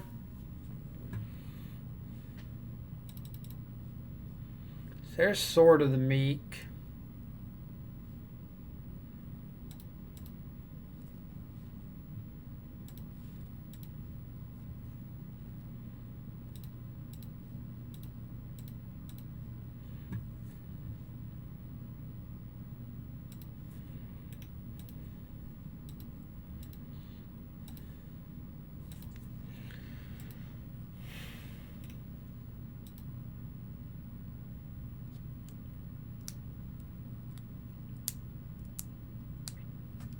Soul Guide's not terrible. I'm really hoping they miss their land drop here so they can't cast Urza.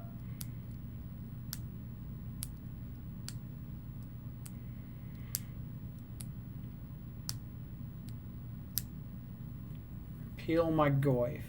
Alright. So I think I'm just Thoughtseize plus Soul Guide Lantern. What does this do? Make something a 5/5.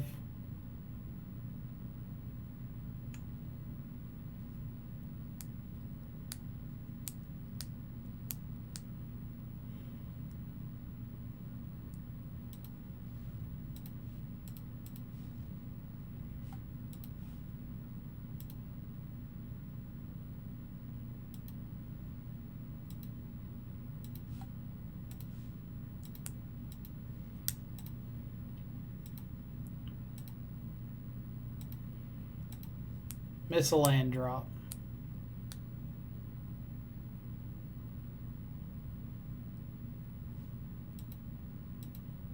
Alright, so no miss land drop could mean repeal some piece of interaction.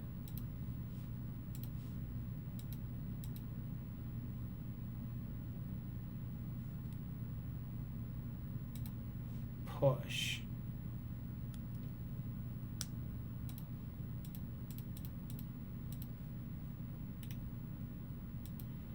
Their hand is still Tezzeret Urza.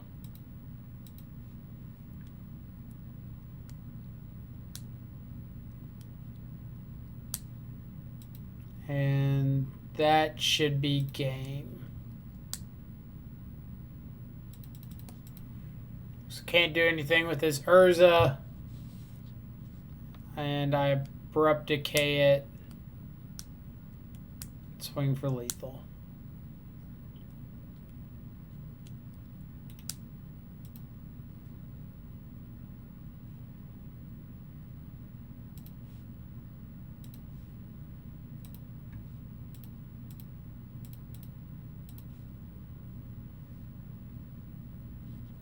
Yep. All right, on to game 3 against Esper Arayo. Is there anything I want to change up? EE's not the worst here.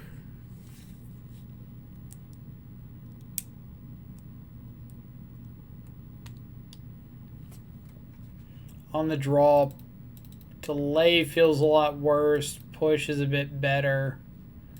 Probably like a dismember more than one of the pushes.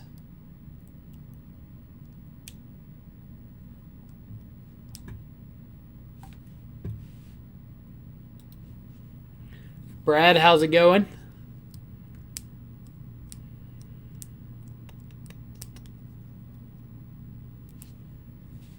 All right. Pretty easy keep. See what happens. No turn 1 Emery. No turn 1 Emery. No turn 1 Emery.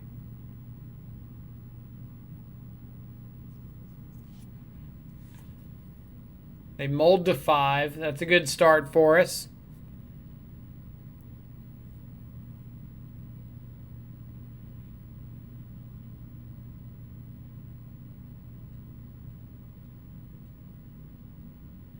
No opponent. I said no turn 1 Emery.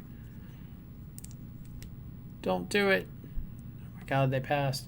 It's a Christmas miracle.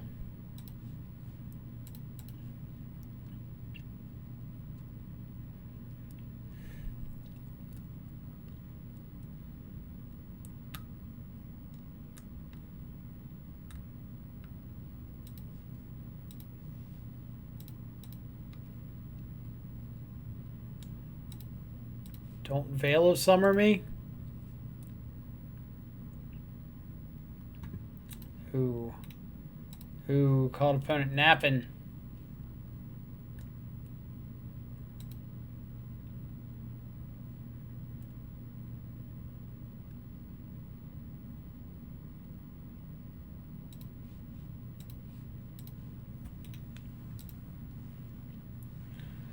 Opponent does have some magic cards. They drew into a Witching Well, which is something.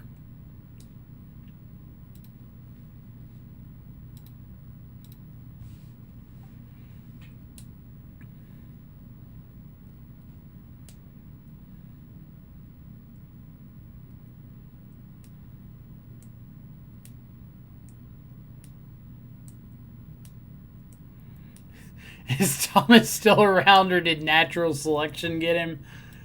Oh man, he's still around, but he hadn't played Magic much recently.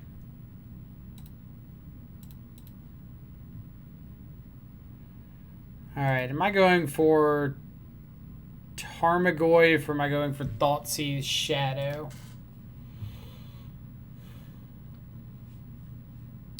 How did opponent scry? One top, one bottom.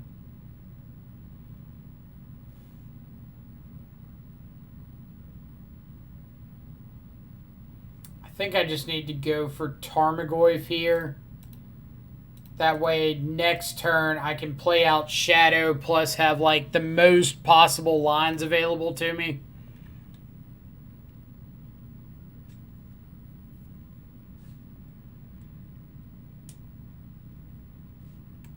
All right.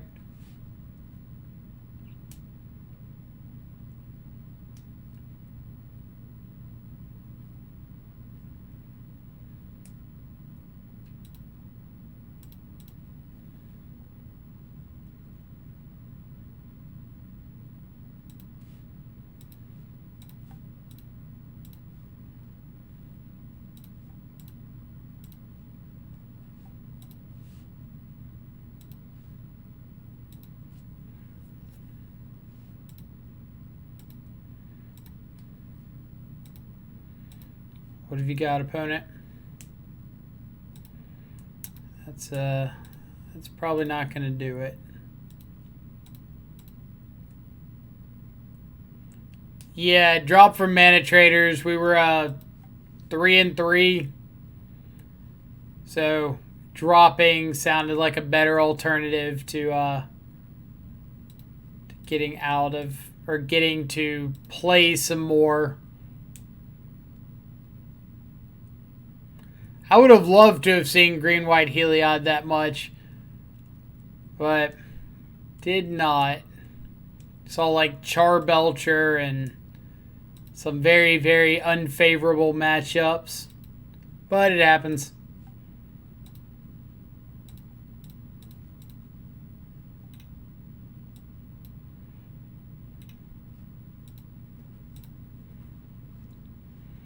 Tommy K is still around here. I can neither confirm nor deny the accusation ahead of me. So Thopter Foundry is not bad, but without a Sword of the Meek, it's much less oppressive. I lock up the board with Titan Dryad, have Karn eating their lands while coding in. They won't scoop because they want to gain 300 life. I mean, that's what the deck does, right? It just, like, gains a bunch of life and doesn't scoop.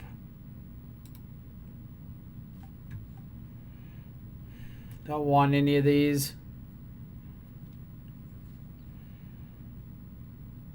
Second Soul Guide's not the worst.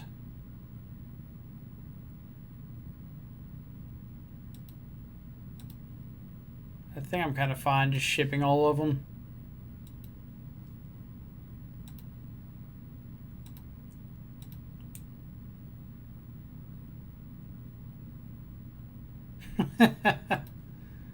That's pretty funny.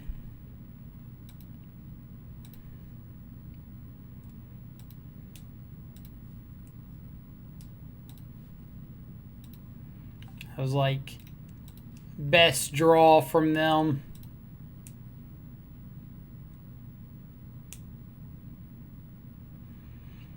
Alright, so if I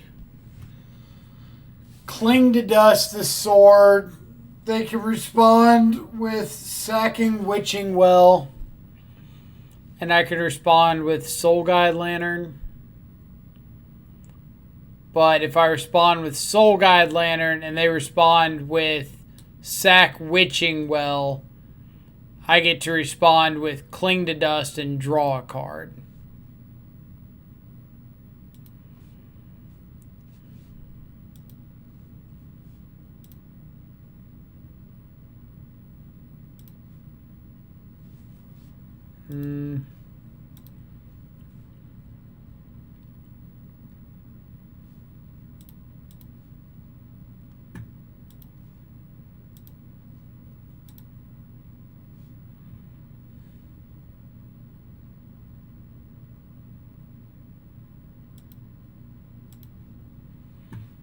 Alright, so I think the only way they're getting out of this is a dude.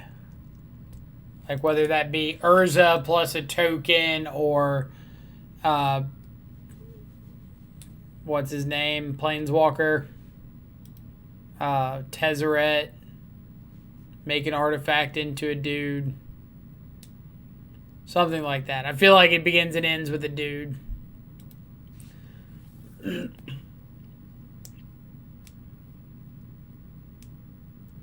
Can't even combo with Karn out. Is Sprite Dragon Grixis on your list today? Grixis is. Grixis with Sprite Dragon is probably not. But we are playing Grixis directly after this league.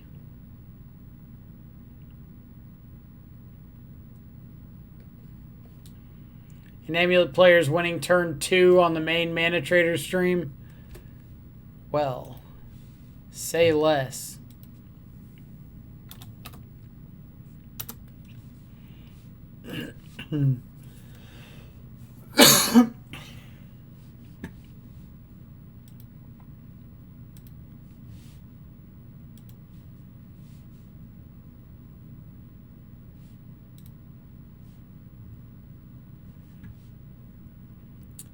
Ooh. This is like a really good Grixis hand and a really bad 4-color hand.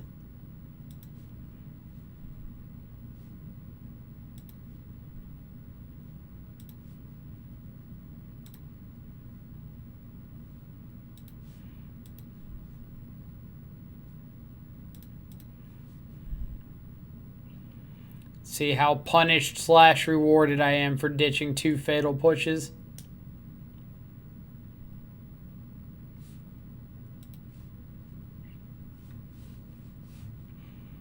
Oh, the amulet's over.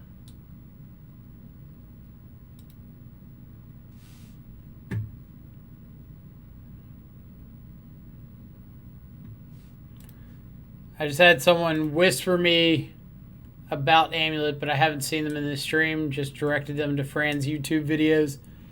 Like somebody that was in or possibly in our chat was asking you about Amulet.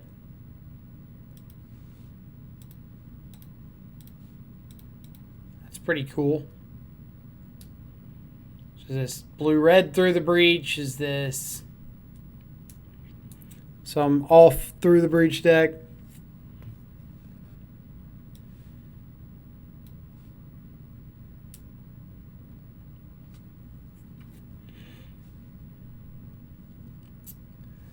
So drawing through the breach off the top, eh?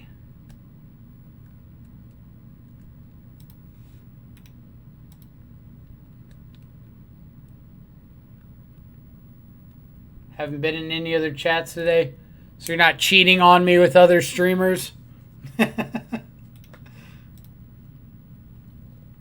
So close.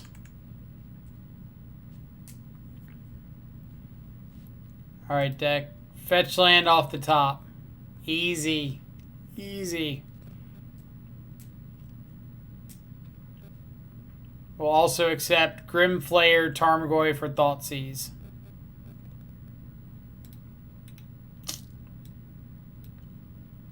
Alright. All I'm saying is this next land off the top is going to fuck our opponent's world up.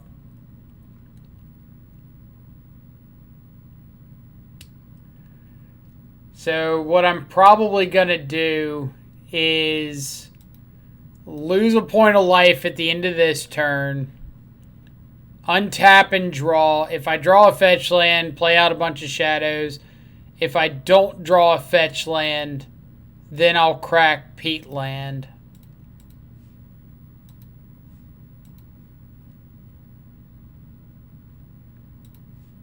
Well, I should have specified if I don't draw a fetch land or if I draw a way to lose life.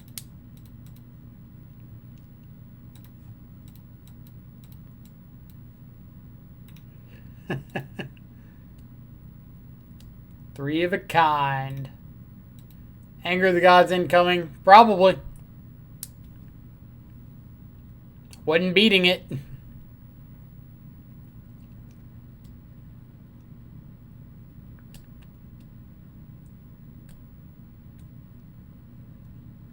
But I mean, even if I draw a fetch, I'm not winning without a Stubborn Denial here. Stubborn Denial or Thoughtseize. Playing green-white Heliod again. Dang, man. Whitelisted on those Heliods.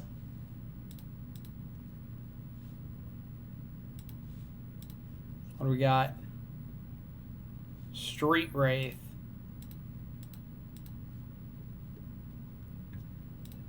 Fetch land off the top kills them.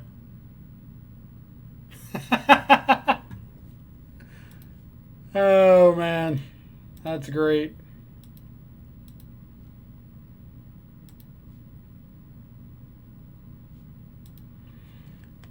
I'll make them fear the Stubborn Denial. Like, they can't not go for it here.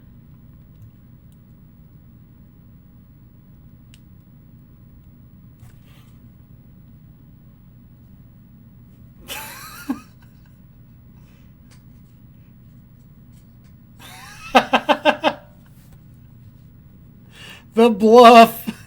The bluff. Oh, man.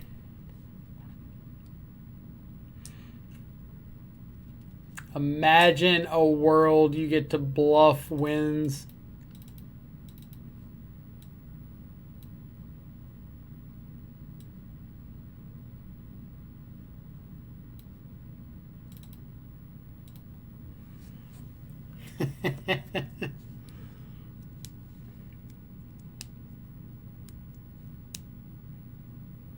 Just noticed that Sexy John is the 6-0 player playing against the Amulet player right now. Oh, man. Wait, Sexy John is on Mono Green Tron? Cometh again?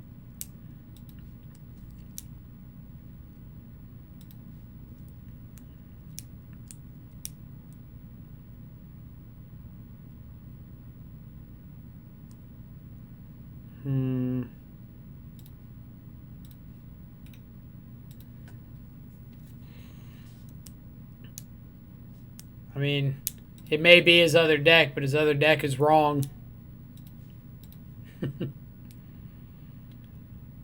Delay off the top. I don't think I want another delay.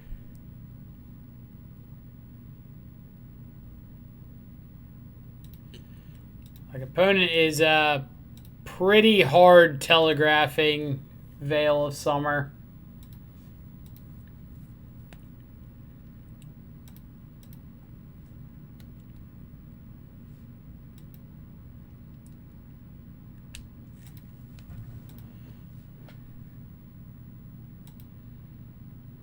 Good.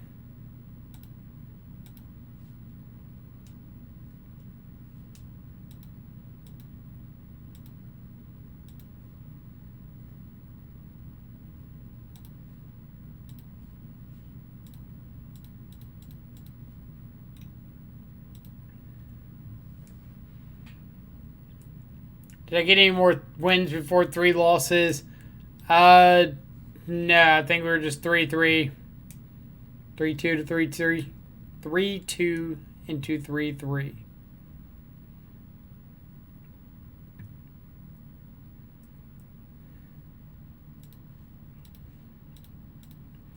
Alright, so Inquisitioning here instead of Thoughtseize, because if my opponent veils this, I want to have Thoughtseize available from here on out because it'll lose me life.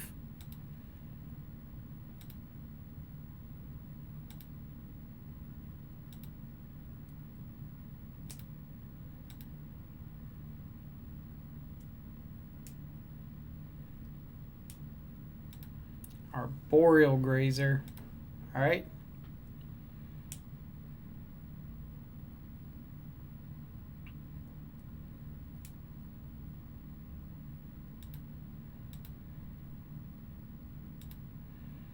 Just need like a fetch land.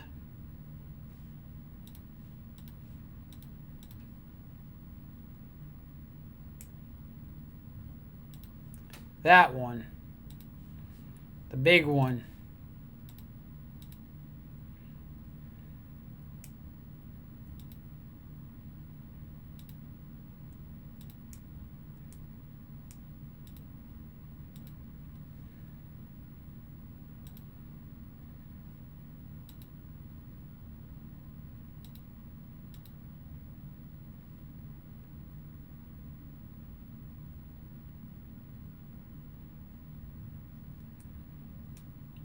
Top deck a Titan.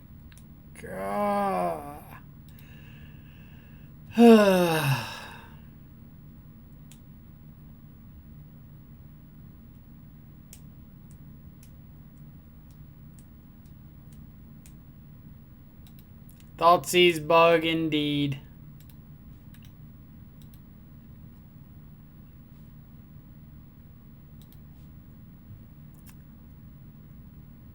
I'm like increasingly convinced that Moto makes lines available for in-game drama. Like, I think Moto waits for the land because if I see the land like 3 turns ago, this game's not even close. But they know, and so they don't give me the land so that I'll sit here and wait this out.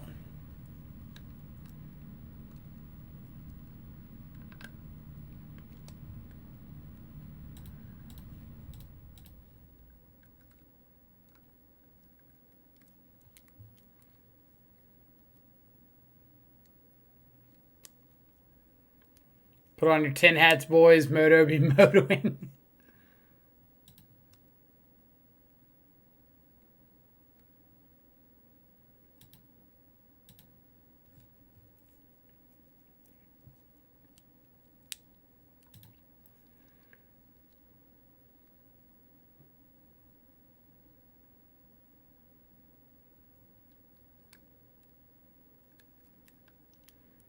But it's like we need to, we want to resolve the Inquisition into the Veil, or cast the Inquisition into the Veil, and we want to resolve Thoughtseize. And we resolve Thoughtseize, we get to take like a prime Thoughtseize target, and then we just get like immediately punished because our opponent top decks a prime time. And then we draw into another Thoughtseize. Or not another Thoughtseize, draw into another fetch.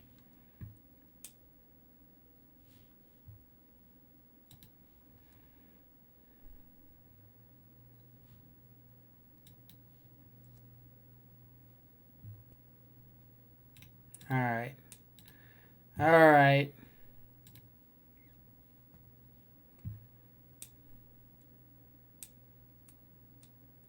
Don't think we're changing anything.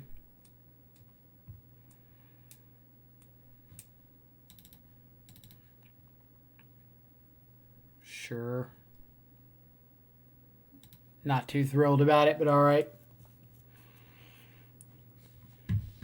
Can't deal with this nonsense.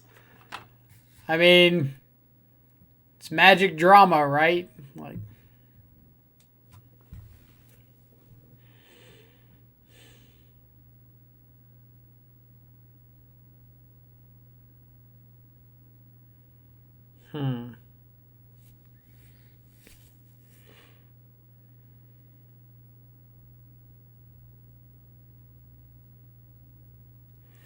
So the issue with this hand is, even if we get Ashiok down on turn 3, we're not really doing anything.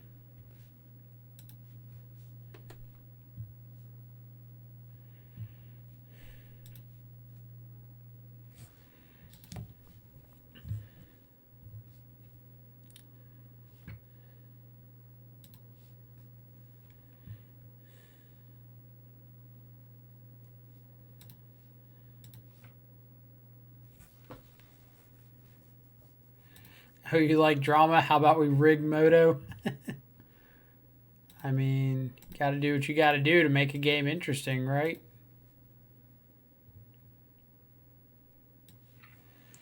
Veil, Summoner's Pact, Simian Spirit Guide. Let's take a Veil. Because I'm pretty sure if I get to delay something, I want my delay to resolve.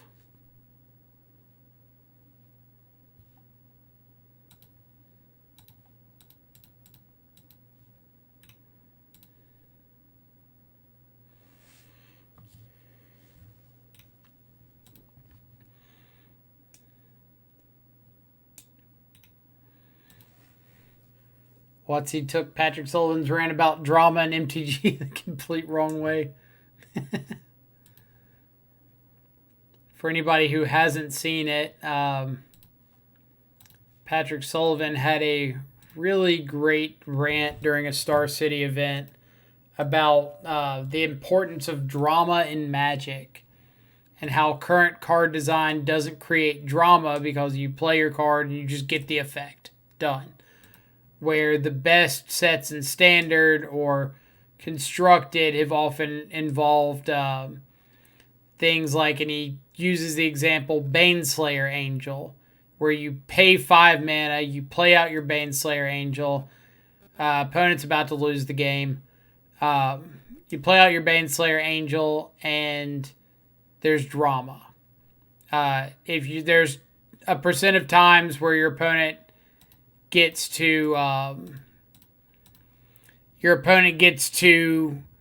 answer your Baneslayer Angel with like a 5 mana card of their own, 4 or 5 mana card, and you come out neutral. There's a percentage of the time where your opponent gets to answer it above rate, where they get to use a 2 mana spell, something like that, to answer your opponent's or to answer your Baneslayer, and they come out ahead, and that creates uncertainty and tension in the game. But card designs, and I think he mentioned it starting in Kaladesh with like energy, that it just stopped mattering at that point. It was like, now it's, your opponent can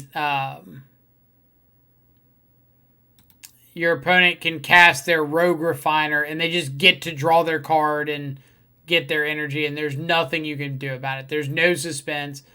And he mentioned it putting a big tax on removal, because now all of a sudden, like, removal doesn't matter. You've got your removal spells, but your opponent has got these things that do stuff before removal matters, and all of a sudden the game loses a lot of its flair.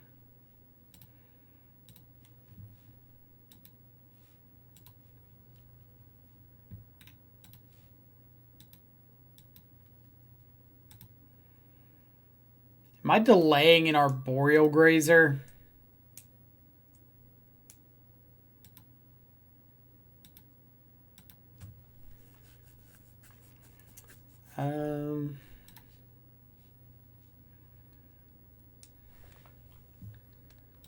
So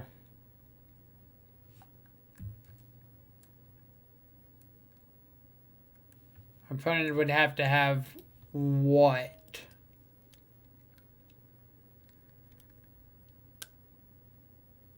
Because the Shadow is lethal next turn.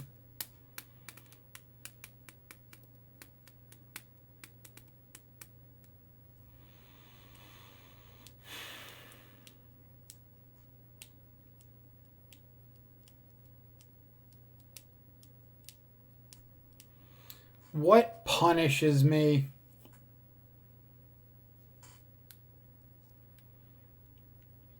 So if I delay the Arboreal Grazer and they follow it up with a Dryad of the Elysian Grove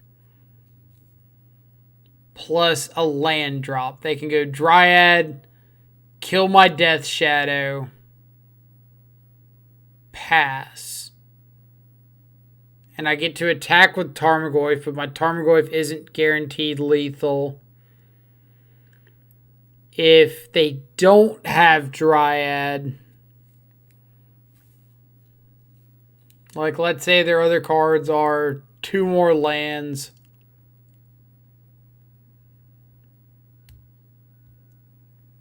then delaying this just wins, or they have 3 cards.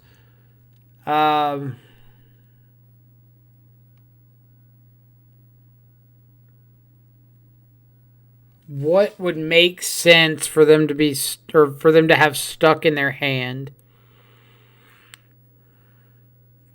Titan.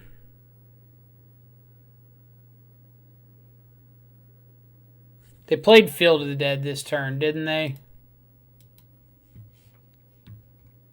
Yeah, they played Field of the Dead. So Titan would make sense. Summoner's Pact.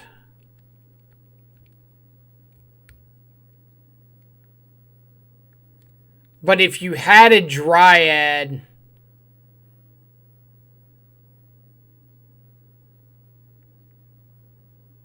is there any reason to sequence this way if you have a Dryad?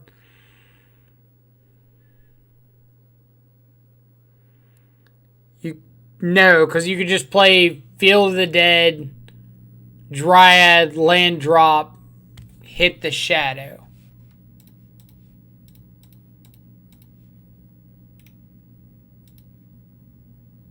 Veil of Summer? Sure.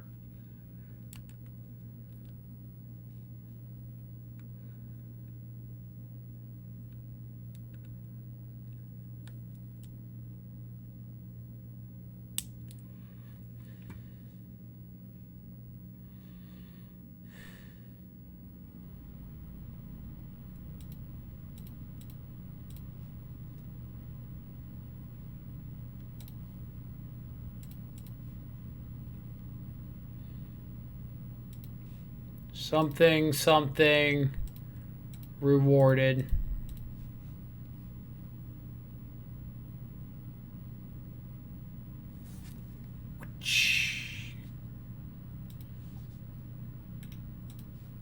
Boom. Undeserved. That was well played like hell, thank you very much. I could have chosen to let that Arboreal Grazer resolve, untap, draw Abrupt Decay, they veil it, they go to their turn, they play Dryad, land, fetch land, whatever, kill my stuff. Like, that was a well played turn. Get out of here with that nonsense.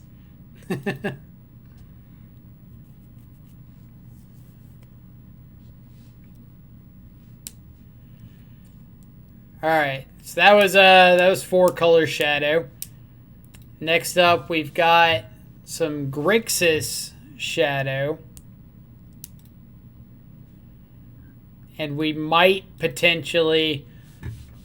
All right, I don't remember who asked about Grixis, but do we want to play current Grixis or circa 2017 Grixis? The difference is current Grixis is Mishra's Baubles. Circa 2017 is like Serum Visions. Easy 2017 Grixis. All right. You heard the stream manager.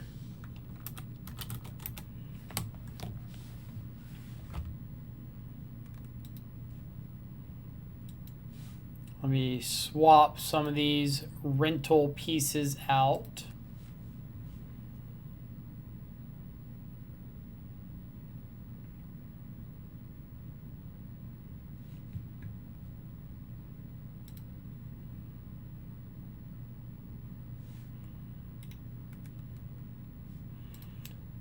Don't think there's anything I really want to change about this list.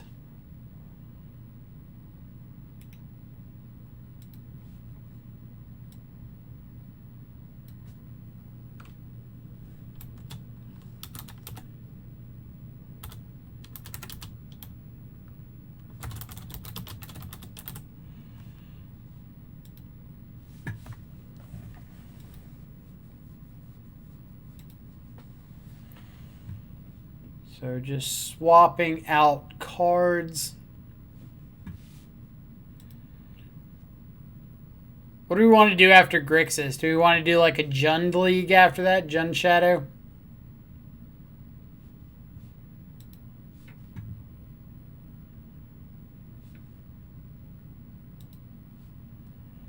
Just trying to... Or do we want to do one of our giveaways after Grixis? I'd be down for that. I can get my my co-host in here and we can figure out the best way to do the giveaway.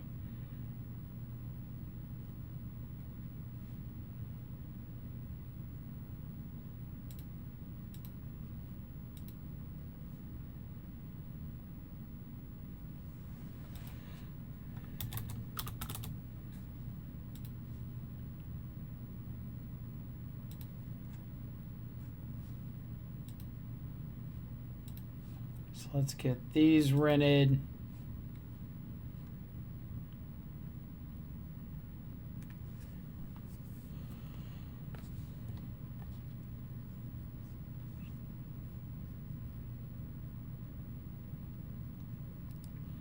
Let's see, what have I missed?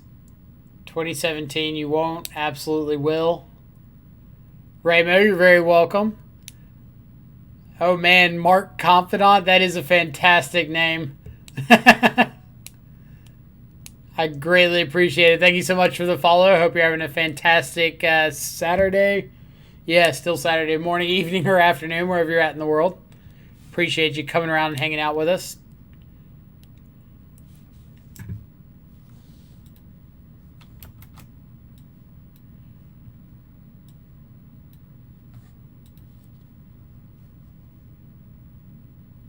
Just get these cards rented.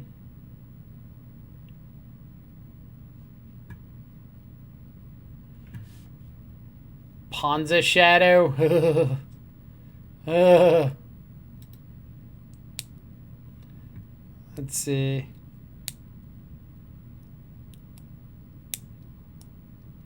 Sappy, we want a Royal Scions. Do I get to choose if it's in the main deck or the sideboard, or does it like have to be in the main deck? I'll put a Royal Scions in the list. I'm all for it.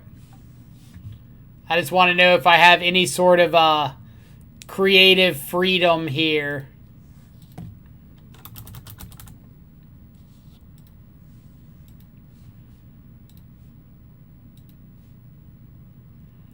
Like it in the main? Sure. We'll put one in the main. Don't say I never did something for the fans. Isn't there a blue-black shadow deck that's popping again? I had to unsub on YouTube because the title was Blue-Black Shadow might be the best shadow deck right now. I have not heard of a blue-black shadow deck that's doing well. I know Dylan Donegan did well with the blue-black list in like one event, one time, a couple months ago, but...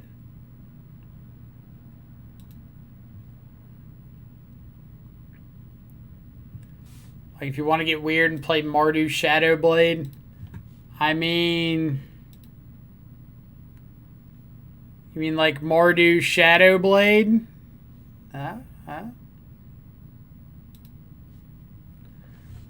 Let's get this Royal Scions in here. Figure out where we're going to put this bad boy.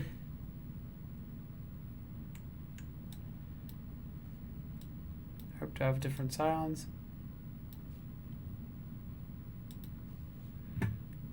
And the trader's not getting me my Royal Scions.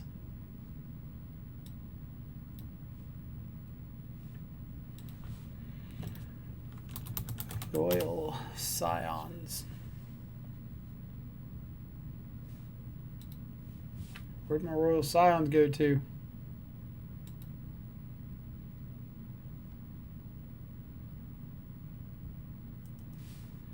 No, not that one.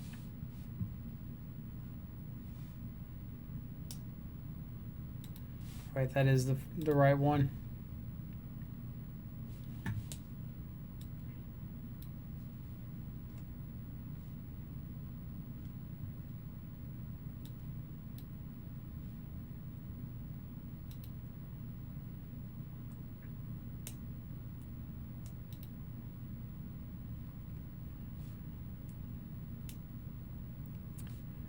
We need the Scions.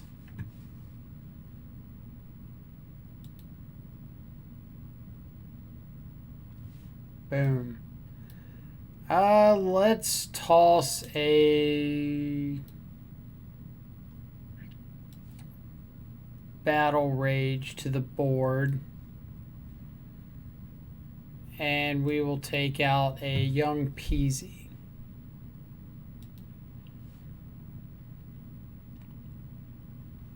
Alright, what have I missed? Watching Amulet Titan always makes me angry. Thank God for cards like Ashiok, Aethergust, and Blood Moon. Otherwise, the deck would literally be everywhere, and the best thing to do in Modern without argument. I mean, it would be pretty solid. Can't argue that one. Let's see.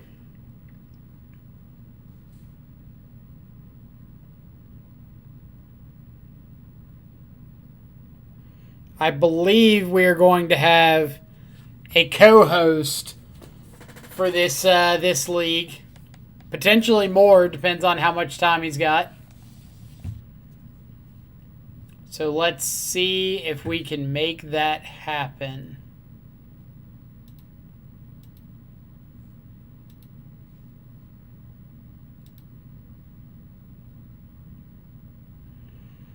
So, co-host, I'm going to hop in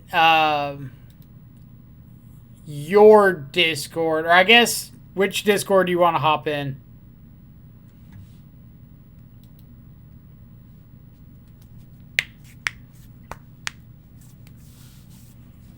Your choice.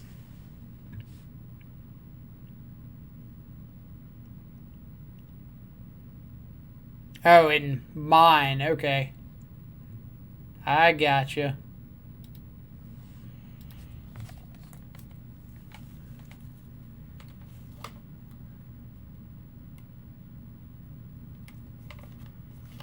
Let's make sure all of our audio is up and running.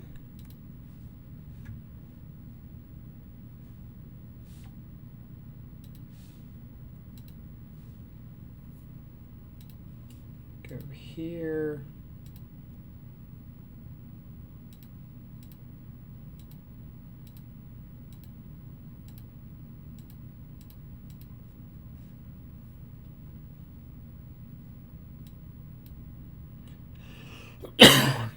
Get those funky coughs.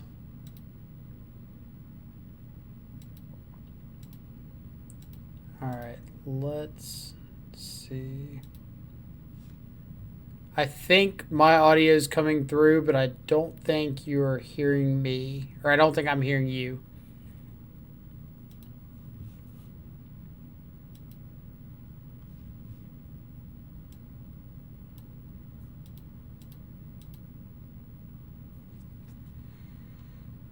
All right. Can you hear me? Steven?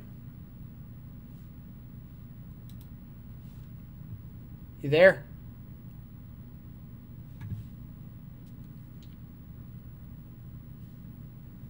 Has our other half left us?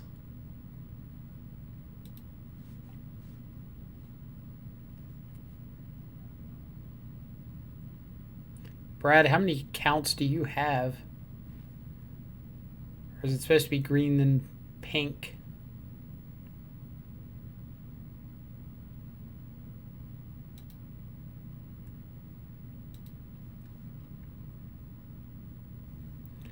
All right, let's make sure we can get this audio straight.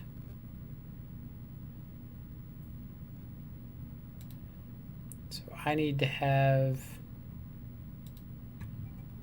this capturing from here.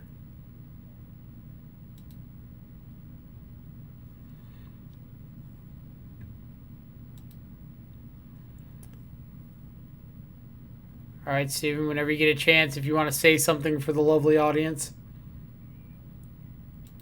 All right, let's see. So I just got to adjust. All right, try now. I can hear you, but we're not getting the audio put over to the channel. So, well, I guess we did it before when we recorded. Okay, we got it. Yep. All right, so can I get a thumbs up or something in the chat from everybody if you can hear Steven? Yeah, what's up? This is pretty hype. All right, we got a yes. We're good. All right, right on. All right. Mike, share your screen on Discord because it's going to be a little bit of a delay. Gotcha. Yeah. So I can just see what's going on your screen in real time. I'm not reacting late to things. How's that for you? Yes, sir. This looks great. Right on. All right, we've figured out the audio, and Brad apparently wants to fight you. Still. That's Brad. Oh, God. Is he drunk? Probably.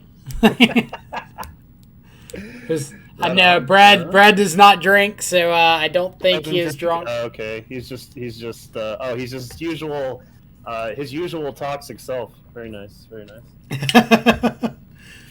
All right, so going into this next league, we had a request to play some Grixis Shadow, and I believe somebody who I may or may not have on as a guest host right now said we wanted to play some circa 2017 Shadow. So, because I've talked enough today, and I think the people want to hear your beautiful voice, can you tell them a little bit about what separates 2017 Shadow from current Grixis Shadow? Indeed. So, we're going to have to, rewind our time a little bit. We're going to go back a couple years in Modern. And, back to a time where things were a lot better and Field of the Dead didn't exist. Uro doesn't happen. And we just played some really wholesome, pure Magic. It was the Modern that we all fell in love with. So the deck is kind of built to reflect that because, modern Grixis Shadow decks are built to try to, well, the word that you always use that I stole from you is the turbo anglerless, where you're basically just trying to play a big threat as fast as you can because Modern's degenerate and you got to race everyone. But this Bliss likes to take things a little bit slower. As you can see, it's reflected in playing real cantrips and Serum Visions and Opt, as opposed to playing things like Mishra's Bauble, and you're trying to more play like a Jund deck would, more value centric. You're trying to, leverage your position on the board more later in the game. You can even play a controlling route a lot easier because you're so heavy on Snapcaster mages and good targets to snap back. We're even playing a Royal Scions in the main, which obviously didn't exist in 2017, but Royal Scions is very much a spiritually 2017 card. Besides its absurd loyalty when it lands, Royal Scions is a card that is a lot more fair in comparison to its other peers, especially of in Eldraine. But yeah, I mean, that's pretty much it. I just said it because it's a 12-hour Death Shadow stream, and it'd be completely wrong if we didn't play OG Grixis Death Shadow. You're right. If we play this, I guess we're gonna have to play Suicide Zoo afterwards or something to go really old school Shadow. But this seems like a totally fine place to start. I like that idea. What do you like about this list? I mean, do you agree or disagree with anything I've said? So I agree with everything. Obviously, this is a throwback to the heyday of Modern, to a simpler time, a better time. Indeed. The idea here is one of the biggest downsides that Grixis Shadow and Shadow decks in general have had over the years is threat density. But getting to play 4 copies of Serum Visions and the 2 copies of Opt allows you to dig a little bit deeper than you normally would, kind of find those threats a little more consistently. You're not going to have as many turn 2 Shadow, turn 3 Battle Rage kills, but you're going to have more turn 3 find a threat with permission. Turn 4, follow it up with Snapcaster permission. Turn 5 kill. That's kind of what we're looking for. Looks like we got a new person in the channel, Splatter. Welcome. Hope you're enjoying your Saturday so far. Appreciate you coming around and hanging out with us for a bit. Jinzo Mirabito is in fact a beautiful beast of a man. 100%. Agree. I don't know. I don't know about the beautiful part. Maybe the beast part, but the beautiful part, I don't know. So, you want to go ahead and jump into our league? Yeah, absolutely. All right. Yeah, it should be fun. I mean, from what I remember, this was a couple months ago, and we were feeling pretty cynical about Modern, and then we just played 2017 Grixis, and you went 13-1 or something. It was nuts. We 5-0'd the first league and then 4-1 the second. And I know it got posted in one of the deck dumps and shared on one of the Shadow Discords, and somebody was like, "Oh yeah, that's just some old school Grixis." Old school Grixis, definitely. Yeah, if speaking of Grixis, is Mr. Math God still in chat? I know he was here earlier, but I do like the new Grixis list because I do just really think that Luris is an insane card, and it's probably a spew not to play it. Absolutely. Yeah, I mean, but yeah, no. So like that list is sweet. Like I'm definitely and like it's really important to innovate. And as much as I am like only play Jund and lose all the time just because like I'm ancient and unwilling to change, it is true that like innovating and changing your strategy is essential to surviving in modern, especially in the new age of fire design. So like I do appreciate like different takes and different builds on things to try to innovate. Right. I would like to play the Sprite Dragon list more, but I guess like my feeling about it was when we played it was that like you've been talking about, Blood Moon is like everywhere, and I felt like with the Sprite Dragon list, like I could never afford to fetch basic because I was doing a lot of stuff of like turn one Thoughtseize into turn two Sprite Dragon. So already you're needing black and you're needing all your colors by turn two, and then you're following it up with like a flurry of like burn spells or cantrips. And it's like I could never ever fetch basic there. Right. And like I feel like you just like playing a deck like Grixis Shadow, like or a fair deck, a mid-rangey fair deck like Shadow, like you should just never be caught in the crossfire of the Blood Moons that are running around. So that was like literally like my only qualm about the deck, because otherwise I thought it was a really cool deck. Sure. Makes sense completely. So it looks like looks like Math God's here, first of all. Still lurking around. So yeah. Maybe we can play some Grixis Sprite Dragon at some point today. That'd be sweet. No, the deck is sweet. Like, it's one of those decks that's like, if Blood Moon wasn't so prevalent, I think it would be just like sick. Like, it'd be so good. And so like it's one of those decks that like if we were in paper right now, I'd just be jamming it nonstop at my LGS. Like I would just be playing Grixis Sprites, or whatever we're calling it, Shadow Sprite or whatever. But, yeah. Indeed. Math God played the challenge today, did not go too well. I mean, yeah, that's magic. You got variance up and down. Yeah, if you want to post your list, that'd be great.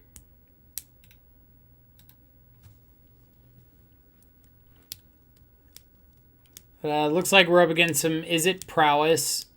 They're pretty aggressive on their turn one, going for the mutagenic growth without really knowing what we're on. So we'll see if that ends up coming back to haunt them. I mean, sometimes like the Prowess decks just kind of get there. They like just push all in, dealing as much damage as possible, and all of a sudden their opponents are at like 8 or 7, and then they just cobble together the burn spells to finish it off after all their guys have been killed. But I don't know. We got Ari Dread. Thank you so much for the follow. Hope you're having a fantastic Saturday morning, evening, or afternoon, wherever you're at in the world. Appreciate you coming by and hanging out with us. Yeah, opponent is definitely getting a little frisky with this Swift Spear. Right. Hopefully this Gurmag Angler will be able to halt a little bit of the advancement. Right. Yeah, this is pretty nice. I mean, look at this, just beautiful, like, fetch basic, and we're, like, just cruising here. We did mill over one shock. Never mind, we're good. We're perfect. And we got this Royal Scions to kind of, like, filter out these dead lands. Right. Yeah, what do you think our next turn is going to be? It's like, I probably don't want to fetch shock Scions, right? Like, 7's a little sketchy. Right. For me, I'm looking at like Serum Vision, see what we find.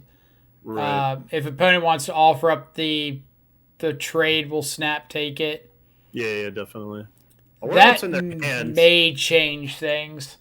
Okay, fair enough. Having access to Stubborn Denial is really huge in these matchups. I don't they missed a land drop, so I don't think that. Or did they miss a land drop? No, they hit their land. They hit their land? Okay, so they could just have lands in hand, so that's possible. Yeah, passing with stub up's pretty good here. Yeah, I'm okay with this. Their hand sucks, yeah, for sure. They're cracking the eyelet there.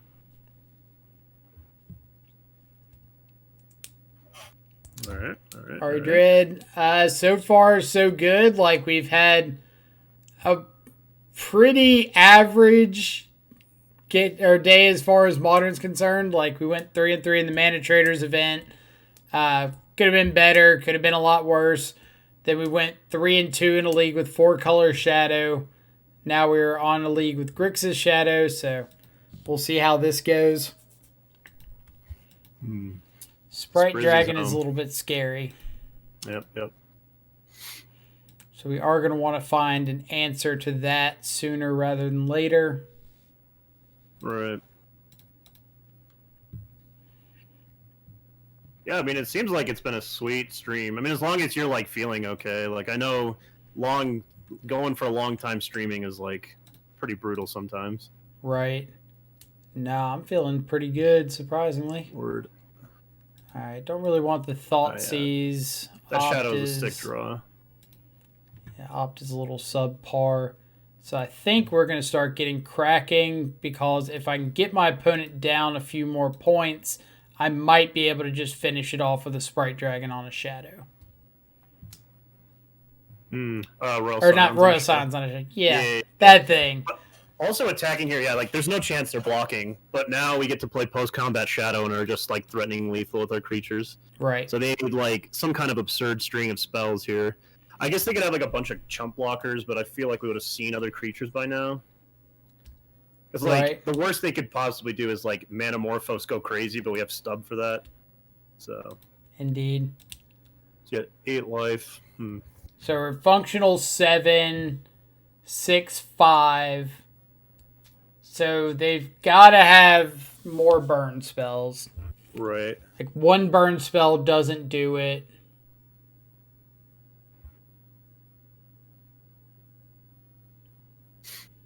Yeah, and they have to tread lightly, too, because if we give this Death Shadow Trample or whatever, they're just done for. Mm-hmm. So Would you stub a Morphos here? I absolutely would. Yeah, definitely, Ben. Just because, like, Okay, so what would the downside be? The downside of stubbing a Morphos is that they bolt you. Are you dead to bolt? If they have Manamorphose bolt, are we dead? That would be 3, 5, 6, 7. Yeah, you would be dead, right? But the upside of stubbing a Morphos is you stub the Morphos, and then they do nothing and pass the turn, and then you kill them. So Right.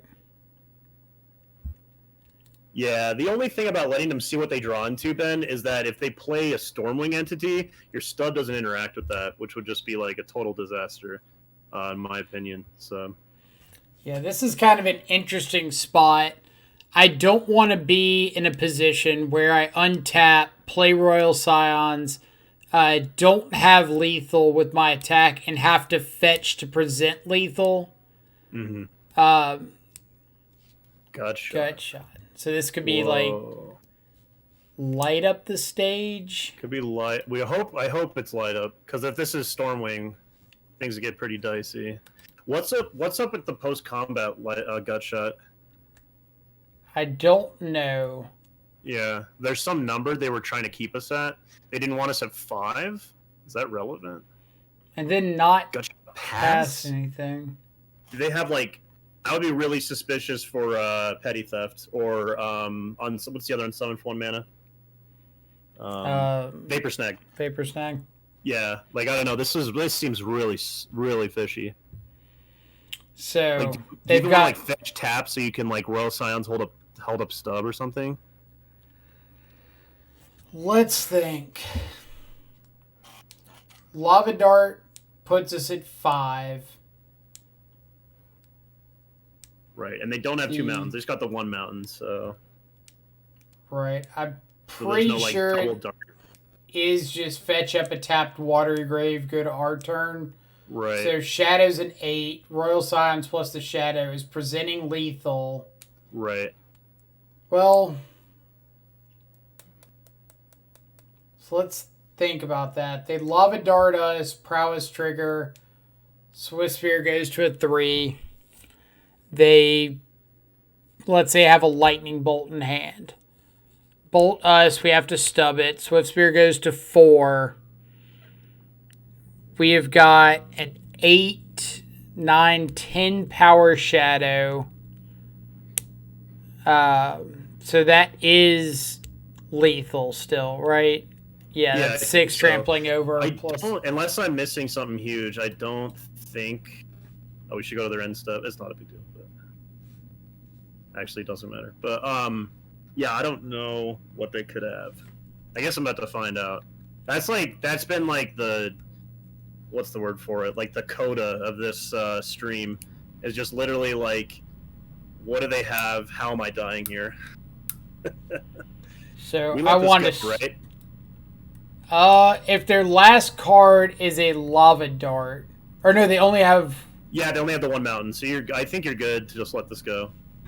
Because like I think we literally can only lose to Vapor Snag from here. Right. I think if they just bolt gut shot and we stub the bolt. Okay, yeah, that wouldn't have been lethal. That's weird. Huh. Just like, why are they doing the things when they're doing them? Oh, wow. Why now? I'm guessing they I just feel like think they I just can't untap and kill them. missed out on... Vapor Snag's a sideboard card in this list? Okay, that's good to know. That's weird. I feel like if I was them, I would try to just push for lethal there, but, I mean, I guess... I don't know. Yeah, that was strange to me. I'm guessing they're just thinking because they have a chump blocker, like, we're not going to be able to kill them. Right. Interesting. I mean, I guess they didn't have lethal, right, because that was just 2 spells, and then that would have put us to 1. But if they're saying, like, I have a chump blocker for your creature, I feel like you just might as well do it all main phase. But there could be something I'm missing here. I think they were playing around, like, second basic island double stubborn denial. That's about all I can think of that would kind of make sense. Sure. Yeah. Fair enough. All right. So sideboarding against the prowess decks. These are kind of the things that I'm a little more in favor of. Obviously, Mana Leak less than like Stubborn Denial and Go for the Throat. Yeah. But some combination of these cards I think are pretty solid. Wraith, way less exciting. Some of the more expensive things like K-Command, less exciting. And then boarding out something like, God, either Royal Scions. Oh, we even have a Battle Rage. I forgot I had the extra Battle Rage on the board. Oh, we have an extra Battle Rage? That's funny. Oh, because we only got 1 main. Right. Gotcha. So we could actually go something like that. Board out these Wraiths. If we're expecting like Vapor Snag or Petty Theft, sure. We don't want extra copies of Gurmag Angler. Thoughtseize against the Burn You deck.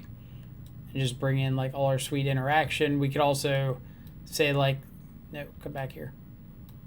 I was going to say leave out a Thoughtseize and leave the extra leave in the extra Thoughtseize on the draw as another answer to Stormwing Entity. Yeah, I like that. I mean, because Leak on the play is a lot more realistic way to try to like handle a Stormwing Entity or some kind of crazy turn with a Metamorphose. Right. But on the draw, obviously, it's like probably too late. Sounds sweet. Sounds really good. Yeah, this is like why you play Grixis Death Shadow. Let's see. Give me. Actually, interesting splatter. We chatted about that with Math God the other day. I'm not sure if their opinions changed at all about Scourge in the Luris Sprite Dragon deck. I mean, it seems cool. It seems worth testing at least. Just always keep in mind though that Scourge is not nearly as good in decks that don't have 1 mana haste creatures, because it puts you in the awkward spot of like having to like point like a lightning bolt at your opponent's face to get it online, or to not cast it till much like later, like cast it like, you know, after you've hit them with the Death Shadow, so it could just be like win more. So like it's definitely worth testing, but just always remember like Scourge is not an auto include in every black deck that's aggressive. Right. All right, so I think I'm going to go for the stub of Manamorphose here. Yeah, I think that has enough upside. Like, even if they go, like, the old cheeky, like, hit you with the Soul Scar, try to, like, cast a light up to, like, hit the land drop. Oh, did they just mess up and keep a 1-lander, or is this a second main light up? Yeah, second main light. It could be a second main light up.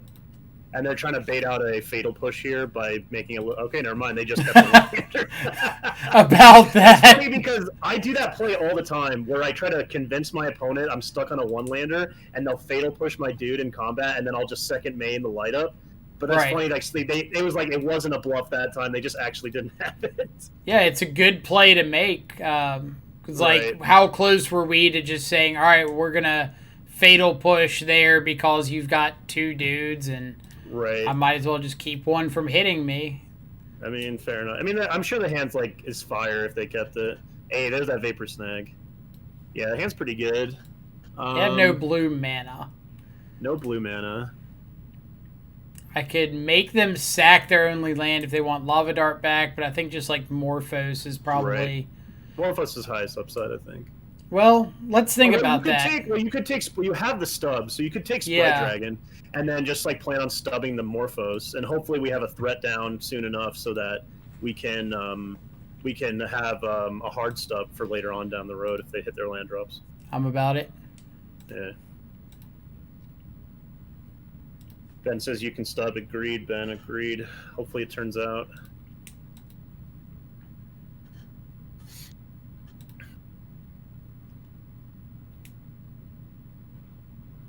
Oh, go for this Lava Dart. Just dart me in the face. Dart me in the face. All right, so one of the best draws right here, I think, would be a fetch land, actually, to get another Watery Grave. That's a really good draw, too, though. All right, how greedy are we going to be? It's like, I think you can play it safe. Shock and Blood Crypt pass, they hit you, and then you can play a Death Shadow out of the Lava Dart range, and you can Fatal Push if you want to.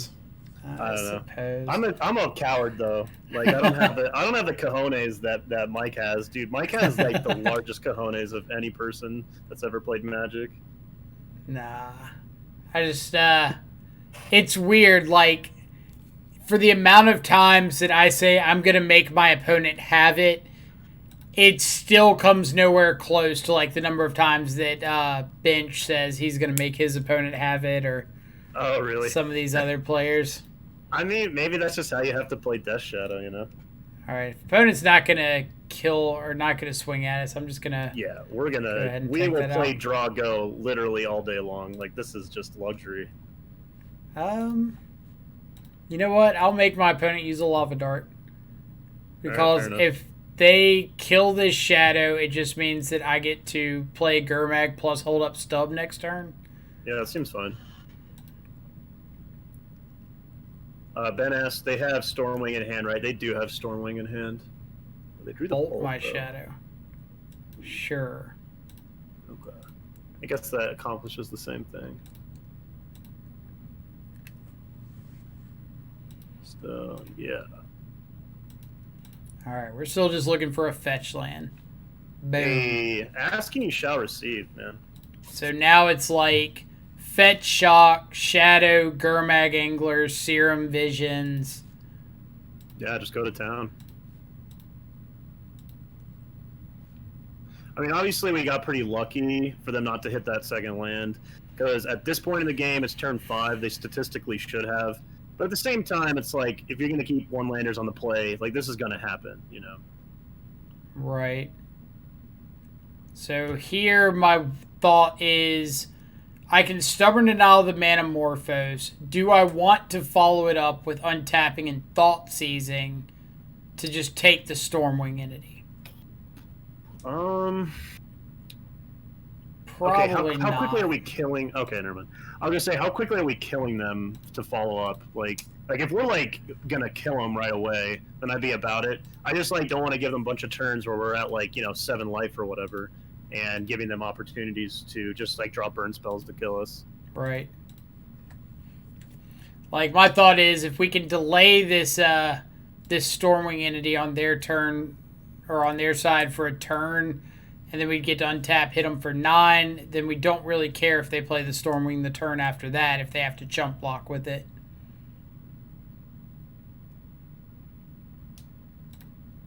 All right. Getting just really quick sidebar. Sexy Jund, I believe, is in the top 8 of the event. Oh no, they need one more round. He is currently second place. He's second seed right now, so they got one more to play. I would guess he is locked. So he's but 7-0. For all the he's 7-1. So I believe it's 9 rounds, right? So they got one more to play. But Right. for all the Sexy Jun fans out there, Mr. Hannah Lee, I think he's gonna he might be in the top 8 of this one. That'd be so hype. I hope he would stream it tomorrow. I mean, I don't know what the rules are about streaming this event for the top 8, but All right. So fun sequencing here. I want the Shadow. I drew into the Snapcaster off the Serum Vision, so like Snap Push, amazing to have access to. I definitely want the Shadow.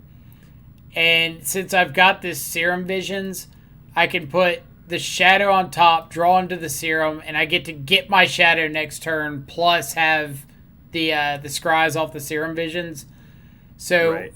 one of the big benefits of this deck versus other Shadow variants is those cantrips give you a lot of staying power as the game Right. goes on.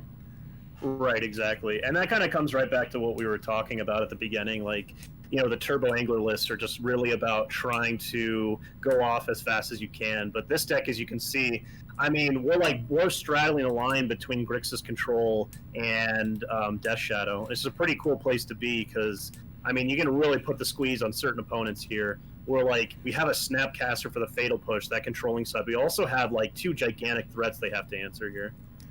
So here we're hoping they just go Manamorphose. We can they go stub, Manamorphose, they just snap push this, untap with 11 Right. power.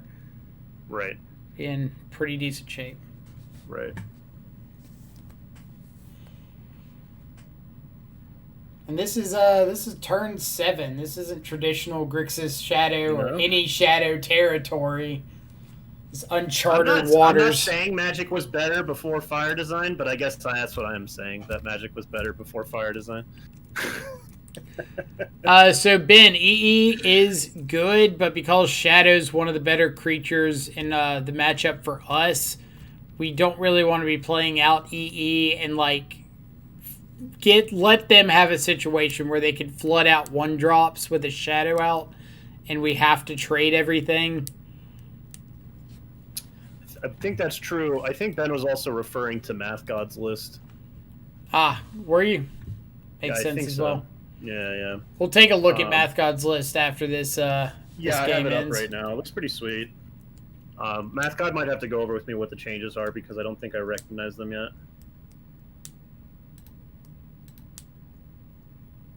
So I think I'm on board with holding up Snap Stub instead of Snap Pushing because they have the Lava Dart. So we just know that our next attack isn't going to be lethal.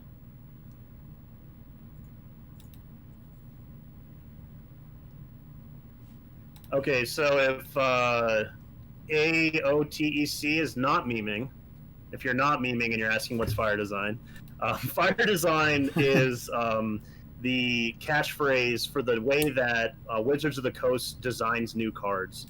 So they released an article. Basically, Throne of Eldraine came out, and it broke a bunch of different formats, and people got really upset. So basically, they were just like, all right, we're going to come out and talk about why we are designing cards the way we are. Why was Oko Once Upon a Time, Escape to the Wilds, and all this other broken crap all in the same set. And basically, they came out and they said, well, we have a new philosophy. It's called Fire Design. It stands for fun, irritating, ridiculous, and no, I'm just kidding. I forget. I can link the article if you'd like. But basically, Fire Design is this idea in Wizards of the Coast now that they believe that the best way to drive revenue, to drive interest in the game, all these different things, is to make cards that are really pushed, or to, in general, push the power level of card design.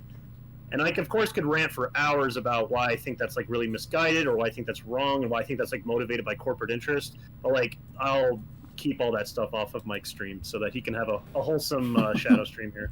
But I'll find the article for you. I mean, I think rants are what this stream is all about. So if we need to get into, I won't be able to stop. Fair enough. Someone in chat will just tell me that it's a lot of words for Steven can't get a positive record in Magic anymore. So that's all that really is. Well, let's see what our opponent decides to do here. I've been live for 8.5 hours already? Dang. Yeah, it kind of goes fast, right? It really does. Yeah. So For when I streamed, I feel like 12 hours is like a great time because when I streamed the 24 hours, like I hit like the 14-hour mark and I thought that I couldn't continue. I thought I was going to have to stop the stream because I was like just too, like that was too much for me. But so I think 12 hours is like a nice amount that's like long enough that it feels like a marathon, but not like too long that you're like killing yourself. Sure. All right, so they've lost Vapor Snag. And now we're just like, yeah, play your Stormwing entity. Cool. Don't think they can do anything if we just snap stub this. I don't believe so. Unless you want to come up with the absurd cards that your opponent could have to beat you game. I thought you'd never ask. Fire Blast isn't modern legal, right? No, Fire Blast. It sucks because Fire Blast is like an out always, but it's not modern legal, so you can't really use it. The best that I can find is that what's that card? Searing Wind. It's like 9 mana to deal 9 damage to your opponent. But I don't see how you could start. Well, could you? No, it would be too hard to make 9 mana out of 5 cards, right? You'd have to have 9 mana from 4 of the cards, and the 5th card would have to be the Searing Wind. Looks like opponent's going to make us play it out. Respect. Well, you know, that's the Fjord out if you click through your attack step. Opponent also doesn't realize that I can Snapcaster Serum Visions to draw into another Stubborn Denial if I so feel like it. This is one of those, this is definitely one of those games that's like, with Grixis Shadow, you like have them deterministically locked. It's in a fair deck, but you have them deterministically locked out. So we could just stub and... Right. Oh, and Battle Rage too. Oh man. Oh man, the gas was not stopping. Ooh. Who's not? Oh wait, before we go to the next one, we got to get Math God's list up. Yeah, pull it up for sure. All right, what do we got? So we're down to 1 Snapcaster. Oh, that's what it is. Oh, we cut the Dreadhorde Arcanists. Did cut the Dreadhordes. Yeah. 2 Unearth. 4 Serum, 4 Opt. Blessing is pretty sweet in this list. I mean, like, this list is a lot more proactive and aggressive, so... Mm-hmm. The main cut was no Arcanist, and I added 4 Serum, I cut a land. Very cool. Oh, yeah, AOTEC. You can share your Grixis Green Dust Shadow list if you want. This is Community Day. Anything you got to show it, unless it's no porn on the stream. Okay, I was about to ask, where does Mike draw the line? See, no Arcanist, added 4 Serum, cut 1 land. So did go down to the 17 lands, which I think is fine. Especially if you're on 4 Opt, 4 Serum Vision, and 4 Bobble. I think 17 lands is probably fine. Sappy, I'm out. So... Yeah, Apostle's Blessing seems sick. Like, Apostle's Blessing is one of those cards that I feel like other Shadow decks haven't really been able to leverage, but this one probably does pretty well. I hate how they put Luris up over here, because I'm always looking through the sideboard like, well, I thought this was a Luris deck. Luris isn't here. And bam. I can't tell you how many times I've been like, why is there 14 sideboard cards? What's going on here? There's never correct. Yeah, Apostle's Blessing does seem pretty sweet. This one I might have an issue with, but it's probably better with Sprite Dragons and Snapcasters, and so I'll give you a pass on that one. But we've got memes about this card. We do. If you use the card right, it's fine though, right? Like, I mean, Surgical is really insane against Oops All spells. They can't really ever play around it. Right. We'll check out Otech's list real quick while we've got a moment. So this is Grixis. Mark says, have you seen the GDS Luris deck with Sprite Dragons, Dreadhorde, and Unearths? The gentleman Math God right above you is the pioneer of that deck. He is. He's literally the person who made the deck, so if you have any questions, feel free to ask. Like, Mark, when we say that we have and I don't want to sound boisterous, but we have put together one of the best Death Shadow resources in this community. And there are so many fantastic players, brewers, theory crafters that come and hang out here, as well as just like Death Shadow enthusiasts and people who are wanting to learn more about the deck. And it's absolutely amazing. So like if you have questions about a particular list or an idea that's shown up, there's a good chance that either the pioneer of that list or somebody closely associated with it has been in the chat or is currently in the chat. So feel free to ask any question you can possibly come up with. Mm-hmm. Yeah, I don't think he's here right now, but Bench Summer is another player that is, in my opinion, a really fantastic and talented Shadow innovator. And so if he comes to hang out, his lists are pretty sweet too. I'm a big fan of his lists. Right. Bench loves him some spice. So anytime you see like a Worldly Council or a right. Oh man, what are some of the fun ones? Worldly Council, Lazatep plating. We've got Shadow lists with Phyrexian Crusader. Oh yeah, he's Crusader. Was he one that was really big on Tail's End? Yes. Tail's End was a huge one. Yeah, as well as Tail's End before Aspiring Spike made it a big thing, you know. As well as Delay and Mana Leak in the sideboard of Shadow decks. Definitely, that started with Bench. So hopefully Bench comes back because I do love, like I was saying earlier, like innovation is so important in the modern format, and like it's just like it feels like no card is off the board for him. Like there's no sacred cows, which is like really how you have to be. That's kind of it's kind of like how Nikachu is with Merfolk. There's no sacred cows. You got to be the same way with Death Shadow. So Otex list here: Grixis green. We got the Grixis base, the Gurmag Anglers, Thought Scours, Snapcaster Shadow, splashing green for Tarmogoyf, Veil Summer, Abrupt Decay, Assassin's Trophy out of the board. So let's see. Rite of Consumption, Shadow Moor staple. Black Fling? It is the Black Fling. Oh my god. I'm playing Rite of Consumption. That's insane. As an additional cost to cast Rite of Consumption, sack a creature. Rite of Consumption deals damage equal to the sacrificed creature's power to target player. You gain life equal to the damage dealt this way. Spicy. So your opponent gets chump blockers, they get zombie tokens out, whatever. You take your Rite of Consumption, you throw your Death Shadow at your opponent or your Tarmogoyf, whatever. Get across for those last couple points of damage.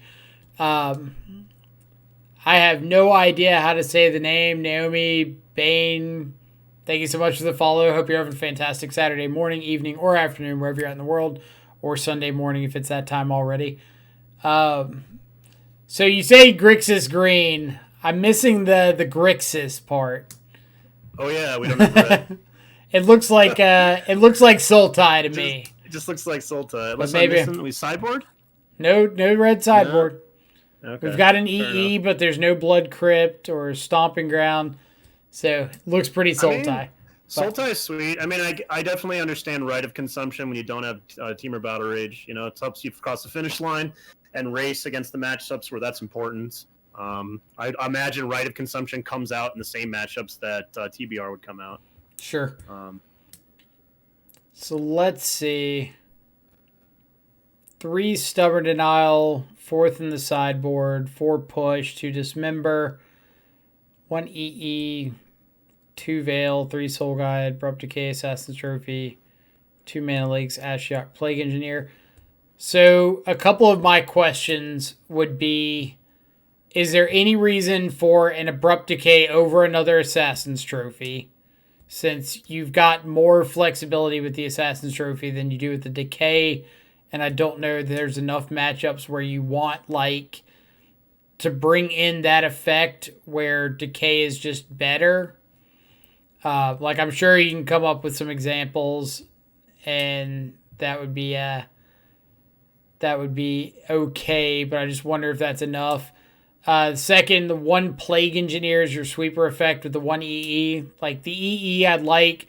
Plague Engineer is a 1 of in a deck that can't tutor it up is a little awkward. I might want to look at something like the 1 and 2 black -2/-2 to everything, so that you could Snapcaster it back if the game goes long. Something like that might get you a little more mileage. I like the threat density of like Gurmags and Tarmogoyf and Death Shadow, which I think having, Thought Scour in the main will help. Right. I don't know if you've ever tried in Sultai playing a Traverse package instead. I don't know if that's better or worse, honestly, right now.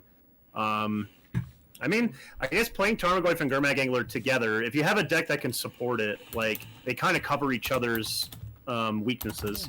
Where, like, Goyf is really good because, like, if you have a hand of just Goyf, you can just go threat. Like, you can't do that with Gurmag Angler. But, of course, Goyf is really weak to, like, Fatal Push and other things like that. So, maybe there's, like, a synergy that happens there. I don't know. Forgot to update the deck list. Oh, yeah. We're still on 4-color Shadow. Right. But, yeah, like, other than that, I think the deck looks pretty cool. I don't know if I personally would be a big fan of Rites of Consumption, because it kind of suffers the same fate as all non-TBR options. Like, TBR, the reason it's so successful is because it not only gets that evasion with trample, but it doubles that the power of the creature you're swinging with, where all of the other options like Slip Through Space, Windcaller Aven, Distortion Strike, they all give evasion, but they're not letting you kill your opponent from above like that 13 life total threshold. So you still have to proactively get a threat down, get them low, get them somewhere close to dead before Rites of Consumption comes online. And I think that might better be served as like Drown in the Lock or some other piece of interaction, and just kind of like let your creatures do their thing and get your opponent dead. But that's really nitpicky. Like, if Rites of Consumption is working for you, I would absolutely keep playing it.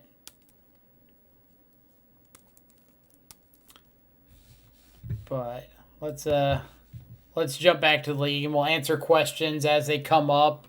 Or if I said something that is absolutely offensive, yell at me for it.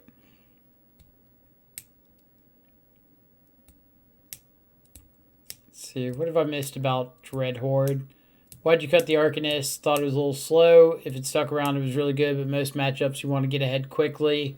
Sure, that's I think a common theme with most Death Shadow decks is you kind of want to be on the front foot for most of the matchup.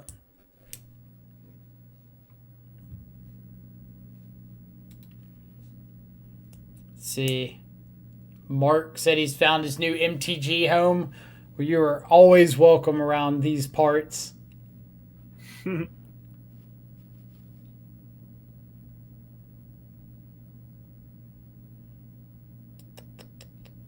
See, against which decks do I put the second Croxus sideboarding? Are you talking about sideboarding with like with red-black Scourge? Yeah, probably talking about the Rakdos deck, right?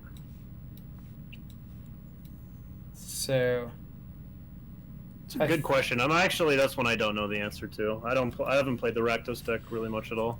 So second Scourge comes in against anything fair or mid-rangey. So like your Rakdos Mirrors, Rakdos mid-range, any of the control variants. I also usually bring it in against things like Tron or Eldrazi Tron, where I have more things that I want to board out and just need an extra card to bring in.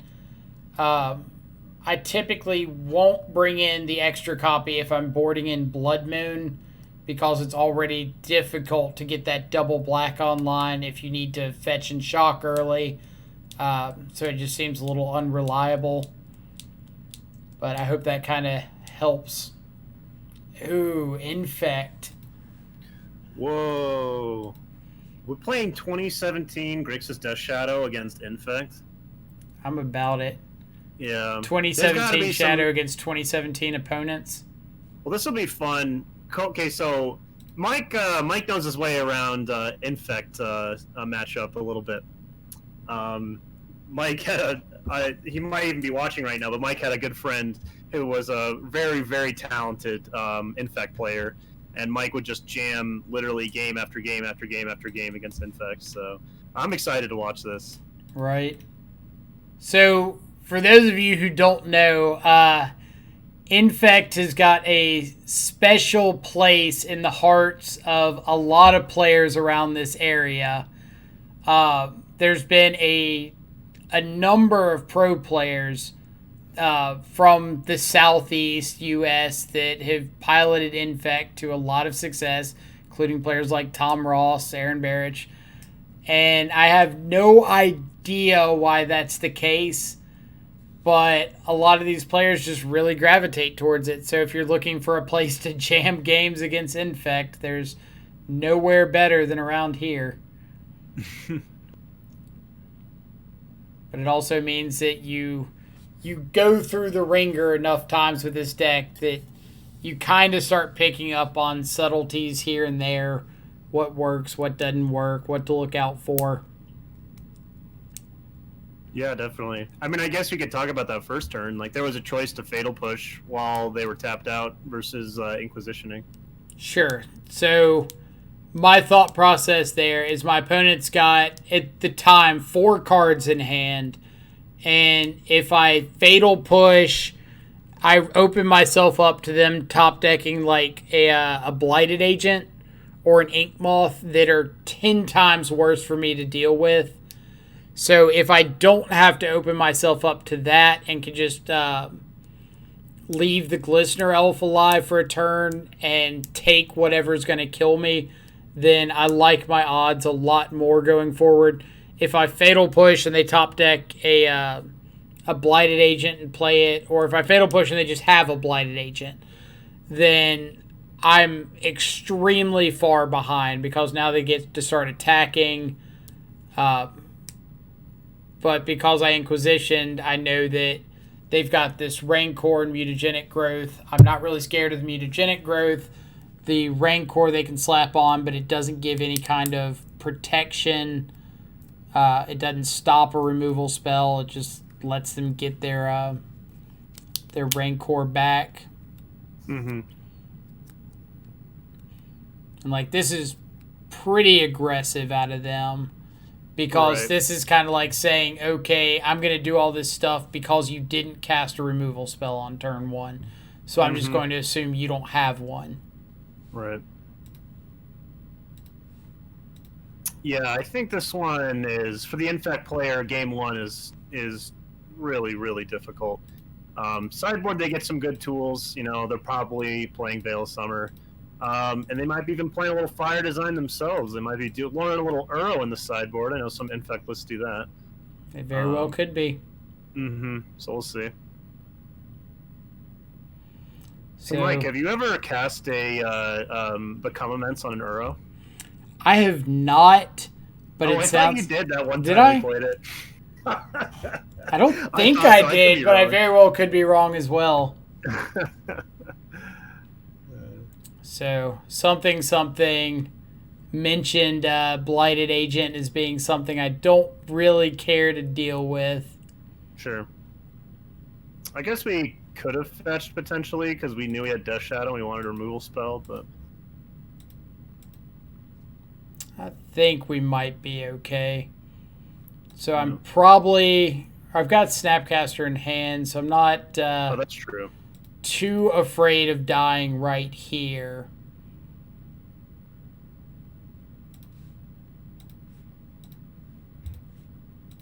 So I think what I'm going to do is take some piece of interaction out of their hand. I'm going to give them one top deck to hit a +3 or more pump spell. Mm-hmm. And kind of assume that if they don't hit it right there, I'm going to be able to Fatal Push this and carry on with my day. Right. Which all of this occurs because they top decked the Blighted Agent.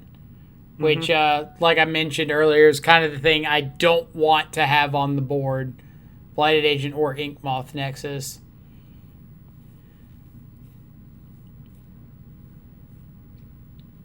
It is interesting that like this gameplay, there's so much back and forth, and like obviously it is definitely tougher on the infect side. Like the ball's really in their court to pull something off, but still, it's like I don't know. There's something about this Magic. Like there was this really funny meme that had like talking about combo decks from 2017 and combo decks now, and basically it was just like it said combo decks in 2017 and it was explaining a KCI loop. Which, you know, as y'all know, KCI loops are insane and really, really complicated. And then it says infect decks, or sorry, combo decks now, and it just says look at the cards. Like, I don't know. I guess one cool thing about the kind of, you know, quote unquote infect deck right now is it's probably the white Hammer Time deck, which I actually do think there's a lot of play to. I think that deck's pretty sweet. Right. So my opponent showed us Distortion Strike.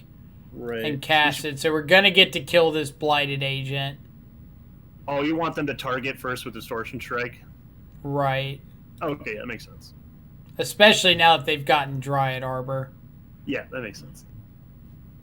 Oh, look at opponent. Look at opponent. I can dig it. Very nice play. Very nice play.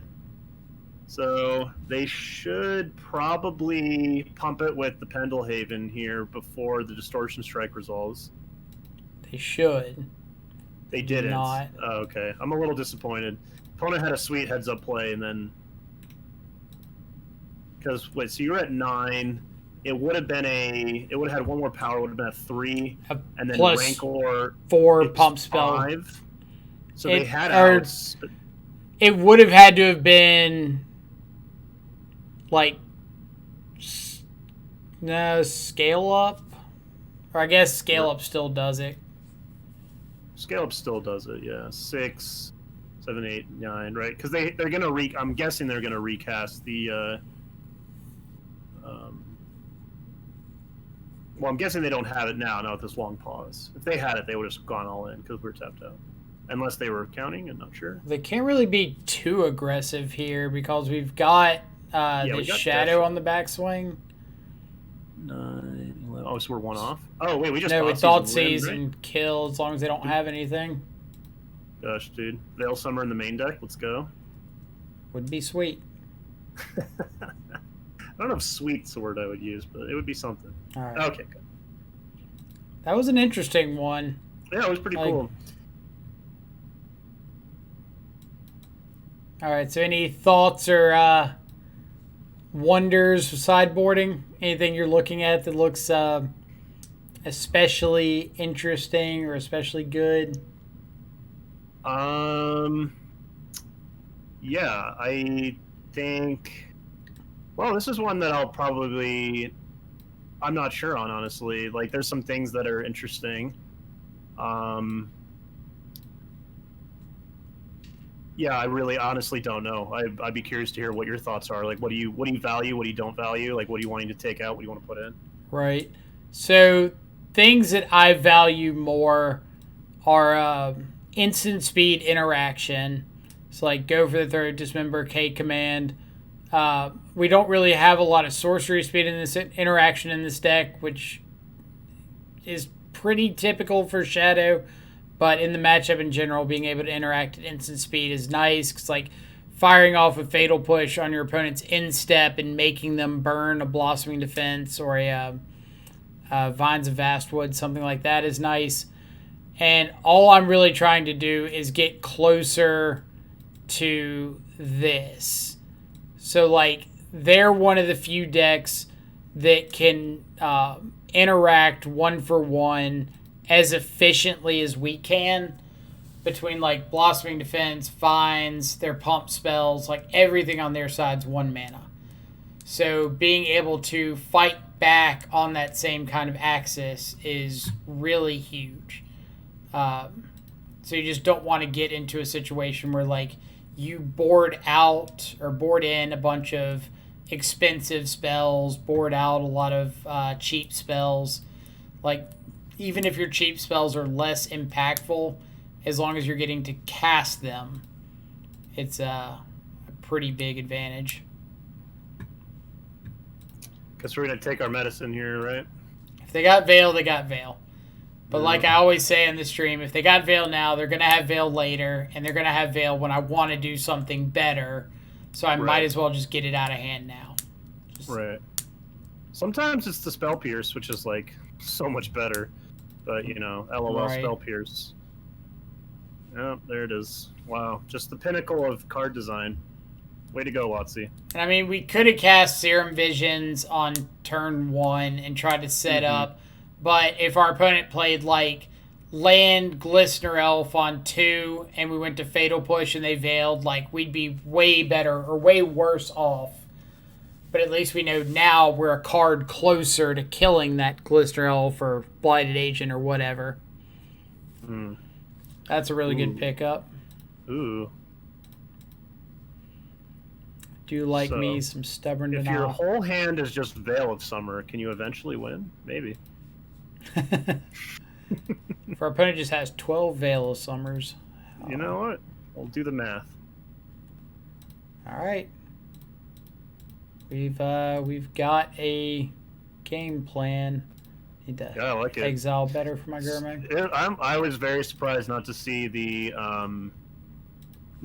threat. But maybe they're trying to set up a situation where they go third land, play the threat and pass to try to protect it. But thankfully, we just have push and 2 Stubborn Denials. All right. So, like, at this point, our goal is just to hit land drops. Because, like, I feel like if I get to cast all of my spells, I'm going to come out significantly ahead. Yeah. Right. Agreed. Oh, you gonna go for it? They have to, right? Can't. Oh, unless we get Uros coming? Could be Uro. That'd be kind of sweet. Spellskite. Oh, right. Spellskite, sure. So this could be a pretty common line you'll see out of Infect, where Spellskite plus like the ability to hexproof Spellskite off of like a Blossoming Defense or something can be very problematic. So I think I'm just going to go for my land drops. Like, I'm not afraid of dying to this Spellskite. Right. But if I can just, like, find another land here and be able to interact more, I'm pretty happy. I mean, I could die to the Spellskite. They could absolutely, like, triple mutagenic, become immense as Spellskite, and I just, like, cry. Yeah. I mean, I guess we have Stub, but it's definitely possible. So stranger things have been known to happen.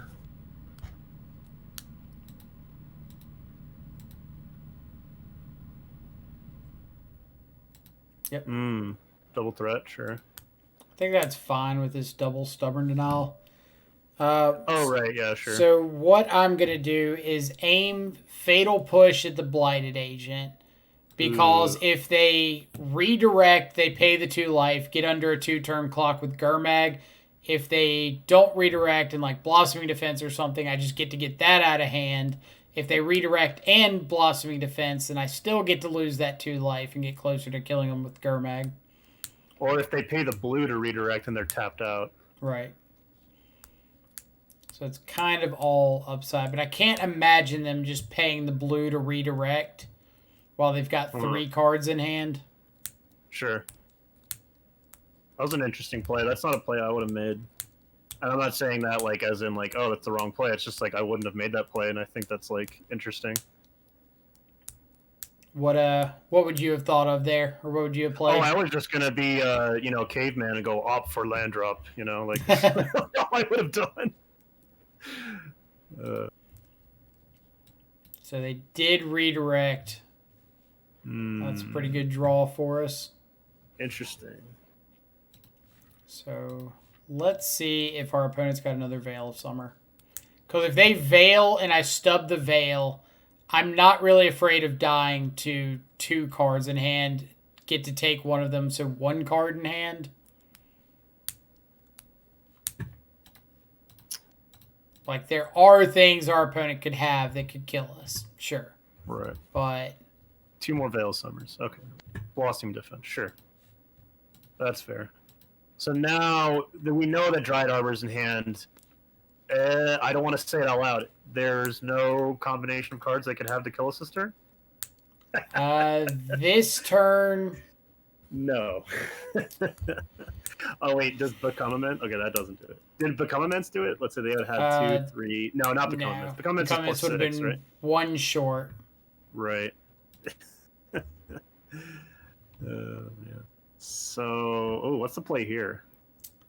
I think it's swing with Gurmag, opt for another land, play second Gurmag. Oh, like, wow, okay. Opt if we get the second land, we won't play Gurmag. We'll just pass with, like, go for the throat. Let's double check that, because we could Gurmag Angler plus Stubborn Denial, and I actually like that better, because that puts double chump blocker on the board. That's true, right, and we don't die to anything. Right. That makes sense.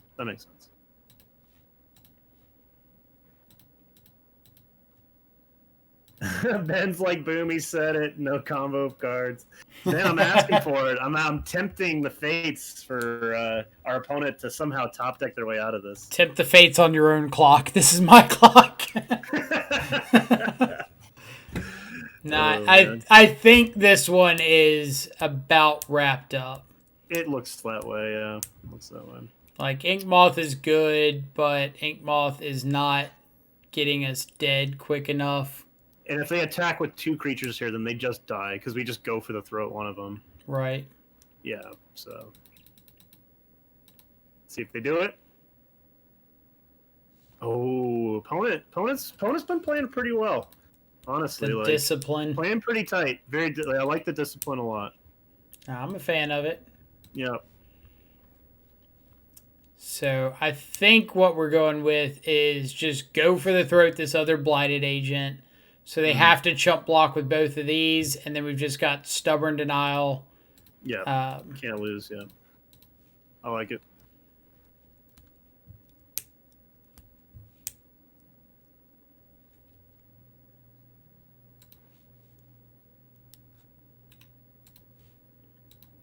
Opponent wanted to run their 2017 deck through a league today. They were excited about it, and they just ran into possibly their worst matchup.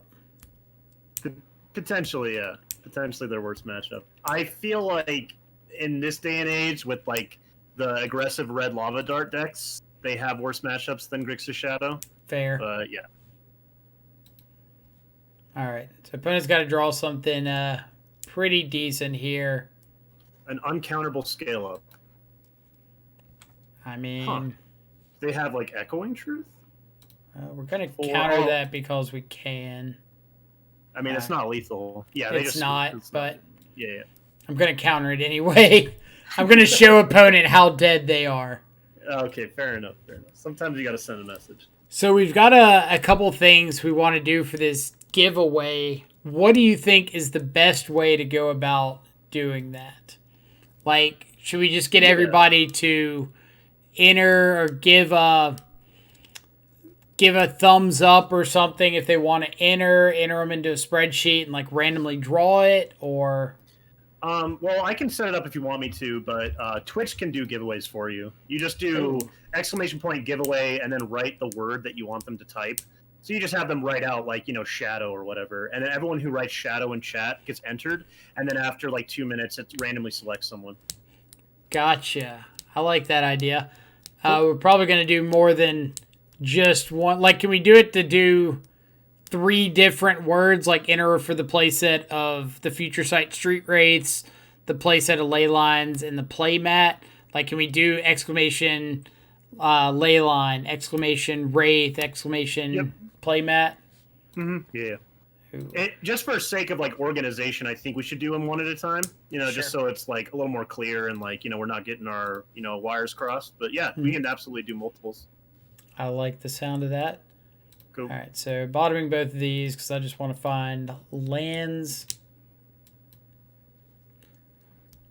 But yeah, for everybody in chat who hasn't seen yet, we've got a giveaway coming up where we're going to be giving away a playset of Future Sight Street Wraiths, a playset of M20 Leyline of the Voids, and a playmat from my local game store over here. And pretty excited about it. We'll see if we draw lands in the meantime. Yeah. Oh, are we playing against Jund? Oh, I hope. Oh, this could be Dredge. Could be Dredge. Yeah, Dread Boy coming in with a Twitch Prime subscription. Thank you so much. Welcome to the subscribers. Get access to some of our sweet Death Shadow emotes, all custom made. Very and cool. if you or anybody you know would like more information on having your own emotes done, there is a link below to our artist's Instagram page, and you're welcome to go down there, shoot her a message, and she does fantastic work, great commissions, highly recommend it.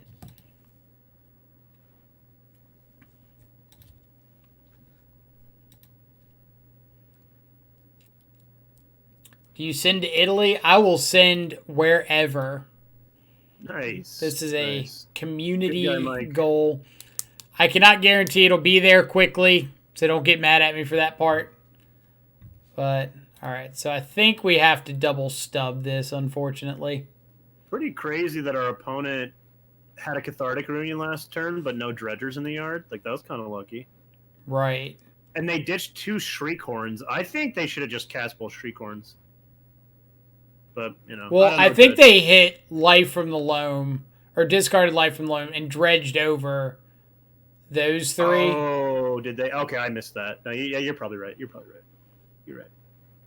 Also, funny that we have a person named Dreg Boy when the Dredge matchup comes up. That just came in with a subscription. You know what? They were like, hey, they're playing against Dredge. That gets my sub. Love it. Love it. But yeah, we've got the Thoughtseize, Gurmag Angler, and Shadow emotes right now. We've got a Teamer Battle Rage in the works. So that's going to be ready to go before too long. I'm really excited for the Teamer Battle Rage one. You and me both. Nice. I think we'll keep Stub. Right. Like for Conflagrate. So let's see. I can keep both Stub and Opt. Oh, if you tap out? Yeah. Okay, cool. That works. I don't care about holding up a Fatal Push right now. I love the Commander Legends TBR. Ooh. Is the Commander Legends TBR the full art one? I believe that it is. Okay, yeah, because that one is sweet. Like, that one's amazing. I could be wrong, but I'm pretty sure that's the one. Ooh, Creeping Chillus. It's not a nice opponent. It is not nice. Golgari Thug. Very cool. They did hit this Stinkweed Imp, which is pretty annoying.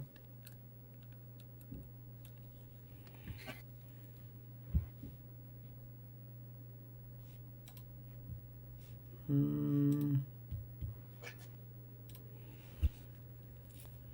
think I just have to plan on finding a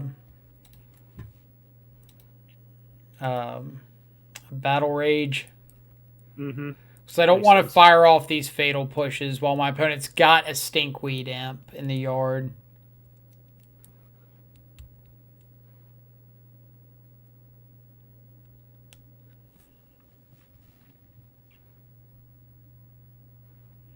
This matchup's also another kind of throwback matchup, you know? It really is. It's not is one not that prevalent anymore. So Jax, if I push the Golgari Thug, they do get to or they do have to put one of their creatures on top. The issue there is they've got multiple dredgers in their yard. So whatever I put on top, they're just going to get to dredge back over it. So that 5 damage off the Gurmag isn't really worth that 1 Fatal Push down because I really need this to stop Stinkweed Imp.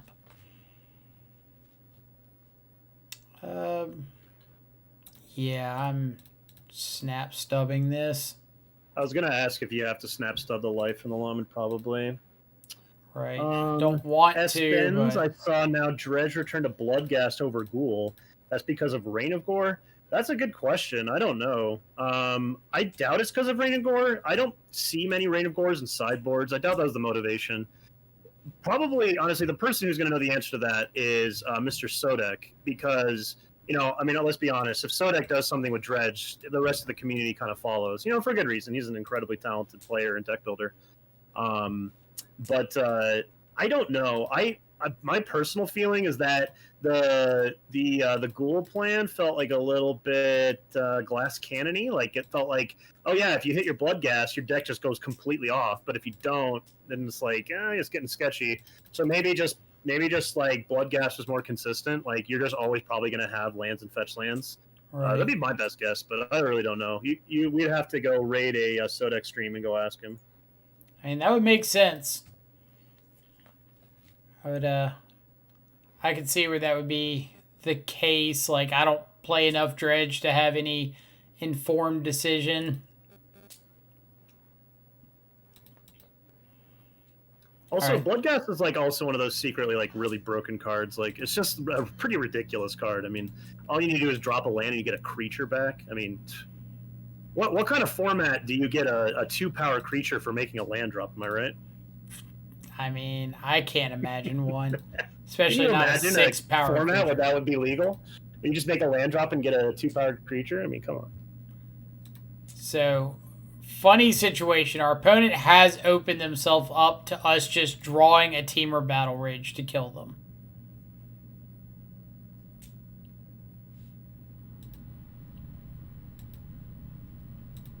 Well, hopefully we top deck it. Well, Ooh, we don't. Feels bad. it's almost a Teamer Battle Rage.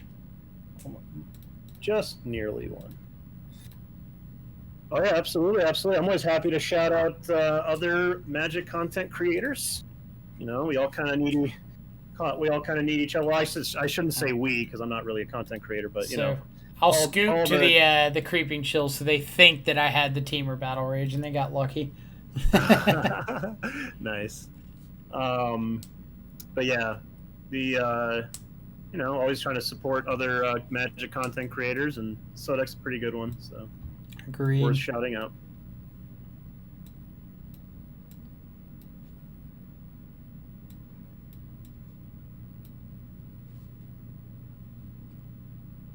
Now, if only Dredge was a trigger that you could counter. I know, right? That would make my life so much easier. If only the Dredge cards were formatted in a way that encouraged interaction. If only. All right, so we got a big pile of cards. We got so Soul Guide Lantern makes sense. Mm-hmm. Ashiok makes sense. Another Teamer Battle Rage makes a lot of sense. We have to just kind of plow through all the derps they put in our way. So what's up with the Mana Leaks and the Stub and the Young Pyromancer is interesting too. Sure. So Stubborn and Owl maximizing our ability to interact on turn 1 with what's that card? Haggle or Shriekhorn. Right. As well as like Soft Stub on turn 2 is a phenomenal way to get some of the tempo back. Cutting a couple of the sorcery speed cards. So Mana Leaks are here for things like Cathartic Reunion, for Hardcast Stinkweed Imp, Conflagrate, all the things that like actually keep you from killing them or kill you. Young Pyromancer floods the board, so things like Bloodghast and Prized Amalgams, Ox of Agonis aren't swinging through when you're not able to kill them. It's like there's a number of games where you just need to stall and find a Battle Rage. And if your opponent's able to get back a couple Bloodghasts and a couple Prized Amalgams and start swinging with those, like you'll lose the game pretty quickly. Yep. We have a question about Royal Scions. I don't know. Personally, I really like Royal Scions against Dredge on the play. On the draw, obviously, it's kind of sketchy. You might have it in hand and just die before it matters, but, that's how it goes. Right. But yeah, punching through all the derps is really, really important. Adds a nice... And then also, if, you're in a really tight spot and you have to dig for more Grave Hate, it's pretty useful there as well. Agreed. Agreed completely. Like, curving out turn 2 Gurmag or Shadow into turn 3 Scions can very easily win you this game. Right. But if you sit around, not doing anything for too long, then you'll get yourself some trouble. Look at this hand. Look at this. We got a little hand here. A little hand. This is Grixis to a T. We don't have a threat, but we gonna find one. Leyline of the Void. I'm sorry, Leyline of the Void? Oh, wow. All right. So now we're all in on the Shadow plan. All right. Yes, we are. Jeez, Leyline of the Void. Wow. That's so funny. You know what that reminds me of? I don't know if you remember this, Mike, but way a long time ago, we were playing in the shop, and I was on Dredge, and you were on Grixis Death Shadow, and I brought in Leyline of the Void against you, and you kind of made a face when I put it out, and then killed me, and then I was like, all right, I'm not bringing it in anymore. I mean, I don't know if you remember that, but it was a great moment. I was like, all right, that was a good learning moment here. I don't, but typically Leyline is one of the cards that it's cool. I get the idea behind it, but it's also just a card out of your opponent's hand. Right. And if your opponent's getting cards out of their own deck, then you feel kind of okay there. Right. All right, so I'm opting here because I want to find a threat. Yep.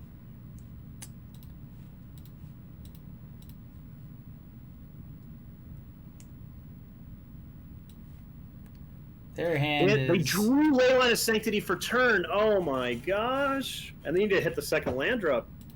So I believe we're going to take a Shriekhorn here. Yeah, definitely. We'll see what happens. That feels bad. I mean, I understand Leyline of Sanctity. It's pretty good against us, but that's funny. They had Leyline of Void and Leyline of Sanctity. Opponent didn't dredge end of turn. Yeah, what's up with that? Or didn't Shriekhorn end of turn. Didn't Shriekhorn on upkeep. That means they have an answer for Soul Guide Lantern they hope to draw. Would be my best guess. Oh, if we hit land and just land the Royal Silence, that's kind of sweet. Oh, let's go. Let's go. Ask and you shall receive. Indeed. Let's see. Don't care about my life total a little bit. Not a ton, but I think enough to stay above stinkweed territory. Why white Leyline? They risk discard that they want. Yeah, I mean, fair enough. I mean, definitely with any of the Leylines, there's the huge risk of running it in your deck. I mean, it's a really high variance card. However, Leyline can affect us in multiple ways. The first one being that we are on Soul Guide Lantern, so it doesn't matter, but a lot of Shadow decks play Nile Spellbomb, and Nile Spellbomb targets a player when exiling a graveyard. So that's really relevant for the Leyline. Also, our main form of interaction is Thoughtseize, and so Leyline of Sanctity cuts off Thoughtseize. And especially if you're on the draw as a Dredge player, and your opponent goes Thoughtseize, then Thoughtseize Death Shadow, then you're really under a lot of trouble. So Leyline of Sanctity can help pull the pressure off that way. So they're okay with taking natural draws. Hit another land. They did kind of go runner land, which is good for them. I don't think I can see myself popping Soul Guide for a Bloodghast. Mm-hmm. Agreed. So they have their hand is what? We've got Leyline, Narcomoeba, Stinkweed, Lightning Axe. Yeah. Perfect information. So if I was them, well, actually, I don't know what I would do, but I would be thinking about firing off that, whatever it's called, the 1 mana red card to just to on your own Bloodghast to put the Dredger in the yard. Right. And that might incentivize us to pop this Soul Guide, and then you can move on with your day. It's kind of an awkward situation where I don't want to Thought Scour my opponent. So I get to sit here and Thought Scour myself, even though they've got the Leyline out. Right. Did we kick any? We did not lose any Death Shadows though, right? Did not. We haven't seen any threats. We've been through almost half our deck. Feels good. I guess just 22 cards, but still. That's good. We got the Scions. We've got a threat. The Scions. That's true. They might have to attack the Scions, actually, because Scions is about to ultimate here.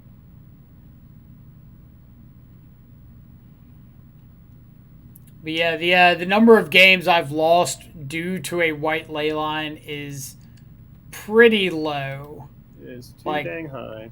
The card or the upper limits on that card are not that effective. That's true, especially against Death Shadow, where it's like you always usually have the ability to pivot into, okay, I can't interact with you. Okay, I'll just be an aggro deck now. Yeah, so my opponent's going after my Scions now, which is pretty fine with me. Oh yeah, that's really good for us. Blast Zone. Oh, Blast Zone. Okay. Pop a little Blast Zone, blow up their own Shriekhorn. Feels good. Alright, Death Shadow. That's a Death Shadow right there. It's so close to being a Death Shadow. It's a good first step, though. Let's see. I like that idea, Ben. For sure. What suggestions has Ben giving? Ben says you might want to scribe bad cards at the top and then mill them away with Thought Scour and Royal Scions. There it is. There's your boy. All right. So the hope here is that our opponent will crack this Shriekhorn, or not the Shriekhorn, this Blast Zone sooner rather than later. But if they're gonna keep targeting our, they milled us. They target us. That's so heads up. Nice play. That was sick. I love it. Kudos, opponent. Kudos indeed. That was a good one. I always forget about Shriekhorn's hidden mode. Target not me. Yeah, right? Okay, now they should definitely axe their own dude to put a dredger in the yard. Let's see if they see it.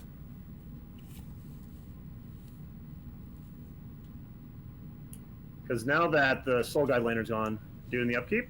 Oh.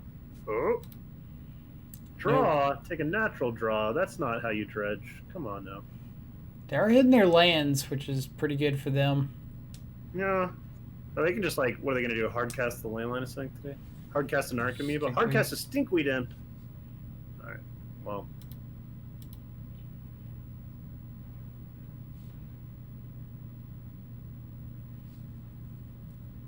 Now, at what point do you start ignoring... Yeah. Oh, yeah, because they didn't know what we drew into. Right. They just know we kept it on top of that it's probably a Death Shadow, right? That's the only card we really care about drawing into. Oh, I guess their thinking is oh, I have the axe for the Death Shadow. I guess that's somewhat reasonable, but I don't know.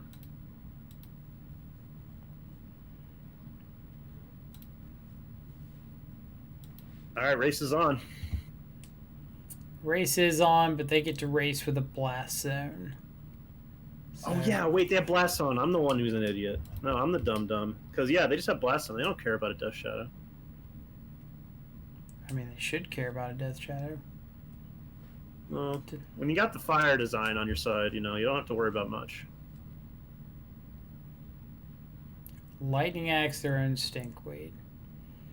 I think I'm going to counter this. Yeah, I think you definitely do. How do I want to counter this? Might as well just get value out of this mana leak now. Yeah.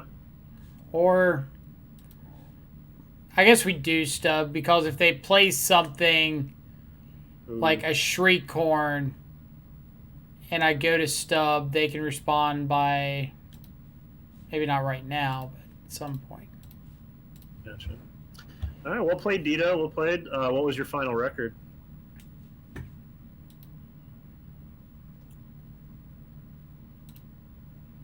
6-3. 6 Very and 3. nice. Okay, that's a pretty solid record. That's one of those records where, like, if you just ran a little bit better, you probably top 8. Splatter, you're out, going to sleep. When do you stream again? Usually, most weekdays, like Monday through Friday, around 2 p.m. Central Time. Sometimes a little earlier, sometimes a little later, just depends. And I play Grixis Shadow, 4-color, Rakdos, like every variant imaginable. Gita, what were your losses?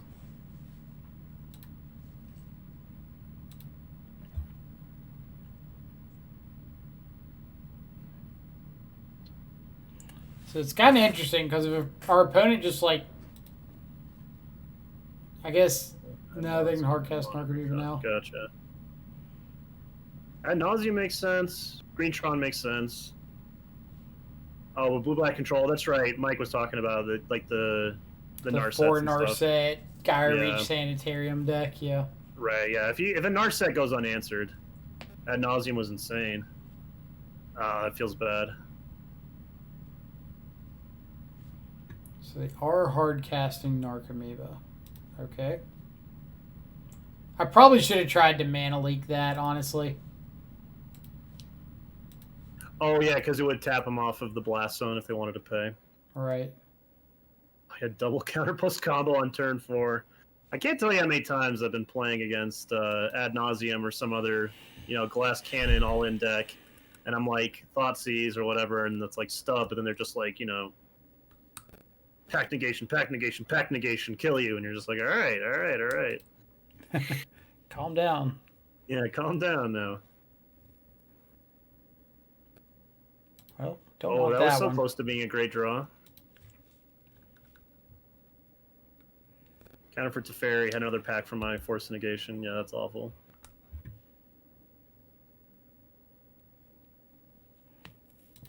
I guess we're just It going. always makes me want to like go back to when they first designed the packs and just like I've heard the conversation in the room, like what they were thinking when they made it. Are they just like, yeah, this is going to encourage really fun and interactive gameplay? They're counter spells.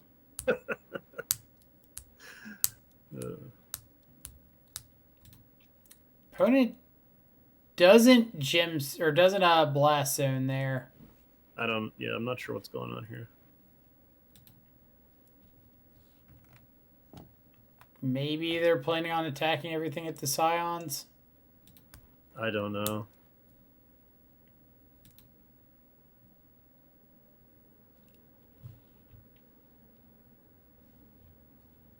This could be where we kill them. If they pay for this. There's no way they pay. Yeah, I was going to say, there's no way they pay, right? I wouldn't think they would, but... Yeah, I guess that was a window, though. Opponent surprised me so far. That's true.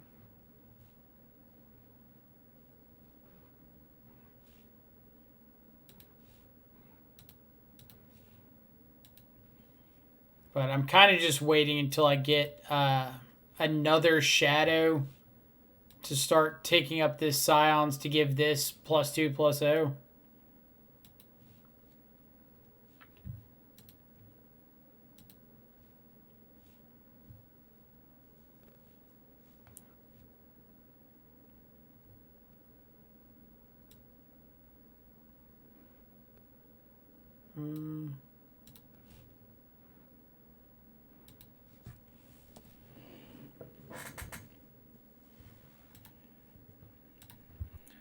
Why not play Snap into turn? Because I'm waiting for my opponent to make a mistake.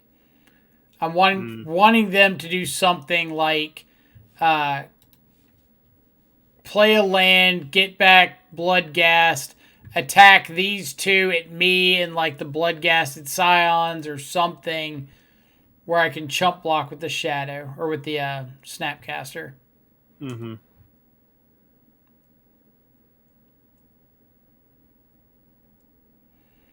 Like, the Snapcaster on the board doesn't do anything for me. The Snapcaster as a potential blocker does. Right.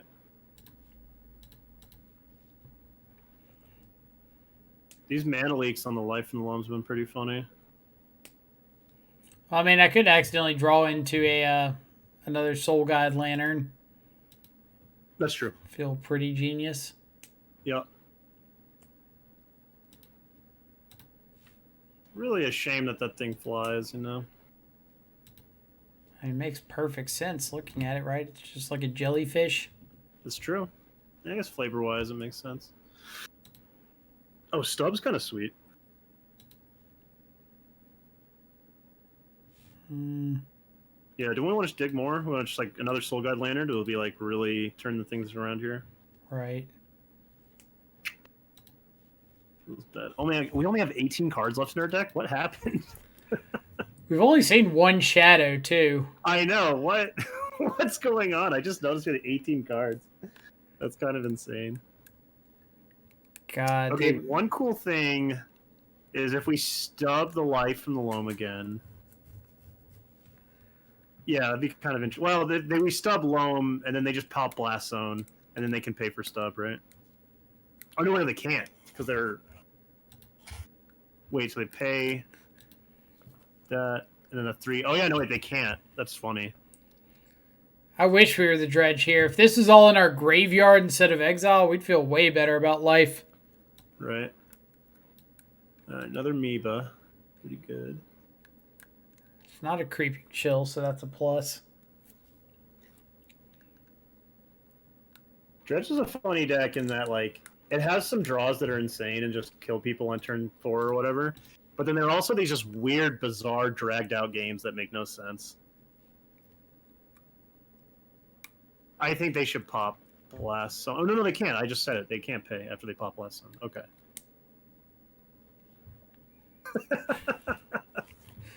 The game continues! Oh, man. Leave my Scions alone.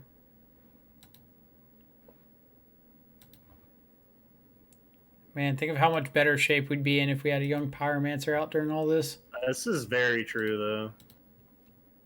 Fortunately, all the Gurmag Anglers are dead draws. It's too late, though! I think it's a little too late. Probably. Because now they get to resolve Life from the Loam, and I think the game kind of ends from that point. Cycle Wraith. And then we're dead to the Flyers.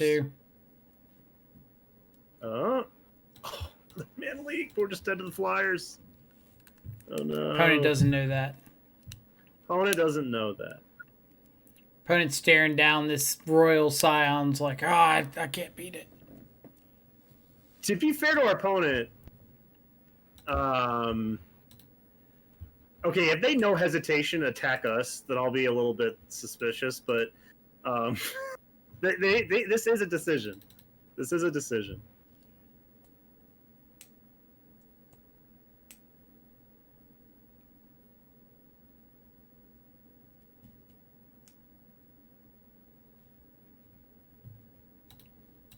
I'm going to keep making you do this.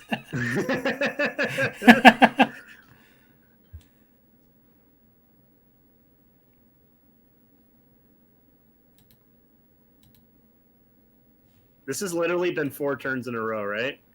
3 yes. weeks and a stub? Yeah. That's ridiculous. I mean, I guess they do have to play around like basic swamp, cling to dust, maybe. Yeah. I think at this point they're really incentivized to try to kill us, yeah. Alright. Because basically it's like they have the blast zone in case something goes horribly awry.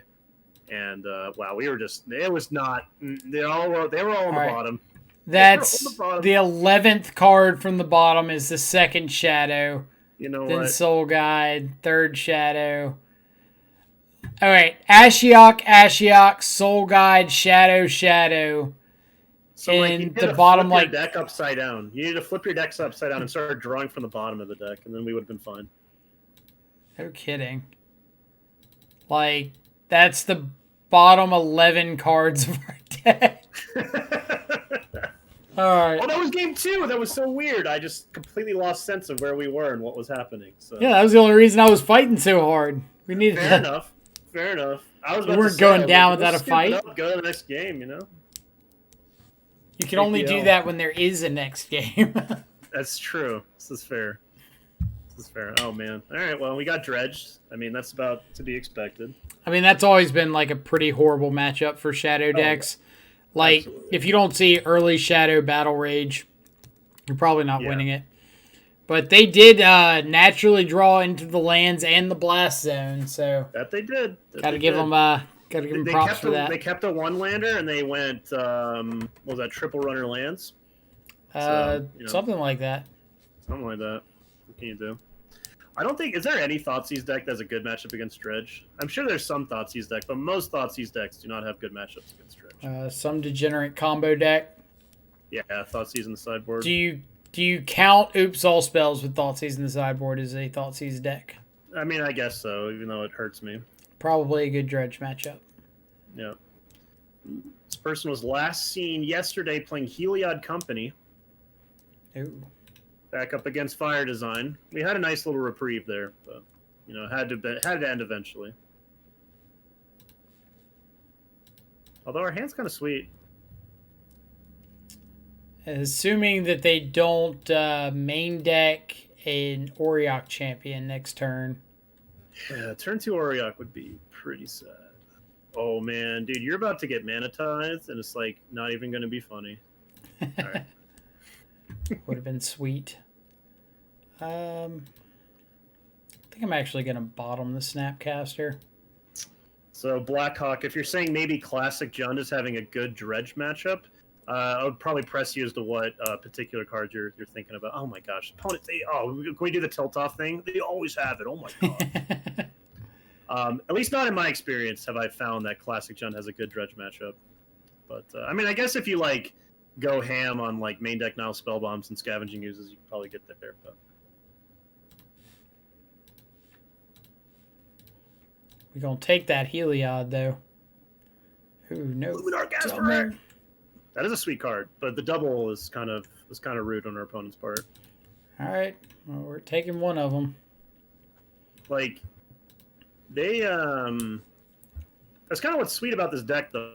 Like you have the infinite combo, which is good, but then also you just have these backdoor combos into just like wrecking some opponents. Because like literally, Auriok Champion double Luminarch Aspirant just bodies so many decks. Like it's pretty hilarious. We really needed that Snapcaster now. Yeah, right. But I think what we're gonna do is push here, play Shadow. Play Angler. No Angler. Or hold up Stub. Hold up Stub. Because if our opponent plays land, we want to hold up the Stub for company. If not, we need to find a Battle Rage. Oh, that's fair. Okay, that makes sense. Yeah, because just Battle Rage or bust at this point. Right. Ooh, who's got the land? Main Gonna phase go for the main phase. Please go for the main phase company. Seriously though. Opponent, I've never had an answer for a company in my life. Don't mind the one blue. They don't attack. What's going on? It's a pretty risky attack because if they swing in and we just stub untap Battle Rage, we just kill them. Okay, fair enough. That makes sense.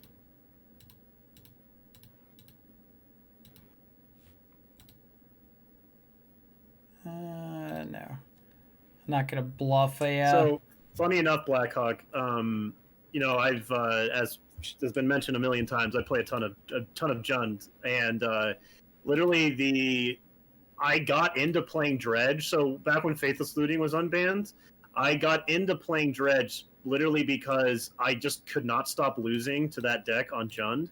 So I was like, you know what? If you can't beat him, join him. So I started playing Dredge, and I had a lot of fun with that deck. I'm not so into it nowadays that looting is banned. The deck feels a lot different to me, and maybe I'm just a bad player, but I had a lot of fun with looting Dredge. That was a really cool deck, in my opinion. Yeah, that was a really sweet deck. All right. So we need to find an answer to that or find a way to kill them. Indeed. Do you opt first or Thoughtscour? I opt. Because, I know I'm looking for explicitly Battle Rage. Fatal push.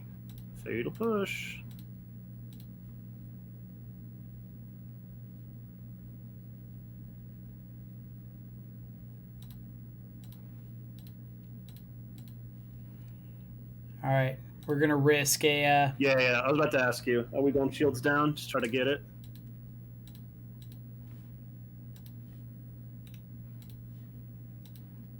I like it. Like, opponent's got no cards in hand. They've got no redraws available. So, this is what we got. Who would win? The entire 75 of Grixis Death Shadow or a 2-mana 1/1? Well, it's a 2/2. So. Oh, okay. Man, that double Luminarch Aspirant would have messed us up hard. No kidding, dude. That would have been game. All right. Can't attack. That's potentially scary. Okay. Ooh. So now we got to fade any creature. We just like have to have them draw lands. Like, but I guess are we presenting lethal, right? Yeah, we're just presenting lethal Angler? next turn. Oh. So. All right. How the turntables. How the turntables. Indeed. So I think we just have to fade Spike Feeder off the top. Right. Oh yeah, we don't play Shadow because then that'll make this a lethal to any creature. Right. Oh no, but then we're not presenting lethal anymore. Right.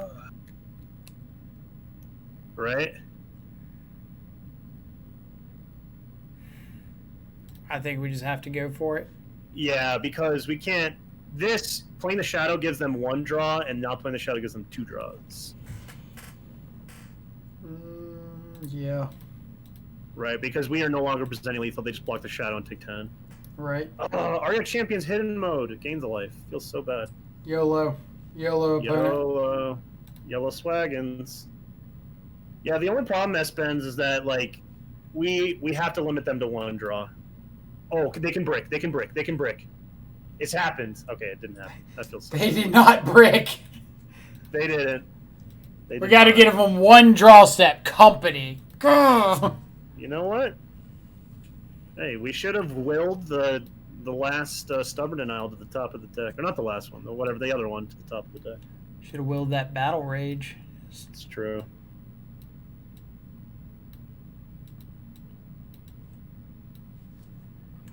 What do you think about Tail's End here? Probably, yeah. Hits Heliod. Is that like it? Guess you can counter like a Spike Feeder activation. Right. It's going to be really narrow, but it might be... It's like, it's either going to like do nothing or win the game. Because like countering a Heliod is really clutch. If they like go to activate Heliod and they use all their mana and we just, you know, Tails End untap kill them, but it's like it's going to be pretty narrow. Can counter a fetch land. That's good enough for me. You know what? Stifle is fine for Modern. Let's go. Do I want both Battle Rages? Probably. Kind of just need to end the game quickly. Mm-hmm.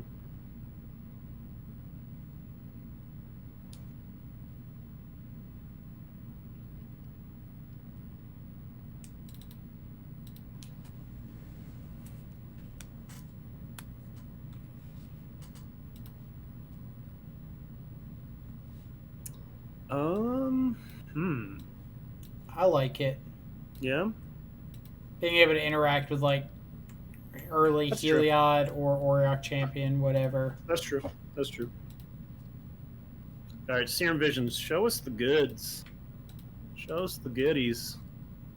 Let's go. Not that. Oh, that is not. That is the opposite of the goodies. Your ideas of goodies and my idea of goodies are 2 very different goodies.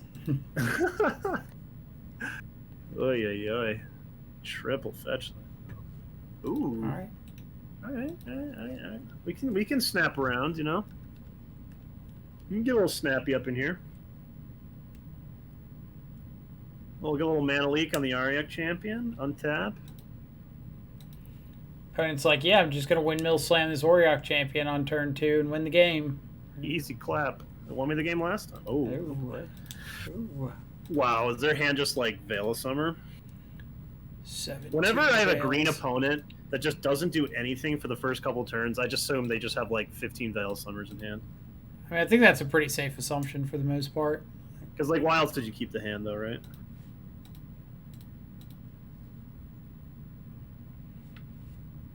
Okay. Okay. Do have power and It's all together toughness. here. It does indeed have power and toughness. I do like this leak, snap, leak line, though. Yeah, true. Unless they just kept a hand with like 3 companies, and they're like, yeah, well, I'm going to get there eventually. Wouldn't recommend it against Death Shadow. Eladamri's Call. Okay. Can have an Eladamri's Call. For the Auriok champion. Love to see it. Oh boy. Shocking Temple Garden. Cast Auriok champion. Nothing suspicious is going on. No way they have a Veil Summer for this. Oh, 100% they have it.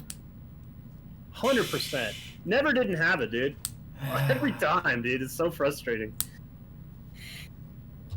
Oh my gosh. If I could tell you how many times I've just stopped playing Magic because of Veil of Summer, well, it would be it'd be a number. Be a number. Goodness, that card is so obnoxious. I guess we'll settle for flashing in a Snapcaster and blocking this. That would be very sexy. Easiest second Veil of my entire life. Wonder why they didn't just play an Auriok out on turn 2. Because, Mike, you've got to Veil of Summer.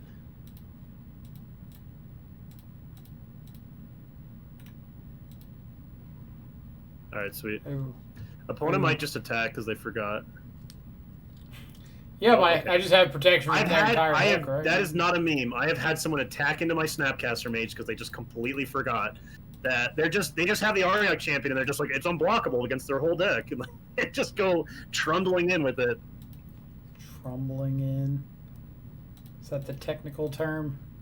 Well, I think when you attack forgetting about protection, then I think so.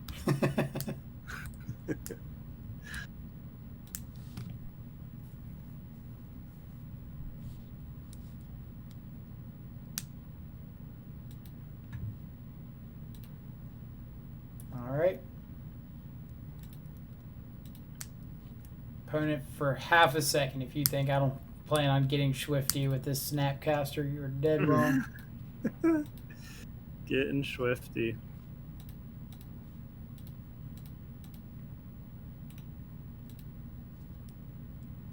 I know the whole argument, like, wait for him to target with the Heliod. Yeah, There's no way they don't put a counter on that Auriok champion. Just like negative 0% chance.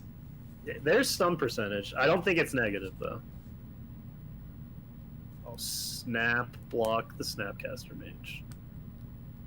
Easiest block on the Snapcaster Mage you've ever seen. Alright, fair enough. Well, I know attack was snappy there. Must have meant the turn before. When it had Summoning Sickness? No, it didn't, because you snap leaked the turn before that.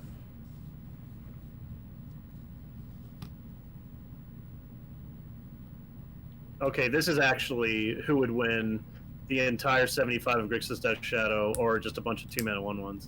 Yep. Tribal Auriok champions. Literally the only card you need. Well, we do have EE in our deck. This is true. One of the sickest wins I've ever seen from Mike on stream was when he was completely dead to everything and then just top decked the EE for the win. It was so insane. Against Heliod Company, that is. I don't know if you remember that. You mean like we're about to do? Yes, it's about to happen right now. Opponent top deck the Veil of Summer feels really bad up themselves. Gosh, sorry. All right. Can't beat triple Auriok champion. No sir, no sir. League started off with so much promise, so much gusto. We were playing against 2017 decks, you know. Well, yeah, we played against Dredge. That's a 2017 deck.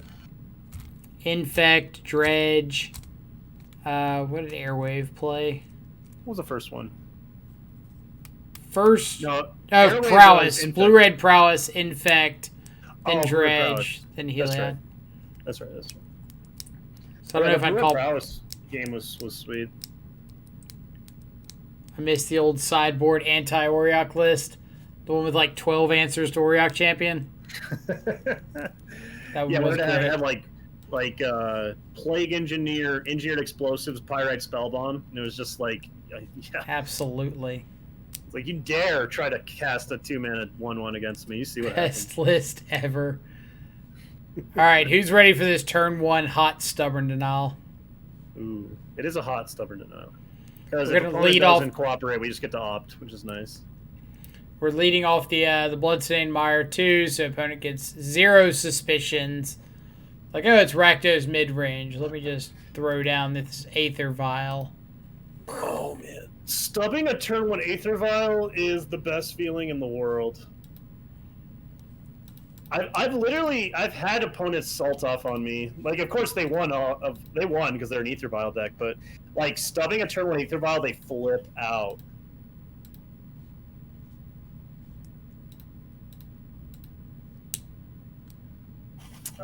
Ben says, off topic, kind of, but does the sprite list you were talking about earlier play? I'm guessing that's Bombat Courier.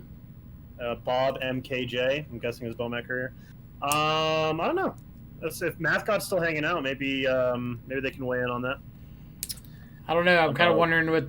Oh, it is Bob. As in Dark Confidant. Huh. I don't think the Dragon list plays Bob, but I think Ben is asking. I think he's saying like, would it? Like would you want to? I don't know. My feeling is no, because Bob is a lot better in mid-range decks where you're grinding, because Bob doesn't present really much of a threat or a clock on your opponent. Well, the other issue with Bob is it's often a variable source of life loss. Like with Shadow, you do kind of have to be pretty planned out ahead of time. But Confidant kind of drops in this, oh, well, maybe it's life loss you need, maybe it's not, maybe it's too much life. Like, you just don't know. That's a good point. Loparto asks, which of these decks bad matchups? And I'm guessing you mean the classic 2017 Grixis Shadow. Well, the old meme, it's not as true anymore, but the old meme is you ask, what are Grixis Death Shadow's bad matchups? And you say the pilot. Because the joke is, Grixis Death Shadow is only as good as the pilot is good. Which, is true to some extent. But some of your bad matchups we saw are like Dredge. Dredge is a pretty bad matchup. The Heliod Company deck's a really bad matchup because it's got protection from all of our relevant spells. Other bad matchups for Grixis. What would you say, Mike? What would come to your head right away? Sure. So, for 2017 Shadow especially, some of the bad matchups are things like Eldrazi Tron. Dredge is a really bad one. Humans is a horrendous one. Oh, yeah. Why didn't I say humans? That's the worst matchup. Spirits. White Taxes. Yeah, Mono White Taxes. Either Vial decks are horrible matchups for Grixis like Shadow. you're playing this kind of mid-rangey game and then trying to get it down a threat as a chump blocker, and they're just like, cool, Reflector Mage it. Right. Cool, fly over it, whatever. Apparition. Yeah, Skyclave Apparition nowadays. Right. Those are typically like the worst matchups. If you're talking about good matchups, Tron's a little bit worse for older Grixis than it is for newer Grixis. Matchups that are better for this than for old Grixis, I would say, are things like Prowess here, where you get to play a little more of a control game early, then find some threats eventually. So this is like easy bolt, right? Yeah. I don't know if I'm in love with the block. We're at 15 life, right? We are, but if my opponent's like using up spells, they're not playing a Stormwing entity. Okay. I mean, that's fair. And I do have a backup Gurmag. I'm just going to shorten it as Matt asked, are you supposed to keep the Scour there? Worst case, it lets you play the second Angler. Matt, to be honest, I was not paying very close attention, but maybe Mike remembers. Is there a spot you could have kept a Scour, Mike? So I could keep the Scour, but I don't think Gurmag Anglers are winning me this game. So finding a second Gurmag, especially in the face of Soulscar Mage, is just like a stopgap. That's fair. S-Ben says, I still have Nightmare of Reflector Mage on Gurmag. Oh my gosh. I can't tell you how many stories I have Same. of being on both sides of that Nightmare situation. But I was playing an FNM once, and I was playing humans. And my opponent had out a Gurmag Angler, and I had a Vial on 3. I went to activate it, and I said, oh, wait, no, hold on, I passed. And we looked at each other and just started cracking up, because we both knew what was about to happen.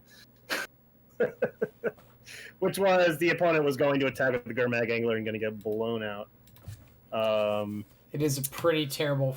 It's you know what's coming. Everyone knows what's happening, and it's just hilarious and awful, and just depending on what side you're on. Where's your counter for how long the stream's been going on? It's here. There we go. Ooh, come up on 10 hours. That's like nothing. It's like it really is. Yeah. Leparto asks, what's the difference between old Grixis Death Shadow and new? Well, the old list is more defined as an old list because the list we're running is like almost exactly 2017 Grixis Shadow, circa what's his name, the Jessup brother, Andrew Jessup, and so we're playing stuff like Opt and Serum Visions, and we're not playing Mishra's Bauble, stuff like that. The new Grixis Shadow list, honestly, is probably like the one that Math God is making, where it's more of like a Luris build with Sprite Dragon. I mean, that's probably the most zoomer of all the Grixis Shadow lists. So I would say those are big differences. If you're taking it as meaning like the direction that Grixis Shadow has gone over the last few years, from like more of a mid-rangey combo finish deck to an aggressive creature out deck, then I think that's correct. That the newer builds are kind of zoomier. Right.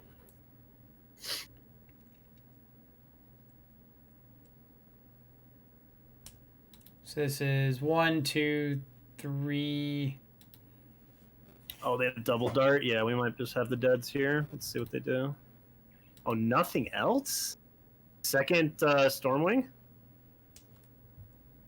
that what that means? Will scoop to second Stormwing. Vomit. Puke, puke, puke. That was a good hand from our opponent. It was a good hand. That was literally, that hand was way better than either hands from our first Is it Prowess opponent? No argument.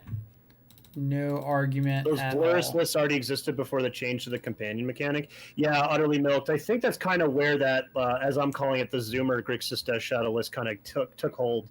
And that list was pretty dang good when you had the old Luris lists, where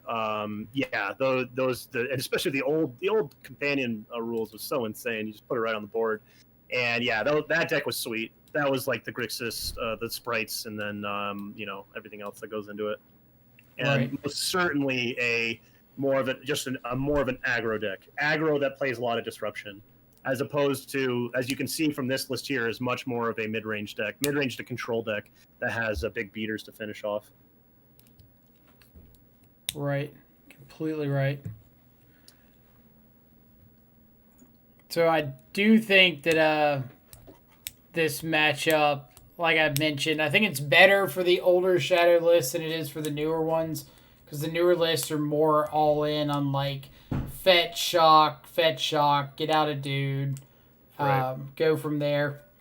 Where this list is much more comfortable with playing like fetch up a tapped Watery Grave, Serum Visions, go on. Like, this hand, I think, is very solid. Yeah, that's a solid hand. That's a sweet one. William Dewey asks, why go for the throat? So there are like a bunch of different options in that slot. And then maybe, Mike, you can talk about... If you want me to answer, if you want to focus on the game, that's cool. But did it? You can talk about why go for the throat. Did put me on the draw. I didn't think I'd choose to play or take the draw. That's fine. This hand's good on the draw. Wait, you lost, so you had the option, right? And I don't think I chose to be on the draw, but it says I did. Chooses not to play first. Maybe you just did it on accident. I wasn't paying attention. I mean, I think it's fine. Like, our hand is shaping up pretty well on the draw. That's true. That's true. And especially them not having a turn 1 play is pretty huge for us here. Sorry, yeah, so William Dewey asks, why go for the throat? Okay, so it's really important to have a unconditional kill spell. So Fatal Push is conditional, right? Because, like, you can't kill, for instance, Stormwing Entity that's in the hand right now, right? So you want to have something better. Okay, so you can play something like Terminate. Terminate's just, obviously black-red, instant kill a creature. That has its drawbacks because in matchups where you really want a Terminate effect are usually matchups where your life total matters a lot. So, like, for this one, for example, we would have to, like, fetch Shock Terminate, and we don't want to take that kind of damage. So if you're saying no Terminate, then you have to go black and a generic. And there's various options for black and a generic. There's Go for the Throat. There is Cast Down. There is, what's the new one? Kill the creature or take off its counters. There's Eliminate. There's Heartless Act. Heartless Act is what I was trying to say, yeah. If you want to go black, which isn't quite as bad on the mana base, you can do Victim of Night as well. But I think Go for the Throat, if you compare all of them next to each other, Go for the Throat ends up being kind of the best bang for your buck there. Because artifact creatures are at an all-time low in the format now that Mox Opal's been banned. And so usually, for the most part, Go for the Throat is going to be one in a black, or generic in a black, kill any creature, which is a really important effect to have in the deck. Well said. Well said.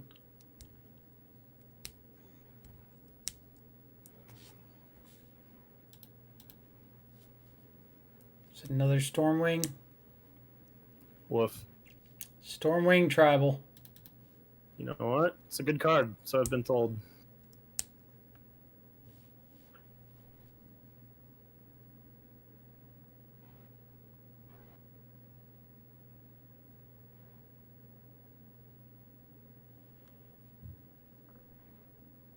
Let's see. Utterly Milk is talking about playing Cling over Opt? Cling over Serum? Well, because I think Cling is better as Opt. Okay, gotcha. 4 Serum, 4 Opt. 4 Serum, 4 Opt, 4 Bobble, 2 Cling. Oh, this is a different deck. Yeah, I mean, Cling's a really powerful card. I've been a huge fan of Cling to Dust since it came out. I'm usually trying to find reasons not to play it than reasons to play it, to be honest.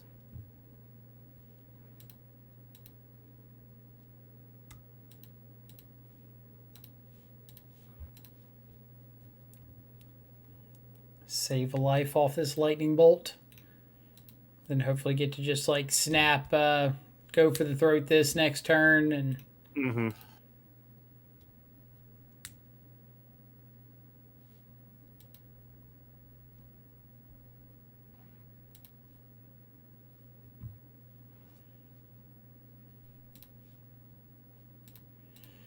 I am going to go ahead and do this main phase because if my opponent didn't put something like Spell Pierce on top, then I want to just go ahead and get this Stormwing off the board.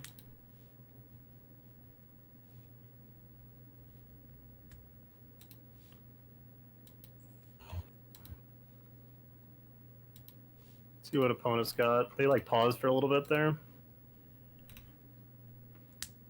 All right. Sweet. That was big. It was big. Obviously, we still need to find like a real threat, but right. One step at a time. Indeed. Cleared out Sprite Dragon double Stormwing, so that's got to count for something, right? No kidding. All right. That's a good draw. Yeah, that's a pretty good one. Obviously, yeah, the showing how important the, one black generic kill spell is here. So actually, third Stormwing would be kind of funny here. And if they tapped out fully for the third Stormwing, we just get to dismember it.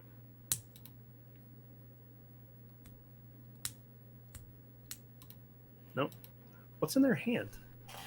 Is it just like bolts that they don't want to send upstairs yet? Could be, or like Vapor Snags, or... Oh, yeah, they don't want to Vapor Snag a Snapcaster, of course.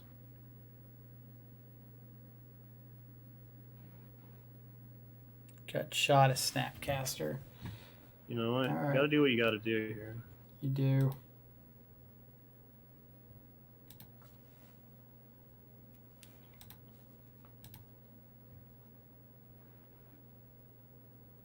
right, they get a redraw.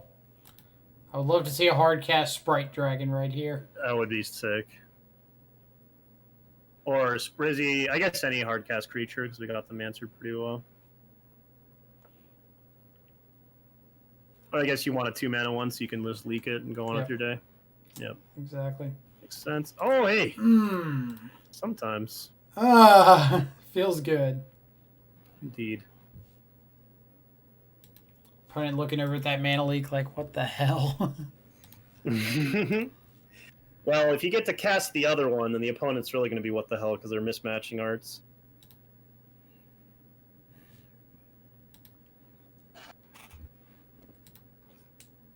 Ooh. Are you going to fetch double tap, go to 6? I'll probably tap or fetch a tapped and go to 7. Okay. Like, they've got Lava Dart, so 2 bolts could just kill me. Right. Oh yeah, well, we would just be dead to it here, huh? All right, we need that Death Shadow. Sometimes when you say it loudly and emphatically, it just comes at the top of the deck. Ooh, it ain't pretty, but it is True Name Nemesis. So. It is True Name. Opponent literally can't kill it. This is absolutely a hard cast True Name Nemesis stream. It is indeed. Opponent's hitting some lands, so. Yeah, a little spooky. Oh, wow. We're about to get grape shotted. Yeah, I was about to say. Something spooky's about to happen. Maybe another Stormwing? Could be.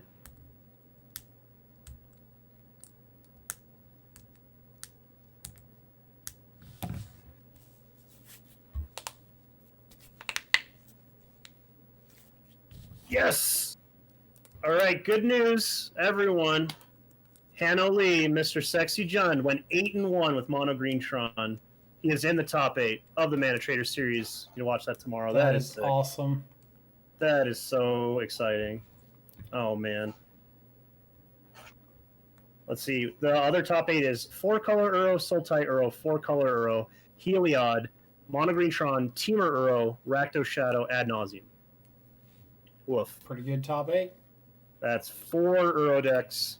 Mono Green Tron, Heliod, Rakdos Shadow, Ad Naus. Props to the Ad Naus player. What's that? Said props to the Ad Naus player. Yeah, true. True.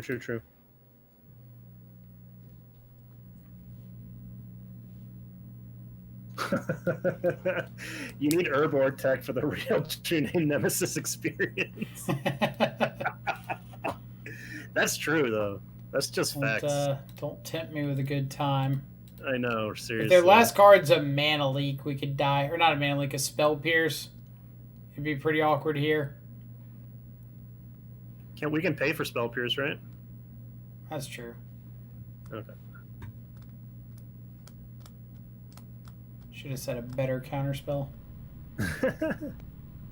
The Ad Naus is Brazilian. Shout out to my country. Heck yeah, man. Heck yeah. That's awesome. The Brazilian players, super talented group of Magic players, that's for sure. Opponent thought they were going to win with a kicked Burst Lightning. Can you believe the nerve? The audacity. Ooh, uh-oh, opponent. Someone's got a threat. Uh-oh. Took a little while, but we there. We get there. This is just the full Grixis experience right now. Just like trying to scrap it out with some Mana Leaks and a Street Wraith. And then on turn 10, you finally top deck a threat that your deck is built around. When you say it like that, sounds bad. Right. Alright, I gotta get my boy a shout out on Twitter because that's pretty hype.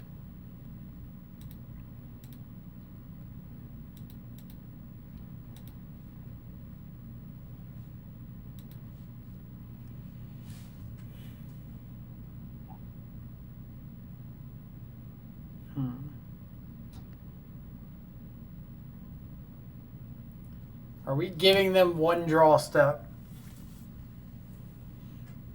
So we can attack with both, and they're dead to our next combat. They've got Lava Dart, Soul Scar is 3, so any non-creature would kill us. I guess a prowess creature would kill us. 1, 2, 3. Well, if it's a spell, oh right, because we mana leak. Oh right. Yeah, I think you can't. If the mana leak was like a hard counter, then maybe. Right.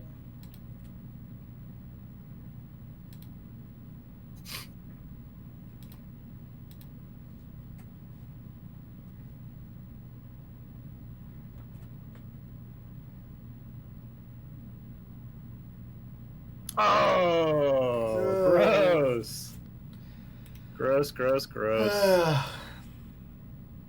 Gross, gross. Ouch. The one draw step. Always punished. I mean, pretty much. That's how it goes, right? All right. I'm going to run to the bathroom real quick. If you want to find out from chat what our next deck option is. Ooh, I'd love that. We can figure it out. We'll go over 2017 Shadow when I get back, and we'll figure out the giveaway stuff. All right, good sir. All right, Mike's handing over the reins to me. He's going to regret it. But it's the good old Spear Beto stream now, boys and girls, and everyone else between. Hit up Yun Shadow. I'd be really down for some Yun Shadow. I'd be down for that. Anyone else have ideas? Yun Shadow would be fun. Red, black, splash, blue, Suicide. Okay, that's got my vote. I got a vote for Suicide. Let's see. Hail to the new king. That's right, Ben. That's right, Ben. My stream now. What's up? Let's see. We can start a poll. I haven't made a poll in a little bit. How about 2020 Grixis Shadow? That's pretty good. Yeah, Suicide with no probe is like a letdown because Gitaxian Probe is not a reasonable magic card that should be legal in any format. But it is sweet.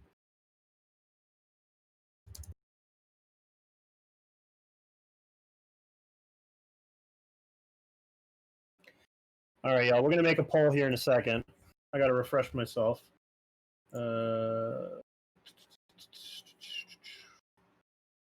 It should be easy, right? You just do like exclamation point poll and then type the thing out. I think it is.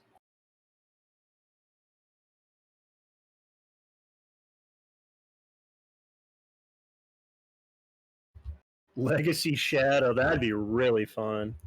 I don't know if Mike does Legacy though.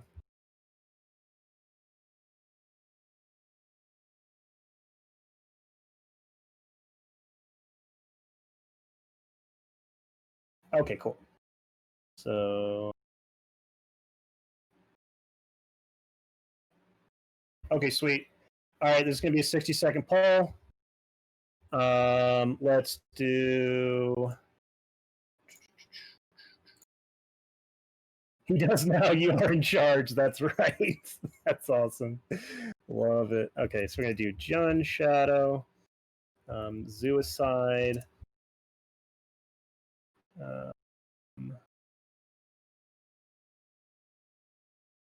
Rakdos Splash White. Mike, we're making a poll right now. 1 sec. Making a poll? Absolutely. And then 2020 has a valid number of seconds to run. Oh, I need to do like poll 60 or something like that and do it. Okay, let's try it one more time. Mod is required for me to start the poll. Poll outputs a lot of messages. Messages get eaten without a mod. I am a mod. What are you talking about, MTG bot? What you talking about? MTG bot over here talking trash. Like, Dude, you couldn't possibly be a mod. What are you talking about? I know. Okay, I did type it in right, so let's try it one more time.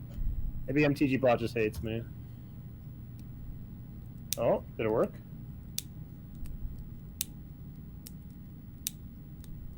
$2020 Grixis is basically the Lura sideboard Sprite Dragon stuff.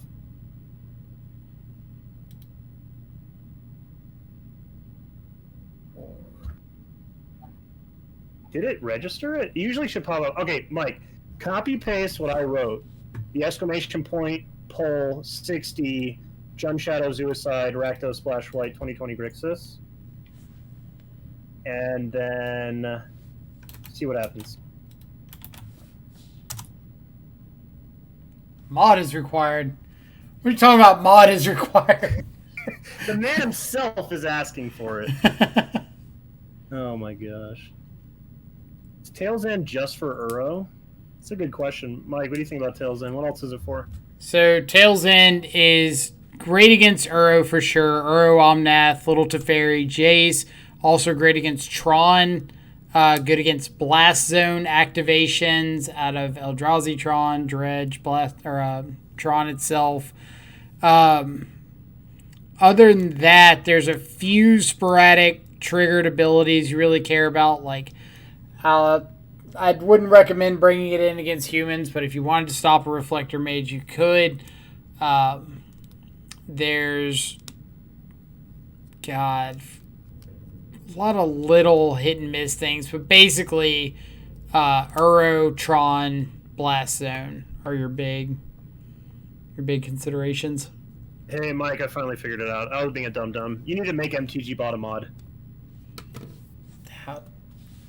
How do I make MTG Bot a mod? Just right-click MTG Bot's name, or click on the name, and it should let you make a moderator. Let's see.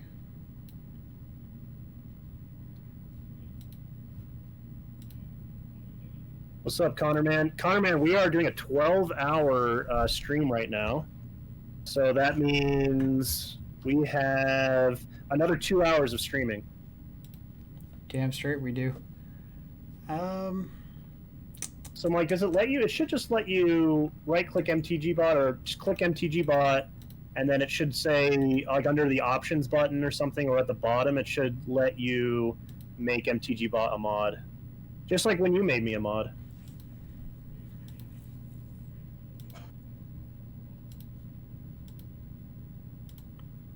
So, I guess I can't pull over the screen to show what it's showing on me. It's not giving me any ability to add mod privileges. I can time out MTGObot.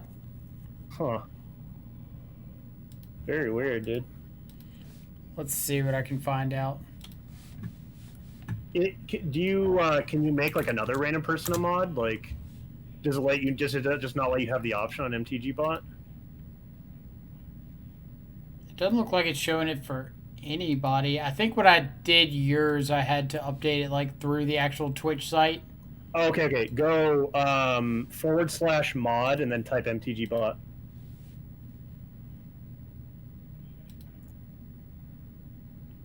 Let's see.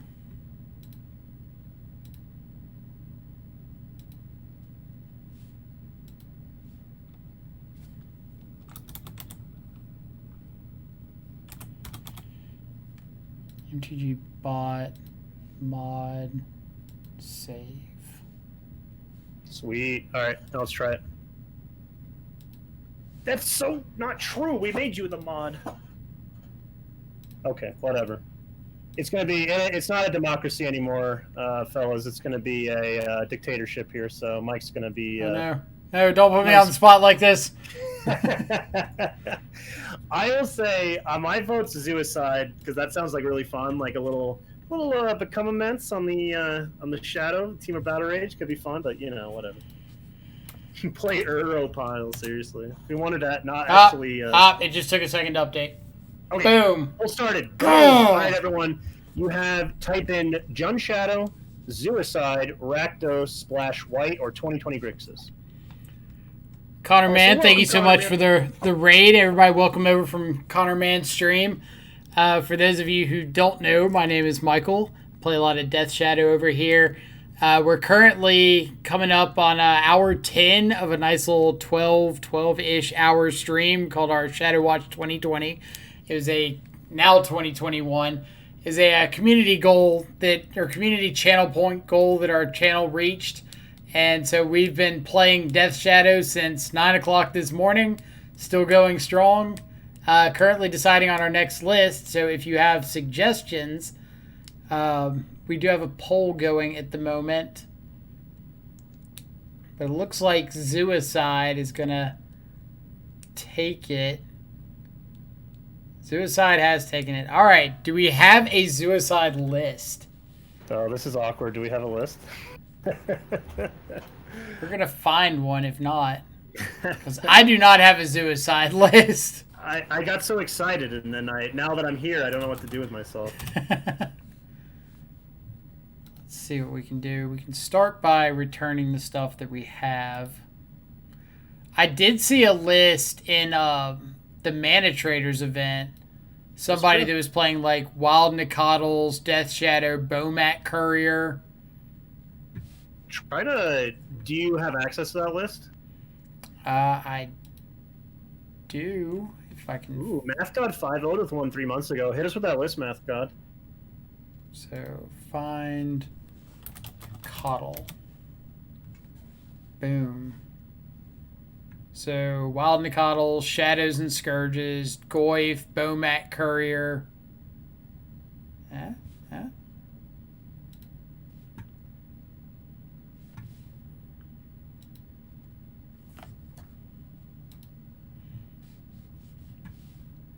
Three Stubs, 2 Confidant in the sideboard. Oh, man. Might have fallen in love with this list before you even had a chance to suggest one.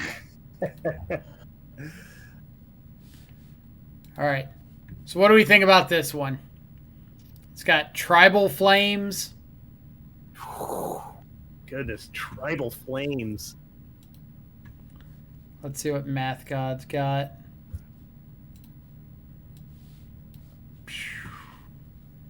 So Shadow, Soulscar, Swiftspear, Tarmogoyf. So I think this is less of Suicide and more of like old school Jund Shadow. Or not old school, but sort of old school. But the Teamer Battle Rage Become Immense synergy is one I've never been a huge fan of.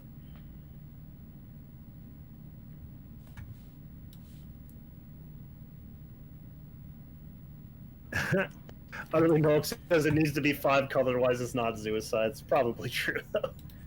Let's see, how many... Is this we have 5 another color? list in chat. So white, black, red, green, blue. So this is 5 color. Connor, man, have a good rest of the stream. Thanks for knocking me out of top 9. I'm sorry. Don't hate me. But I appreciate you stopping by. Appreciate the raid.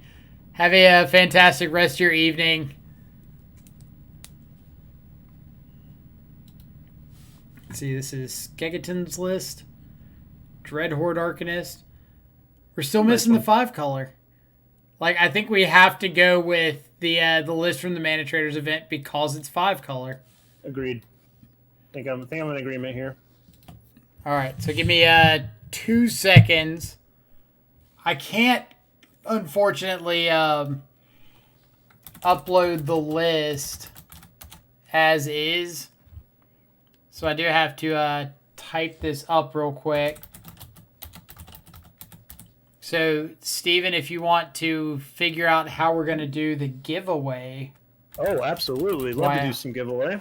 Okay, what do you want to give away first?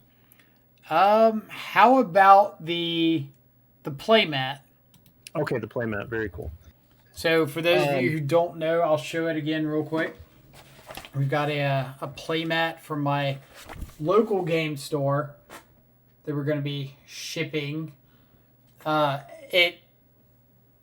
You can't tell, obviously, looking, but it's actually a very, very high quality playmat. I'm very impressed with it. The color is amazing, pops really well, and you get to have a little piece of me in your home or with you on your person whenever you go to an event. Very nice. All right, y'all. So, yeah, I mean, a little bit of story about the playmat. So it's from Vans CCG, which is a wonderful store in Jackson, Mississippi. It's in fact where I met Mike and I met a lot of the other people that play there. You can see their really logo awesome place. up above my face over here. That's right. Yeah, it's right there. So yeah, if you ever wondered what that was, it's the shop in Jackson, Mississippi. But yeah, like I said, really cool place, really cool crowd. The people that hang out there are really awesome people. You know, it's the South, so everyone's like, you know, it's Southern hospitality. Everyone's super, super friendly. Even acquaintances act like they're best friends, you know, that kind of great stuff. So really cool place. So all I'm going to do is I'm going to do a little exclamation point giveaway Vans. All you got to do is type in the word Vans, and you are registered in the giveaway. So go ahead and get started if you want to be registered for the giveaway. We are shipping international, so if you are from some obscure part of the world, never fear. We can still give to you. So if you want to just type in Vans, then you'll be entered. Of course, I'm not going to type it. I already have my Vans playmat, and I am the moderator, so I don't need to be getting any of this. But yeah, get in there. Can't show that we'll let it go favoritism. for maybe about 60 more seconds. So... We'll see if I can finish typing this up in the meantime. Dude, if you type it up in that time, that's pretty impressive because that's a lot to type up. We should have had you do the giveaway and I type it up, but you know. Well, too late now. We're here. Yeah. This is what we've got going for us. Right. Very cool. I got 1, 2, 3, 4, 5, 6 people entered. Very cool. For anyone else who's still chilling, maybe you got this on in the background. We're doing a little giveaway for a beautiful, high-quality playmat from the local game store, Vans CCG, in beautiful Jackson, Mississippi. So all you got to do is type in Vans. You'll be entered, and yeah, we'll close the giveaway in about a minute here. I like it. Give me time to keep typing. Absolutely, absolutely. Yeah, I can just ramble on and fill up the time. Is this time for a rant? Good old rant about... Absolutely. Absolutely rants? Okay. Hit me with So it. Mike and I have talked about this a lot. This is the number one thing that irks me about new design of cards, is that, at least from my end, I don't know if they're intentionally doing this. It feels intentional, but it feels like they're intentionally discouraging interaction, which I'm not happy about. Obviously, because I play bad black mid-range decks, so I'm a big fan of interaction. But let me give you an example. So, a good example of this lack of interaction is a card like Skyclave Apparition, which I think Skyclave Apparition in the abstract is like kind of a cool card. I really like that Skyclave Apparition gives a really powerful tool for white Taxes decks, because I think white Taxes decks are pretty sweet. They're like white mid-range. But the problem is the way they formatted it. And it's frustrating because they've learned this thing in the past. When they made the card Tidehollow Sculler, it was 2 different lines of text for when it entered and when it left. This is important because if a Tidehollow Sculler is on the stack, its abilities on the stack, and you say Fatal Push it, it's still going to take a card out of your hand because it's 2 separate paragraphs of text. And they did the same dang thing with Skyclave Apparition, which is really frustrating because they literally came out after Tidehollow Sculler and were like, we messed up with it being 2 different paragraphs of text. We're going to fix it. And they did fix it. They made a card called Kitesail Freebooter, and Kitesail Freebooter was 1 paragraph of text. If Kitesail Freebooter's effects on the stack and you Fatal Push it, they just look at your hand. They don't take anything, right? So it's really frustrating that they continue to make the same mistakes over and over again, and these mistakes explicitly harm interactive decks in the modern format, or in Magic in general. And I just find that very frustrating because I want to be able to, for instance, they play Skyclave Apparition, that's fine, right? That's a really good card. I like they have the powerful card. I should be able to, on the stack, dismember it and not lose my Death Shadow entirely. I think that's nonsense. So that's how I feel about it. That's just me. Feel free to disagree, but that's my rant.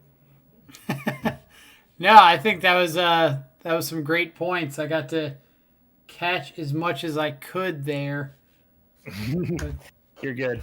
All right, I'm going to close the giveaway one more time. If you want to enter this giveaway for a beautiful, high-quality mat from the wonderful local game store, Vans CCG, in beautiful Jackson, Mississippi, just type in Vans. I'm going to close the giveaway just here in a little bit. Just in case anyone else was just tuning in and you want a beautiful playmat, you just type Vans into chat, VANS, and you'll be entered. All right. No one else. I'm going to go ahead and hit giveaway. And we have a winner. The winner is Naomi Bain. Oh, I'm butchering the name. I apologize. What? How do you say that? Naomi Bain? Mace, PF. My guess is I'm totally butchering the name, and I apologize. But yeah, GG's. Feel free. You can either DM me or DM Mike. It's a Portuguese name, and I apologize. I'm an ignorant, stupid American, and I can't pronounce anything that's not United States, so I really apologize for that. It's a beautiful name, though, if I could pronounce it right. Yeah, feel free to DM me or DM Mike. Shipping information. So address or wherever it is that you want us to ship this, and we'll get it taken care of. Whatever we need to make sure that it gets to you. Yep. Yeah, and don't sweat at all. You're not in the United States. Don't worry at all. We're doing international shipping, so no worries at all. Made your night. Excellent. Well, it's super cool because you get a cool story about how you got it. And then you can also be like, yeah, it's this, it's from this local game store in southern United States and blah, blah, blah, blah, whatever you want to talk about it. So do you want me to be really cheesy and sign it for you? I will do it.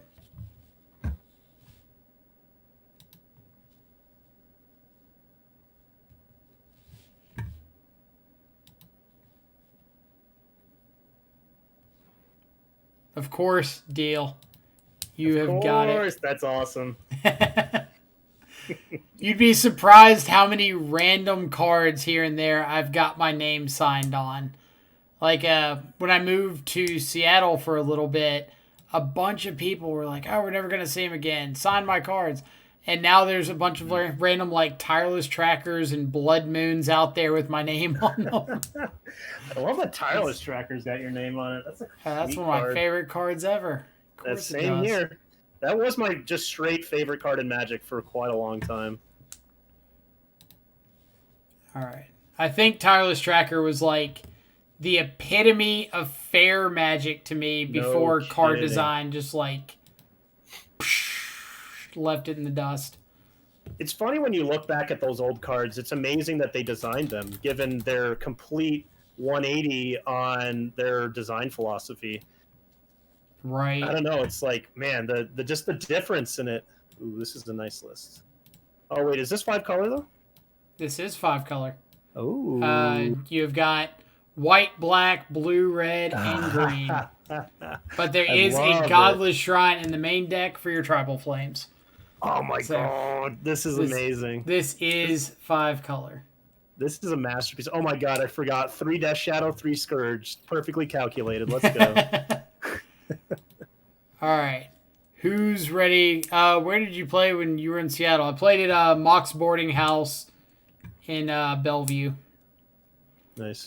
One of the bigger stores that I've ever been to. And fantastic group of people out there. Yeah. All right. Who's ready for some suicide? I know I am. I'm so hyped. GM Jack says, apparently Limited has been great recently. I wonder if that has been the focus for the balancing. Yeah, most likely. I mean, they've come out and said explicitly they don't care about, not that they don't care, but they straight up just don't care. In terms of design, they don't care about older formats. They only design for Limited and Standard, so. Right. So I was in Seattle, let's see, it would have been 2018. Yeah. End of 2017, first half 2018. I think that sounds right. Or the glory years. God, I can't remember. It might have been 2018. Somewhere. I know 2018 was included in there somewhere. That's all we need to know. Anything past that, details. All right, so we've got Swift Spear, Bow Mat. Do we keep the hand off of this half of it? I think so, right? Swift Spear, and then you turn on Scourge. And if we hit any fetch land, the Wild and the Coddle's on. Right. Opponent's going to see Steam Vent Swift Spear and just be like, all right, Prowess. Prowess with Scourge of the Sky Claves. Don't know where the white or black comes in, but okay. When were you up there, Blackhawk? Or are you still up there? When do you bring Bobs in? I'm assuming we're going to bring him in any mid-range or control matchup. Kind of the matches where you just want to see more cards. And a Dark Confidant on turn 2 can kind of help you keep that gas coming. Play through some removal.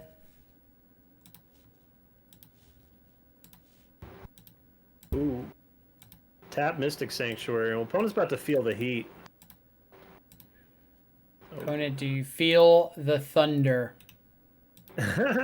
Thunder.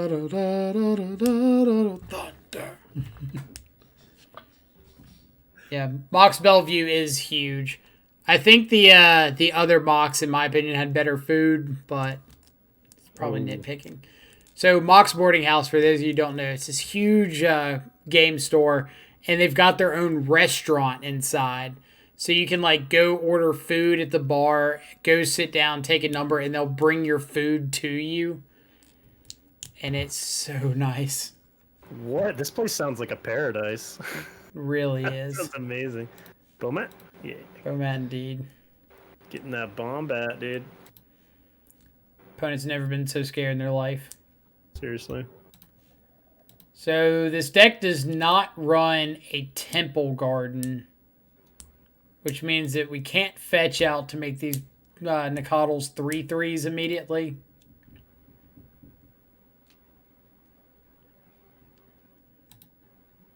So I'm going to plan on bolting myself. That plan may change, depends what happens, but at the moment, I'm looking at bolting myself. Make sure the Scourge gets a little bit bigger. Get a Prowess trigger in here.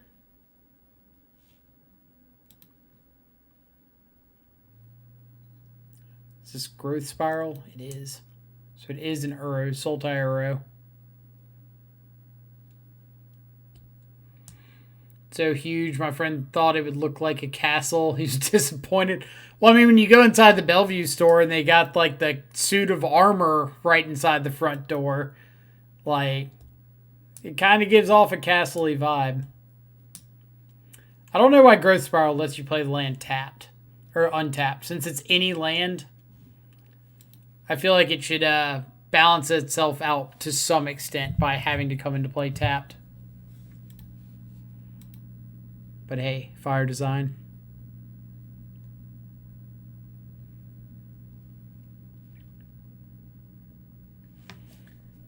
Alright. So what's our worst fear here?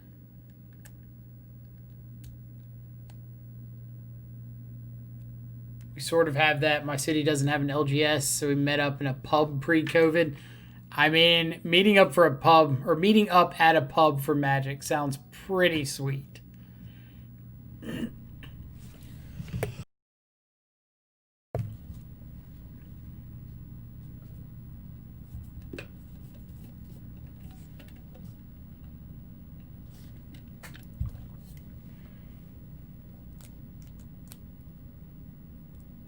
So with this bolt, we're like a fetch land away from killing them, which is kind of cool.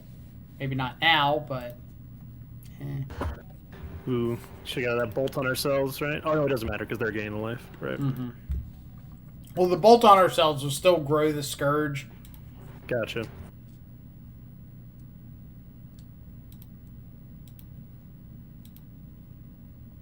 Funny enough, I think I want to do it now because it plays around Force of Negation, and I actually really want this bolt to resolve. True. That's a good draw. That's pretty sweet to beat Elves with Grixis Death Shadow. Speaking of bad matchups, the Elves deck's a pretty bad matchup for Shadow. Elves is a terrible matchup for Shadow. Oh my god, look at this hand. Whoa. We just... take Abrupt Decay? God. Abrupt Decay or Cryptic. Like, Decay is annoying because it kills our Scourge, but we are about to attack them for 7, 8, 9, 10 and put them down to 3. Oh, okay. So, like, if they kill the Scourge, we do just get to, swing Bowmat and Swift Spear, put them to 1. Yeah, so maybe it's cryptic. They are really gummed up on green mana. Right. I think I Ben am says going to go Cryptic. Yeah, I like that call.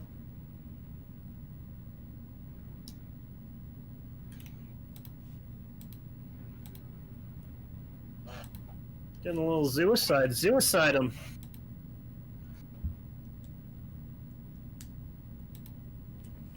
All right. Now the question becomes, how aggressive do we want to be with this Bowmat Courier? Because between Lightning Bolt and Tribal Flames, we've got a lot of ways to, like, just find lethal burn here. Right. What else is in their hand? So yeah, Spell Snare's a little better against Tribal Flames, but...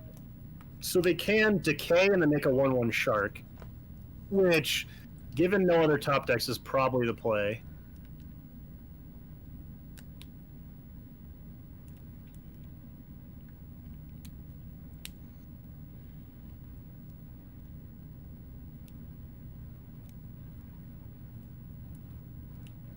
All right, what do we got?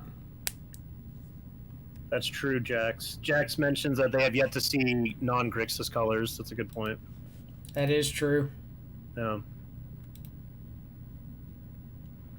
Passing the turn. Do they top deck a Cryptic or... All right. Oh, okay. Okay. That makes sense. That's a Prowess trigger. Yeah, it is. That it is. Meaning that they probably are priced into blocking the Swift Spear with the Shark token? Probably.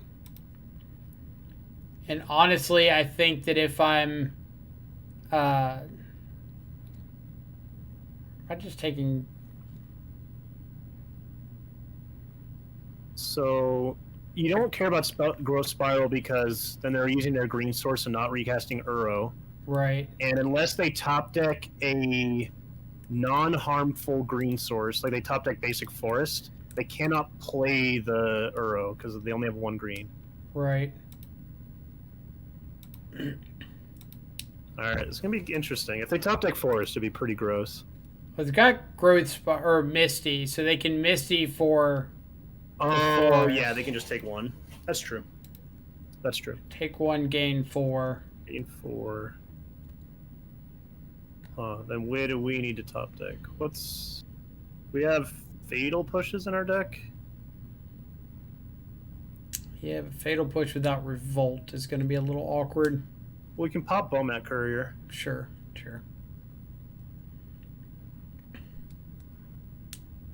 Oh man, Uro though. What a card.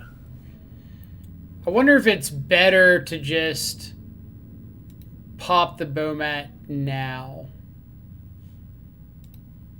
Save the mana. I guess, yeah, we're not going down on cards. Obviously, we're going down on the Bowmat Courier on board, but... Maybe it's better to wait, because if we get to just, like, attack the Bowmat in, pop it post-combat, get an extra card...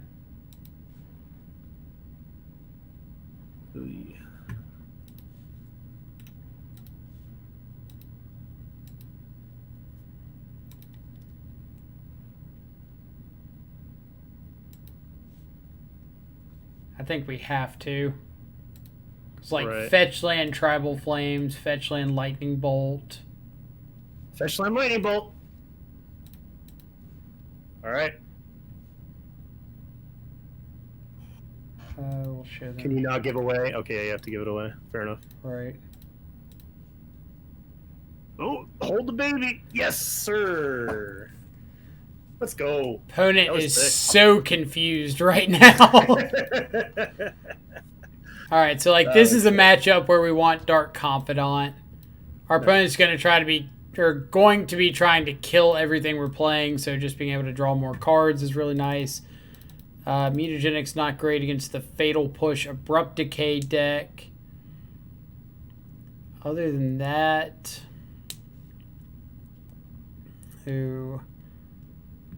We didn't show them anything to make them think that Spell Snare is good. Yeah. Guess that's true.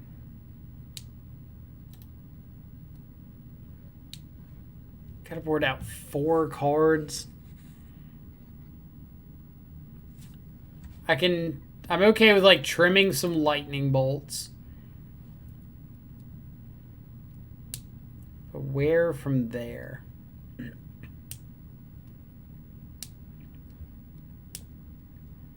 Maybe only a couple stubs. Trim like a tribal flames. Something like that. Sure. Or maybe it's better to keep the bolts in and board out the tribal flames. But I mean, it is just potentially a 2-mana deal 5. It's pretty awesome. So, we'll see what happens.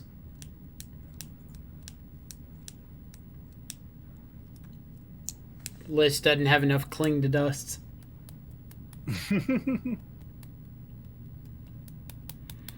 Alright, so best hand would be something like Thoughtseize into Confidant.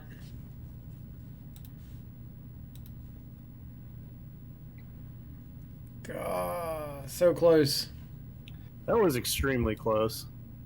Ooh, did you try to like high roll it on the draw?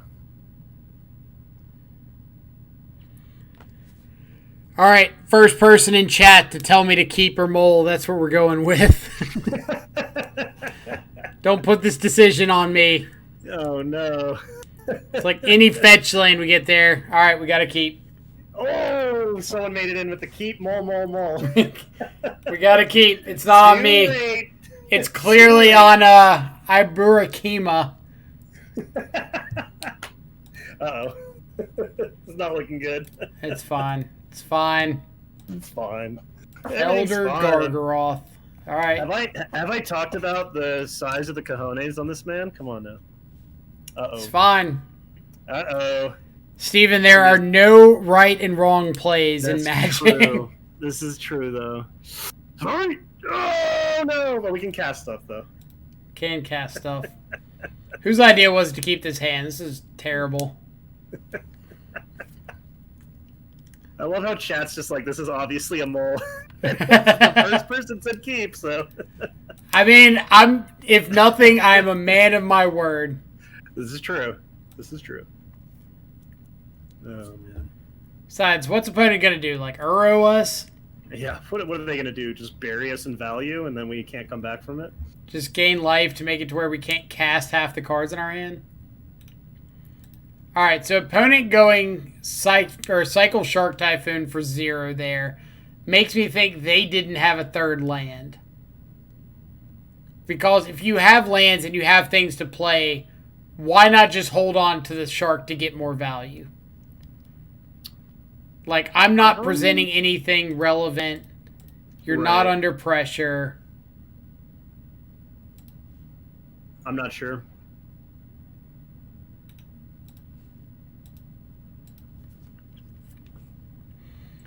Alright, I mean, we're just like a fetch land for a watery grave away from 8-balling them with these tribal flames. So. This is true, though. This is true. I blame the Moto Shuffler. If I had $1 for every time I blame the Moto Shuffler, I'd probably have like $1 because I really don't say it that much. So. Right. Come on, Assassin's Trophy one time. Oh, they can't even cast Assassin's Trophy, never mind. Simian Spirit Guide, Manamorphose, okay. Quicken, Flash Uro. Whoa. I don't know why they'd need like Quicken and Flash, but you know what? Sometimes you need both. Sometimes you just got to make sure. You're like sometimes you've sure got to assert dominance. That's true. That's true.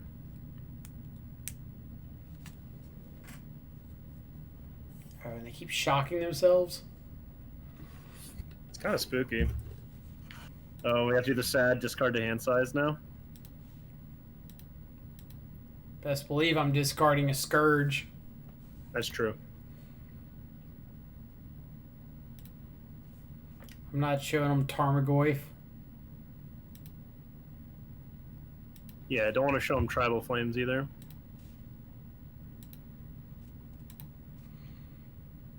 Like I'm telling you, they're being pretty aggressive with their life total. I know they got a Gargaroth here, and that's probably going to win them the game, but... Oh. Good call. Good call. Oh, okay.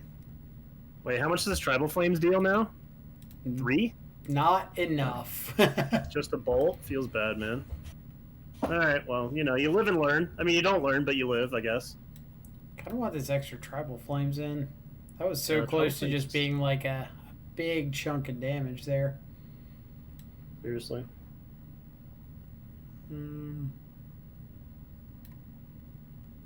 Like, cut a Soul Guide on the play or something?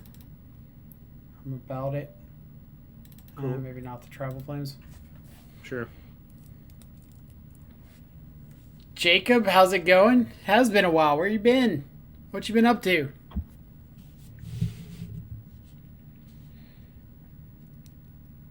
So with 19 lands, you'd think we had a pretty decent shot of hitting that second land pretty quickly.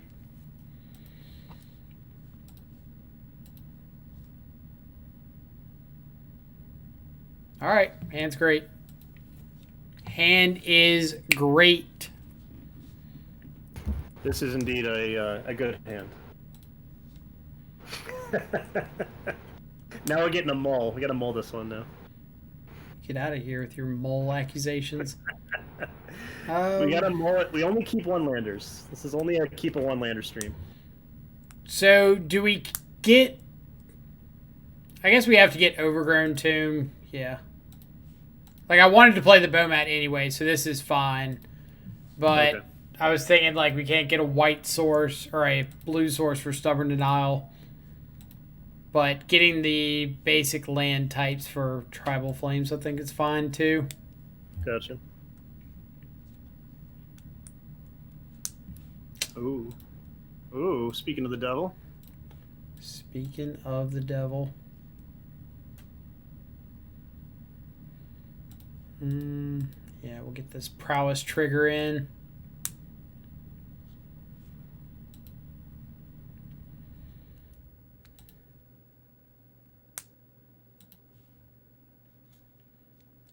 Hiya, opponent.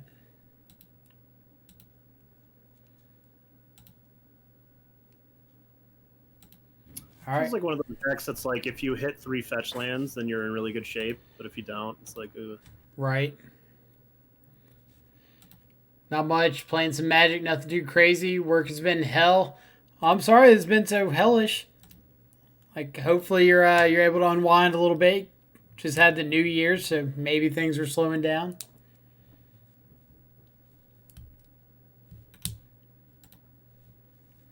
Don't want to auto mole or auto pass with this Soul Guide Lantern just in case. Yep. Oh, opponent's about to get Tribal Flames. Fetch land, let's go. Tribal Flames for 5. 5! Just a 5 ball upstairs. Yes, indeed. Boom! Opponent's like, what? Come It's again? like, what just happened? How did I just lose 5 life? What's going on?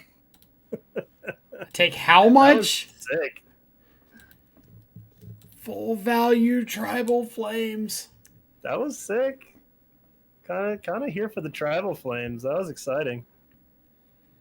Here to see shadow content, no lie. Well, you came on the right day, because we have had shadow content for going on 10.5 hours now today.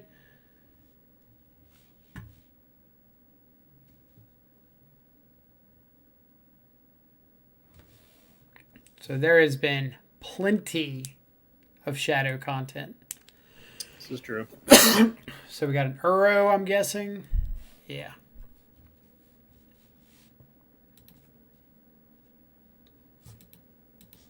Uro plus what?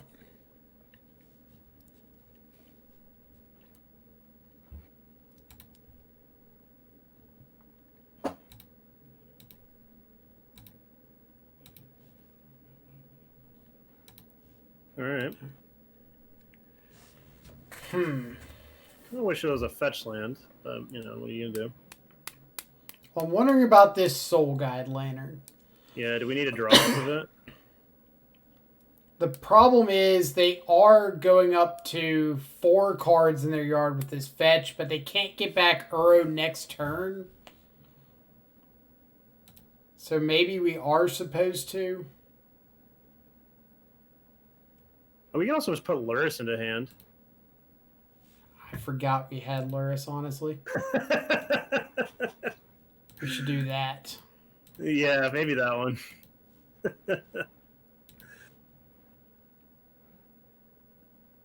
Can't tell you how many times I forget there's a companion there. Like, oh yeah, could have put that in hand a long time ago.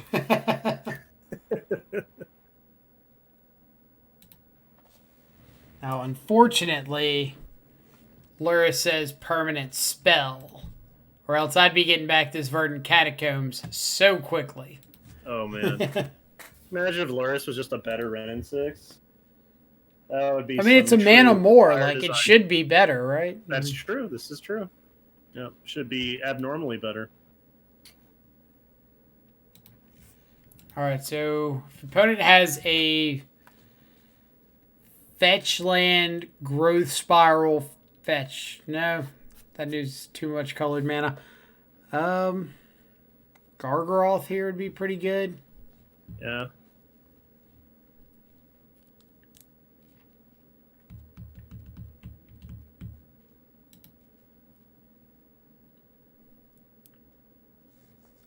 Oh, we gotta update the deck in Stream Decker. Ah. Y'all gotta catch me on this sooner. So, export.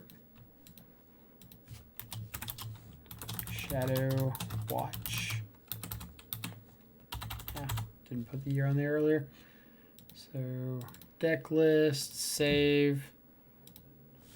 Let's go over to Stream Decker. Hope our Sultai Uro opponent's not in any rush.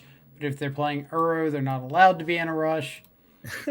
So, yeah, they're not grinding through leagues fast, that's for sure. Set is current. All right, if somebody could test out exclamation point deck or exclamation point deck list, should be good to go now. It is looking good. Called it on the Gargaroth. Oh boy, which means bad. I need to find a Tribal Flames. That is true. Tormagoyf, not quite. Oh boy. Well.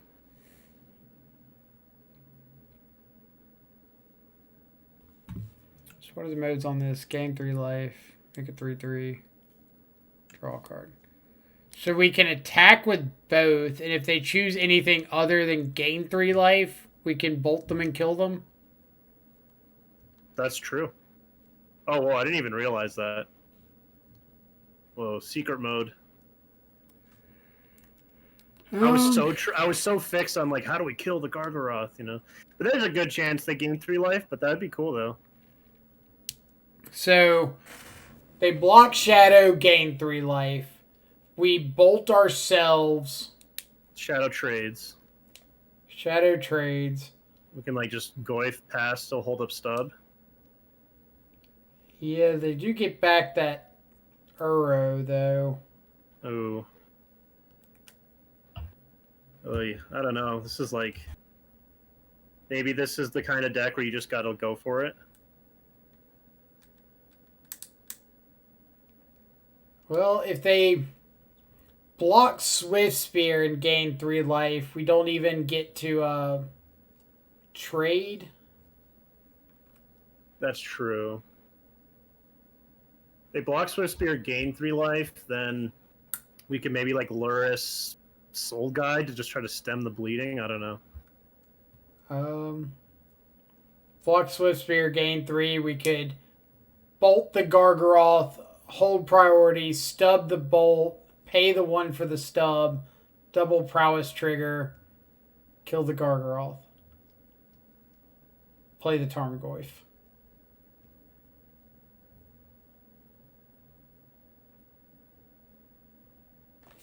All right. I mean, I guess we just go for it.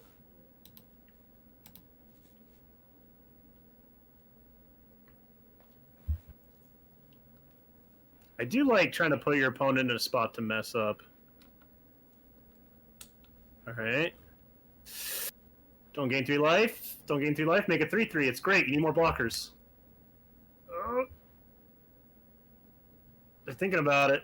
I think they're putting it together. Nah, if we got Battle Rage here. God! Man, what a disappointment.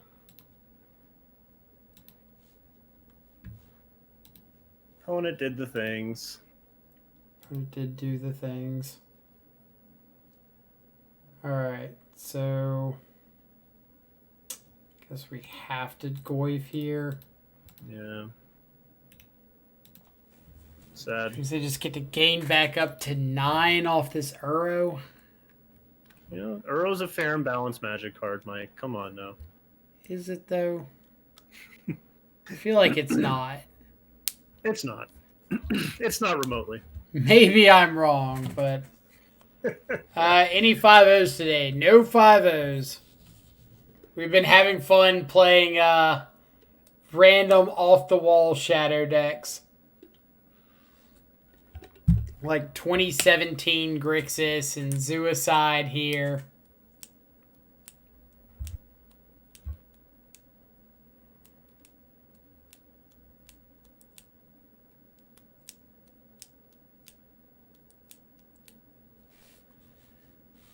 Where were you last turn? Seriously, though.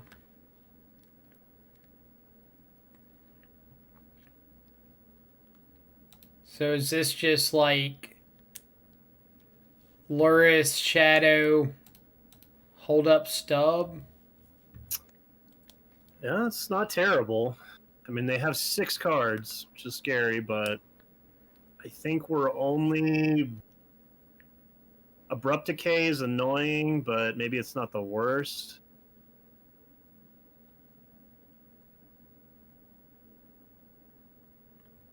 So 7/7 Shadow is still bigger.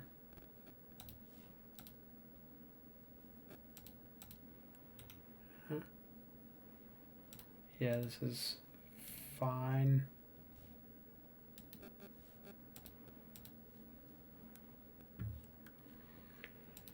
Kind of nice to have all the colors of the rainbow, though. You know, it's like really all do. 5 colors.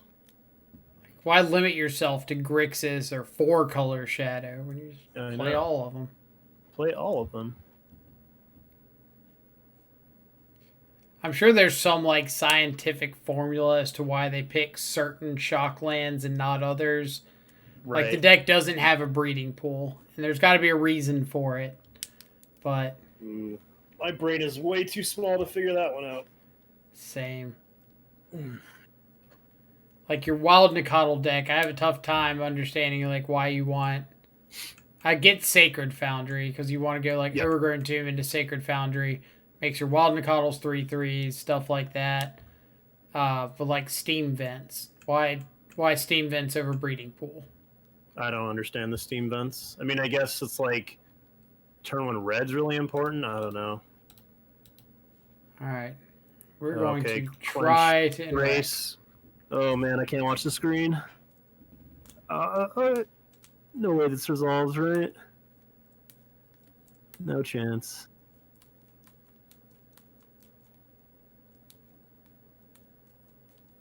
Oh, well, they tanked on something here? Oh my god. Whoa! What's in their hand? Your guess is as good as mine. It's 3 more Uros, and I don't even know. And they passed the turn. What? Oh my gosh. Freaking out over here.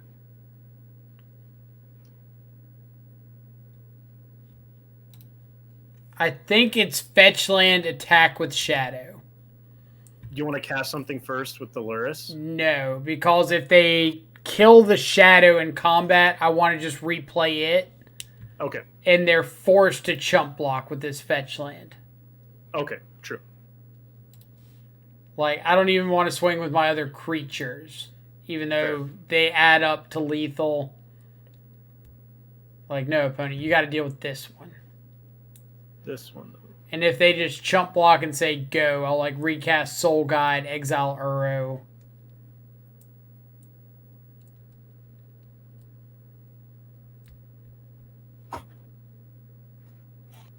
Oh, right. That makes sense.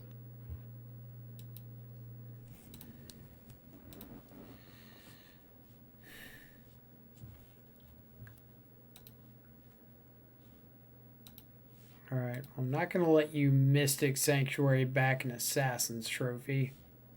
Mm. Oh, maybe they're just setting up... yeah, they're just setting up Cryptic, probably.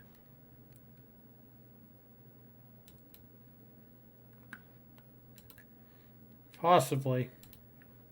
Yeah, that would make the most sense out of them just doing nothing there. Whoa. Spooky. You got, like, Cryptic, hold up something. Oh, never mind. I mean, I guess they could still... They could still Cryptic, yeah. Yeah. You got exactly blue source. Oh, ooh. Oh, okay.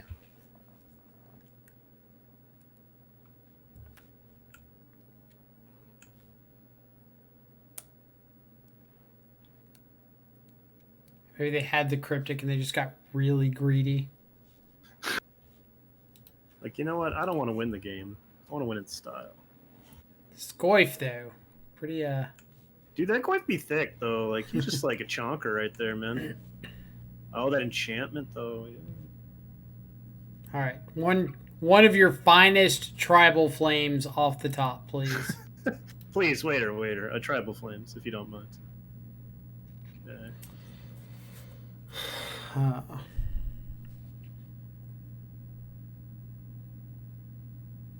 think we're casting it because if my opponent counters this, then I can replay it with Luris. Oh.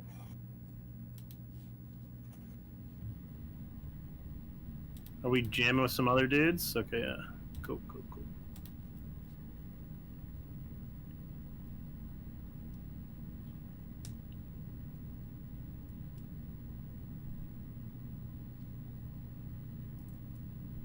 Second Shark Typhoon?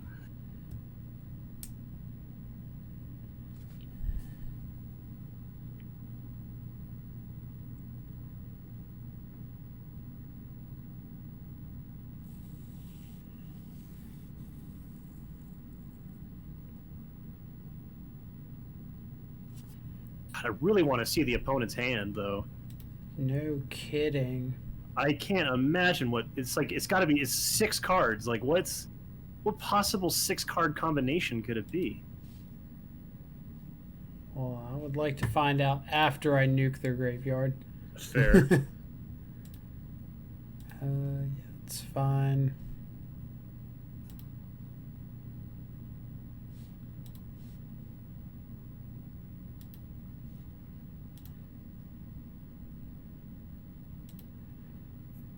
I mean... Oh, man, is it like... Because they didn't make a land drop, right? Like... Are they just planning on, like, Field of the Dead being the answer?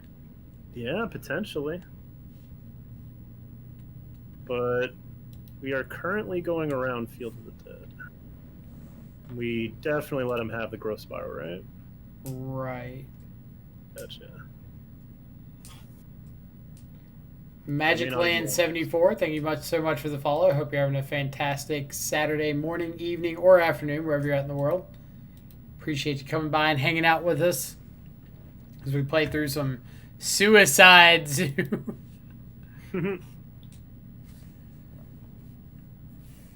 So they don't growth spiral, and they don't hit another land. Okay. So they've got 5 non-land cards in their hand. Like... So... Yeah, okay. Oboro, sure.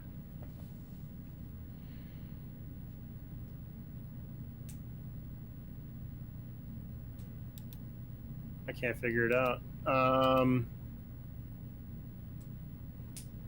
were they like? Did they have a bunch of fatal pushes and they couldn't trigger revolt, or something? And then they were like trying to save it for the Lurrus, or okay. Apparently, a bunch 4 of growth spirals. I guess kind of checks out.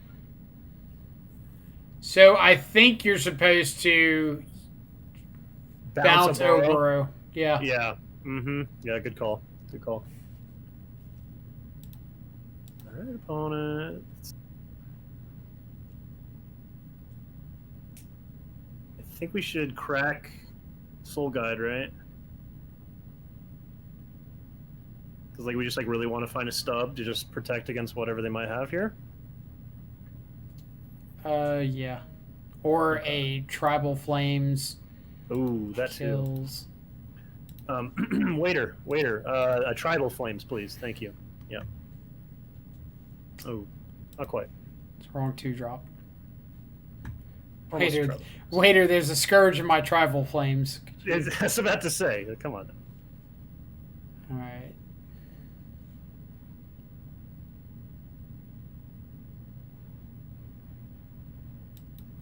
All right, so I want to attack first. I don't want to give my opponent a free counter something cryptic. They're letting me attack. Exciting stuff. What on earth is in their hand? I don't know. Just like a bunch of abrupt decays and fatal pushes. I don't know. I have no idea. I truly have no idea. Aether Ghost, sure. Yeah, we just bought him then. Is it a bunch of Aether Gusts? Maybe. That's right. Maybe it's a bunch of Aether Gusts, yeah. And I'm just like not attacking with the Swift Spear? How many Aether Gusts is a bunch of Aether Gusts? It's a good question. Question for the ages. Kick this next turn. I don't think that's really worth it. Is it worth it?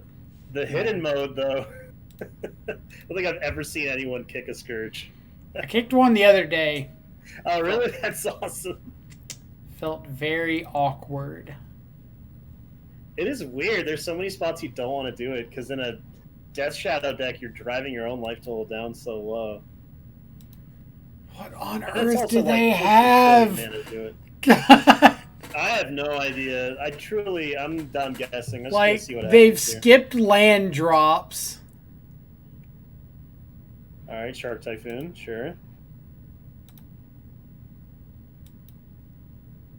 There's just 4 Shark Typhoons, 4 Aether Gusts, like... Well, I get maybe, and I haven't been paying that close of attention, but maybe it's been like they have a bunch of Shark Typhoons and they've just never had the opportunity to like make a huge one to kill us because we've been putting so much pressure on them. So they don't have a land. Because there's no way they would bounce that back to hand as their land drop. That's wild.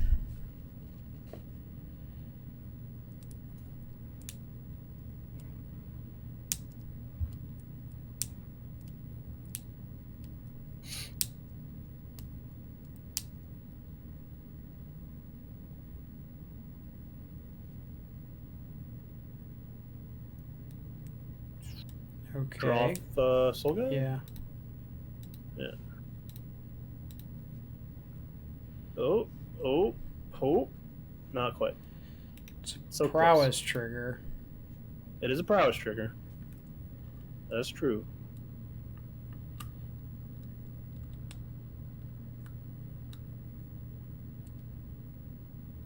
Yeah, maybe it's something like this. They just got like a billion removal spells, and they're just trying to wait for their best spot.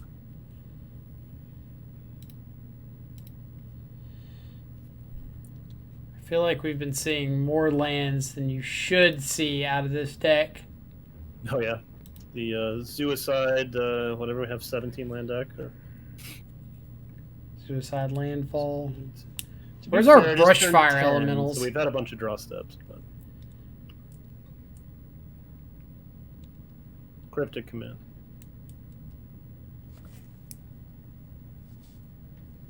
How big is that shark? He's a 2/2? He's a 2/2. Okay. I do have the Cryptic. Okay. Sure. I think we're kind of on tribal flames or bust now anyway.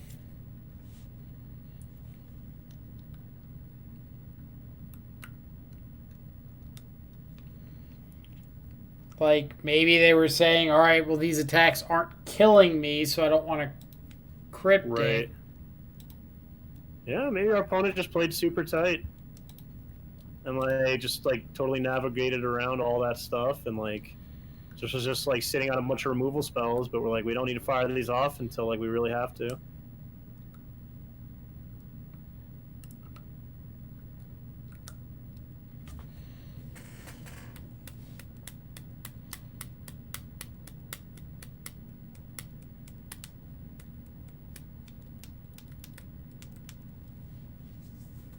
Ooh, this might be game here. If they have a way to draw into the cryptic.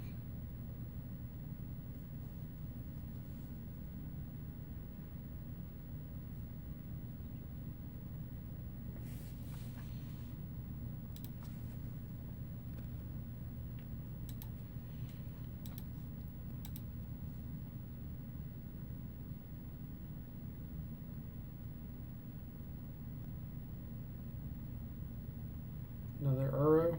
Nope. Oh, well, that's a good one. Hello, Jace. Welcome. I think we've got the out of tribal flames still. We do. I think we do. Yeah. Because they attack with their 2 dudes, go to us, they tap down our team on attacks, and so if we hit tribal flames. So we're definitely just going to bubble ourselves and fetch away whatever it is if it's not tribal flames, right? Right.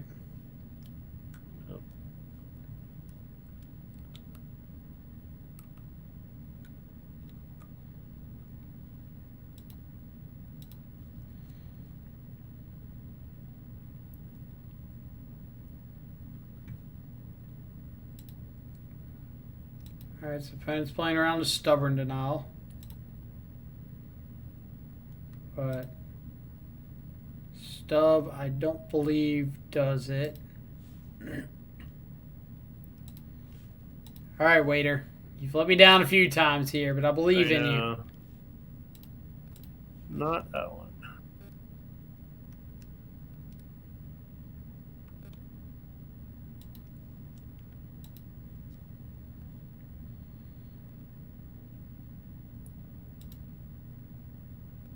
I believe, Waiter. I believe. Come on now.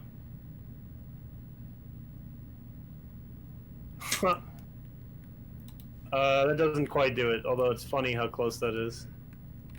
Well, if they cryptic tap, I can play out double Swift Spear. Yeah. Jace bounce. Yeah, we're still dead. Oh.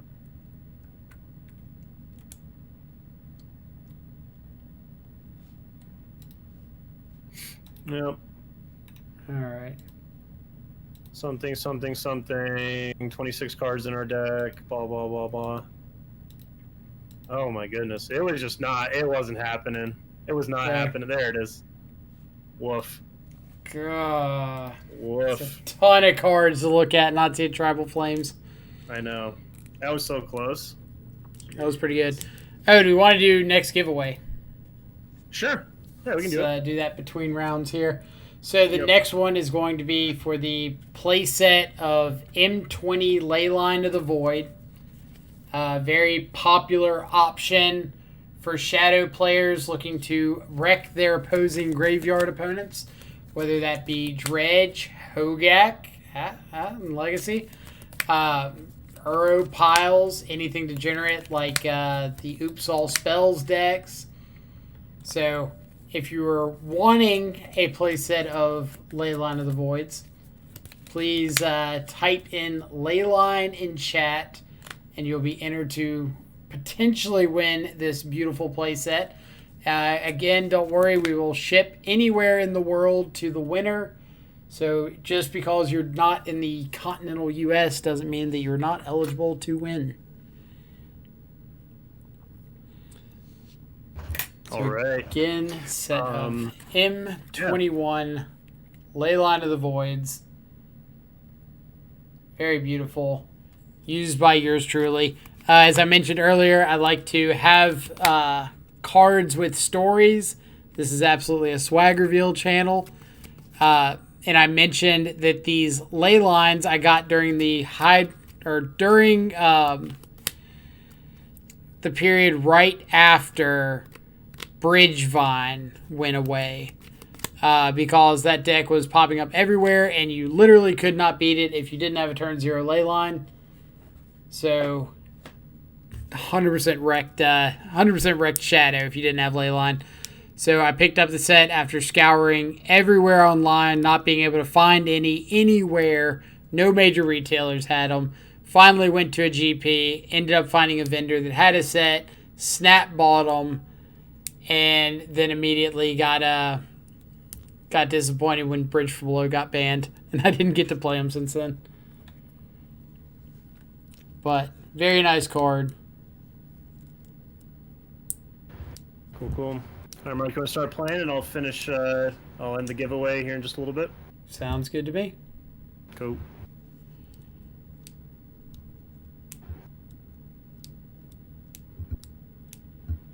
So again, if you want to be entered in the chance to win this playset of Leyline of the Voids, type in Leyline in chat. That'll automatically enter you.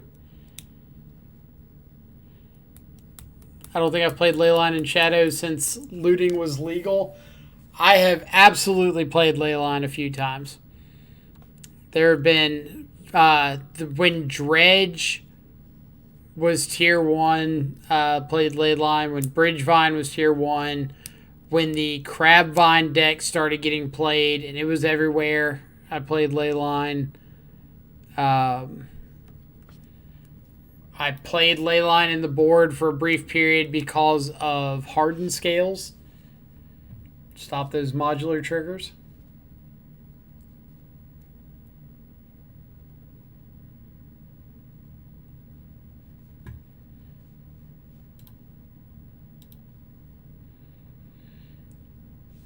All right. This is a pretty good hand. This is a good shadow hand. It is a good shadow hand. I'm hoping it's going to be a good anti-Hex Drinker 9 hand. Indeed. I wonder what the over-under is on them actually running Hex Drinker. Ooh, if it's anything less than like 75%, I'm going to be disappointed. Yeah, seriously. But then again, the over-under on us playing hard control is pretty low as well. Right. It's just straight Jund. It's either Jund or black-red mid-range. Yep. Probably black-red mid-range. Which is a little scary because they play Blood Moons, so... We've never lost to a Blood Moon in our life. Maybe with this deck. Thoughtseize my Thoughtseize. Top deck of Thoughtseize? Never lucky. So I wanted to get Stomping Ground anyway. So I think I'm actually going to play the Swift Spear with the Bobble because I think that gets us a little bit closer to getting the Scourge out of bolt range. True. Oh, Mr. Hey Ho Dato just tried retyping Leyline without the period because it sometimes doesn't register if you don't type it as like exactly as I've written it under giveaway.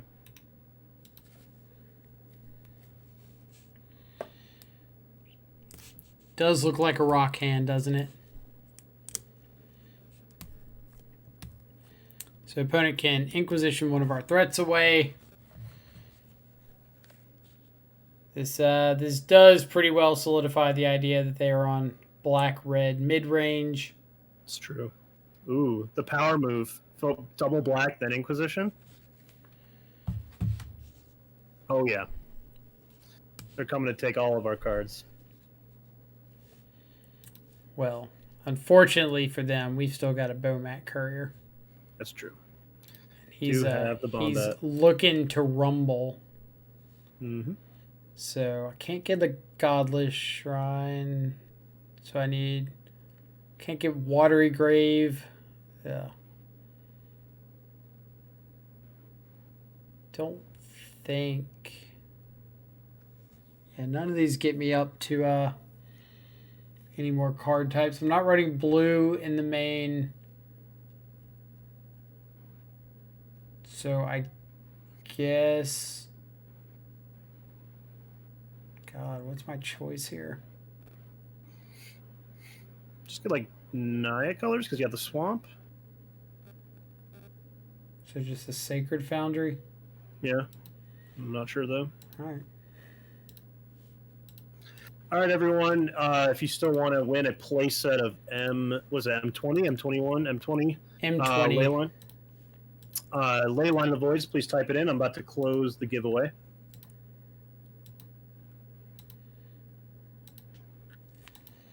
So getting this this mutagenic growth out of hand here, because I'm probably going to have to crack this Bomat Courier pretty soon. Magmatic Channeler? Right. Yeah.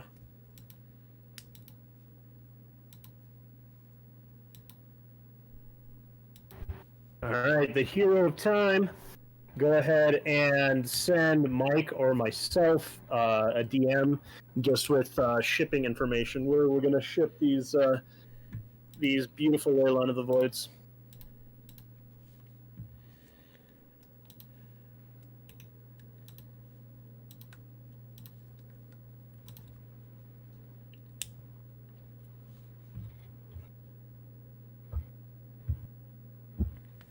Congrats, the hero of time. Awesome job winning this this wonderful set of ley lines. Yo, how does Tribal Flames work with Blood Moon? I assume you just get 2, the mountain and the swamp. Okay. But I've never cast a Tribal Flames with the Blood Moon, so we're going to find out. Mm-hmm.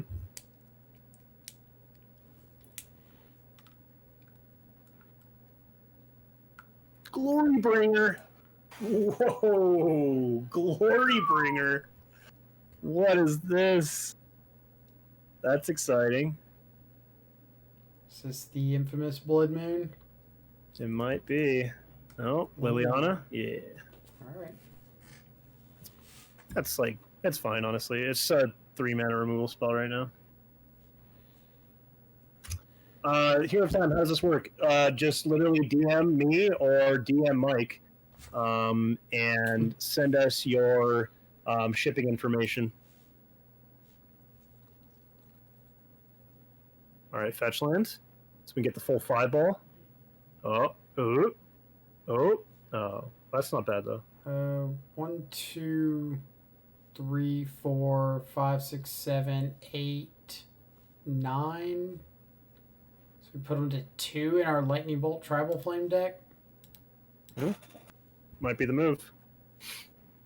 And traditionally, red-black midrange doesn't play Life Gain the main unless it's, what's it called?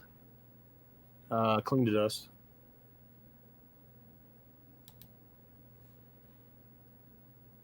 Opponent giving the old read over, like, what the hell is that? Do we just get Tribal Flames in Modern in the year of our Lord 2020? 2020? Excuse me, Mike? God, 2021. I just assumed man. the year was never actually going to end. Thought we were on the same page there. I know. That's that meme where it's like after New Year's, it's December 32nd, 2020. And don't worry, we do have another giveaway in just a bit. For anybody who doesn't know, a playset of Future Sight Street Wraiths. Ooh, man. Also, here, Hero of Time. If which name do I DM? Whichever one, either me or Esmerabito. Either one is completely good.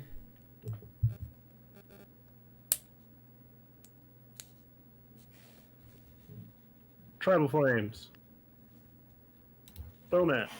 Almost. So close. Okay,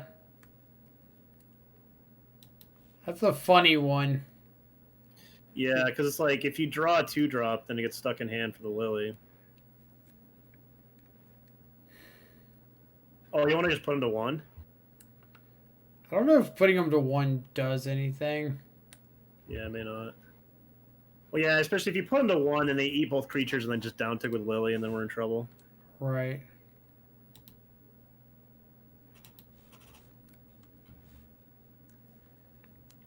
All right, deck, just give us the bolt. Make it easy. But yeah, Hero Time, like the playmat, if you would like your Leyline of the Void signed for whatever ungodly reason, feel free to let me know, and I will scribble somebody else's name on them. So, Bolt, easy clap. All right, that's actually fine because that helps us maybe maneuver with Luris a little bit.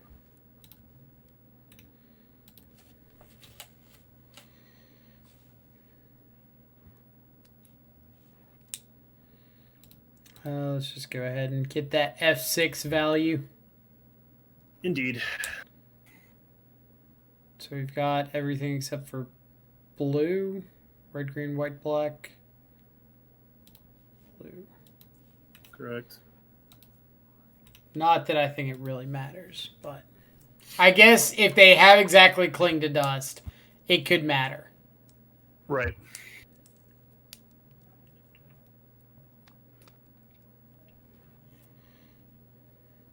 I mean, the nice thing is that, I mean, we have these magnetic channelers. Okay, never mind. Now they can probably attack. They're going to attack with one of them. Unless they want to tick up with the Lily. I think you want to cash in the Lily, just kill the things, get us dead as fast as you can. Right. They could even honestly down tick Lily attack with both, say you got a top deck. And I don't mind that play at all. Well, you know what would happen if we were on the other side. Well, yeah, I mean, of course. But yeah, no, I actually think this is just correct. Like, you just give them one draw step, and if they draw, then, you know, whatever. But the other nice thing about this attack is that it makes you dead to both magmatic channelers. Right. Oh, opponents! So disappointed. We actually don't have any 2-power haste creatures, so they're not playing around anything by doing this. Bangers. What was that, Mike? Bangers. What was that about? About if it was us? I don't know what you're talking about. That was sick. Bangers. That was bangers, dude. Do we want a Tribal Flames or a Soul Guide Lander for Croxa? Or are we just like... Depends how grindy you think it'll be. I mean, what else? What do we have to cut out? I think is a more important question. Because, like, I'm a little more inclined for a Fatal Push than a Soul Guide Lantern. All right. Do I want any Thought Seizes?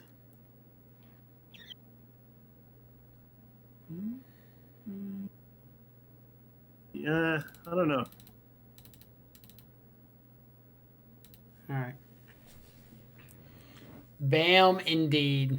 Yeah, bam, indeed. Sometimes you just gotta, you know, top deck the nuts against your opponent. It's really easy. I don't know why everybody doesn't do it.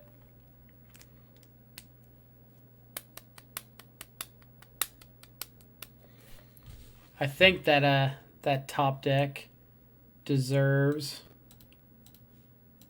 a Gurmag Angler React.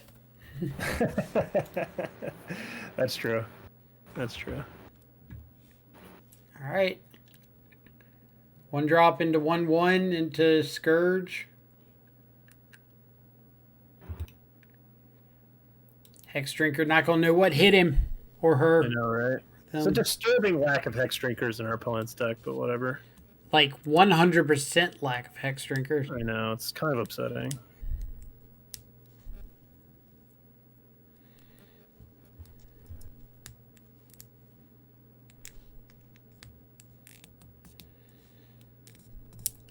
Which of our really subpar individually Magic cards would you like? take the Scourge.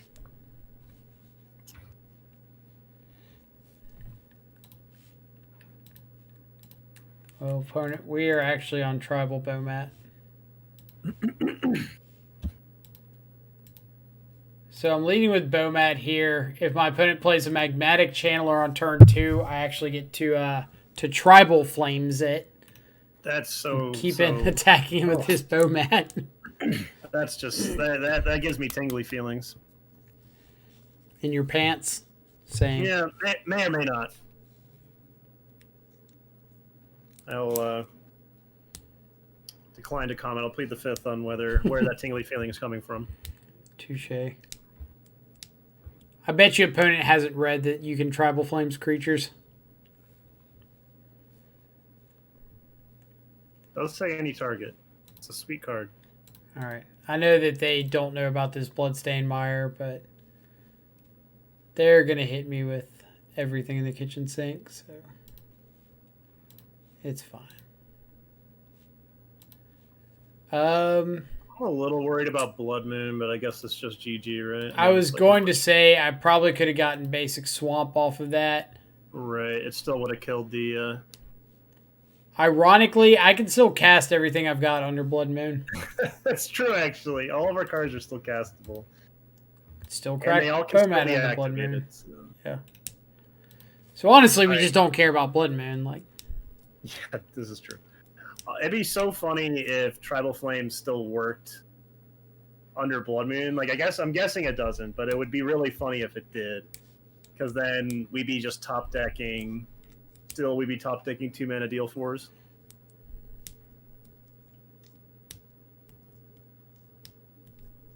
Is basic Swamp our only basic in the deck? yes. That is a fine trade for us. Are we playing Stomping Ground? Yes. Okay. Very cool. So we can just vomit out our hand here. Do we want to vomit out our hand, or do we want to hold up Stubborn Denial? I feel like I want to... Okay. I guess you can play around Blood Moon this way. That's super legit. Yeah, that's legit. And, like, our opponent just missed their third land drop. Right. So if they spend their turn 2 just going, like, land Blood Chief's Thirst, then I feel like we're going to have a good 3-drop. We can Blood Moon, or we can Stubborn Denial. Like that one. Oh, yeah. Nice. Feel nice. the thunder. Seriously. Opponent can't handle the heat. If they can't handle the heat of the Tribal Flames. Little Tarmogoyf. Big Thicky. Alright, that's okay.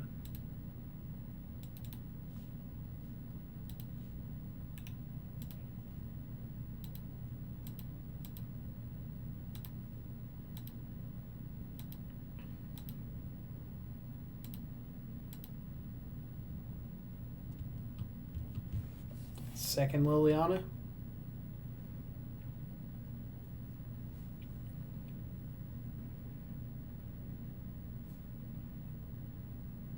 Hazaret. Hazaret be funny. Just like a bolt. Yeah. Bolting the Swiss Spear, huh? Interesting. Huh. Bolting Swiss Spear is pretty interesting. Agreed. Don't really know what to make of it. Not a bad draw.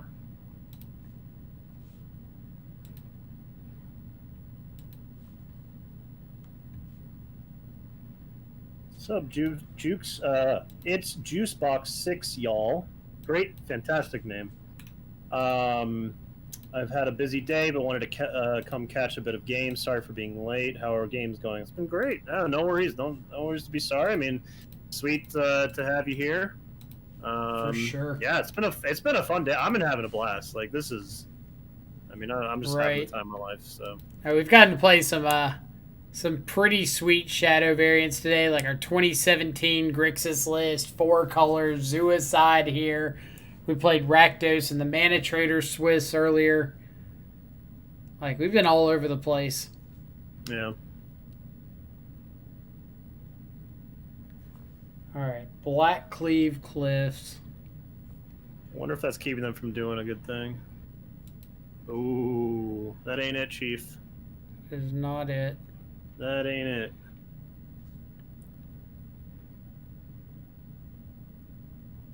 Honestly, they should probably tick up. Yep.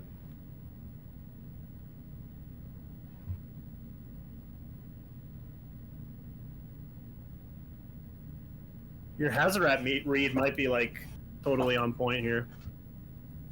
Just Oh, okay, that's good too. That's good too.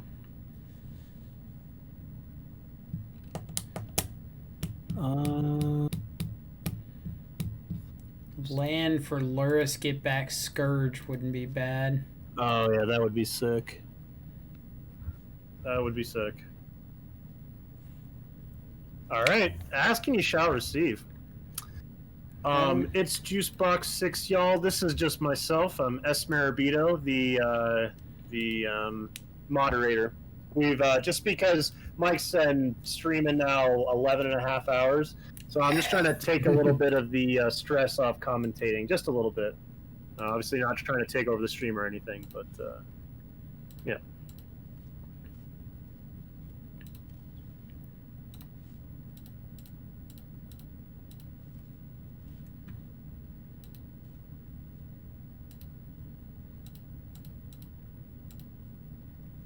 All right. All right. Let's see what happens. So, important note, I attacked Liliana for 1 so that he can't just go edict in successive turns. Smart. Like, he's got to take this Liliana up at some point, and we just don't care about that part of it at all. Right.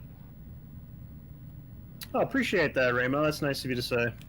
You guys work well together. I think Steven and I, we'll disagree on points from time to time, such as whether or not mental misstep should be legal in a given format at a given time.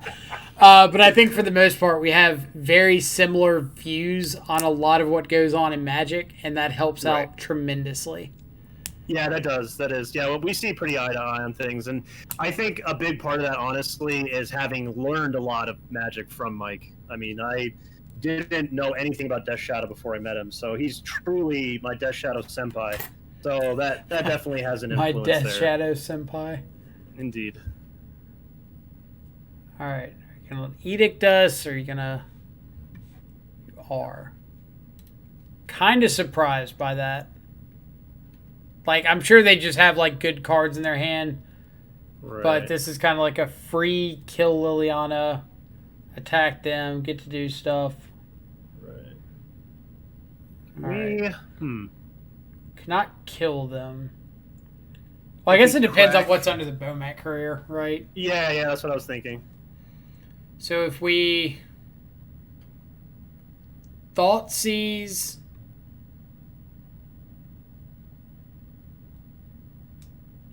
Let's think about this. We know that they have to chump block the Scourge. So if we attack, let's say, the Scourge at them, Bomat at them, Luris at Liliana. The reason I say that is, well, I guess we could attack the Bomat at them.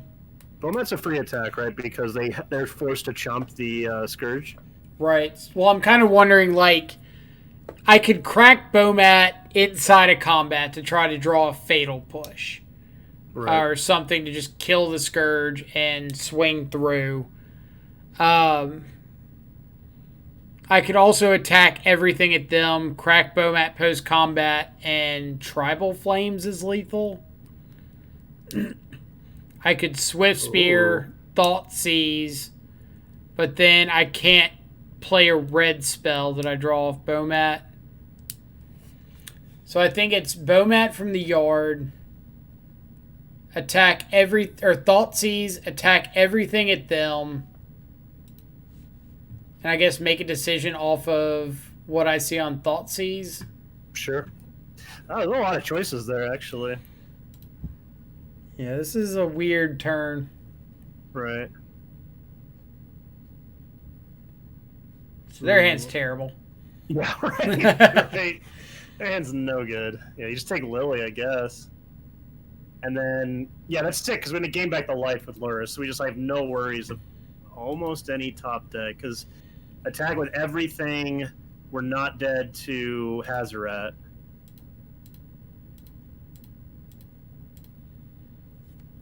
Bringing the heat. Oh, bring that heat.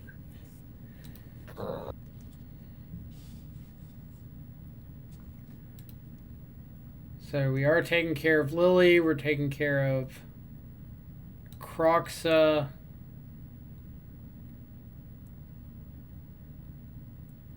Go. Tribal Suicide. Too good. Too strong, dude, honestly. Just bringing the beats. Yeah, is it just pass turn, not care? I mean, we have literally lethal on board unless they top deck something. As much as I'm curious, and what's that? 1, 2, 3, 4, 5. That's 5 cards off the Bowmat Courier. So it's better than Into the Story right now. That's the comparison we're going with. Better than Into the Story. This is one mana. This is better than Ancestral Recall right now. Well, you know, I was trying to think of what draws 5 cards, and I couldn't think of anything. And I was like, well, Into the Story draws 4 cards, so... That Bowmat Courier is better than Blue Sunnings yourself for 5. There we go. There we go. Perfect. Wait, I gotta do a Scryfall search. What just straight draws 5 cards? Zach was crushing it with Into the Story and Mill. We saw that list last night, and we're looking at it. And it was just sick. Like Mill Control, just straight crabs is like your only Mill. It was really sweet. He played a sweet game against Mono Red Obosh on Featured Cam today and just like totally crushed him. It was awesome. That's legit. All right. Swiftspear into, or I guess Bowmat. I like leading on Bowmat.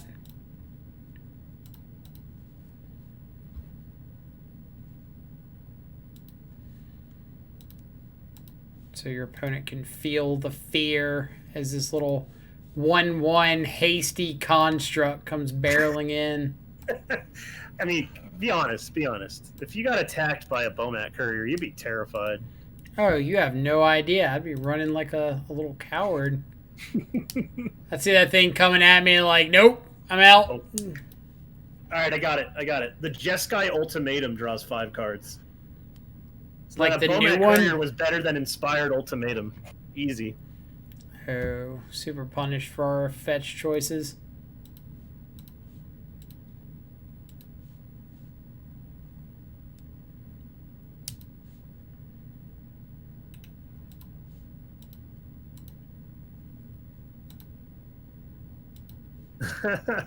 Ben's sad that Rakdos mid got taken down. Fair enough. But you know what happened, Ben? The opponent didn't know Rankle. The opponent would have won with the Rankle, so that's... You can feel fine about them losing. Checks out. You gotta know Rankle.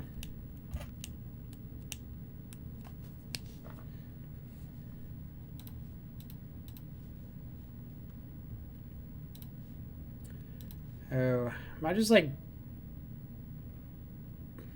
Am I bolting here? Nah. As much as I want to. But I just got another Fatal Push. The old Inquisition double Fatal Push hand against Zoo. Oh, well, are we playing against Green Black Rock? That's what it looks like. Whoa, that's kind of exciting. If it's straight Green Black Rock, Mike, I just can't root for you. I'm sorry. Understandable. Like, it's against like my spirit, you know. I just can't do it. It's against your religion. Yeah, pretty much. My Grimflare MTG religion. Okay. So this is 5, 6, 7, 8 to the face. That's sweet.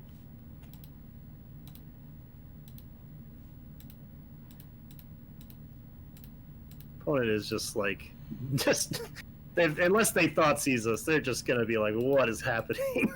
I What mean, is this we're guy a doing? tribal flames away from lethal here, which is insane. kind of hilarious. Green, black, red, white, blue. Yeah. So that'd be Dude. 10. Why is tribal. actually no real talk? Why isn't 5-color burn a deck? Honestly, though. Opponents putting themselves into lethal bolt range off of this.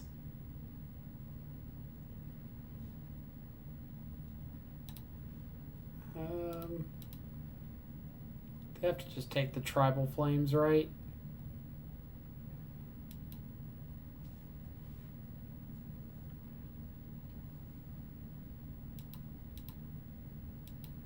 Come on, opponent. Swing with your Tarmogoyf.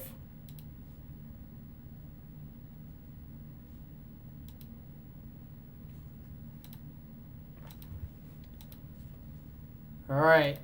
We just need a little bit of help. Like, I feel like this is going to come down to needing another Tribal Flames for lethal. Do you have a follow-up Tarmogoyf? There. That's way bigger than the follow-up Tarmogoyf.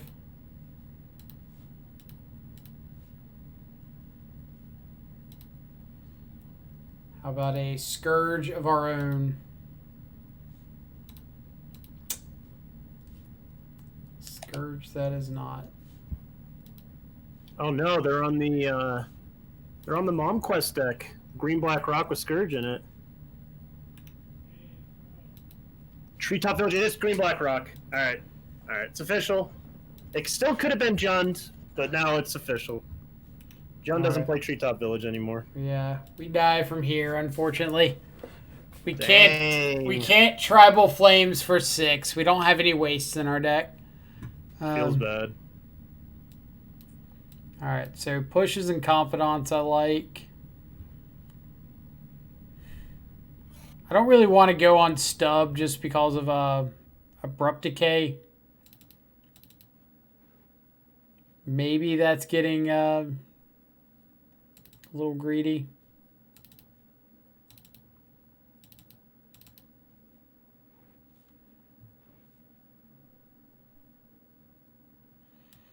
I guess a couple stubs would be fine over like a bone. Or we got mutagenics. I want mutagenics out. So yeah. That's fine. Man, we gotta really use some Veil of Summers in this league. Yeah. I didn't expect to play against interactive decks. Yeah, right? Seriously. Man, oh man. It's like mid-range is back. But not really, because the Aero decks are still around to pummel them. Alright, so this gets Stomping Ground.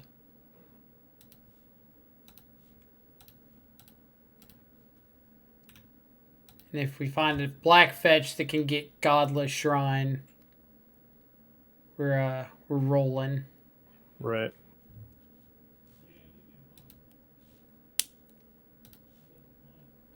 It's just a 1-mana 2/2. Don't be. It's nothing to be worried about.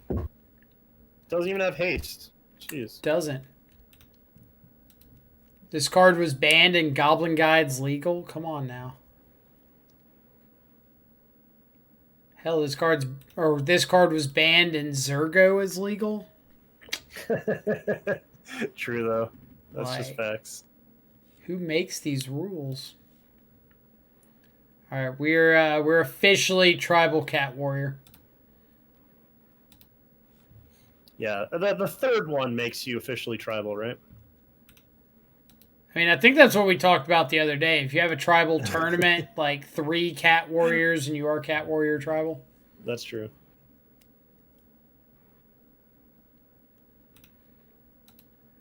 Alright, deck. Just need a fetch land.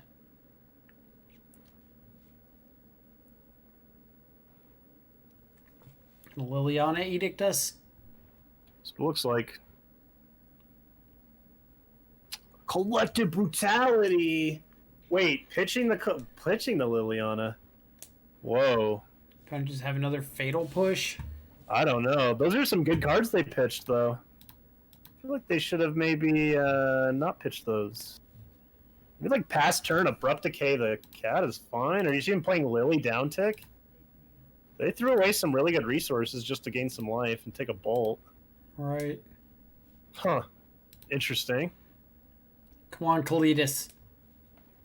Oh, Kalidas. Be still, my beating heart. Alright, not gonna lie, we're kind of getting rocked here. Oh, that was it. We're That kind was of the draw. what? We're kind of Yeah. what? You know, it's fine. Yeah, because if they have a Tarmogoyf, I want the bigger thing on the board. That's fair. That makes sense. Alright, if they don't have another removal spell, I'm really gonna get snooty with our opponent here.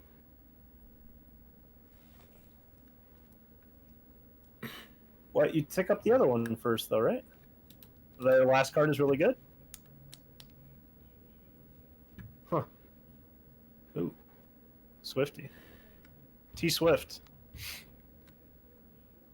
Is that better, or is it better to Tarmogoyf, ditch a push, and the next turn Swift Spear plus push a blocker? Sounds like you... I don't know. For me, in my brain, I'm like T-Swift to kill the Liliana, because if they're out of removal spells and they're on threats like they did last game, then we have the pushes to clean it up. I don't know. Sure. But maybe these fatal pushes will prove not very useful. Well, opponent's going to have to play a creature at some point, right? Like, they've seen 3 Liliana the Veils, 2 Fatal Push, Abrupt Decay. Ooh, the thing happened. Ooh, the thing happened, though. I can kill that. Yes, that feels good. Maybe we top deck a Confidant now. Oh, that would be nice. Boy. Oh boy, I was not expecting that. I was not expecting that. Oh, man. That was something opponent whitelisted? Wow, well, opponents had some sweet hands. You kind of love to see it, honestly. Second Veil of Summer. Second Veil, easy clap. Alright, dang. Can't have it all. I mean, you see 3 Liliana the Veil, Abrupt Decay, Collective Brutality, double Fatal Push, Veil of Summer, and a Dark Confidant. I mean, they can have it all. They just chose Questing Beast. One-time Questing Beast. For me, opponent. Don't you dare do this to me. Put the bonker out there. Alright, thank. Oh man, this Scavenging Ooze is just gonna run away with the game, though. Is it? I guess you can attack and sack off a... But...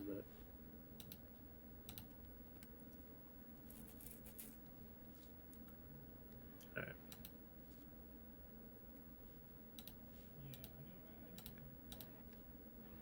That Scavenging Ooze could have run away with the game. To be fair, this is the dream matchup for Green Black Rock, though. Oh, he's about to Blossoming Defense us like a maniac? Can you imagine? You say that! But... Oh, man.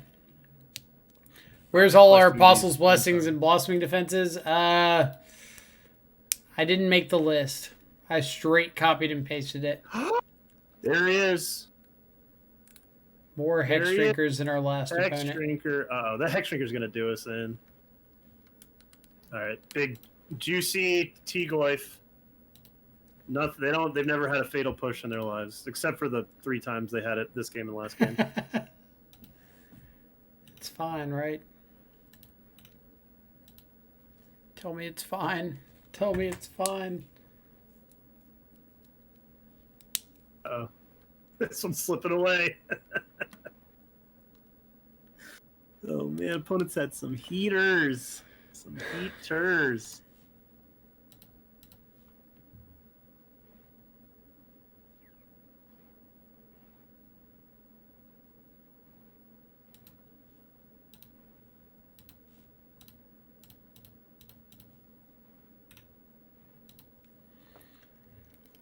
Oh no. This scavenging ooze is just gonna go to town on our graveyard. This Luris isn't even gonna be good. Double Scavenging Ooze, Hex Drinker, Dark Confidant, Veil of Summer, triple Liliana of the Veil, Collective Brutality, Abrupt Decay, double Fatal Push. Hey, you're just reading off a green-black rock list. I don't know what the problem is here.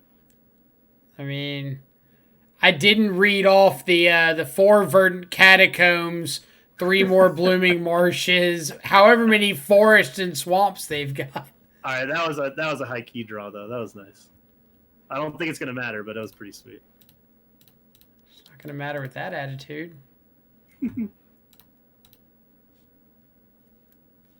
Hey, you got to commit the cardinal sin of drawing on their turn rather. I mean, I do, so I can replay this with the Luris, and I get an attack in with Tarmogoyf. Oh, true facts. What's opponent gonna do? Double block? Psh. Pushaw. Taking 6 is very risky against the Tribal Flames deck. This is true. Bonus playing a dangerous game over here.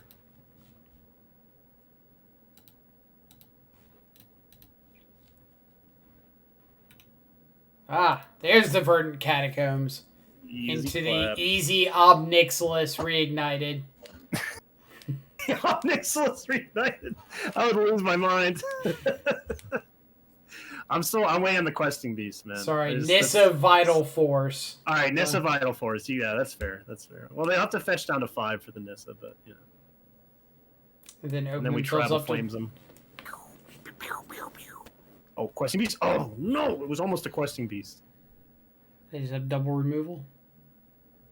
They ditched the other card to the Collective Brutality. What did they ditch? Murderous Rider? What the fuck?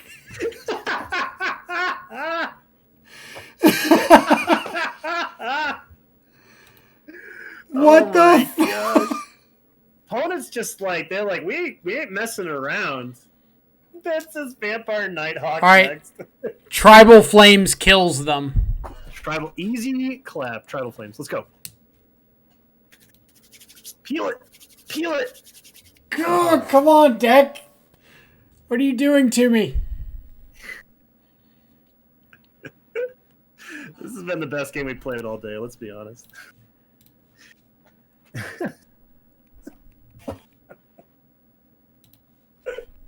Oh man, what a game. So we're dead to this Hex We're just dead to the... Oh, we're dead to the Hex Streaker, I forgot. Oh, so we have to peel a Tribal Flames underneath this... Alright, it doesn't even do it anymore. Or no, wait, it does. Because we can get a Steam Vents off of this. Right. So if our card is exactly Tribal Flames, we kill them. It's not going to be able to handle it, honestly, though. Alright. Who's who's a betting man here? You could probably look and just tell what it is. I don't think it is. I think I saw all of them in the deck. You shut up. Shut up. Alright. Oh. Alright. All right. I should have covered up my screen on that Tribal Flames or on that fetch there. God, we got worked. Not gonna lie, we got worked. Dude, think about that match if they just have 2 fewer pieces of interaction. We run over them. Well, if they don't see the second scavenging ooze, we run over them. I mean, that's just kind of, as a former green-black rock player myself, that's just kind of how you build the deck. I mean, Zoo is maybe your best matchup. I mean, you can't even say nice opponent or nice deck opponent wasn't a beat because it's literally just you. Yeah, there's a reason that deck has no part in the metagame. Yeah, I mean it's true. They literally don't. They can't be anything else. I mean, and for the record, for anybody in chat, reason the game reverted back to Boros Burn and derpy creature decks, then yeah, Green Black Rock's coming back. For the record, for anybody in chat, I am not at all salty about that match. I think it was hilarious and fantastic. Yeah, that was hysterical. But I don't understand opponents' deck building decisions. They're not playing Luris. Do they know how broken that card is? Well, All right. You ever seen a 5/5 Bomat Courier coming at you? Whoa. That is terrifying, though. I mean, how big can we make this Scourge on turn 2?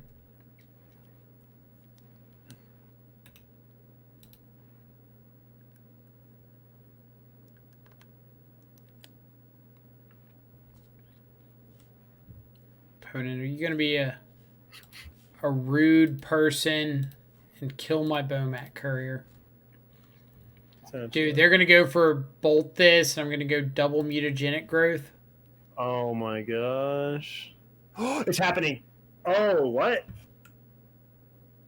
Oh, what? Oh, we're playing against, As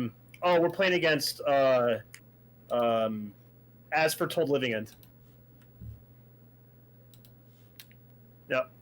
Definitely As for Told Living End. All right. Yep.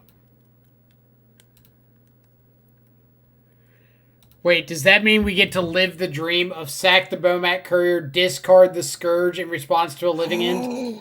Whoa. I didn't think about that. Yes, we do. That's kind